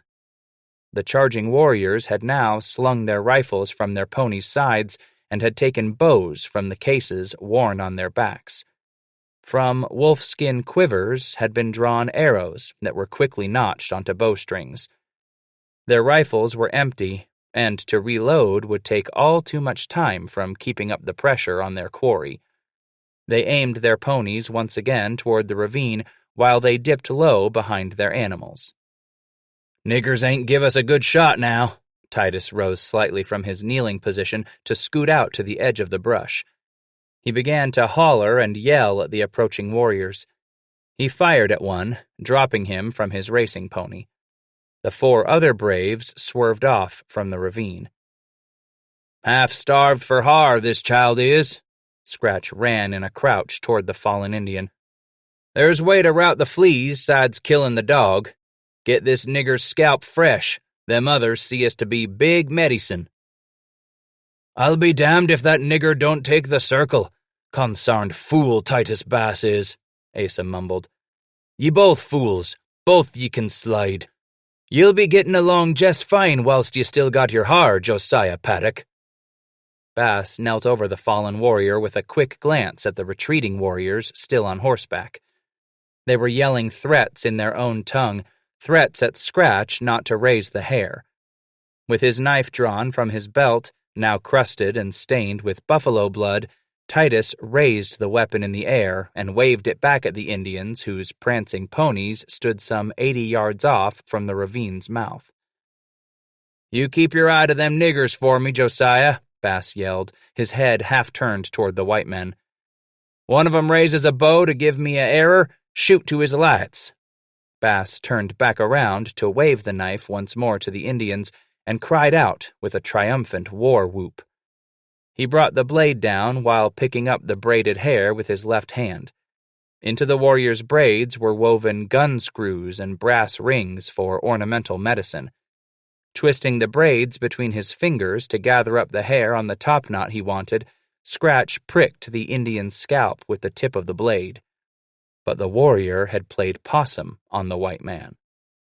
Over he rolled off his stomach, pulling Titus with him.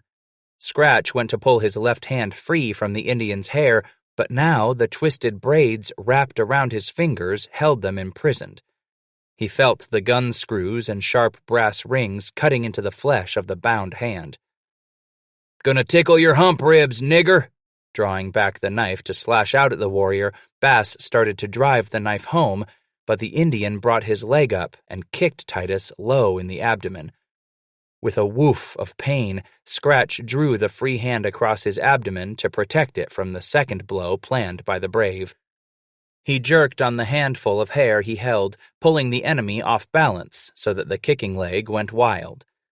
Titus rolled out from under the Indian's ineffective leg and rose to his knees.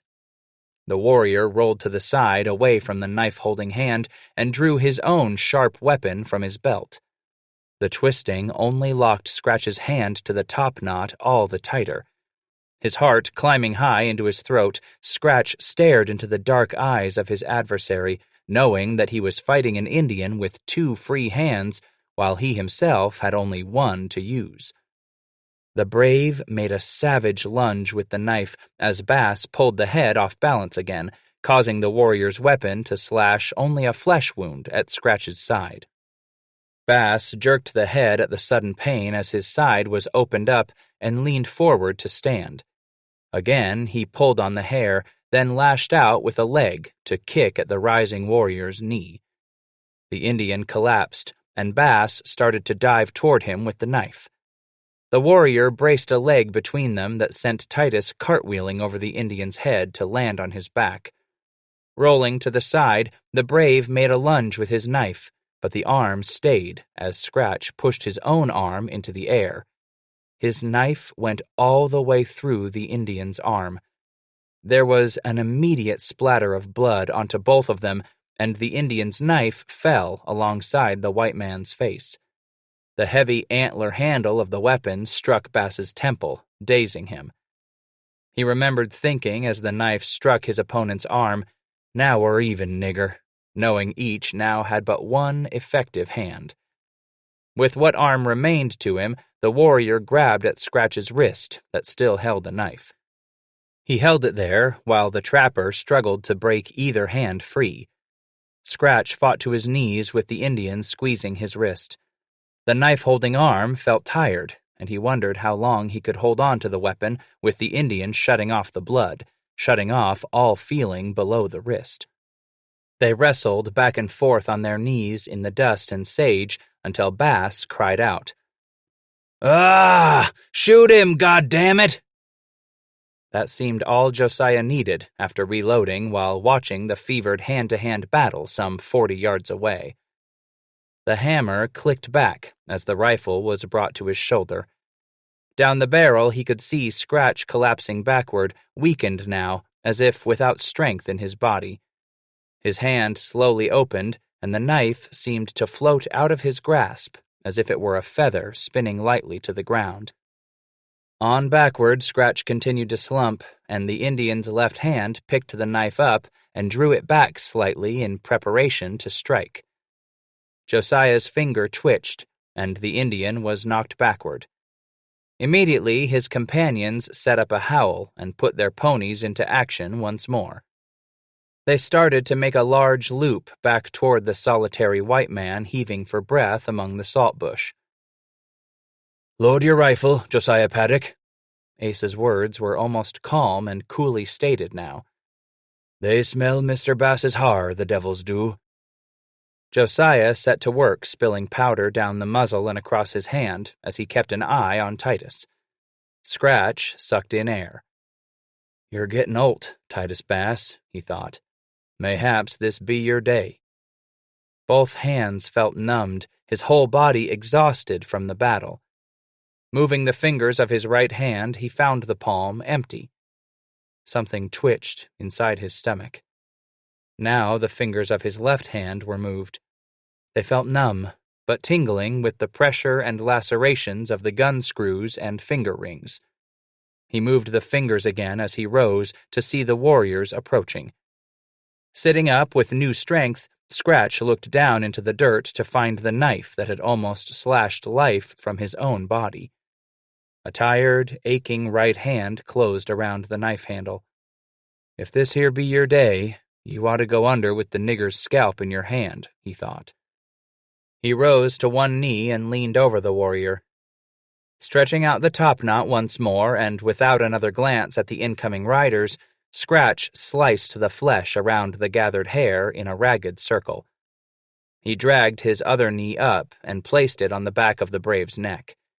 With a ripping pop, the scalp was freed, and he had his hand back. Quickly, he jerked his head up to see 2 riders bearing down on him.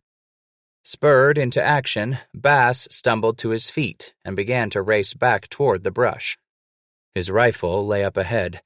Scratch, in a crouched run, bent low to attempt picking up the weapon on the run. He missed. Skidding to a stop, he dove back to grab the rifle. Now both hands were full, the right holding an empty flintlock, his left clutching the knife and the scalp lock that still remained twisted about his fingers. He turned at the sound of one of the ponies to see the warrior off to the side with what looked to be a club drawn back at the end of an extended arm. "Just have to wrestle that nigger too," he thought, as the warrior rode down on him. Scratch was preparing to duck when he saw the arrow strike the Indian low in the throat. The heavy club dropped from the warrior's grasp, and the empty hand flew to clutch at his throat. Blood darkened the brave's fingers as they twined around the arrow shaft. Slowly, he tumbled backward from his pony's rump and plopped onto the ground.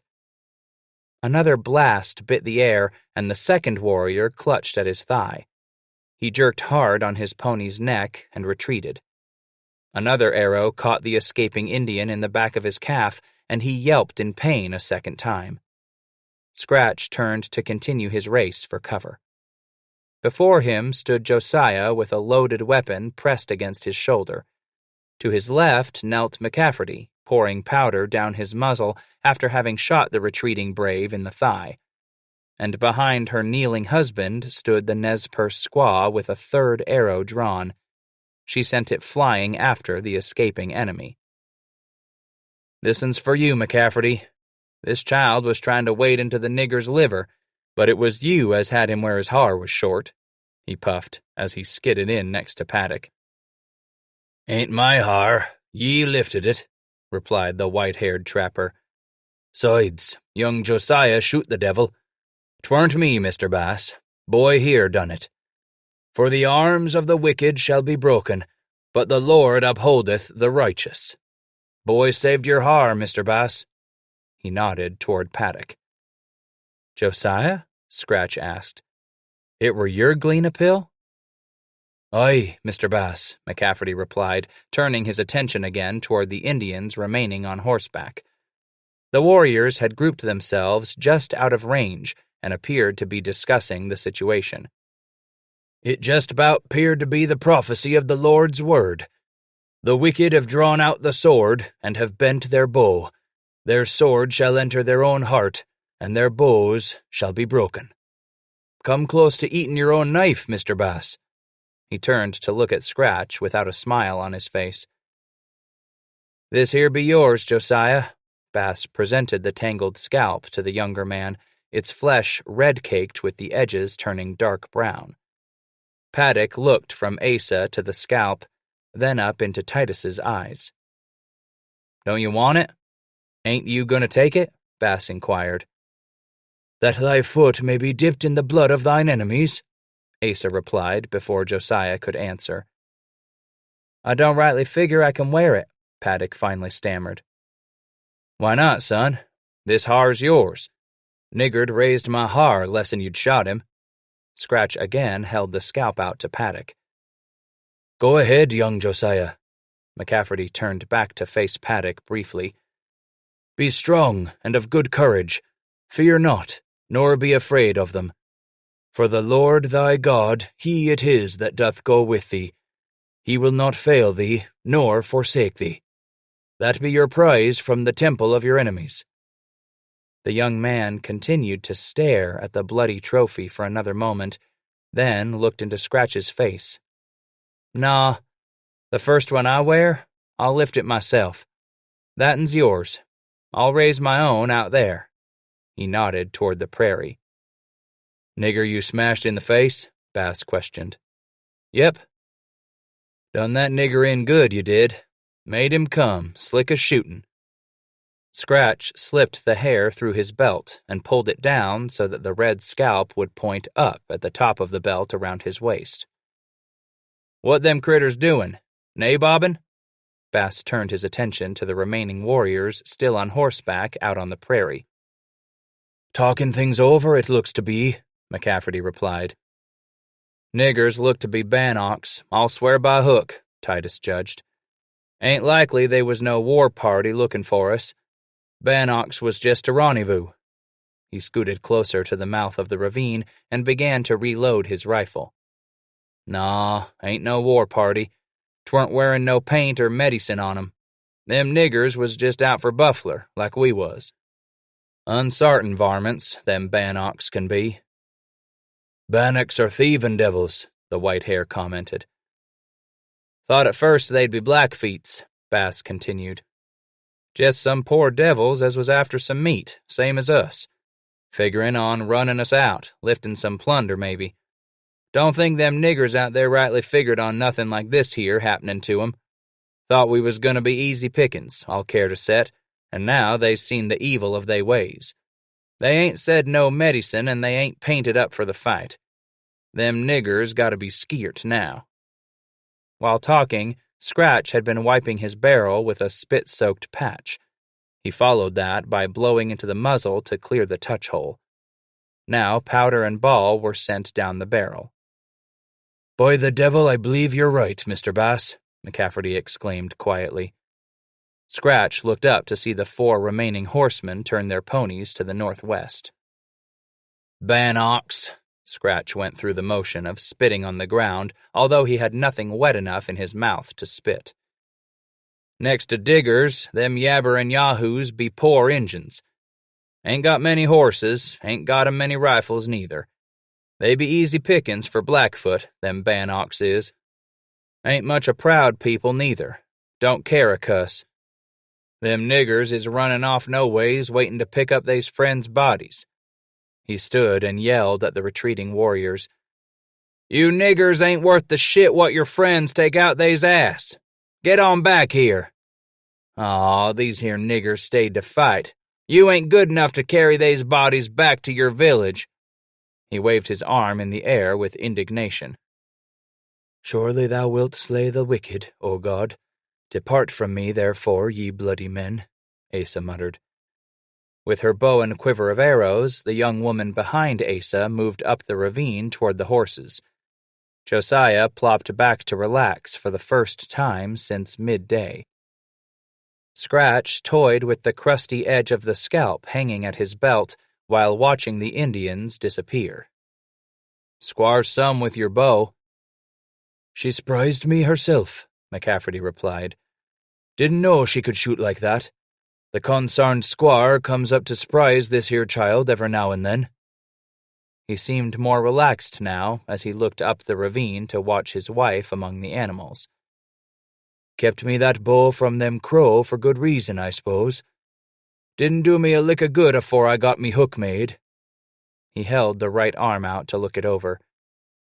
"Had me a notion that bow come in handy, just a mite handy some day, for he hath bent his bow and made it ready. He hath also prepared for him the instruments of death. He ordaineth his arrows against his enemies. Praise the Lord. Had me idea it'd come in for some good. It paid some, it did. Keepin' it, I mean."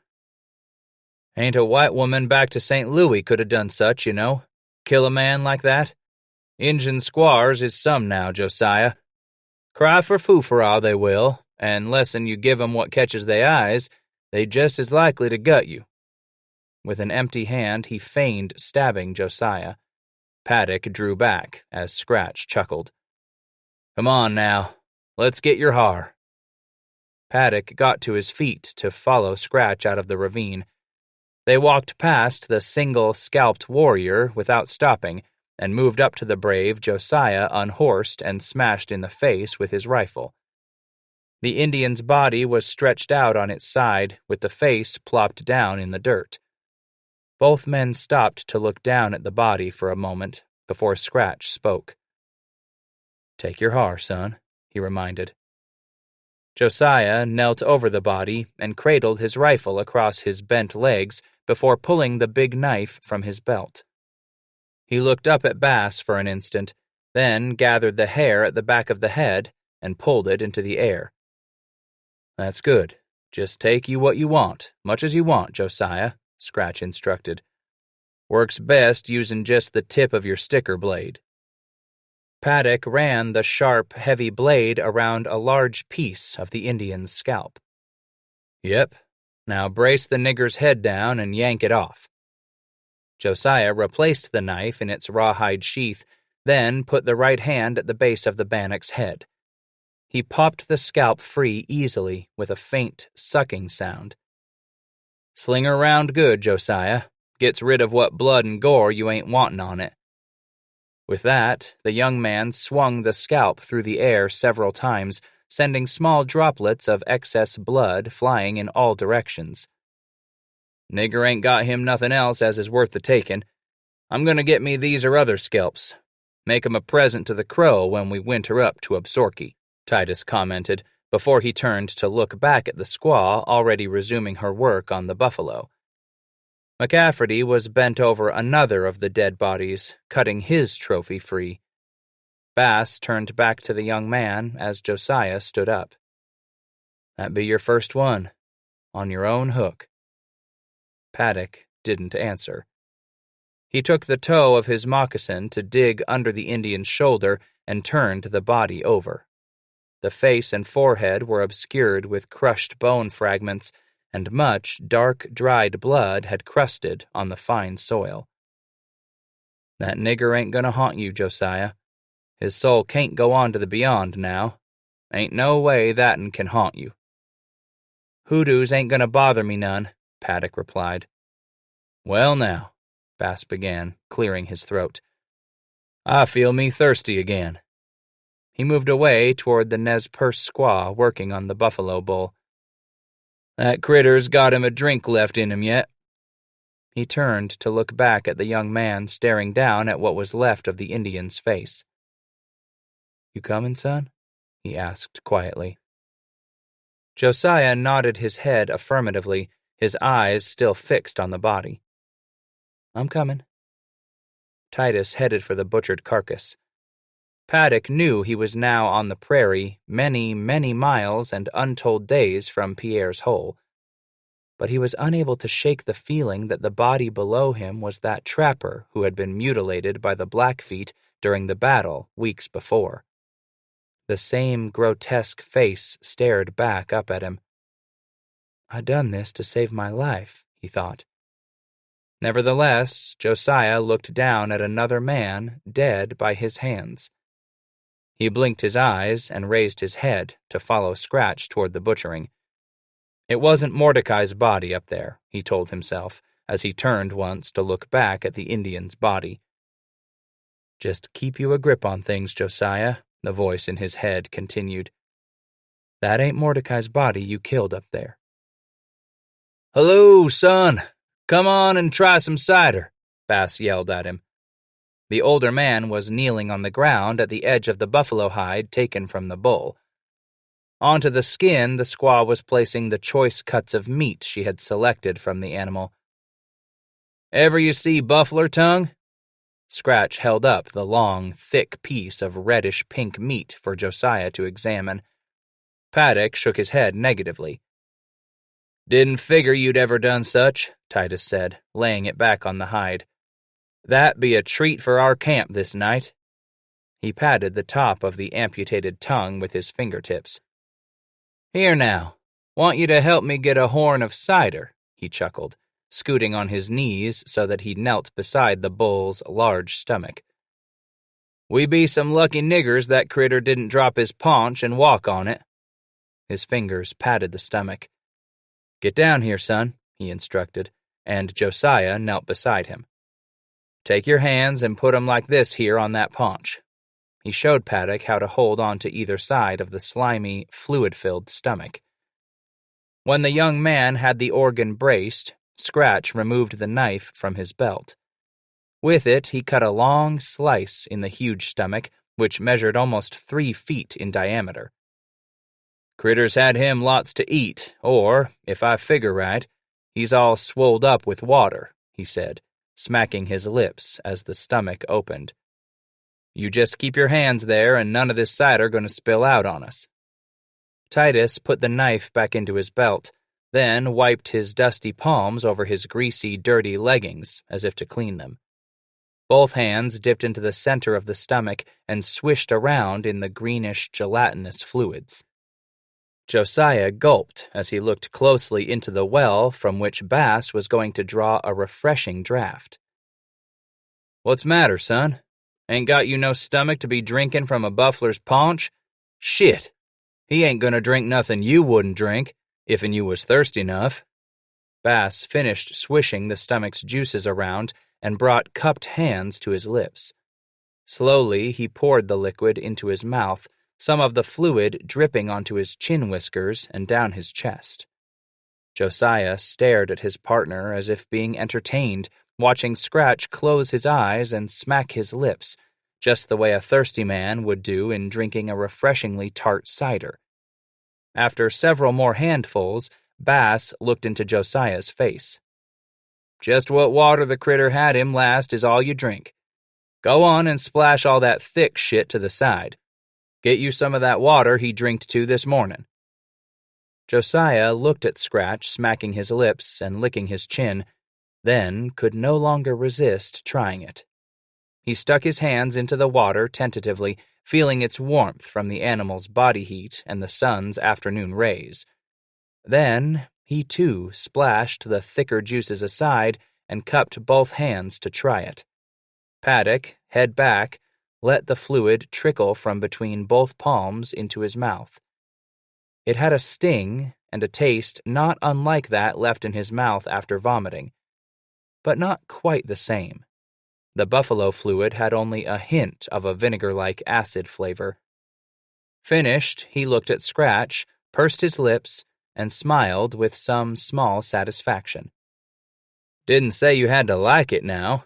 Just that it's about the best drink aside the critter's blood you got going out here," Bass commented. "Want you nother?" Josiah answered only by putting his hands back into the slit-open stomach to take another draft. "Man most times don't need water out here, you see. Man's body can live off bodies of other critters if'n he has to." He looked around for Asa, who was returning with the ponies to the butchering site. "Asa, you want you any of this cider?" He then looked back at Josiah, who was dipping his hands into the stomach for a third time. "Afore the boy drinks it all to hisself?" "No," McCafferty answered. "But ye'll be the devil lest ye share the liver and boudin with me, Mr. Bass." "Ah, McCafferty, you minded me of the sweetsome joy of raw buffler liver." He began to look for the liver among the meat Ace's squaw was placing on the hide. He pulled the organ close to his lap and flipped it over. "McCafferty," said Bass, Your liver is ready, it is, and we have the gall for sauce to boot." Asa finished cinching his animals, then came over to sit beside Bass. Josiah looked on while Scratch began slicing off large pieces of the raw, slippery liver after detaching the gallbladder from the dark red organ. He set the gallbladder among the three of them and pricked its skin with the point of his knife so that it flattened out to resemble a small bowl. Handing pieces of the liver to McCafferty and Paddock, Scratch took a slice for himself and dipped it into the gall. He brought the raw meat dripping with juice to his upturned lips and let it slide into his mouth. "Go ahead, Josiah. Try you some. Just like John Barleycorn what ain't been aged none," he said, chewing the liver. "Like swallerin' fire at first, then you'll larn to like it, I'll swear." Paddock allowed Asa to dip his liver into the gall first, less from deference to age or wisdom than from his interest in watching the older man eat before he tried something foreign to his palate. Taking the long, thin slice of liver and dipping it into the gallbladder bowl Scratch had made, Josiah brought the meat to his mouth and took off a bite instead of ingesting the whole of it as the two other men had done. He chewed and chewed the raw meat while Bass cut off several more pieces of the liver. Josiah worked and worked his jaws, attempting to masticate the meat so he could swallow it. The Nez Perce squaw came up to sit beside her husband on the ground and leaned forward to take a piece of meat for herself, after McCafferty had nodded his head to signify that she could join the men. She dipped it into the gall, put it in her mouth, and worked it from side to side to squeeze all of the sauce from the meat, then swallowed the slice whole. Josiah watched her intently and decided that was the way you were supposed to eat the liver. Chew until all the gall was gone, then merely swallow the raw meat. He began to eat with more enjoyment, adding his knife to the two busy cutting slices from the rapidly dwindling organ. "Save yourself some room in that paunch of your'n for boudin, McCafferty," Scratch reminded Asa before rising to cross to the other side of the buffalo hide platter. There, stacked yard upon yard, were animals' intestines the squaw had salvaged, despite the bulls having stepped on many of his own entrails. Bass put his hands into the mass of slimy snakes and fished around until he had sorted out a piece some 20 feet long. "Here you be," he chirped cheerfully, holding the intestine in both hands out from his chest, as a man would hold a large snake. "Boy wanna set with me?" Asa inquired. "And eat that?" Josiah gulped again. "Jumpin' Jehoshaphat, ain't no need to be squamptious 'bout this here," Titus said, shaking the buffalo's small intestine in the air. "Man ain't eatin' no shit till he gets down to the critter's big boudin." "That be big enough for me. No thanky," Paddock protested. "Shit. Come on, Asa. Josiah don't want none of this. Let's you and me have us a go at the ends. You care to set?" Bass said, hoping to prod McCafferty into an eating race. "I know ye be the boudin-lovin' devil, Mr. Bass," the white-haired man responded. "But ye've found yourself here a child as loves to eat as well as any. Let's us have a set at it." He slid over to sit on the ground across from Titus. Between them, the two men placed the 20-foot snake, and each man located his end of the intestine.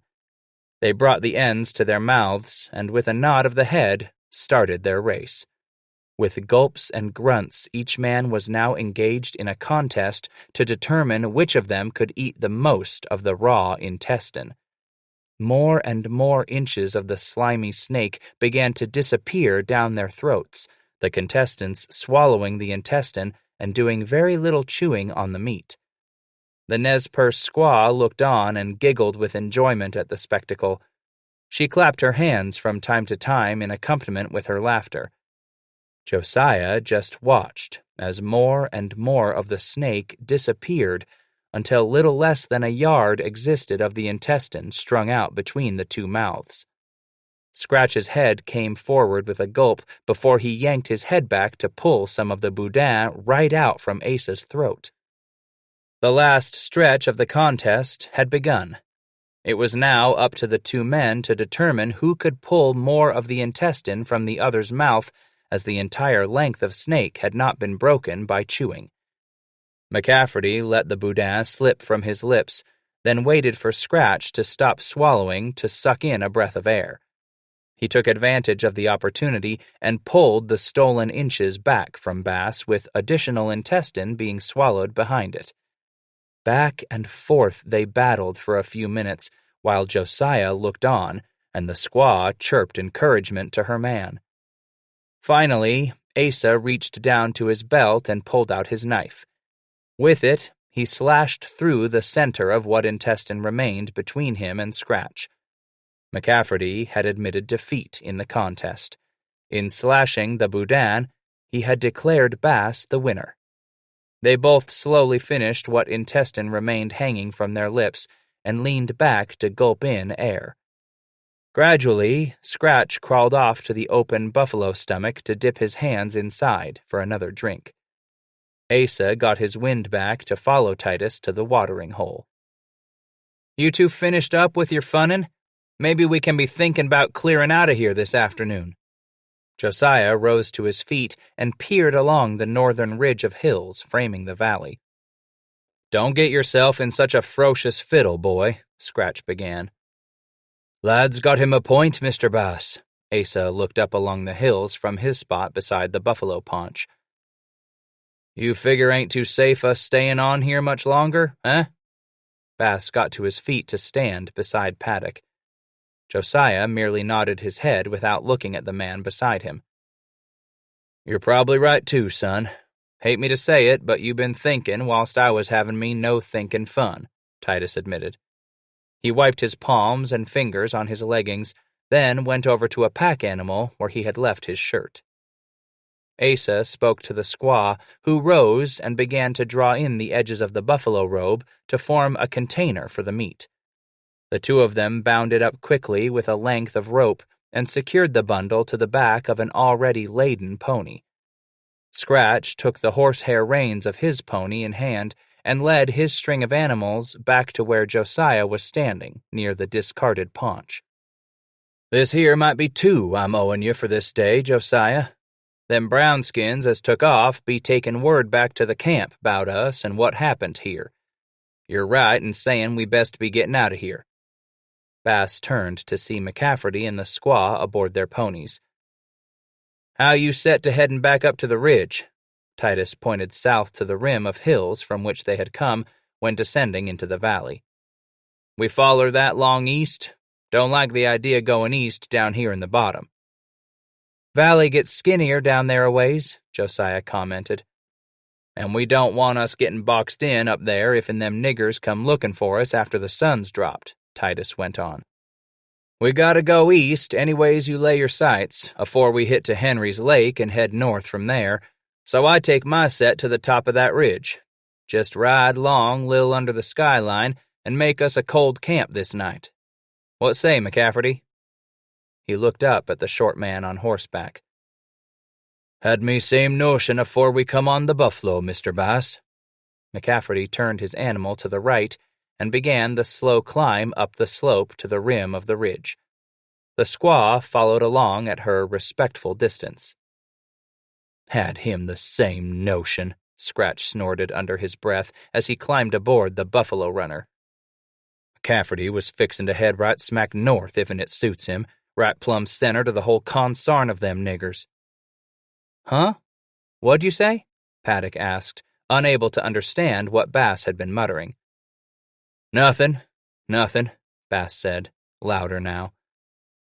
"If it ain't worth the sayin' now, it weren't worth the sayin' first off," Josiah lectured, without looking at the older man. "Got yourself all worked up to a fine blue funk, don't you?" He pulled the frizzen back to inspect the priming. "And you'll wish to hell that Injun nigger killed you too, less'n you take care to that slice along your ribs," Paddock said evenly as he turned his head to watch the McCaffertys ascend the ridge. Don't like me seeing a man dyin' just 'cause he ain't took care of what wound he's got. You're mother-henning me now, son, Titus responded. Makes this here child feel all the bettersome, knowing his pardner's out to care about his painin'. Carin's not enough, he replied. Gotta do more'n care about that wound, old man. Carin don't mount to much by itself. Sides, ain't doing it all just for you. I owes some plunder, maybe my hide to you. I aim to see you live, leastways till I can pay you for it. Not just for you, Scratch. Got me lot I owe to others. You're just the only one I can clear my books with. That's all it is.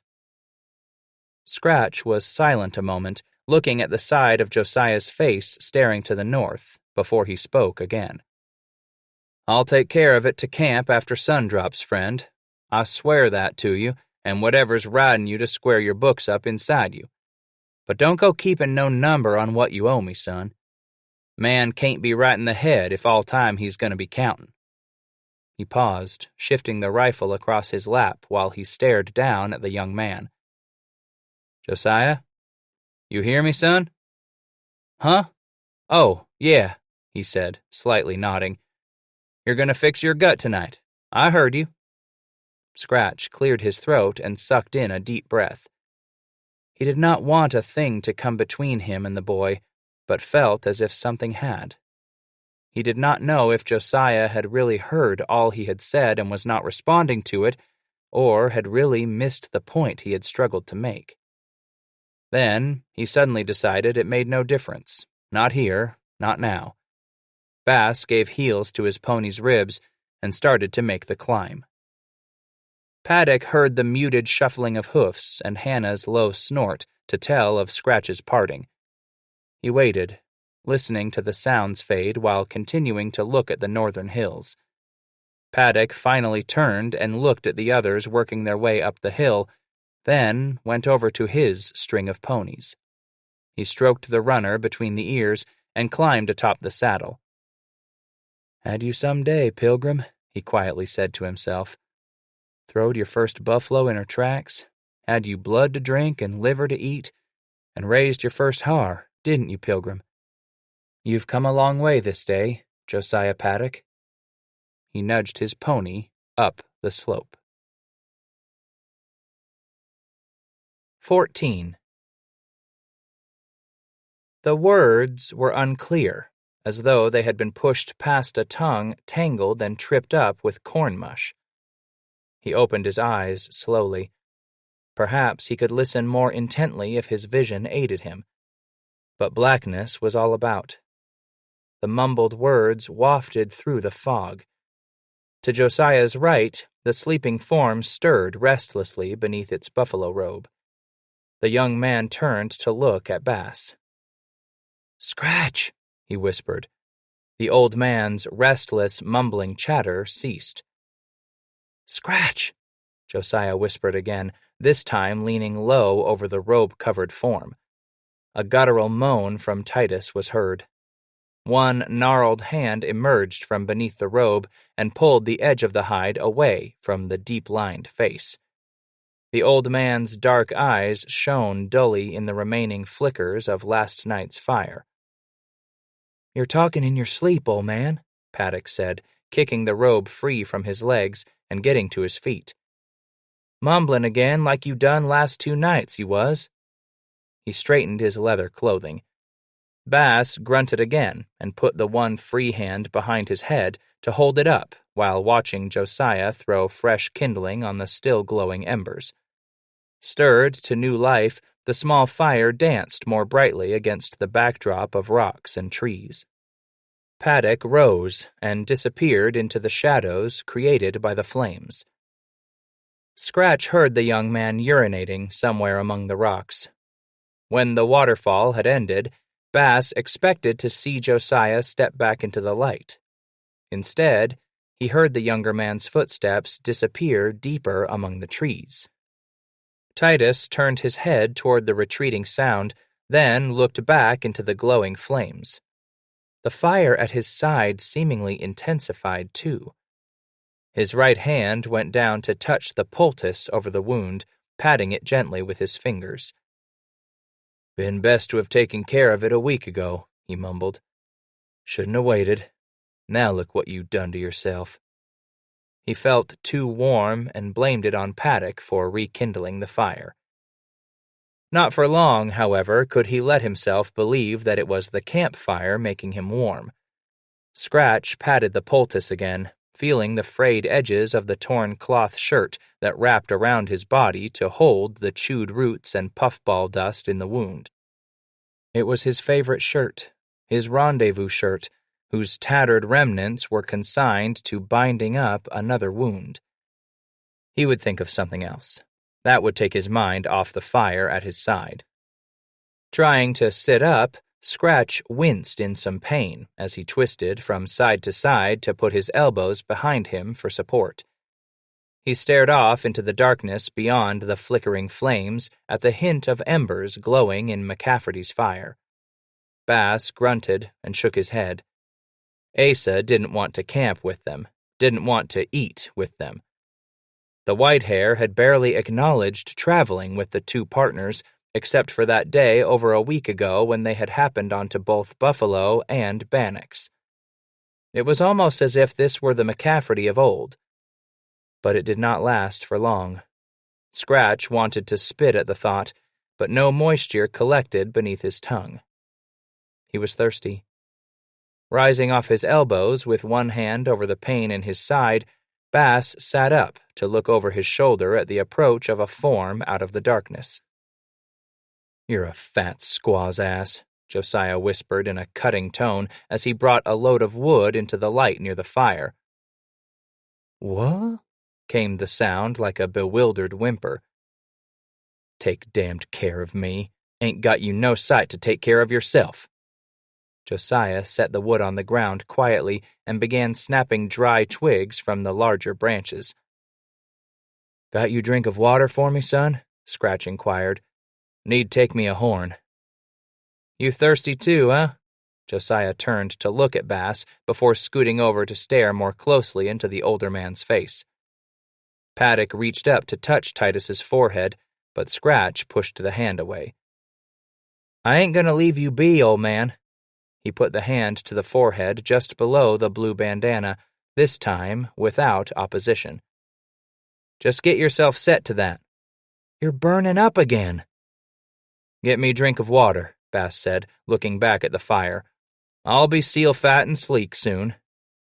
Paddock slid back toward the equipment around the fire to retrieve the small kettle that had boiled meat the evening before. "I'll get you some fresh." He turned to pad away toward the stream. "Bring me that," Bass snapped. Josiah stopped in his tracks and turned back to look at the older man. "Bring me that meat water, boy." "You want to drink this here grease?" "Do me lots better in plain crick water."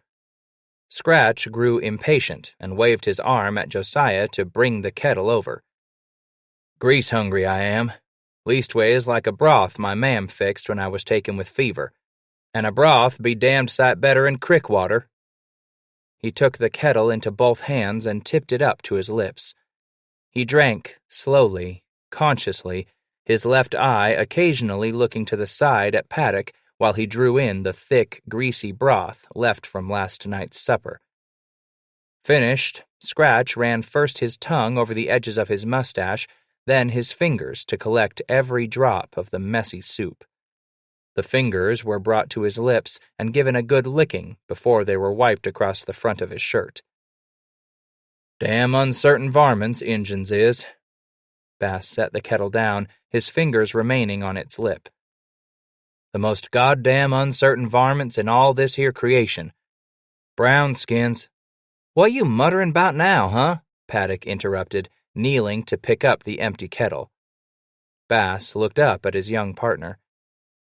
"Here I set, bein' et up with a fever, a poison nibblin' way at my innards, and I was the child as walked way from the wrastle with that nigger. Can't calculate it, one. That Injun's dead, and I got me his scalp. But here I lay, my bones rottin' way inside with the poison fever. Can you figure it, son?" "You're hoodoos, old man." Paddock chuckled lightly. You got the nigger's scalp all right, meanin' he's trapped down here and can't go on. The Injun's just devilin' you for all the trouble you been to him." This time Josiah laughed quietly as he rose with the kettle to head for the stream and fresh water. "Just might be a hoodoo boy," Scratch yelled hoarsely after Paddock as the young man slipped into the inky shadows surrounding their camp. "Can't say as what that nigger ain't hoodooing me now. Sometimes man can't rightly say what's reason he's bein' ed up with something." He shook his head from side to side while muttering to himself. Slowly, Scratch pushed his body across the grass to the fire. Taking a piece of wood, he began to stir through the coals near the edge of the embers. When he found the large mass he was searching for, the old trapper knocked what coals and ash he could from the lump. Setting the stick aside, Titus reached for his knife, and with it he speared the mass of cooked meat that had been simmering within the coals. He smacked his lips unconsciously in anticipation of the late-night treat. Gingerly handling the meat rescued from the fire, Scratch now placed it across the top of one thigh, where he began carefully to scrape the remaining ash and soot from its surface. The young man's figure slipped back into the light, circling the edge of the fire. "What the devil you got yourself there?" Paddock peered closely at the mass across the older man's lap. "Can't you tell you what it be, son?" "Don't know if I really want to know all that bad." He wrinkled his nose up and pulled his face away to set the kettle with the fresh, cold mountain stream water down by Scratch's side. "Your nose touchy about good victuals, eh?" Bass put the knife blade into the meat and cut free a small slice of the rare-cooked delicacy. He offered it up to the younger man on the point of the blade. "Here, try you some of that, Josiah." Scratch shook the knife slightly in front of Paddock's face. "Go ahead, take it." "Nah, don't think I want none." "Wah, ain't never seen me the likes of such a man, not by a long chalk," Bass snorted as he pulled the slice of meat from Paddock's face and brought it to his own lips, still on the tip of the knife blade. From around the chunk of flesh he began to chew, Scratch continued. "Passin' up some of best victuals the mountains has 'em to offer a man up here. This here be soft and sweet. Some damned good meat, boy." "All right, let me have a small bite then," Josiah replied, resigned. He leaned forward to accept a thin slice from the end of Scratch's blade. He put it in his mouth slowly and chewed tentatively before asking, "You gonna tell this here sucker that's eatin' your meat for you just what he's eatin'?" "Tongue." "Tongue?" The meat came flying from between Paddock's lips to land on the ground. He coughed twice and began to spit, bending low over the grass as if trying to rid himself of an awful taste in his mouth. "Jumpin' Jehoshaphat! You actin' like'n you just been give some nigger's guts to eat." "I'll be goddamned and go to hell right here," Scratch chortled. "Just the thought of it, eh?" He laughed some more. "Buffler tongue, Josiah. Ain't nothin' much to touch it up here. Leastways, you ain't gonna touch it, is you?" Scratch chuckled while stuffing another slice of the tender delicacy into his mouth. With words the young man was barely able to understand coming around the piece of flesh, Scratch instructed, "You'll be gettin' you taste for all such soon, young'un, 'long with lot of other doin's. I'll swear that by my own hook." He leaned over and brought the kettle up to his lips with both hands. Finished with a long drink, Scratch set the iron kettle down and wiped his lips with a greasy sleeve. "Had you blood to drink already, ain't you? Kilt you Injun too, right? Am I right? You'll be gettin' on with lot of doin's up here soon, young'un. Yepper, you will." Taking another slice of meat into his mouth, Bass gestured with the long blade of his knife. "That spit-out meat of your'n, take and throw it over there." He motioned across the flames, "just out of the light of our fire." Josiah leaned forward to pick up the slightly masticated flesh and casually tossed it where Bass had indicated. "Want you clean camp, huh?" he asked. "You mightn't be saying that." Titus smiled at the corners of his mouth. "Just you watch where you throwed the meat." The young man looked once more across the fire for several moments, then turned back to Scratch. "What I'm supposed to be seeing? Just you hush now and watch. Don't make you a sound yet. Keep your eyes over there." Josiah turned his attention slowly back to the edge of the firelight. The quiet of the blackness surrounding their little fire seemed to envelop him, and he shuddered involuntarily. He thought he heard something, but really wasn't that sure. He strained his eyes to inspect the rim of darkness. Again, the sound came to his ears. A sniffing sound, it seemed. Then a head appeared. A coyote, head held low and cowering, pushed its nose forward cautiously as it was drawn magnetically by the fragrance of the meat the young trapper had discarded. Josiah reached slowly to his side and placed a hand atop a piece of firewood. "Boy, don't you make no move like that," Scratch rasped in a whisper at Paddock's side. "Less'n you want me to feed you to him." Josiah turned to look into the older man's face and slowly released the piece of timber, as if he had been the child caught with his hand in the honey jar. The coyote moved forward when the human voice had run into silence, slinking gradually toward the light inches at a time until he could snatch the meat into his mouth. With a gulp, the flesh was gone, and as quickly the furry intruder disappeared. "Glad the critter left," Josiah commented. "Shit," was Scratch's reply. "He ain't left. You just can't see him. He's been around for some time. Since last evening when we was layin' into this here camp, son, he's been round." Bass put his knife to work on the buffalo tongue, took another slice from it, and tossed it across the fire, but somewhat closer to the embers than Josiah had thrown his piece of meat. The coyote waited a few moments in the dark, then slipped back to steal another offered tidbit. "Son, want you move real slow so's you won't skeer the critter off, and drag over some of them hump ribs. What's left? Go get 'em for me." Josiah moved off slowly to retrieve what was left of the buffalo meat from a pack by their bedrolls. As the flesh was drawn from its protective package of hide, the coyote was joined by another, even more scrawny companion.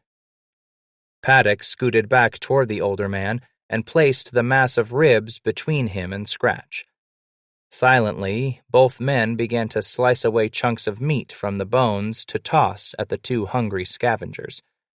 With each morsel snatched up, the coyotes would turn away from the humans to disappear beyond the edge of the shadows, whence the men could hear the loud, ravenous sounds as the animals enjoyed their free meal.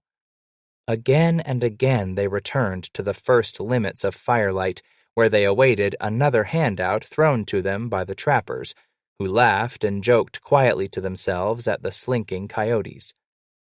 Many were the tales of these canines slithering into a trader's camp, concealed by the cover of darkness, to chew on leather harness, bridles, and saddles. To prevent such scavenger damage, some of the mountain-wise trappers would use only horsehair bridles, harness very unpalatable to these denizens of the high forests. On occasion, a starving coyote, cold and hungry, and unable to fill his pinched belly with what small game appeared on the frozen landscape, was even known to nibble at the leather moccasins on a slumbering trapper's feet. After long minutes of enjoying the fun, a low, harsh growl broke forth from the edge of the inky shadows. One of the coyotes was still in the dark. The other snatched up a chunk of fresh meat and turned to disappear into the shadows with his companion. Another low grunt was followed by a series of harsh growls. The scrawnier of the two coyotes reappeared into the light, followed closely by his partner, both moving backward very slowly. The trapper's attention was riveted on the shadowy curtain of darkness where the guttural growling continued. Scratch cut another slice of meat from a rib without looking down, his eyes fixed beyond the coyotes. The meat was thrown into the midst of the two scavengers. The larger of the pair snatched the morsel up and was moving once more toward the shadows when another warning growl was heard. With dubious courage, but with a clear presence of instinct for survival in the face of challenge, the coyote dropped the chunk of flesh and backed up to stand with his partner. Both of them lowered their heads and drew their necks into their shoulders while their flea-bitten tails curled between hind legs and hair stood along their spines. A dark form emerged from the trees. The animal, larger than the coyotes, walked more confidently into the light of the glowing flames. Almost hypnotized, both men watched the slow advance of the large animal until it stopped and dipped its head to gobble up the offered meat. As it took the flesh into his mouth, the two coyotes uttered low, moaning growls of their own at being robbed again of their free repast. The thief jerked his head up and snarled back at the two scavengers. In the dance of light thrown off by the flames, Scratch fixed his eyes on the sharp teeth exposed as the animal curled back his lips menacingly in warning. The scrawny coyote's growl changed to a pitiful whine. "Wolf," Bass muttered as his hands returned to the mass of buffalo to cut another chunk free. This piece he threw closer to the fire. The coyotes started for it, but were halted by another sharp, guttural growl and a show of teeth. They stepped aside for the large black animal. The dark, glowing eyes glared across the fire at the trappers before the head dropped to pick up the flesh. The wolf swallowed it whole. Another chunk was thrown to the black thief, who snatched it up and swallowed it without taking its eyes off the humans. "Josiah," Bass whispered so softly that the young man almost could not hear, "listen me close afore you move. You good to that sticker, Hatcher told me. That right?" he asked, without taking his eyes from the wolf to address the young man beside him. "I s'pose." "You go and ease it out your belt, then. Real easy like, you hear? Careful now, and slow," Bass instructed. "When's you got it ready for throwing, I'll toss that black devil 'nother chunk. You make your throw count, son. You throw when the meat's still in the air. You make that son of a bitch come, Josiah." The last words were pushed and forceful, as if strained through clamped teeth. Scratch could see Paddock nod his head up and down in the affirmative from the corner of his eye. As Josiah began to extricate his large knife from the belt at his waist, Titus put his blade to work slicing another hunk of meat from the buffalo ribs. The flesh was freed from the bone, and Bass again peered out the corner of his eyes at Paddock to see the glint of steel from the huge blade flash as it caught the glow of firelight. "You set, son?" His question was answered wordlessly with a slow nod of Paddock's head. Scratch tossed the piece of meat toward the wolf in a high arc over the flames. As it left Bass's hand, the wolf raised his dark head to watch its flight. When the meat was reaching the apex of its climb, the animal turned his head slightly to anticipate where the treat would land. Beside Bass, there was a sudden flash of motion as the young man moved his entire upper body to put force and thrust behind the huge knife. The weapon struck the animal before Titus was fully conscious that Josiah had thrown it. Scratch snapped his head to his right and caught a glimpse of Paddock's follow-through, arm stretched forward to point at the black target across the fire. In another instant, Bass snapped his head back to the left to see the knife already embedded high in the wolf's neck. Knocked backward a step or two by the force of the weapon's flight, the wolf jerked wildly around and around in a crazy circle, trying to make sense of this sudden catastrophe. From side to side he shook his neck, repeatedly trying to free it of the huge blade buried deep within his flesh. From his nostrils began to pour a small stream of fluid as dark as his furry coat, and glistening with the same inky intensity as his eyes. The wolf snorted to clear his nose, then coughed to sputter free more dark liquid. He rasped hoarsely, attempting to capture a breath of air, but that was impossible now. The wolf would suffocate slowly as its wild dance began to cancel itself. The body weaved a few times until the severed windpipe took its toll. In less than a minute, all told, the animal dropped to its side. The legs thrashed spastically a few times, then became rigid before they finally relaxed in death. "Were that good enough for you?" Paddock questioned quietly. "Slick as shootin', young'un." Bass braced his left arm against his side and gradually rose from his robes as the two coyotes scampered into the shadows. He gingerly walked over to the carcass and tapped it with his toe. Putting a hand to the wolf's chest, Bass felt deep within the dark fur. "Critter ain't beaten." He turned to look up at Josiah as the young man came around the fire. "I'd like you skin this black devil out for me, son." He backed off a few feet to sit once more at the edge of the fire, while Josiah silently went to work removing the hide from the animal. For a few minutes he watched the young man labor at the fleshing job, then spat as if to introduce his comments. "Don't care me a shit for such critters. Titus Bass don't. Not one consarn." He spat once more to the side. "Black devil let them other poor critters lead him to a free meal, then come in and take it away from him. Can't set with that."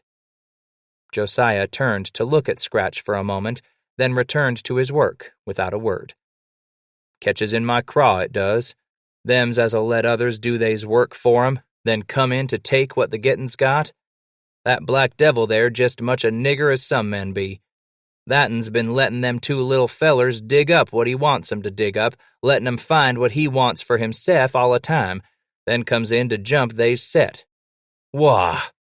He snorted softly and shook his head. "Critter got runned off from a wolf pack for one why or nother, and now he's jumpin' them coyotes set. If'n that don't take the circle, I'll be damned. Got me something 'bout such doin's as sours my milk. You know what I'm meanin'?" He looked up to see Paddock turn to gaze at him. "Yep," came the quiet answer. "Suppose I do, in a way." His voice dropped off, and he turned back to his work. "I feel me for them fellers out there in the shadders," Scratch remarked. "They've been carrying that big son of a bitch along with 'em for some time from the looks of it. And each time he steals a meal from 'em, he's knowin' it'll make 'em look all the harder for the next one. They bellies pinchin' and drawin' up like in a hide puckerin' up what ain't been smoked. Consarn! The devil, he had it comin'." He finished by puckering up to spit once more on the grass. "There." "Done, is you?" he asked, even though he had watched Josiah pull the fresh hide free from the carcass and hold it in the air. Scratch leaned forward to feel the thickness of the coat. "Gonna have us a winter this yar up here," the older man commented. His fingers caressed the dark fur while his eyes searched the shadows beyond the last touches of firelight. "Ma Nature take care of her own, she is. Getting 'em ready for what's comin' up here in the time of maybe 3 weeks. Man best pay him heed to this, too. When the critters get 'em good coats like this'n, us niggers best be ready for some mighty cold doin's." He let the hide slip through his fingers and rose to his feet again. "You take you that hide over by the packs." Bass gestured toward the other side of the dying flames. "Get out some of that salt and lay it down over the flesh side, son. When you got it covered, roll it up, har side out, real tight, then lash her down good. Just like you did with them elk robes. Go on now." He shooed Paddock away with a few rapid motions of his arm. Scratch leaned down and took hold of one of the wolf's hind legs.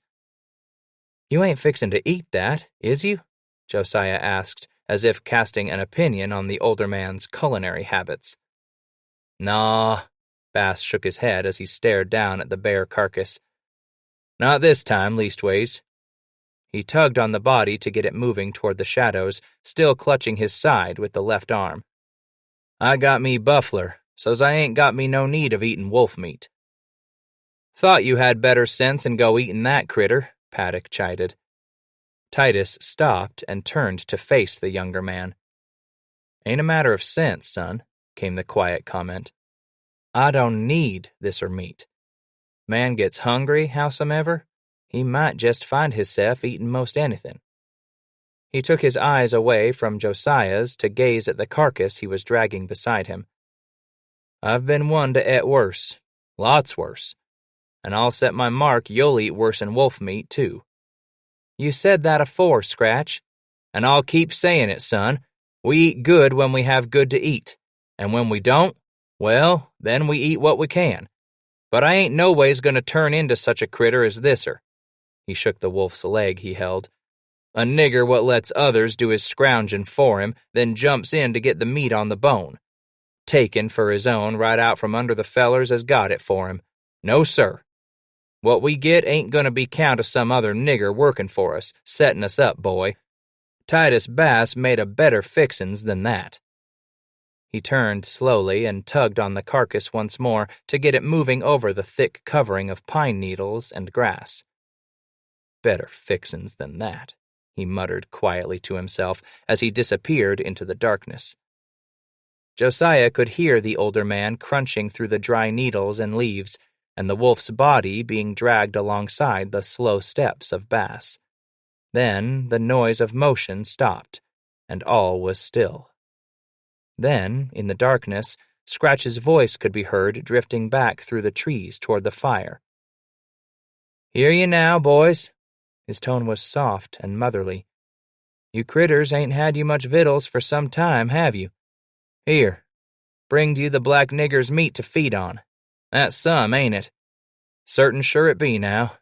You two what been feedin' him gonna feed on him now. Eat on the nigger what's been leadin' you on a merry chase. Come on now. I know you's out there. I can hear you, Scratch can. You come have your supper. You worked long for this'n, and I love seein' you enjoy it, too. Here's the nigger for you, from me to you, both you. See, now, Old Scratch knows just how you feel. You can lay your sights to that. Old Scratch is one to know just how you feel. Crow call thisser time o' yar when the ponies grow lean, Bass chattered in the cold charcoal gray of pre-dawn labors. Little light remained, except for the waning bright moon of the night before. Cold mother it can be, this time. Colder'n later on, it seems to a man. Guessin' it's 'cause by the middle o' robe season this here child's got hisself used to the queersome aches in my bones. Again and again he turned the stout limb in his hands as he shaved it clear of dried bark with his knife. Josiah, sitting beside Scratch on the frozen crust of earth within the midst of their baggage, looked up at Scratch now and then as the older man spoke on, watching the words come forth from Bass's lips, accompanied by puffs of pale smoke that muffled the words in the bone-splitting cold. The older man raised his eyes from his work as he set the finished limb beside his leg in a pile of some half-dozen others and looked into the sky. Take you a looky there. He gestured for Josiah to gaze beyond his shoulder. See them halo rings round the moon there? He paused to watch Josiah's head drop and rise slowly in affirmation. When such get real thick like the fog risin' off a beaver pond just afore get-up, means a snow's comin' in, Josiah. Cold enough for it, Paddock replied as he set back to work on the limb across his lap. Sometimes it can just be too damned cold for it to be snowin', Scratch responded. Then a coon knows there won't be new snow for him to be fightin'. He paused while he leaned over to pick up the last of the limbs to be peeled. All a man's got to think 'bout then is keepin' live whilst he keeps his wits 'bout him. He set his knife to work peeling the thin bark from the aspen limb. In the ensuing silence, every sound seemed magnified in the cold, still air, seemed suspended for detailed inspection before disappearing. Son, Grab you your rifle and these here sticks." Bass rose from the ground as if his joints had become frozen from sitting. "I'll be taking the traps. Let's be getting us these cold doin's out of the way now." The new skin over his wound was as taut as a stretched beaver plume, but he was no longer bothered by pain. The two men moved out from the edge of the trees onto the bottom of a gummy mire of grass that stretched across the small bowl where they had chosen to camp the day before. Josiah turned to look about him at the mountains rising around this tiny bowl. Against the paling gray blue of the pre-dawn sky were dark outlines of the peaks in bold slashes of contrast, as though painted by an artist's brush. His attention was wrenched back to lifting one leg and putting it in front of the other. Into the bottom they moved with their loads. Paddock readjusted the bundle of limbs tucked at his side beneath his arm. Scratch tugged at the heavy buffalo hide sack that contained their combined treasure of steel traps. Through the frozen grass that stood like icy sentries snapped brutally downward with the weight of the sack, Bass struggled on with the load he was dragging. With each step the men took across the grass came a rhythmic staccato that accompanied the constant drone of the sack across the icy bottom. A few more steps, and the ground was no longer merely spongy beneath their weight. The mire in this beaver marsh now became deeper and more yearning of sucking a man's moccasins from his feet. Each man planted a foot, then brought the trailing one up as the one in the lead broke through the thin crust of ice and sank into the muck of mud and grass. Occasionally, a foot would stumble on a rock hidden beneath the icy cap glazed over the mire, and the man would use it as firm footing for a single step before plunging back into the mud and cold of the freezing water that seeped from the ground with every succeeding step. Josiah looked over at the older man, wondering if he would stop for a few minutes to rest.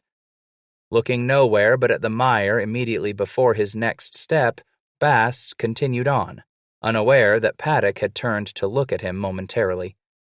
Titus was intent on moving them to their sets quickly this morning before the sun caught them out.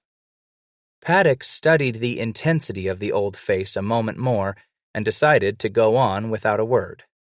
He sighed, glanced ahead where the dark gray of the stream bank stood out in the distance against the lighter gray of the mire, and sighed again, his lungs burning in the frigid air. He would continue with his own agonizing plodding. At least he was getting warmer now from his exertion.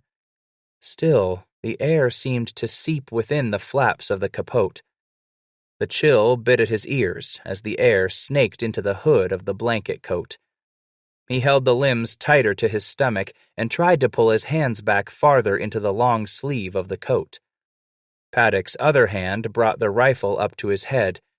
He attempted to pull the hood farther down over his brow. His toes struck the trap sack, and he stumbled over the obstruction before stopping to turn around. "Where you going, young'un?" Scratch inquired crisply. Josiah now pushed the hood back a little and realized the man had dropped the trap sack on the ground, and it was over the sack he had stumbled. He turned his head to the side within the hood and saw they were near the stream bank. Cold and fatigued, Josiah had been heedless of direction and destination. Only of movement was he aware. "Drop you them sticks now," Scratch commanded, and Paddock let them fall from his grasp. They fell with a faint clatter onto the trap sack and tumbled to the frozen ground. "You say you trapped afore?" he inquired of his young partner as he knelt to untie the drawstring at the top of the sack. "Catched me one, some time ago." He brought the rifle across his chest and cradled it against his body while each hand sought a warm haven up the opposite sleeve. "One?" Bass looked up at the man standing beside him. "What did you use for bait, son?" "Didn't have me no bait." "Sounds to the likes of it," Scratch interrupted. "If'n you catched only one, you'd have no bait till you catched him. Wah!" The word was a faint growl in the frozen air and seemed to hang between them for a moment. This here nigger's been doing the trappin' for the past moon since we broke up out of Henry's Lake.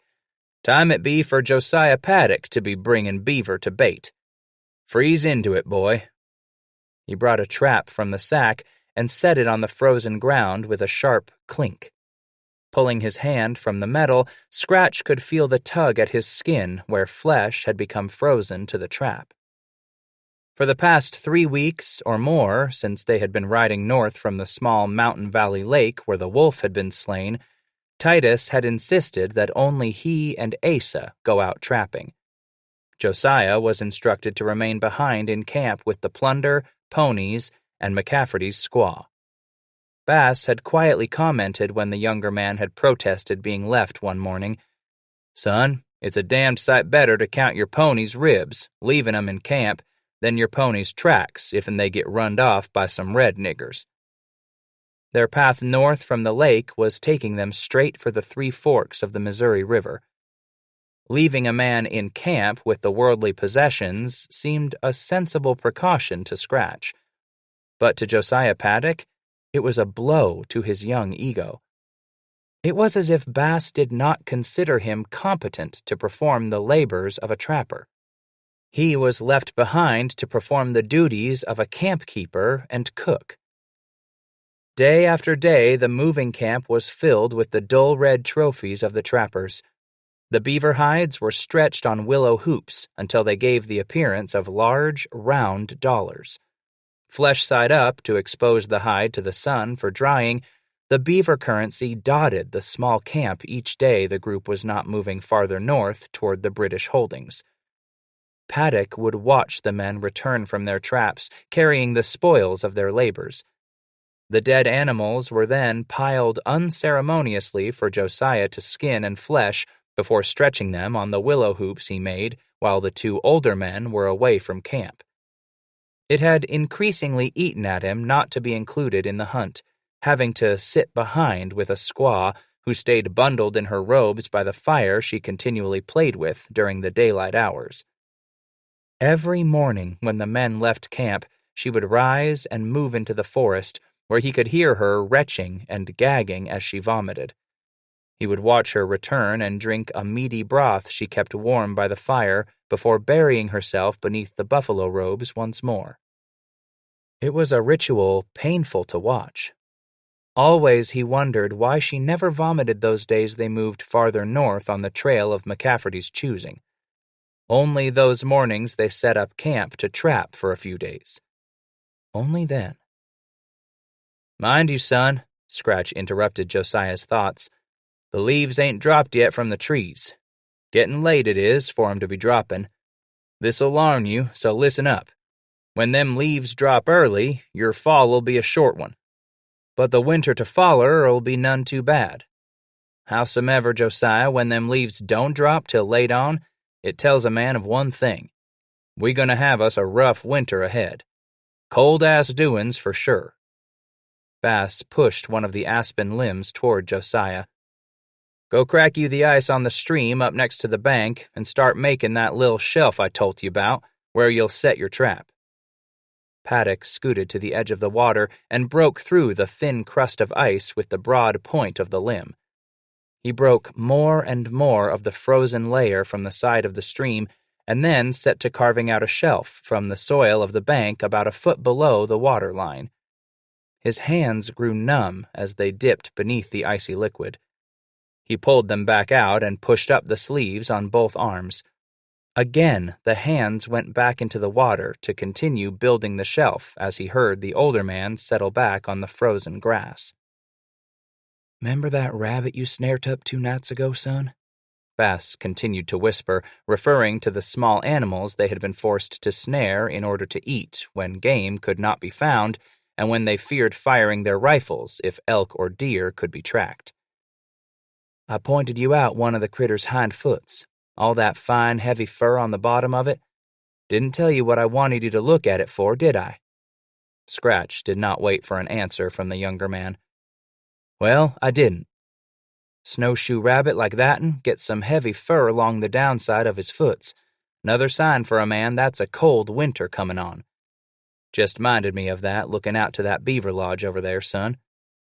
Titus nodded his head in its general direction as Josiah looked up from his numbing work. "Here on the north side of that lodge, you see them beavers been addin' more and more wood, more'n you see 'long that east or west sides. Man with his wits 'bout him takes that as sure sign from the beaver there's going to be cold doin's in the mountains this yar. Yes, sir. Ma Nature takes care of her own, Josiah. It's only man what's got to catch up and pay heed to help she's given all other critters 'ceptin' him." Bass snuggled close against his rifle and was silent a few moments. He spoke again. "Looking back, Ol' Scratch members the dark squirrels taking 'em up lot of nuts early to the fall, too. Even seen 'em taking up green nuts. Ma telling 'em little critters got 'em a long, hard winter comin' on. Cold doin's for certain. More sign to that than there be sign in a squaw's heart." Paddock leaned away from the stream to straighten his cold back. He began to cough a little and put his hand over his mouth. Feeling as if something were in his chest needing to be brought up, he continued to force the cough until there was the feel of thick phlegm at the back of his throat. He turned his head away from Bass. "Don't you spit, son," Scratch snapped quietly, rising to a sitting position. "Don't you ever catch yourself spittin' round where a trap is being set." Josiah turned to look at him, feeling the mucus in the back of his throat choking him. "Just swaller it hard now." He finally leaned back and relaxed the tone in his voice. "Lessen you just gotta spit, then you can spit into the tail of your coat and rub it in." Paddock swallowed hard once, then twice, grimacing with revulsion at the thick, syrupy mucus sliding down his throat. "Beaver smell that spit round your trap set? Why, you might well as taken a shit right here. Spit round a trap set and you ain't gonna bring 'em to bait." "All right," Josiah said, then choked a little on some remaining phlegm. He cleared his throat and swallowed hard a third time. "All right," he repeated. "Am I ready to set the trap and lay her down?" "Look to be," Scratch said. "Let me see you set the trap here."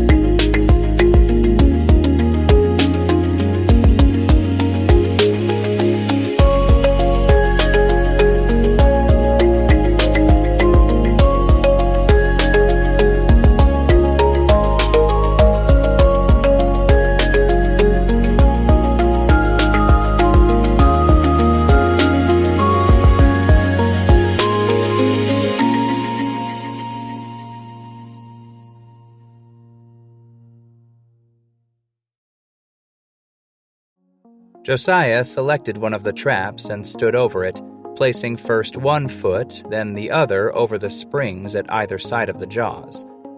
He rocked back off the balls of his feet so that his weight was transferred from his heels to the two springs, which gradually gave way under pressure. Kneeling slowly, Paddock could now open the jaws with no restriction and set the trigger over one jaw before locking it in a notch on the pan arm. Carefully, he brought his hands away from within the jaws, saw that the set was good, and rocked back onto the balls of his feet. He smiled within as he stood up. "Here." Bass threw him a twig little more than a foot long. "Your bait stick. Put it there in your capote belt, grab you one of them stakes, and you're ready to get in the water." Josiah stuffed the small twig into his belt as instructed, then tucked one of the 6-foot limbs beneath his arm and knelt to pick the readied trap up carefully in one hand. Stepping into the water around the edge of the carved-out shelf, he felt the icy water bite first at his feet, then at his ankles and calves. Carefully, he brought the trap below the water, where he set it down upon the shelf and seated it firmly, the jaws yawning wide and menacingly. Beneath the water, his right hand located the trap chain. Bringing it back up above water, Josiah slipped the ring at the end of the chain around the long, dry limb. Now he backed up slowly until most of the 5-foot chain had been played out. Here he sank the sharp end of the limb into the rocky bottom of the slow, dammed-up stream. Moving cautiously back toward the bank where the trap was set, Paddock looked up at Bass. "You're ready for the beaver milk, son," Scratch instructed. "That be what the twig's for." The young man put his right hand into the front of his capote and located the small vial of castoreum hanging from his belt. He brought it out and pulled the antler stopper from the horn container. "Dip your twig in it," Bass continued. Into the vial went the peeled end of the twig. When he brought it out, the twig was covered with the smelly brownish cream donated by a previous unfortunate beaver. After returning the antler stopper to the container, Josiah stuffed the vial back into his pouch, hanging at his side over the coat. By now, the smell of the castoreum was lifting to his nostrils. It nauseated him at first, and he wrinkled up his nose. Then the odor recalled a fleeting memory of smearing the musky essence over his flesh to keep troublesome insects from biting. Finally, it dawned upon him. This substance gave to the mountain trappers their peculiar smell. These men trapped the beaver and smelled like them too, he thought. "Stick her in the mud. There, just up from your trap, Josiah," Bass interrupted. "That long twig'll mean you should catch the beaver on his back foot. Short one'll get the beaver by a foreleg. Long like that'n'll make the critter stand up to smell your bait. And when he comes to take a sniff of it, on the end of the twig in the cut of the bank, a hind leg steps on the pan." Paddock sank the bait stick in the edge of the bank so the castoreum-coated end hung a few inches over the top of the water cleared of its thin crust of ice. "Beaver's a critter as gets hisself kilt wantin' to know what other beavers come in on his staked-out country, you see. Smells him a strange critter in the area, and he's just gotta find out who's settin' up lodge in his neck of the woods. Critter gets squamptious-like, but his wantin' to know gets the best of him. So he comes on up to take a sniff of your bait. Snap goes your trap on his leg, and he'll start diving for the bottom with a big splash. That's when he pulls the chain down your set pole where the ring gets hooked on the notch we carved on the pole." Josiah stepped out of the water and shook his legs free of the water that had not already turned to ice on his leggings in the cold air. "Critter ain't got him a prayer's chance of gnawing through your iron chain," Bass continued. "Can't even gnaw through his leg without air for as long as it takes. He can't come up for air with that ring locked on the bottom of the stream. Yep, critter drowns then, and just waiting for you is that pelt. Out there in the stream where no critters such as painter cats or coyotes'll get to him. When you come back to pull him up, You're hopin' he ain't pulled your set pole and all, then got hisself to some air.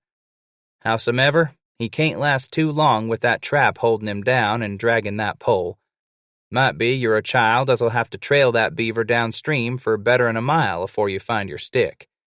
And where you find your stick, you're always prayin' you're gonna find your beaver."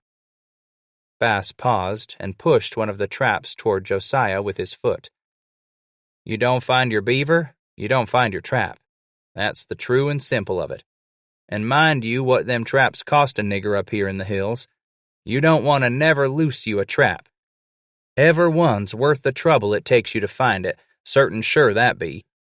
Here with these ponds and lodges all round, you go losing a trap, means we gotta go drain these here critters' dams and bust into these lodges to get it back. I don't cotton to them doin's much, I don't. Not sayin' I ain't got the stomach for clubbin' beaver over the head. Why, boy, you seen me set to it with that Injun, ain't you? I ain't one to be skeert of the killin', Titus Bass ain't." He tapped momentarily on his rifle while he paused. Just that them critters we come up here for, the critter everybody's wantin' for furs back east, they just like a lil pet, they can be. Catch you a lil one like I done afore, back to havin' to break up a beaver lodge, and rub his lil head like you would your own puppy dog. Why, that critter'll turn up his lil head and cry like a babe for you. Had me one I brung back to my camp onct, put it inside my coat and carried it long with me for a few days whilst I was in that camp. Next to your best huntin' hound, a lil beaver make you a good pet as any this here child knows of. Paddock had set the jaws of a second trap and was kneeling to pick up another limb when Bass rose to his feet and tugged his blanket coat more tightly about him, knocking some slivers of ice from where he had lain in the grass. "I be on the tramp back to camp, Josiah. Want you put down least a dozen of them sets afore you come back in. We'll see what bark you got to you."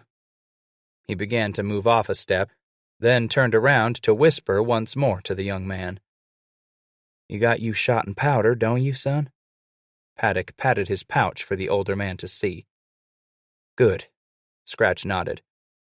"You be quiet setting your traps now, you hear? String 'em on downstream from here, but do it fast. Don't let the light catch you out. Try your damnedest to be back to camp before the sun creeps up on you. Don't like me the feel of this here country. There'd be brown skins about, no surprise to me. Mind you, we be close to the Three Forks now. Don't know why McCafferty's trappin' up here when he could be a nigger to trap the likes of the Uinty down south. Cold up here. So cold you go to feel your squaws' breasties and they feel liken you're touchin' the nose on Old Man North hissef." Bass shook his head while looking at the ground, then raised his eyes to Josiah. "You're on your own, son. We'll be seein' the har of the bar in you by sunup. You'll get through wadin' these streams. My bones feelin' roomy already, and we ain't even half some into the season." He moved his hips from side to side. "See you back to camp, son." He left abruptly.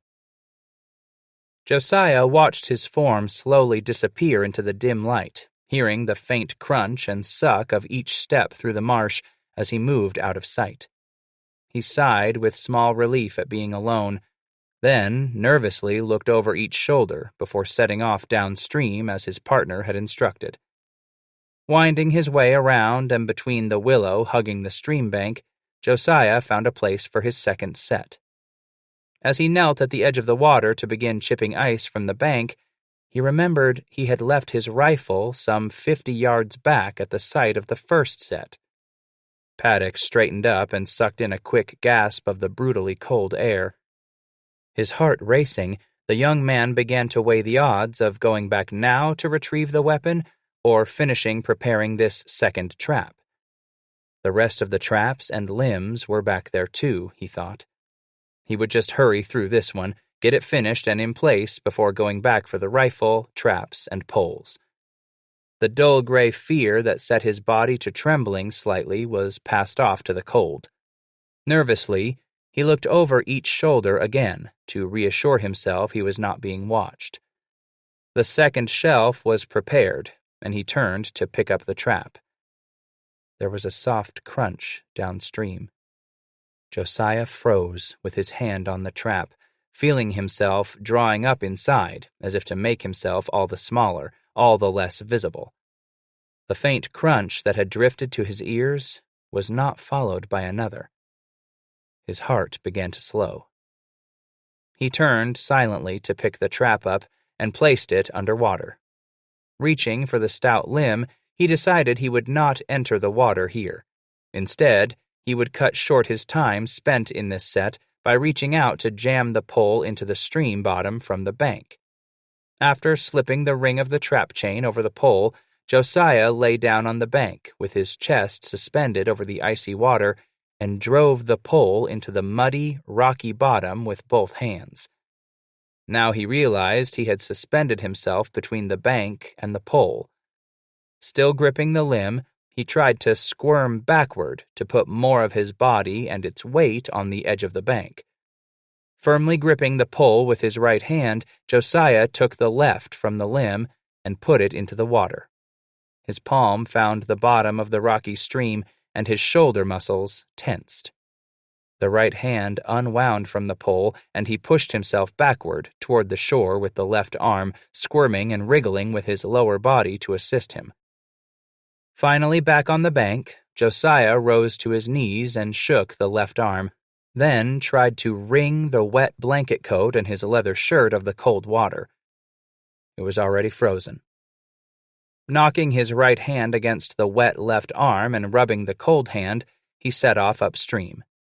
The distance seemed longer than that which he remembered traveling downstream from where he had left the traps and rifle. Against a clump of willow he could make out the dark mass that was the trap sack. There he stopped and looked around the frozen earth. His rifle was not there. Putting his hand across his mouth to tug at his cheeks in fear and bewilderment, Josiah let out a low moan of despair. He dropped to his knees and nervously looked about him once more. Down on his hands he went to begin crawling along the bank, low sobs catching at the back of his throat. My rifle," he whimpered breathlessly. "Scratch come got it 'cause I didn't take it with me." He kept crawling back and forth along the bank near the trap sack. My rifle! Sobbing, he finally stopped and felt near collapse. Clutching his face in both hands to muffle the despairing groans coming up from his throat, Josiah fell forward against the earth and felt the pain bite into his forearm. He lifted his head, blinking his eyes clear of the cold-bitten tears. Then, numb fingers inadvertently touching the cause of his pain, he felt the familiar form of a rifle. Both hands clutched the weapon and brought it to his chest, where he cradled it tightly, passionately. Now he sobbed in relief. "I found you," he cried with muted words, caressing the rifle full length with his hands. The flesh seemed warmed, at least not as numb now, being filled with his rifle. He took one hand away and wiped his eyes, then his nostrils, and rose to his feet. Checking the frizzen, he found it still locked over the pan. The warmth of relief flooded him. Securing the weapon in the crook of his right elbow, Josiah knelt to pick up the remaining limbs and place them alongside the rifle. With his left hand around the top of the heavy trap sack, he rose and marched downstream once more. By the time he had made 8 sets, the young man was feeling fairly sure of himself regarding the trapper's craft. He had been running those things Scratch had told him around in his mind. Usually, the older man had instructed, a mountain trapper would place his traps in the darkening light of dusk and travel to them the following dawn, when he would skin his beaver out, flesh the hides, and await the coming of another dusk to reset the traps. But such a schedule, Bass had said, was not really necessary in country like this, stinkin' thick with beavers. What with all the ponds and signs of immense beaver activity, a man had only to be careful of his sets, and he could clear a whole stretch of some stream of its furry fortune. One word of warning Bass had given, however. There was a reason why the country crawled with beaver. Blackfeet. Trappers rarely came into the southern reaches of Blackfoot country to wrest its treasure out from under the noses of the Ped Noir. In this neck of the woods, the beaver thrived with secure abandon. A man could make his set in the morning and pull his trophies up at dusk, if he was careful where he made his sets, if he kept his eyes open and his ears on the alert, if he paid attention to what the forest around him told those who would listen. Another 60 yards downstream, Josiah dropped the trap sack, now growing lighter. He laid the remaining limbs beside the sack and pulled a trap from it. After placing his rifle against the bag, Paddock pulled the chain to its full length to straighten the links, then rose and took his rifle in hand. The sky was getting lighter now, and he felt the clock within his bowels ticking off the valuable seconds. However, he convinced himself he would find a slide where the beaver had excavated a slope into the stream bank where they could slither into the water, dragging their chewed construction material behind them. The bank along this stretch of the stream was steep, so he felt good about the possibilities of finding a beaver slide. Walking slowly among the willows, Josiah looked from side to side at the nature of the vegetation along the watercourse. Here, the beaver could thrive and prosper, feeding on the aspen that was in abundance, in addition to the cottonwood, willow, birch, and box elder. Everywhere were signs of recent activity of the animal, gnawed stumps and unclaimed saplings over which he had to step. He found one. Dropping to his knee, Josiah took a closer look. The slide left the bank thick with aspen and sloped into the stream. The beaver had even kept the ice broken up near the bank. After he had dragged the baggage back to the slide, he once again set the rifle in readiness against the sack before setting about his trap preparations. The shelf was prepared on the upstream side of where the slide entered the water. Atop it was placed the trap, and the long pole was then put through the chain ring. Carefully, he stepped down into the water from the bank and shakily got his footing with the first 2 steps. Stretching the chain to its full length, Josiah jammed the pointed end of the pole against the soft stream bottom. He felt the pole sink until satisfied with its security. Bending over to put a hand beneath the icy water, Paddock slid the chain down to the bottom of the stream, where it caught beneath the forked notch in the pole. At the snort from shore where he jerked and turned, a startled splash of cold water being thrown into his crotch, his eyes focused on the form standing guard over his rifle on the stream bank. Josiah, blinking, tried to clear the pre-dawn mist from his eyes. Were they playing tricks on him? He snapped his head from side to side in disbelief, then looked once more to the bank of the frozen stream. Only when he took one small step across the rocky bottom of the stream toward the bank did he painfully realize the form on shore was no apparition. The grizzly roared and snorted as she raised up from sniffing the ground around the trap sack and his rifle. Paddock's eyes widened and darted downward to look at the rifle, which had made him feel secure and less lonely. Now, the worms bit and crawled once more inside his bowels. The loneliness and solitude of his situation gripped his shoulders as surely as if the grizzly had taken his body into her vice-like arms herself. He shuddered slightly, more from fear than from the icy liquid flowing past his legs. From the corner of his eye, Josiah caught a glimpse of the pale yellow glow of the sun creeping over the mountain, hidden behind a filter of dense, heavy clouds. He looked back at the grizzly.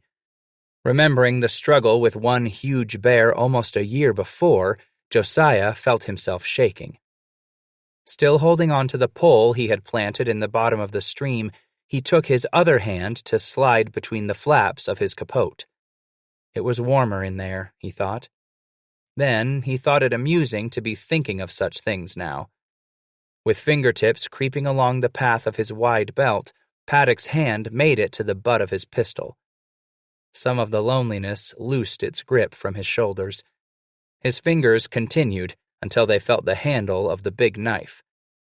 At the corner of his mouth, the first faint hints of a crooked smile showed. Not so bad now, he told himself. Not so bad. Slowly moving the concealed hand backward from the knife handle, he again touched the butt of the pistol lightly.